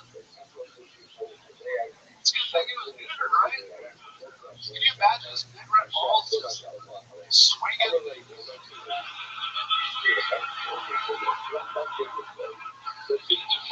Destroying cities of catastrophic. I just lost my father recently.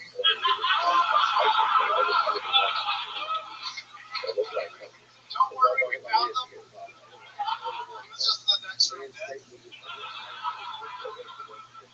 Yeah, and you've been on this show before numerous times. My third time at the mothership. It's been a year. Yeah, awesome. Much better than ever before, correct? That's it. Yeah, that's they've all been solid. So Oh, wow, okay. I guess we remember them differently, Anthony. that's time, Tony. Yeah. This time I'm like way less nervous. I'm like, I'm fucking ready. Yeah, that's it. So you agreed that this week. Yeah, that's right. Very good. There you go. All right. They've all been solid. This is Dead Parent Night on Kill Tony. Is it really true? Did you really lose your father? Yeah, so yesterday, it was 3 years since he passed. What happened? What happened to him 3 years ago? Heart attack. He was like 80. Oh, okay. Like 84. He was ready to go. Awesome. How do you know if he was ready to go? This one time, he was like going out, my mom resuscitated him. He was like, yeah. Get your hands off me, bitch. My 72 virtues. So, Anthony, it's been a year since you've been on the show. What's been going on with your life? What have you been up to? Oh, man, it's been a roller coaster. Like, breakups, and then getting back together, and then breaking up. And then now it's just like, I went through like a depression phase where I was just like, the world's dark, I don't want to make people laugh and do comedy. But then I was like, I fucking love this shit. So, like, making people laugh, so I got back to it. My fucking car broke down, and I got a new car.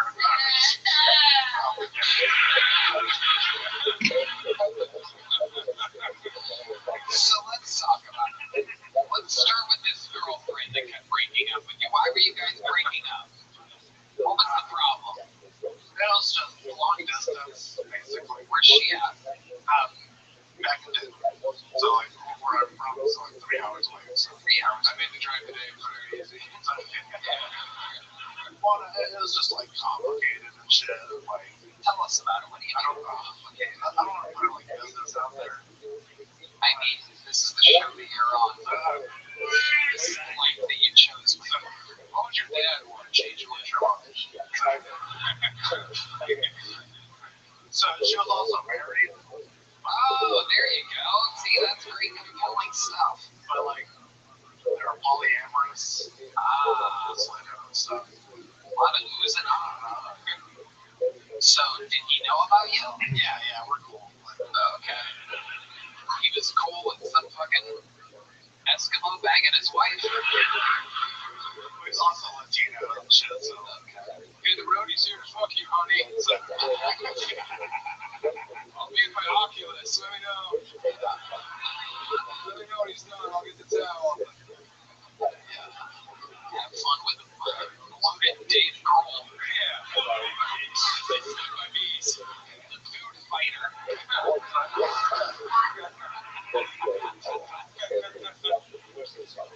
Oh my god. So just anyone can get laid now, dude. Yeah. Chloe, you gotta get a divorce soon. You gotta. No, I love my wife very much. It's very pretty, but it's just it's flummoxing looking at the data set that I aggregated this evening. That's all. You're about to say something there. What are you gonna say? I was just saying like another literally shitty thing. I had like a wonderful Thanksgiving, and then it just ended horribly. Just me shitting myself in my car. You shit yourself in the car. Yeah, so like Take us through this moment. I got invited to this wonderful Friendsgiving comics, socializing, some made shrooms, made food, like wonderful time. Something I wish I knew was the meat of fuck ton of cranberries. It works as a laxative. And I wish I knew this before because I was also a little drunk just eating these cranberries, telling people eat these cranberries. They're delicious. You're on shrooms, you're a little tipsy. Yeah, well, this was like after I came down from the shroom. Oh, okay. And then I was just popping them like Bill Popper pops pills, just telling people they're healthy for you, they're good. Yeah. And then I was like, I gotta go. And I was walking outside my car. That was your car. Yes. Okay. And I turned around and I was like, fuck. And I was like, if I go back, they're gonna know. And I should have spent an adult shit in this house. By the way, the shrooms have not worn off. So like, just shit. Yeah.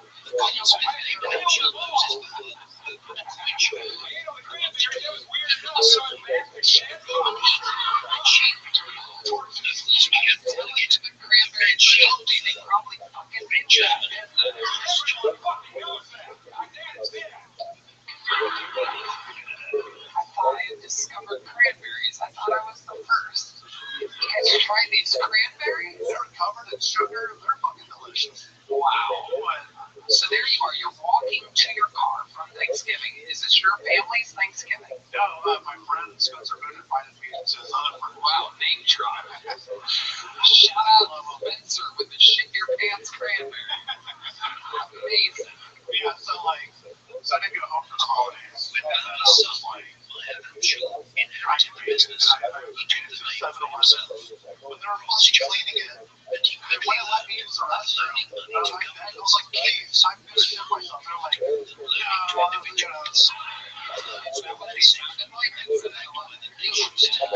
that's a lady, she's cleaning it. And I was like, no, I'll let you use it. And I was like, fuck this. So he trained each of the other You come in, Thanksgiving, covered in cranberries. Big swaddle in. How many fucking dough for the mom bucket? She's like, just stay back in Frankfurt. So I was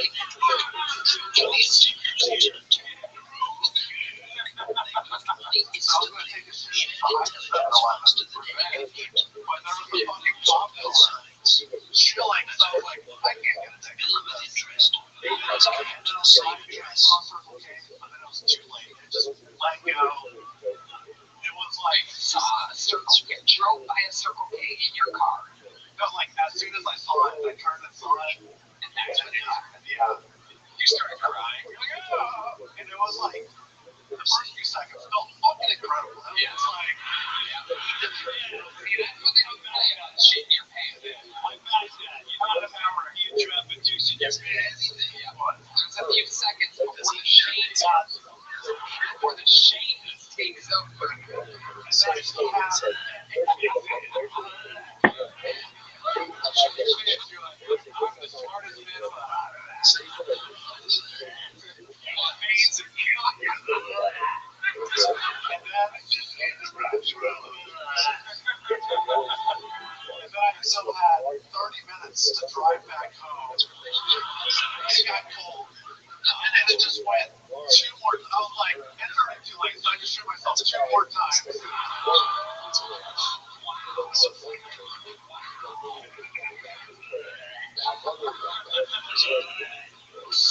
I'll never know. You're doing it again. What kind of car do you have? 2015 Honda Civic. What color is the interior? Black.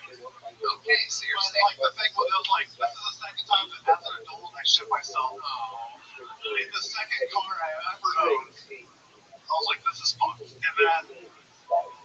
then I had to like piss, so I grabbed a bottle, but it, what's the point? it just everywhere. You're wearing the diaper. Fill it up. I made it home, but I live in the 3rd floor, so I just had to waddle up. Pissed in a bottle with your pants full of shit. Putting on airs, man. It's like taking off your shoes in a hotel room. Did you tuck your pants into your socks so it doesn't fall out? Like, what? No, it's like, Good question from a professional. Shit your pants legend, Brian Redman. You don't tuck your pant legs into your sucks that it doesn't fall out in your hallway of your apartment building. You know, you're like, that's a measuring move. The black belt and brown belt. Right? The salted of shit. Yeah, that was a fucking mess. Everywhere. Like, it was fun, right? Because of the cranberries. What kind of pants were they? Were they jeans? Were they? Please tell me they were khakis. Please. So, wait a second. Nobody's eyes light up. Those are the pants? Oh, God. Ladies and gentlemen, what a legend. You are an icon.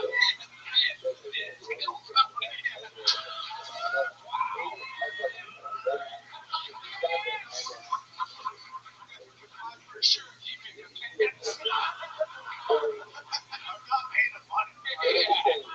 Wow. 3 times. Wow. These were the shoes, not the socks. These weren't the socks or underwear.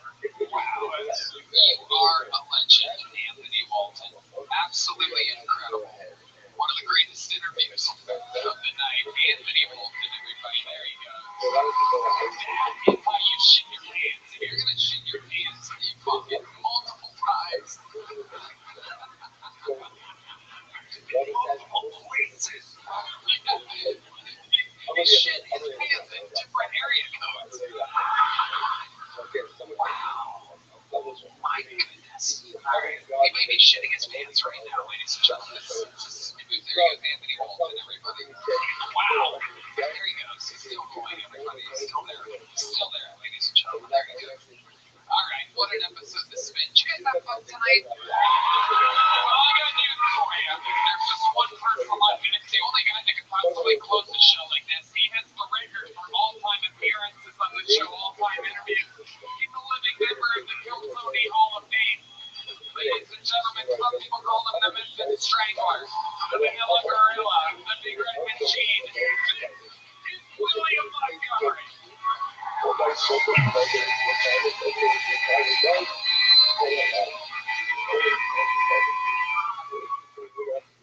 Yikes, that was kind of gross. That guy. Mattel Toy Company has just come out with an autistic version of Barbie, and luckily this version still has those great tits. Okay, this next joke is for the ladies. You're like, hey, if they don't have Monostat 1, just get Monostat 3. Yeah, that's like saying, hey, if the video store doesn't have Godfather Part 1, just bring Godfather Part 3. Are you kidding me? One of them is a pharmaceutical masterpiece, and the other one, it has its flaws. Yeah, the ladies are laughing at that out there. Somebody was telling me how much ice was in Minnesota, and I was like, yeah, it's January, you dumbass.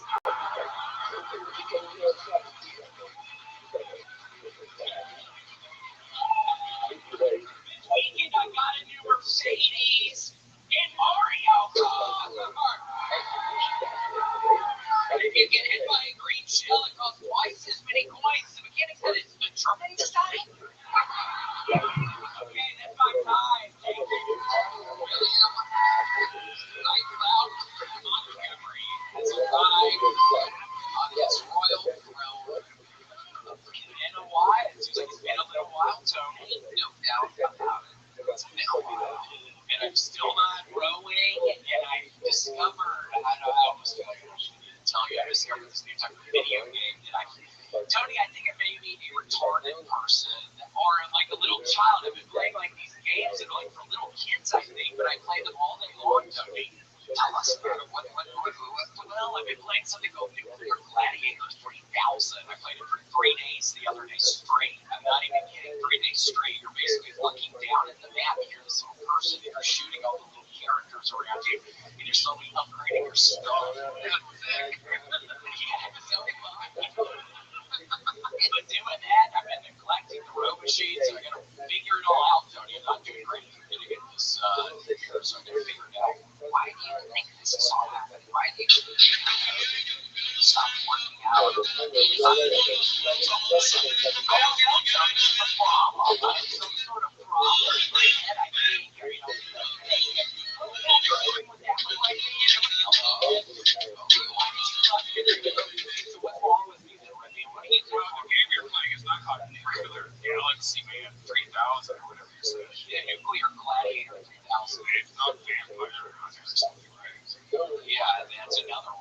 This is great. Thanks for throwing a wrench into that. Tony's already been hating your ass tonight. You've been hating your ass tonight. Anytime we take a little vacation like we did, he comes back.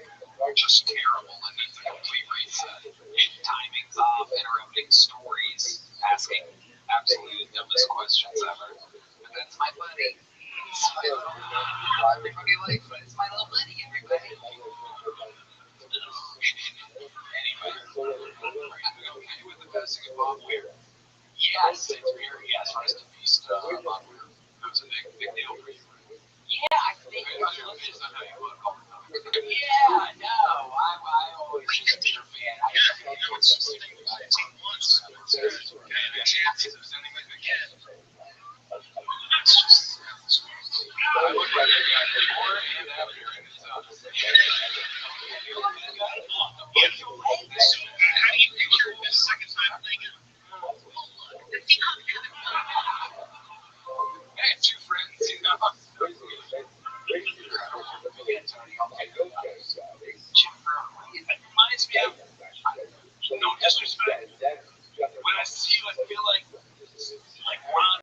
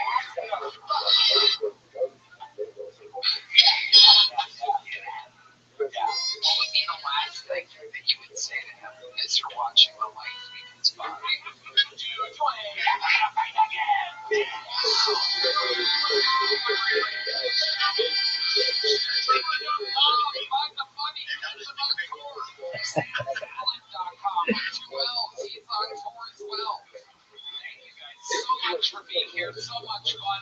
Thank you to our convention chipper and everybody in the web.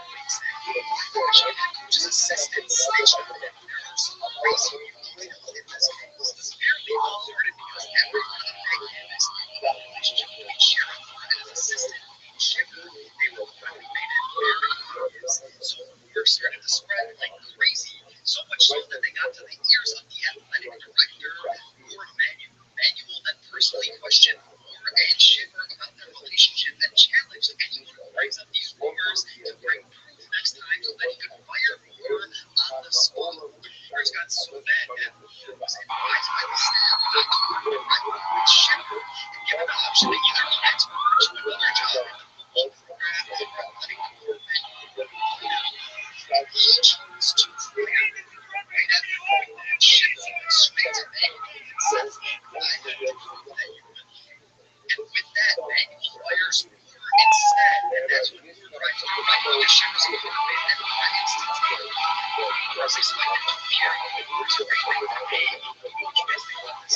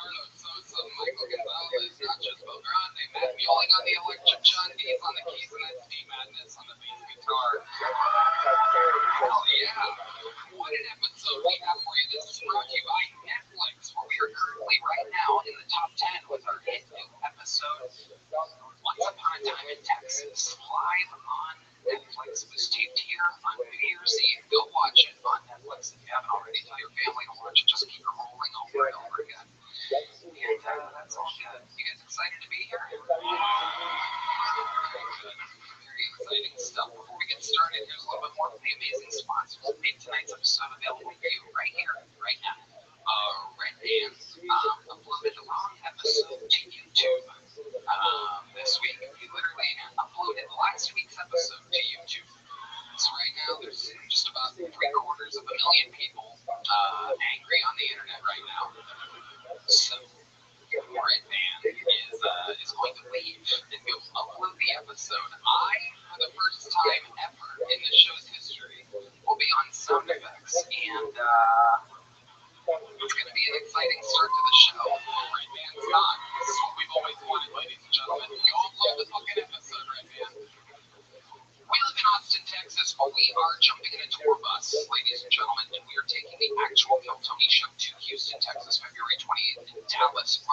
28th. Go to TonyHinchcliffe.com for tickets right now. Come see an actual Kel Tony show in the great state of Texas. One in Houston, February 28th. One in Grand Prairie, March 28th. TonyHinchcliffe.com. Get tickets now. Are you guys ready to start tonight's fucking show or what? Hell yeah! Rain or shine, the fun never ends. Ladies and gentlemen, every single week I book two of the funniest people in the world on the show.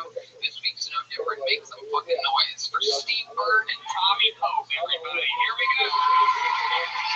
Yeah. Steve Byrne. He's the man. Tommy Pope. Flying in the flag. We are going to have some fucking fun tonight, ladies and gentlemen. It's been a while since Steve Byrne's been on the show. Comedy store legend, one of the people that when I started, one of the few people that was to look up to back in the day. Fun fucking guy. We spent each night drinking here in Austin, having a blast. Yep. Steve's man, Tommy, you and I get drunk all the time together.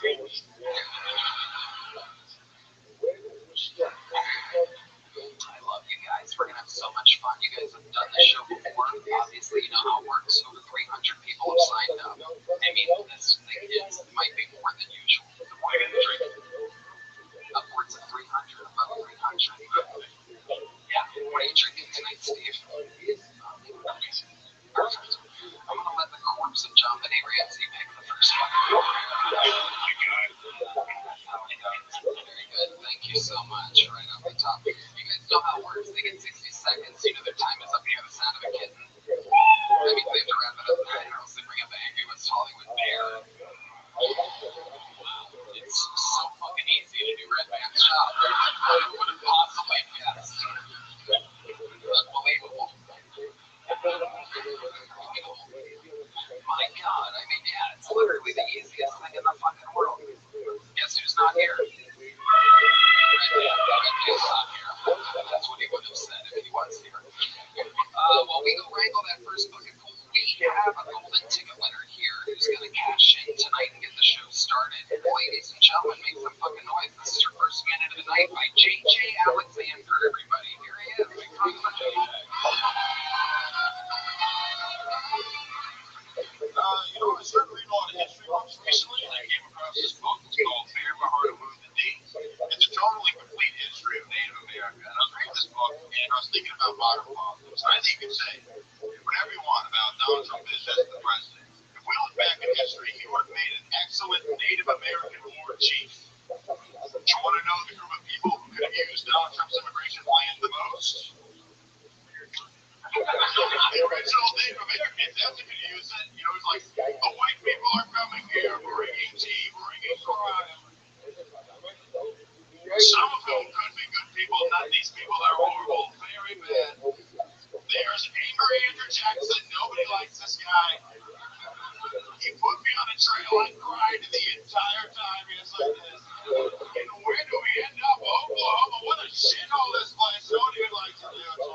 And then we made a deal with the whites, we gave them all of the land and they gave us beans. If I was negotiating, I would have gotten us way more beans. We're to make Native America great again. You know, thank you so much. Thank you. JJ Alexander getting that started. Good take. Ladies and gentlemen, how's it feeling? How's life going? Dude, holy shit. This is awesome. I'm so happy, man. I was back and did the Denver Improv. I headlined for the first time. It was like life-changing moment for me. I was in this show, man. Yeah, and then also went to Sioux Falls at the Weekday Chicago. It was pretty crazy. Yeah, tell us about that. Yeah, so me and Enrique was supposed to feature, and Enrique was supposed to headline. And I get a text at 5 a.m. because that's when the flight was. And then he was like, "Hey, bro, I'm not going to make it, man." No. And he's like, "I got to get on the flight." So his flight was going to get in at 10. But the show was supposed to start at 7. So the guy that ran the show was like, "Hey, guess what? We're just going to start the show an hour late." The host that was supposed to do 10 minutes is now doing 30 minutes. And you're going to go until Enrique gets there. I did, by the way, I have 45 minutes of material. I did an hour and 30 minutes. Wow. Just a lot of Trump doing a Native American impression. It was long. It was way long.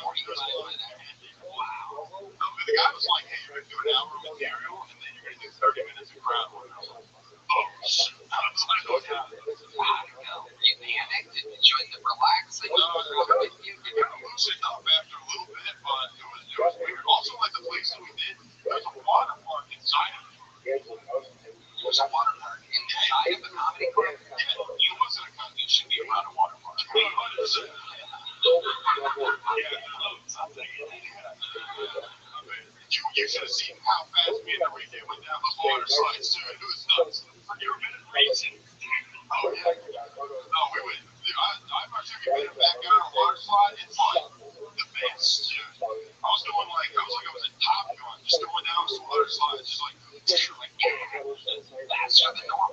guys fall faster. Oh, dude, it was like Prince the whale going down a slide. It was nuts. Amazing. Yeah, I got my shirt on. Shirt on guy. Did Reed get a shirt on too? Yeah, good shirt on. Yeah. That actually was actually a little bit better than usual on a Reed. You see those fat tits, dude? Tommy is trying to see those tits. How many you want to see his tits right now? Show your fucking tits. Let's see those tits. Speaking of the breaking of Chiapas. Now, look at those Halloween. The one can get you guys. I want to hold Chiapas da várias nacionais house. So as a whole, again, it is not that the activo here. The activo also gives a calculation. Hello, Malcolm Vision, Shen Shono, Malcolm Shmiya, Stein, Malcolm Spectrum, Kiba, Stein, Shono, so what's this? What is this? Now you work about the calculation. Malcolm Vision, and also it sounds like this. First base of touch, 7 years. Second base of Malcolm Shmiya, I reached Mishai 50 years. The Malcolm Smith was even. I thought what was going about is 2.5 years. So I said, what is that? What you think is as follows? What is this? A lot of my sons. We don't know the chef's we have blood in the chef's I want that. There's most of the chef, but it's still incredible tumultuous activity. There are periods of tranquility. There are periods of focus. So that's what it's saying over here. So in the first place, when we start open up the again, so that's the careful development zone. The second place, when we start open up the 2 years, and then there are the 2.5 year reign of Barcelona. Now, the 2.5 year reign of Barcelona is actually another that's not as well like we were on that. So the idea is the world is so difficulties. The world is so turbulent, tries to operate in what people do is some point in time, the shaft is going to come. But do not lose yourself in the calculations of those who think that it's going to come, but some of those calculations are not correct. You know, like my Japan basically has a word for it. We're showing some Tibet, Atman, Shalakashi process. It will be again, the bone should break, the bone should become swollen of those who try to calculate when Mashiach is going to come. As I will say, that is an exercise in futility. Try to figure out when Mashiach is going to come. Should only, even Shia, after the law, should we know that? What happens for those who go ahead and try to calculate the Mashiach's going to go out? What happens? They calculate, they come up with the time, and then the Mashiach doesn't come. What do they say? What do they say? You see, he's not coming. But given this calculate the days of concerning about it. Allah, what they do, Allah, calculate. What is our avodah of Mashiach? What's our avodah? Wait. That is our avodah to wait. Shneimar, in Yisrael, calculate. Even if you believe, trust, wait. Shema Tamar, Alumatake, maybe I'll say ultimately again that we wait because he doesn't wait. On the moment of the Taka, Shema Tamar, no, we're waiting, part of this meeting, everybody's waiting. I think we have a Shema Tamar, the woman Taka, me Mahake. So again, if we're waiting for Mashiach, and Mashiach is waiting to come, so why doesn't he just come? Me Mahake, who's holding him back? Midas Hadid. So say ultimately again, Midas Hadid. So in other words, that the attribute of strict justice. Justice, God is showing justice like the serving of Mashiach. So the Gemara says, Midas Hadid La'akedas. Allah strict justice, so then the Mashiach is coming. And why is waiting? So obviously the waiting is a futility because he can't come, Mashiach's not going to let him go. The Gemara says, the Palestine. Because ultimately, again, there is a reward for waiting. Listen, we're going to stop with this. What does this mean? It's tremendous nechama. We're waiting for Mashiach. Mashiach is saying, the Torah wants to send Mashiach. There could be some of the things you attribute of divine justice says he's not yet come. So then why wait if you know that our waiting is not going to make a difference? Because there is a reward for waiting. What kind of reward is when you wait? It's built up on anticipatory excitement. And the greater the anticipatory excitement, the more I am ready to take decisive action to make it happen. Waiting is not an end. Waiting is a means to push myself to do more, to be more, to bring about that which I want more than anything. The coming of Mashiach.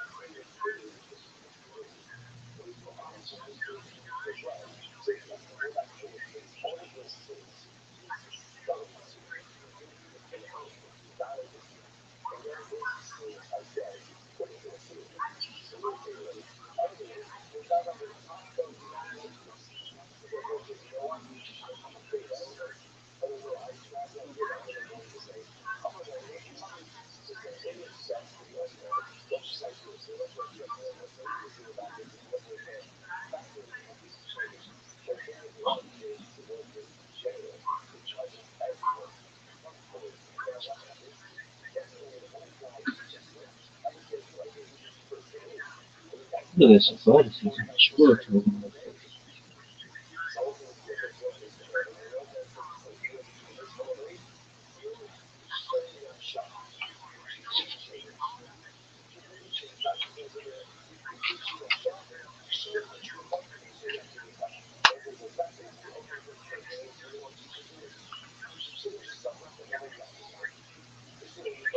Pretend how she can show him.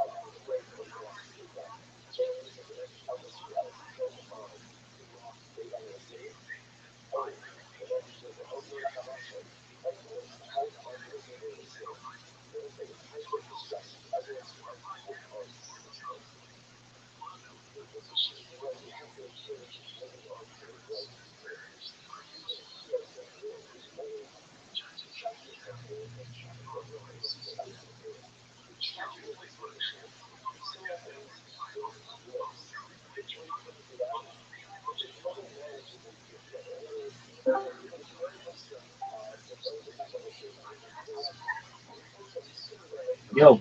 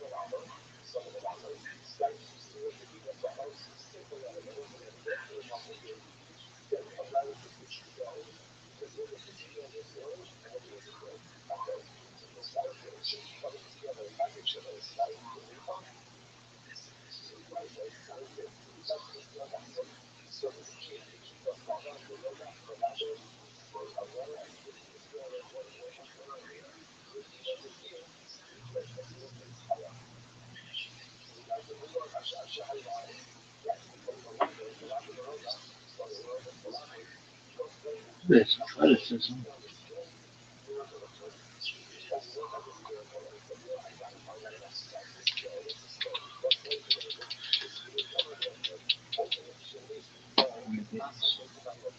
This athleticism.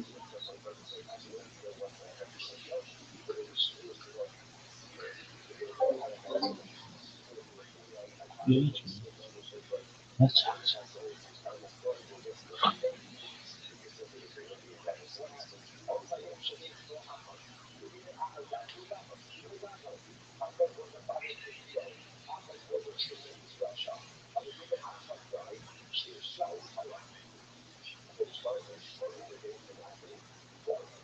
what's up, Scouts?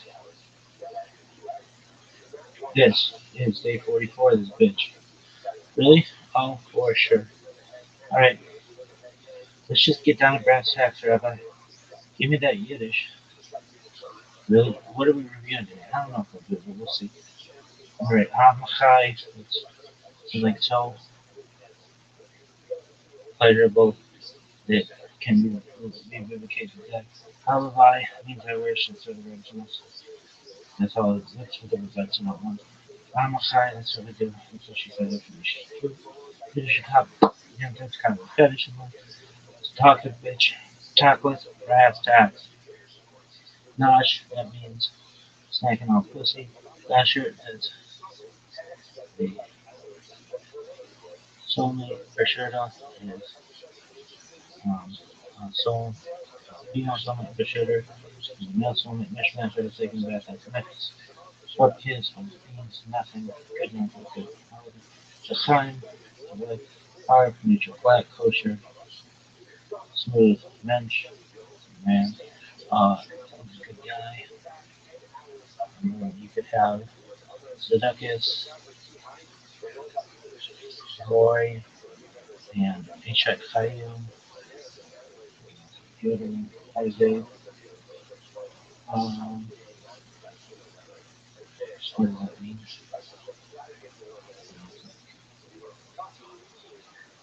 Shtetl, the little village of Shtetl, Strymon, Shtetl, Scheidel, Milton, Fleischig, Hard, Milton, Meat, Fleischig, no. Fleischig is meat, Hard is neutral. What does Heimish mean? Heimish, Hamish, dog, Hamish, or Heimish, based on Yiddish word Heim, means home. It describes things that are homey or familiar. Make yourself at home. Going back to Abraham, the very first Jew. Our people have always valued inviting others into our homes. The mitzvah is known as Ma'aseh, or him bringing in guests. When inviting in guests, the host may say, Machzek Heimish, make yourself at home. Nice and informal. If the guest finds that the home is the informal type where everyone is welcome or to just be themselves and no one stands on ceremony, they say that it's a Heimish type of place. What is this bull? Oh fuck! What is this bullshit? Stupid asshole.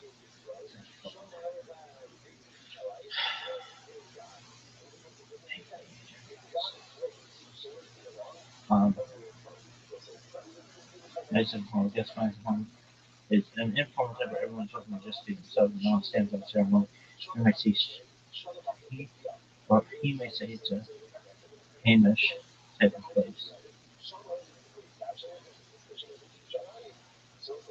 Home cooking, since Heim means home, home cooked food or baked goods can be referred to as Hamish. One of us speaking broadly, Yiddish speaking Jews can be divided into two groups, Litvaks on the one end and Polish Jews on the other end, each group having many subcategories and branches. Those of the Litvak camp use the first pronunciation of Hamish, while the Polish Jews and their Hungarian cousins will say Heimish. In fact, Hungarians will refer to their fellow Hungarians, Hasidic Jews, as Heimish because they can trace the roots back to Der Heim, Der Hem, as the country is now the first generation immigrants. What do we call it? The whole country. Thus, retail establishment belonging to Heimische Fellow, in which only kosher items are sold, of course, will be referred to as a Heimische store. Note that in this context, only the Polish pronunciation of Heimish is used. Challah in a pan. Challah is Hebrew for loaf, however, in Yiddish it refers specifically to grated loaves. They grace festive Shabbat and holiday tables. These two loaves remind us of the double portion of manna that God would provide for our ancestors in the desert every Friday for reasons that are not clear to the author of this article. Challah that has been baked in an oval pan with walls is sometimes called Heimish challah, also limited to Polish pronunciation. Heimish, yeah, Heimish challah. Do you have something to add? Yeah, let's find out what the fuck that is. You're gonna find this out. You're gonna fucking find this out, and I might even send it into Chabad.org. Like, hey, if you just get your shit together that aren't clear. Nobody was like, oh yeah, it's good. Or they were just like, yeah, it's good. Throw it up on the fucking site. Nobody was like, well, why don't we answer this fucking question?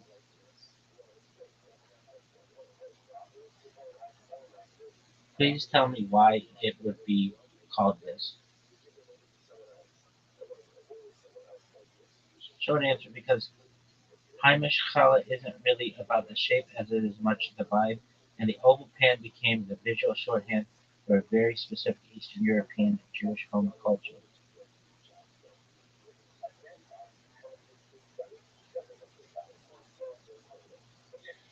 Longer unpacked answer. What Heimish actually means. Heimish, Yiddish, home-like, warm, familiar, old school, doesn't mean traditional in the abstract. It means not fancy, not showy, not bakery perfect, something your buddy grandmother would make at home, not something bought. So when something gets labeled Heimish, it's being contrasted with modern decorative braided French influenced color. The oval pan with walls equals Eastern Europe home baking. In Poland, Galicia, and nearby regions, home ovens were inconsistent, shallow, and not great for free-form baking. As a result, challah was often baked in oval or round pans with walls. The walls helped the dough rise upward instead of spreading. You got a soft, tall, pull-apart interior, less crusty, more bread-like. This wasn't about aesthetics, it was about practicality. Why the specific pan became the marker. Once the braided challah became popular in bakers, especially in Germany and later in America. Especially in Germany and later in America. In contrast emerged freeform bread baked in a pan, glossy freeform bread was glossy photogenic company challah. Freeform braid was glossy photogenic company challah, and that's baker challah, and then Hamish challah, baked in a pan, plain, thick, soft, family table challah. So the oval pan with walls became a symbol of this wasn't made to impress guests, this was made to feed a family. That's Heimish. Why Polish pronunciation matters. Polish rooted Yiddish tends to pronounce Heimish closer to Hamish or Heimish. Then culturally, Polish Jews Polish Jewish cooking is associated with heavier breads, enclosed baking, less ornamentation. Think pan challah, pull apart rye, thick kugels. So the term stuck specifically in Polish descended communities, even though other Jews baked similar breads. It's retrospective label. Here's the key thing the article probably missed. No one in 1880 said, I'm now breaking Heimish challah. The term comes later, once braided challah became dominant and people needed a word for the old way, the home way, the before bakers took over way. So the shape didn't cause the name, the shape became the evidence of Heimishness. Here they are. It's called Heimish challah because the oval walled pan reflects Eastern European home baking. It's non-fancy, family style, pre-bakery Judaism. Polish Jewish culture preserved the style that Polish Jewish culture preserved that style longest. The name describes a feeling, not a halakhic Jewish legal category. All right, that's cool. We forgot to say all our shit. So it's 44 days. The date is 21st of Shabbat, 5786, Sunday, February 8th. It's Super Bowl Sunday. That's a very proper deal. Why? Oh, it's Super Bowl? Super Bowl is giant in Judaism and everything. Alright. Super Bowl 60. That's big time. Alright. Here we go. Gay, Kakin, Young, that's Yiddish goat, piss in the ocean. Left, tis Dayan, Hebrew goat, piss in the ocean. That's a long fucking thing. Juris, means albums in Yiddish. That one fucking snail or whatever is Kalazon, Urex, Trunculus. Dolus refers to the Jewish diaspora or exile. Alright, so that's cool. What about that one thing? I'm never gonna fucking read this. Akid Ani Medaber Ivrit, Bekar Ivrit McFrey, Avshe, Bethoel, Anaknu, Anurim, Ledaber, Yesh Ol, Gulai Arami, Shigam, Rotan Ani Yakol, Ledaber, Gemida, Mesuyana, Aval Ani Maadi, Englit, Bakin, Ba'u, Medaber, Englit, They Nishma, Tovetza. Indeed, I speak many good things. Well, practically, they're supposed to speak Yiddish or Latin. Well, I can also speak which I can also speak to some extent. They're English, let's speak English. Does that sound good to you? Okay. Alright, are you done? Hey, Kay, are you done? Hey, this is Kabbalah and coffee. Coffee and Kabbalah. Coffee.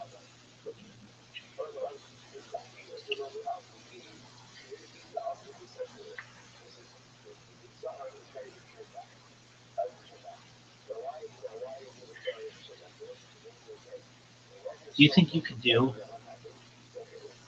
a Brooklyn accent or a New Jersey accent or a Manhattan to talk about Nita?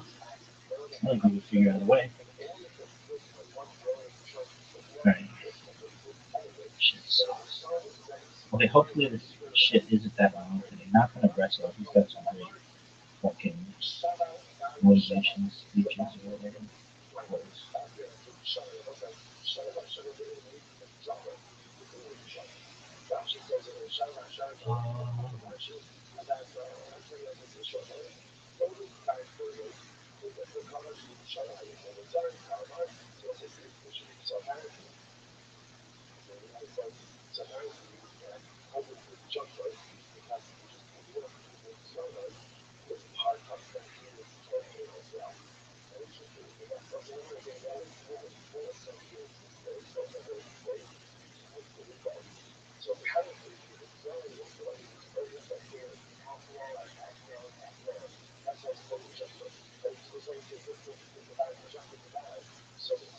But I just said a commentaries on something.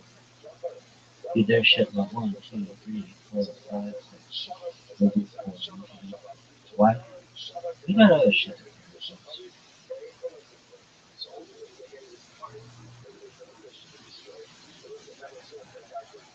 Sure. Behind Ben Solomon Tyler, Hebrew, was an important Hasidic rabbi and Kabbalist, and is to be remembered for several well-known Hasidic works. He is also known as Hayai Sermons. After his time there, he was a pupil of Rabbi Yechiel Michael, the Maggid of Slotchet, as well as of the Maggid of Mizrach, who mentored direct pupils of the Baal Shem Tov. After he had been rabbi in 5 different towns, among them Mohilet, Zermonic, and Badawani, he settled in Jerusalem. In 1812, he founded the Great Synagogue on Isaiah Street on the right bank of the River Pit, no later than 1812. He also founded the first Jewish hospital in the city. He died in Jerusalem in 1813, and was buried in a cave in the Jewish cemetery of St. He was the author of. He is mentioned by Rabbi Sender Margaliath in his response on Shulchan Aruch, even Gezer. Streets named after him are Bir Mein Kayam, as the name of his better known book, in Rehoboth and in Vermont Elchin, a neighborhood in Leningrad, as well as National Bir Mein Street in the Beit neighborhood in Jerusalem. Behind Ben Solomon Tyler, Hebrew, was an important Hasidic rabbi and Kabbalist, and is to be remembered for several well-known Hasidic works. He is also known as Hayai Sermons. After his time there, he was a pupil of Rabbi Yechiel Michael, the Maggid of Slotchet, as well as of the Maggid of Mizrach, who mentored direct pupils of the Baal Shem Tov. After he had been rabbi in 5 different towns, among them Mohilet, Zermonic, and Badawani, he settled in Jerusalem. In 1812, he founded the Great Synagogue on Isaiah Street on the right bank of the River Pit, no later than 1812. Israel. He also founded the first Jewish hospital in the city. He died in Jerusalem in 1813 and was buried in a cave in the Jewish cemetery of Safed. He was the author of. He is mentioned by Rabbi Sender Markiv in his response on Shulchan Yaraj, even Hazer. Streets named after him are near Main Item, as the name of his better known book, in Rehoboth and Ramon Elgin neighborhood in Leningrad, as well as Manuel near Main 9th Street in the Main neighborhood in Jerusalem. He was the author of. Shabbat, Kabbalistic comments and Shabbat. Related subjects: poetry, speaking, King of Air, Mayan, Hayim, Neverland, and Pentateuch, and 2 parts, Leading 20 part 2, 1849, Sha'ar, Tefillah, Kabbalistic reflections on prayer, Sudiko, 1837, Eretz Ka, Hayim, in 2 parts, analytic commentary on the prophets, and Hagiographa, and 2 that was 1 and then 2 novellas in the Tractate Brachot. Okay, that's a cool story. Alright.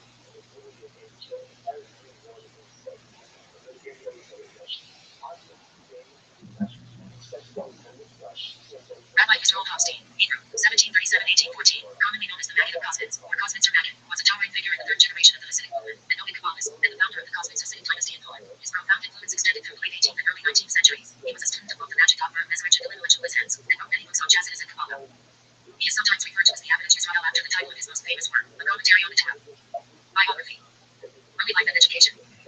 Hofstein was born in Abu W, Abcha, Poland, in either 1736 or 1737, to his parents, Shabbatay, Shabtai, and Earl. His father was a Kurd miner. According to tradition, his birth came after his parents, who were impoverished and advanced in age, received a blessing from the Baal Shem Tov. Other traditions relate that his father's neutrality during a major dispute in the synagogue earned heavenly merit, resulting in the birth of the Holy Son. The young Israel was recognized early on as a prodigy, revealing prodigious ability in his studies despite a weak constitution and sickly nature. His initial rabbinic studies took place under Rabbi Dov Bereshkatz, chief rabbi of Abcha, and he also studied with Rabbi Mordecai Zvi Horowitz and Rabbi Menachem.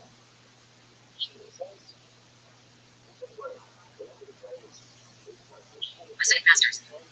Rabbi Israel's path to Hasidism began under the tutelage of Rabbi Shmuel Gurwitz of Nikolsburg, who introduced him to the movement. He became a devoted student, Talmud, of Rabbi Dogma, the Maggid of Mezrich, who led the Hasidic movement after the passing of the Baal Shem Tov. During this time, the Maggid recognized the young man's genius, saintliness, and extensive knowledge. The Maggid requested that Rabbi Israel undertake the important scholarly task of creating an accurate edition of the liturgy, the Siddur Harzal, prayer book according to the teachings of Isaac Luria. The Maggid foretold that through Israel's influence, people in Warsaw would begin adopting the Lurianic liturgy, known as New Zari. After the passing of the Maggid of Mezrich in 1772, Rabbi Israel became a follower of Rabbi Elimelech of Lizhans. Rabbi Israel was counted among the 4 greatest primary disciples, and upon the passing of Rabbi Elimelech, Rabbi Israel was said to have inherited his power of the heart. He maintained close ties with contemporaries such as Rabbi Levi Isaac of Berdichev. Leadership in Kosmins. Rabbi Israel served as a Melamed, teacher, for use initially, eventually adopting the style of Marno Maggid. In approximately 1766, 1925, he was formally appointed as the Maggid of Kosmins, Kosinus, and its surrounding villages, including Magnishon and Grimsum. He also established a yeshiva there. He became Rebbe in 1785, 5546, with the possible exception of the Chazar, Zero Lublin. The Kosmins Maggid was regarded as the central authority of Hasidism in Poland in his generation. Teachings of mysticism. Scholarly depth. The Kosmins Maggid was considered a Gaon, genius in both the review, Talmudic, and even Kabbalistic parts of the Torah. He was a great Talmudic scholar who wrote the Million Responsa. Even before he met the Maggid of Mezrich, he had studied over 800 works of Kabbalah. His knowledge of the revealed Torah, including the entire Talmud Yerushalmi, was attested to by Rabbi Haggai of Palatin, the foremost disciple of the Vilna Gaon and opponent of Hasidism. Core Hasidic concepts. His foundational work, Abbot Yisrael, is considered one of the most complex and penetrating Hasidic classics. Drawing heavily on his Kabbalistic knowledge, he provided profound, creative, and subjectively insights characterized by stylistic elegance and clarity. Shuvah, repentance.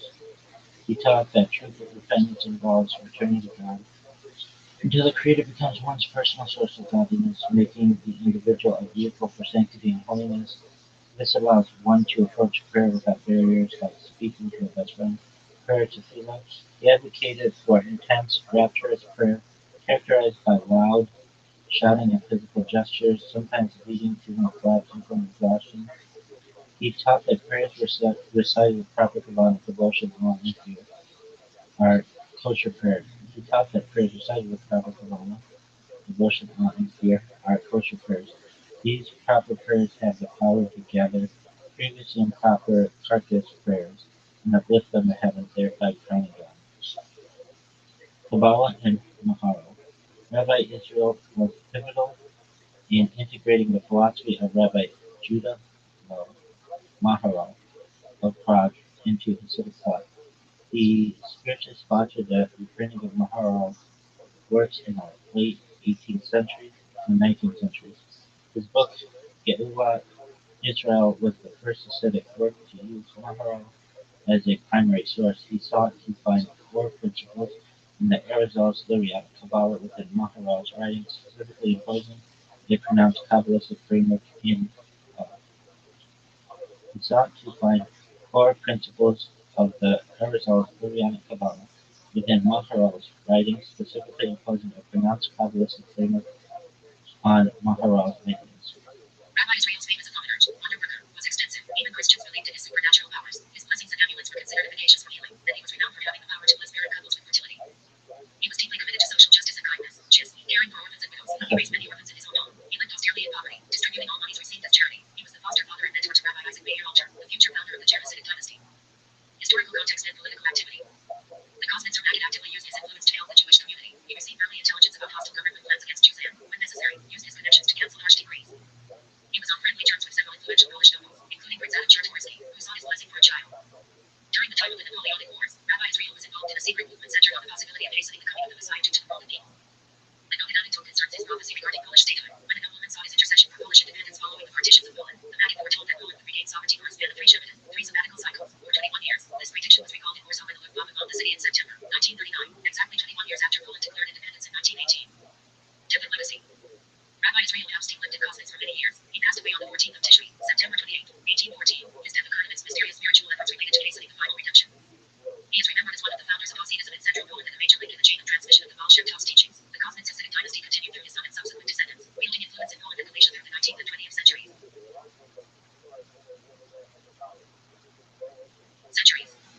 Disciples. The Kosmins are Maggid attractive scores of students. Almost all the great tzaddikim from the courts of Mezrich and Lissinsky the next generation were counted among his disciples. Notable students included Rabbi Simcha Yehuda Chrysistoch and Rabbi Shimon Roki of Belz. Family and dynasty. Rabbi Israel Epstein was married twice. They had 3 children, 2 sons and 1 daughter. Notable descendants include Rabbi Chaim Meir Yehiel Shapiro of Magellan's, known as the Seraph of Magellan's, Pearl's son, and Rabbi Kalanimus Kamish Shapiro of Pizexma, a great-grandson, who became prominent for his teachings in the Warsaw Ghetto during the Holocaust. Literary works. Rabbi Israel Epstein was a prolific author of works spanning Kabbalah, Halakha, and Hasidic philosophy. His writings were often published posthumously. Key published works include Avodat Yisrael, a classic Hasidic commentary on Torah, and Pirkei Avot, Ethics of the Fathers, first published posthumously in 1842. Geulah Yisrael, commentary on the works of Maharal of Prague, particularly Gevurah Hashem, Nezer Yisrael, commentary on the Zohar, or Yisrael, commentary on the Tikunai HaOzer, Tikunai HaZohar, Yikar Nikos, commentary on the Torah, Tehilot Yisrael, commentary on the Book of Psalms, Gevurah Yisrael, commentary on the Face of the Gabbard, Beit Yisrael, Talmudic Novelli, Agunat Yisrael, responsive, focus on cases regarding Agunat, women chained to inaccessible husbands, demonstrating his expertise in legal matters, Chirushai, Maggid Mishnah, innovative interpretations of the Mishnah, She'eri Yisrael, commentary on Midrash, Meir Yisrael, commentary on Chai, Rav Chaim Gaon, Yachar Hashemayim of Joseph Gid. That's tight. That's a really good story, man. That's done. Don't bearish Missouri. Dr. Samiri, November 13, 1773, November 16, 1827. This was the second Rebbe, spiritual leader of the Lubavitch Hasidic movement. Rabbi Dr. was the first Chabad Rebbe to live in the town of Lyubavitch, in present-day Russia, the town from which this Hasidic dynasty is named. He is also known as the Middle Rebbe, in Yiddish, being the second of the first 3 generations of Chabad leaders. Biography. Rabbi Samiri was born in Lyasa, modern-day Belarus, on 9 Kislev 5534. His father, Rabbi Shai Zalman of Lyadi, was Rebbe of the community there, and of multiple Hasidim in White Russia and Lithuania, and other parts of Russia. His father named him after his own teacher, Rabbi Dr. of Mezrich, a disciple and successor of the Baal Shem Tov, the founder of the Hasidic movement. The Yiddish first name Dr. literally means bear, traceable back to the Hebrew word Dr. and the German word bear. It is thus an example of a bilingual tautological name. In 1788, he married Rebbe Shiva, the daughter of a local rabbi. In 1790, Rabbi Dr. was appointed the Mashliach, spiritual guide, of the Hasidim who would come to visit his father. When Samiri was 39, while studying in the city of Kremenchuk, his father died. He then moved to the small border town of Lubavitch, from which the movement would take its name. His accession was disputed by one of his father's grad students, Rabbi Aharon Levi of Strashov. However, the majority of Rabbi Shai Zalman's followers stayed with Samiri and moved to Lubavitch. Thus, Chabad had now split into 2 branches, each taking the name of their location to differentiate themselves from each other. He established a yeshiva in Lubavitch, which attracted him to young scholars. His son-in-law, who later became his successor, Rabbi Menachem Mendel of Lubavitch, headed the yeshiva. Like his father, Samiri considered it a sacred task to help the Jews of Russia, whether they were Hasidim or not only spiritually but also economically. The position of the Jews under the Tsars was never easy, but it became much worse when Tsar Alexander I was succeeded by Tsar Nicholas I in 1825.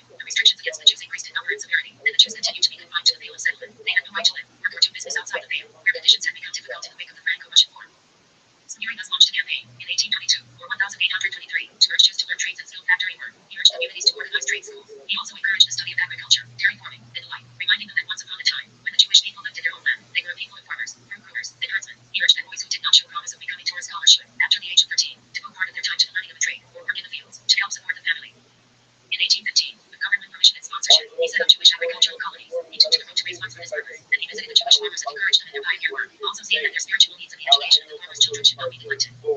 He was active in the collection and distribution of financial aid from Russia to the Jewish population in the Holy Land. He intended to settle in Hebron himself, believing that this was the gate of heaven, and prayers to be particularly effective there. He instructed about followers living in the Holy Land to move to the city for this reason.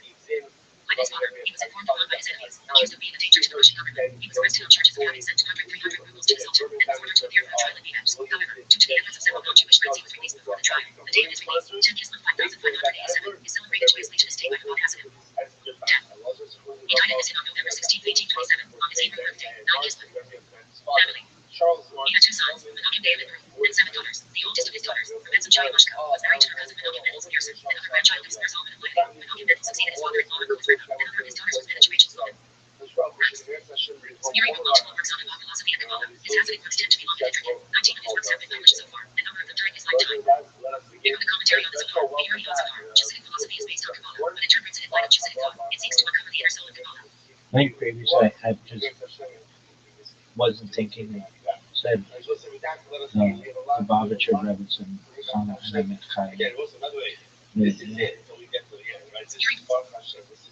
From the commentary on the Zohar, the Yuri on Zohar, Hasidic philosophy is based on Kabbalah, but interprets it in light of Hasidic thought. It seeks to uncover the inner soul of Kabbalah by relating it to the inner consciousness of man. This can then allow Jewish mysticism to be grafted in. The mystical revival and popularization of Chassidism allowed the Jewish mystical tradition to be expressed outside of the language of Kabbalah by uniting and spiritualizing other dimensions of Judaism. Nonetheless, the more involved Hasidic texts interpret Kabbalistic ideas extensively and relate them to personal spirituality. The different schools in Hasidic thought gave alternative articulations of Hasidic mysticism.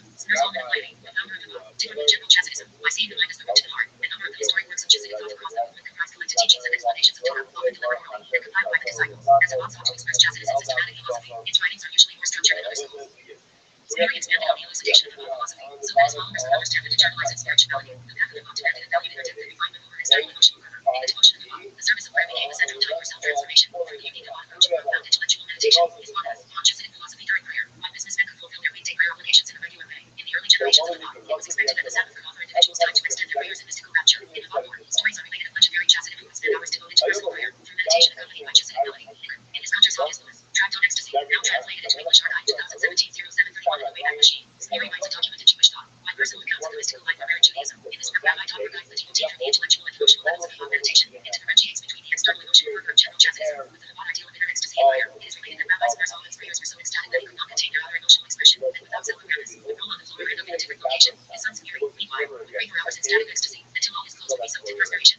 One of his most famous works, entitled Shah HaMoshe, the Gate of Unity, now translated to English, describes the creation of the entire makeup of the world according to Kabbalah. The work begins with the essence of GT and traces the creation of the universe down to the physical world itself, using complicated parables to illustrate difficult points. The book also describes, in its first 10 chapters, the proper way to meditate on these Kabbalistic ideas. List of works. Citations. Books.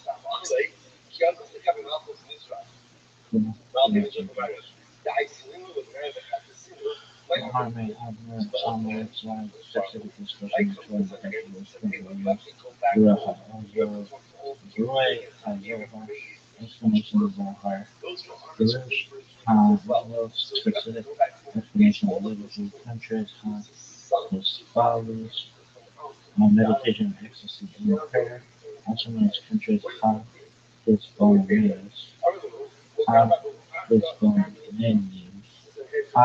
HaDisbonenus, Shahari Shiva on Shiva of the penance, their kind continuation of Shahari Shiva, fourth time specific discourses on the books of Bereshit and Shmos, Shacharis Rosh, specific discourses on the days of law, Shahar HaEmuna, explanation of the mitzvah of faith and the festival of Pesach, Shahar HaYichud, explanation of Seder, Krishta, Shevis, Shahari Torah, on the festivals of Hanukkah and Purim, Dina, explanation of the mitzvah of reading of the Shema and Dayan Shema. Oh, and also, don't forget kids.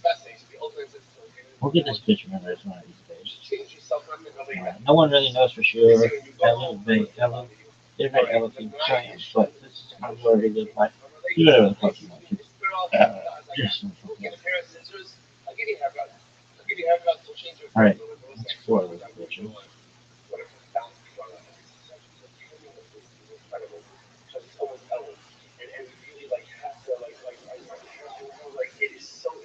Rabbi Yaakov Yehuda Levi Frankel, died June 12, 1940, also known as the Jew years after his major birth, was Rabbi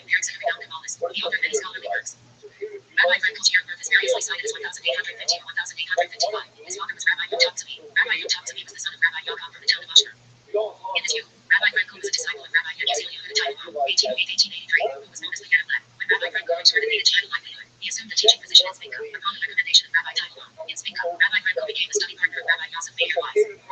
Subsequently, Rabbi Frankel was appointed to serve as the town rabbi of Paris, Hungary, a position that he held for over 50 years. When Rabbi Frankel retired, he moved to Sapar, Santander, in Romania, where he was regarded as a rabbinical authority. Works. Although Rabbi Frankel authored numerous works due to financial difficulties, only 5 books were ever published. The rest of his manuscripts were destroyed in the Holocaust. 1909, Rabbi Frankel anonymously published the book entitled. In 1909, Rabbi Frankel anonymously published his book entitled Magid Sheni, a Kabbalistic work on the second volume of the Mishnah Chassidim. The book was republished during the author's lifetime in 1930.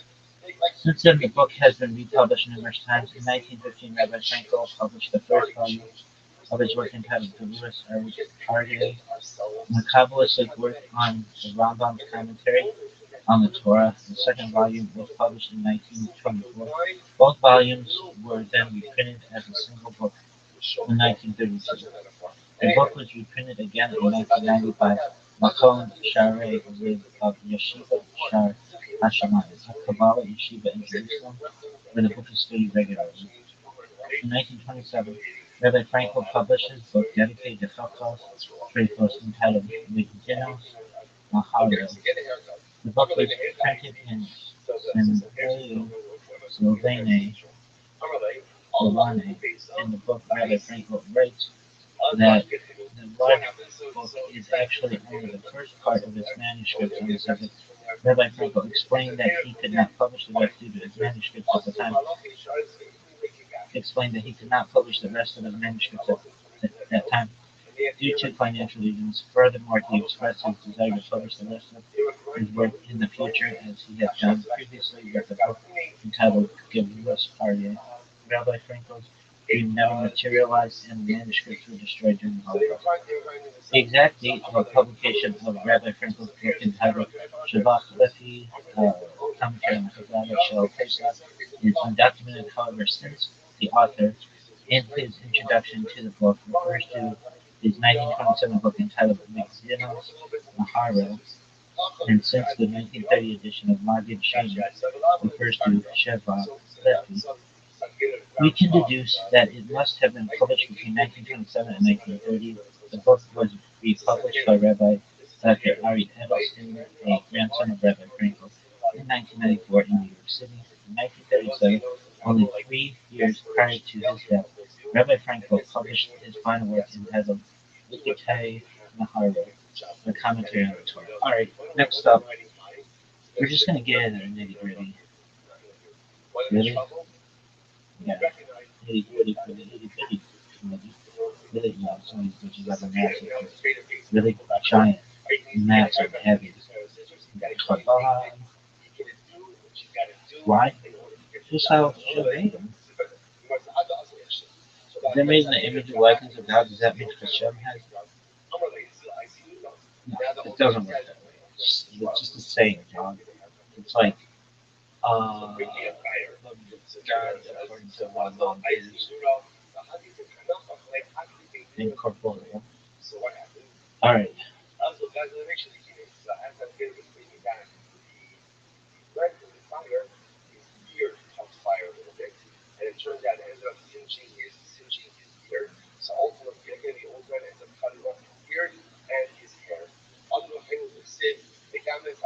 Oh, this is a Jewish woman. Right. Alright, we can read this. I'll just say this. At one time in my life, I would just read on Shabbat the Jewish woman. I downloaded it all so that I have copies of it. And all Shabbat, I would just read these stories of these women who lost their children, and it was just heartbreaking, and I just felt for them. And if you know about the JewishWoman.org, it's like this website that this lady started that she donated to Chabad or some shit like that. And it's just a really special website to me. It's one of my top 10 favorite websites in the world. The Creative Niddah is a time usually lasting 12 days to 14 days when Jewish law forbids conjugal relations. Niddah begins with the onset of menstruation. That's a key word that a lot of people just roll over. There are a couple key words. Clitoris, not clitoris. It doesn't rhyme with thesaurus. It rhymes with almost like Icarus, clitoris, and um,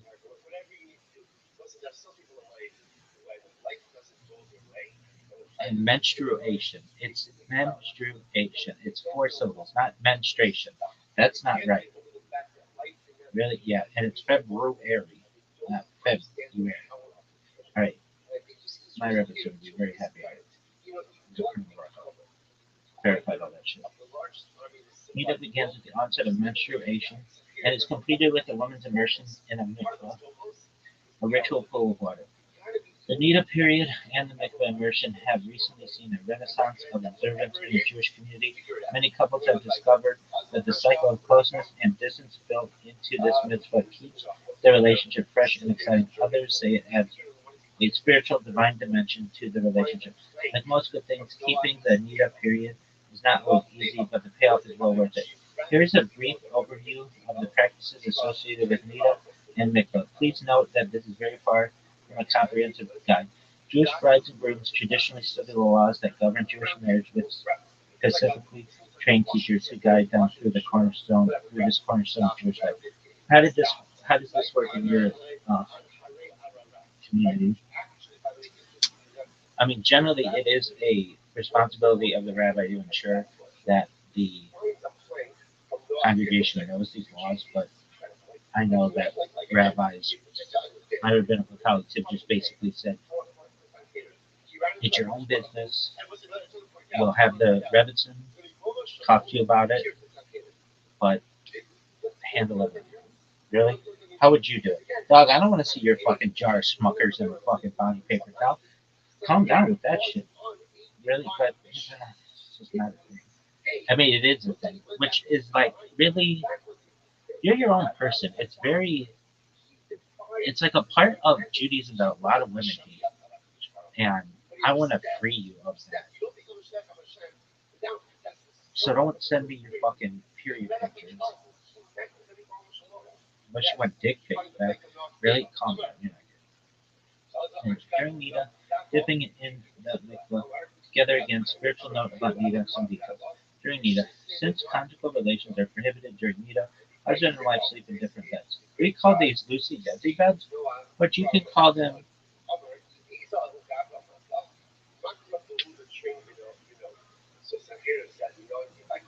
What is that fucking show from the 1950s? Daddy?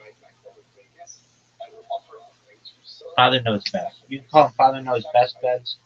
I call them Lucy Desi beds. Since conjugal relations are prohibited during Nida, husband and wife sleep in different beds. Many other practices have been instituted to ease the temptation for a sexual relationship. What would you do? I mean, I don't really give a shit. Really? No. Allegedly, this is just an alleged story. Some bitches are still wanting because they're super horny during that time, and they want to play in the back door, which we've gone through. Okay, fine. And then they just made them so unbelievably horny that they're just like, yeah, allegedly throw that bitch on and go to town. Really? I mean, I don't know. Allegedly, it's just fucking stories.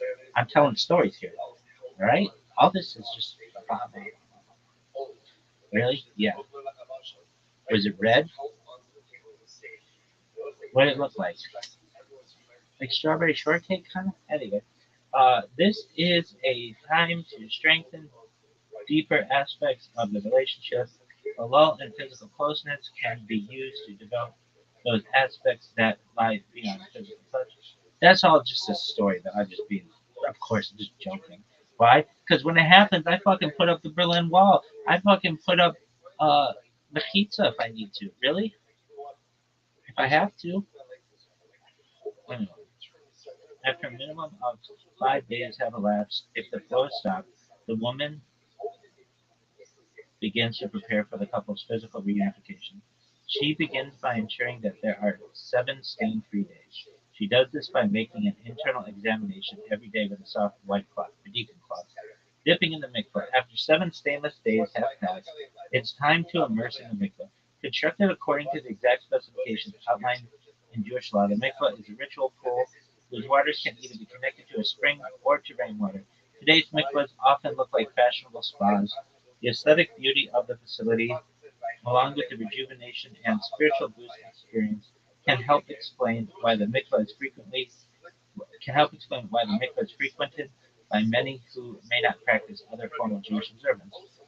When arriving at the mikvah, she will be shown to her private preparation room, which is essentially a large, well-stocked bathroom with a luxurious bath, fresh towels, disposable slippers, a comfortable robe, and all the other essentials.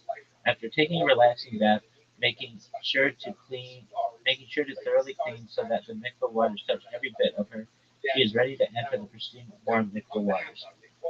The attendant will accompany her to the actual mikvah pool, ensuring she is fully immersed, with no hairs or hands sticking out of the water, and declaring the immersion kosher.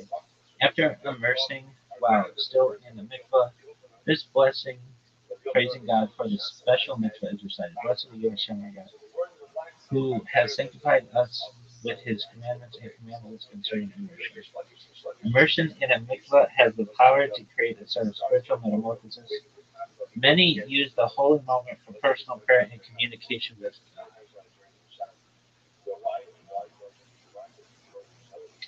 Together again. When the wife returns from the mikvah, marital relations may resume. That is like a meaning. That night is especially auspicious for the intimacy between the couple.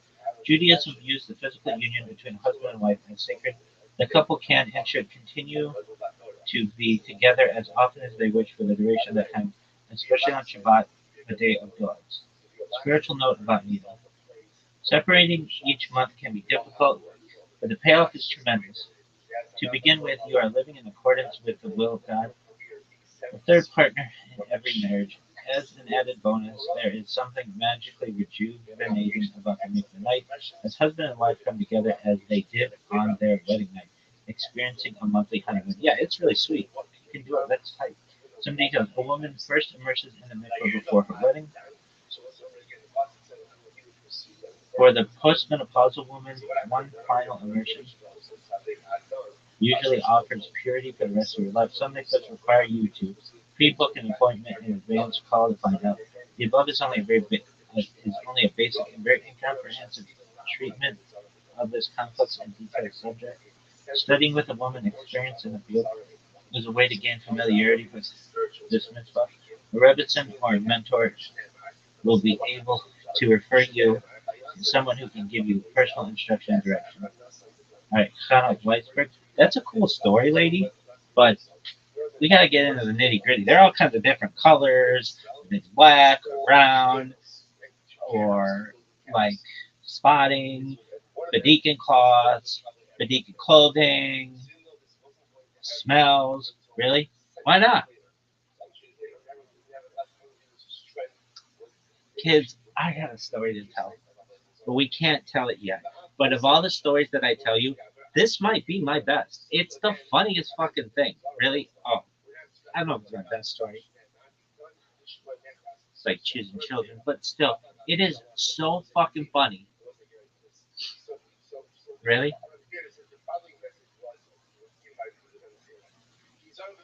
It is so fucking funny. Is it? I mean, some people might think it's funny, but I gotta restart these streams. Why? Why not? Maybe I could tell the story as I'm doing this. Really? I mean, why not? All right.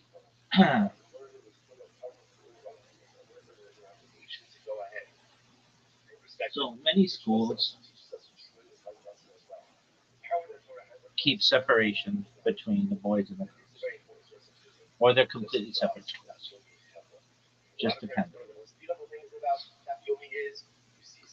And so I can tell you, like for my adolescence, I was around boys all the time from the beginning of the school day until the end of the school day without any interaction with women. Really, yeah, none. Really, I mean, unless it was like there were just no, nothing. Really? Yeah. Why? That's just how it was. The school was like even like had like separate wings basically. Like so, I mean, as best as it could, so that boys were with the boys, girls with the girls. There was no dating, and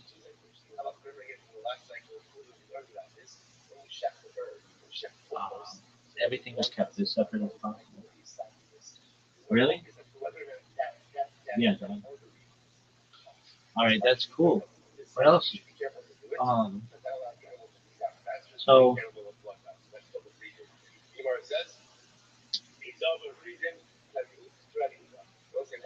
I mean, like in the same way that Yeshiva University is one school, but there's like boy sections and girl sections.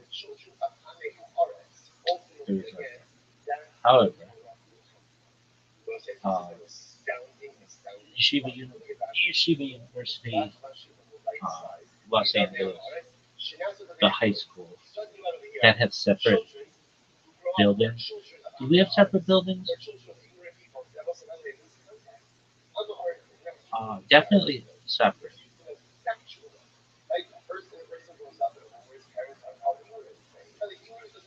Um, yeah, I mean, you could say in a lot of ways it was separate buildings because, but like there were either tunnels or like hallways that had connected the buildings, but it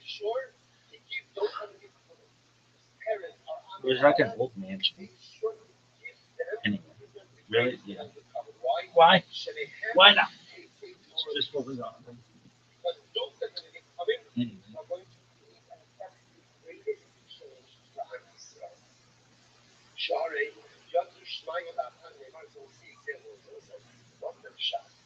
is that the end of your story? No, we're getting there.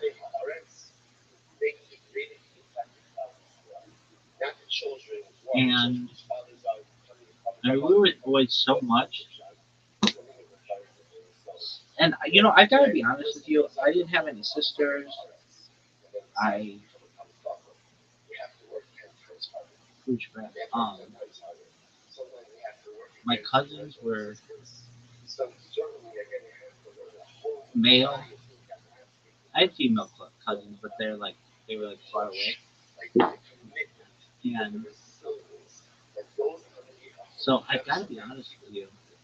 As a little boy, even going up to my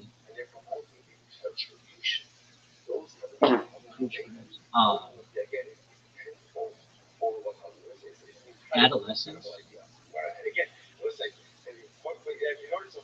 I didn't know women menstruated. It wasn't a thing in our house. It was I could never tell the difference between my mother. I never saw any real signs of it. I never saw tampons or pads or anything. Um,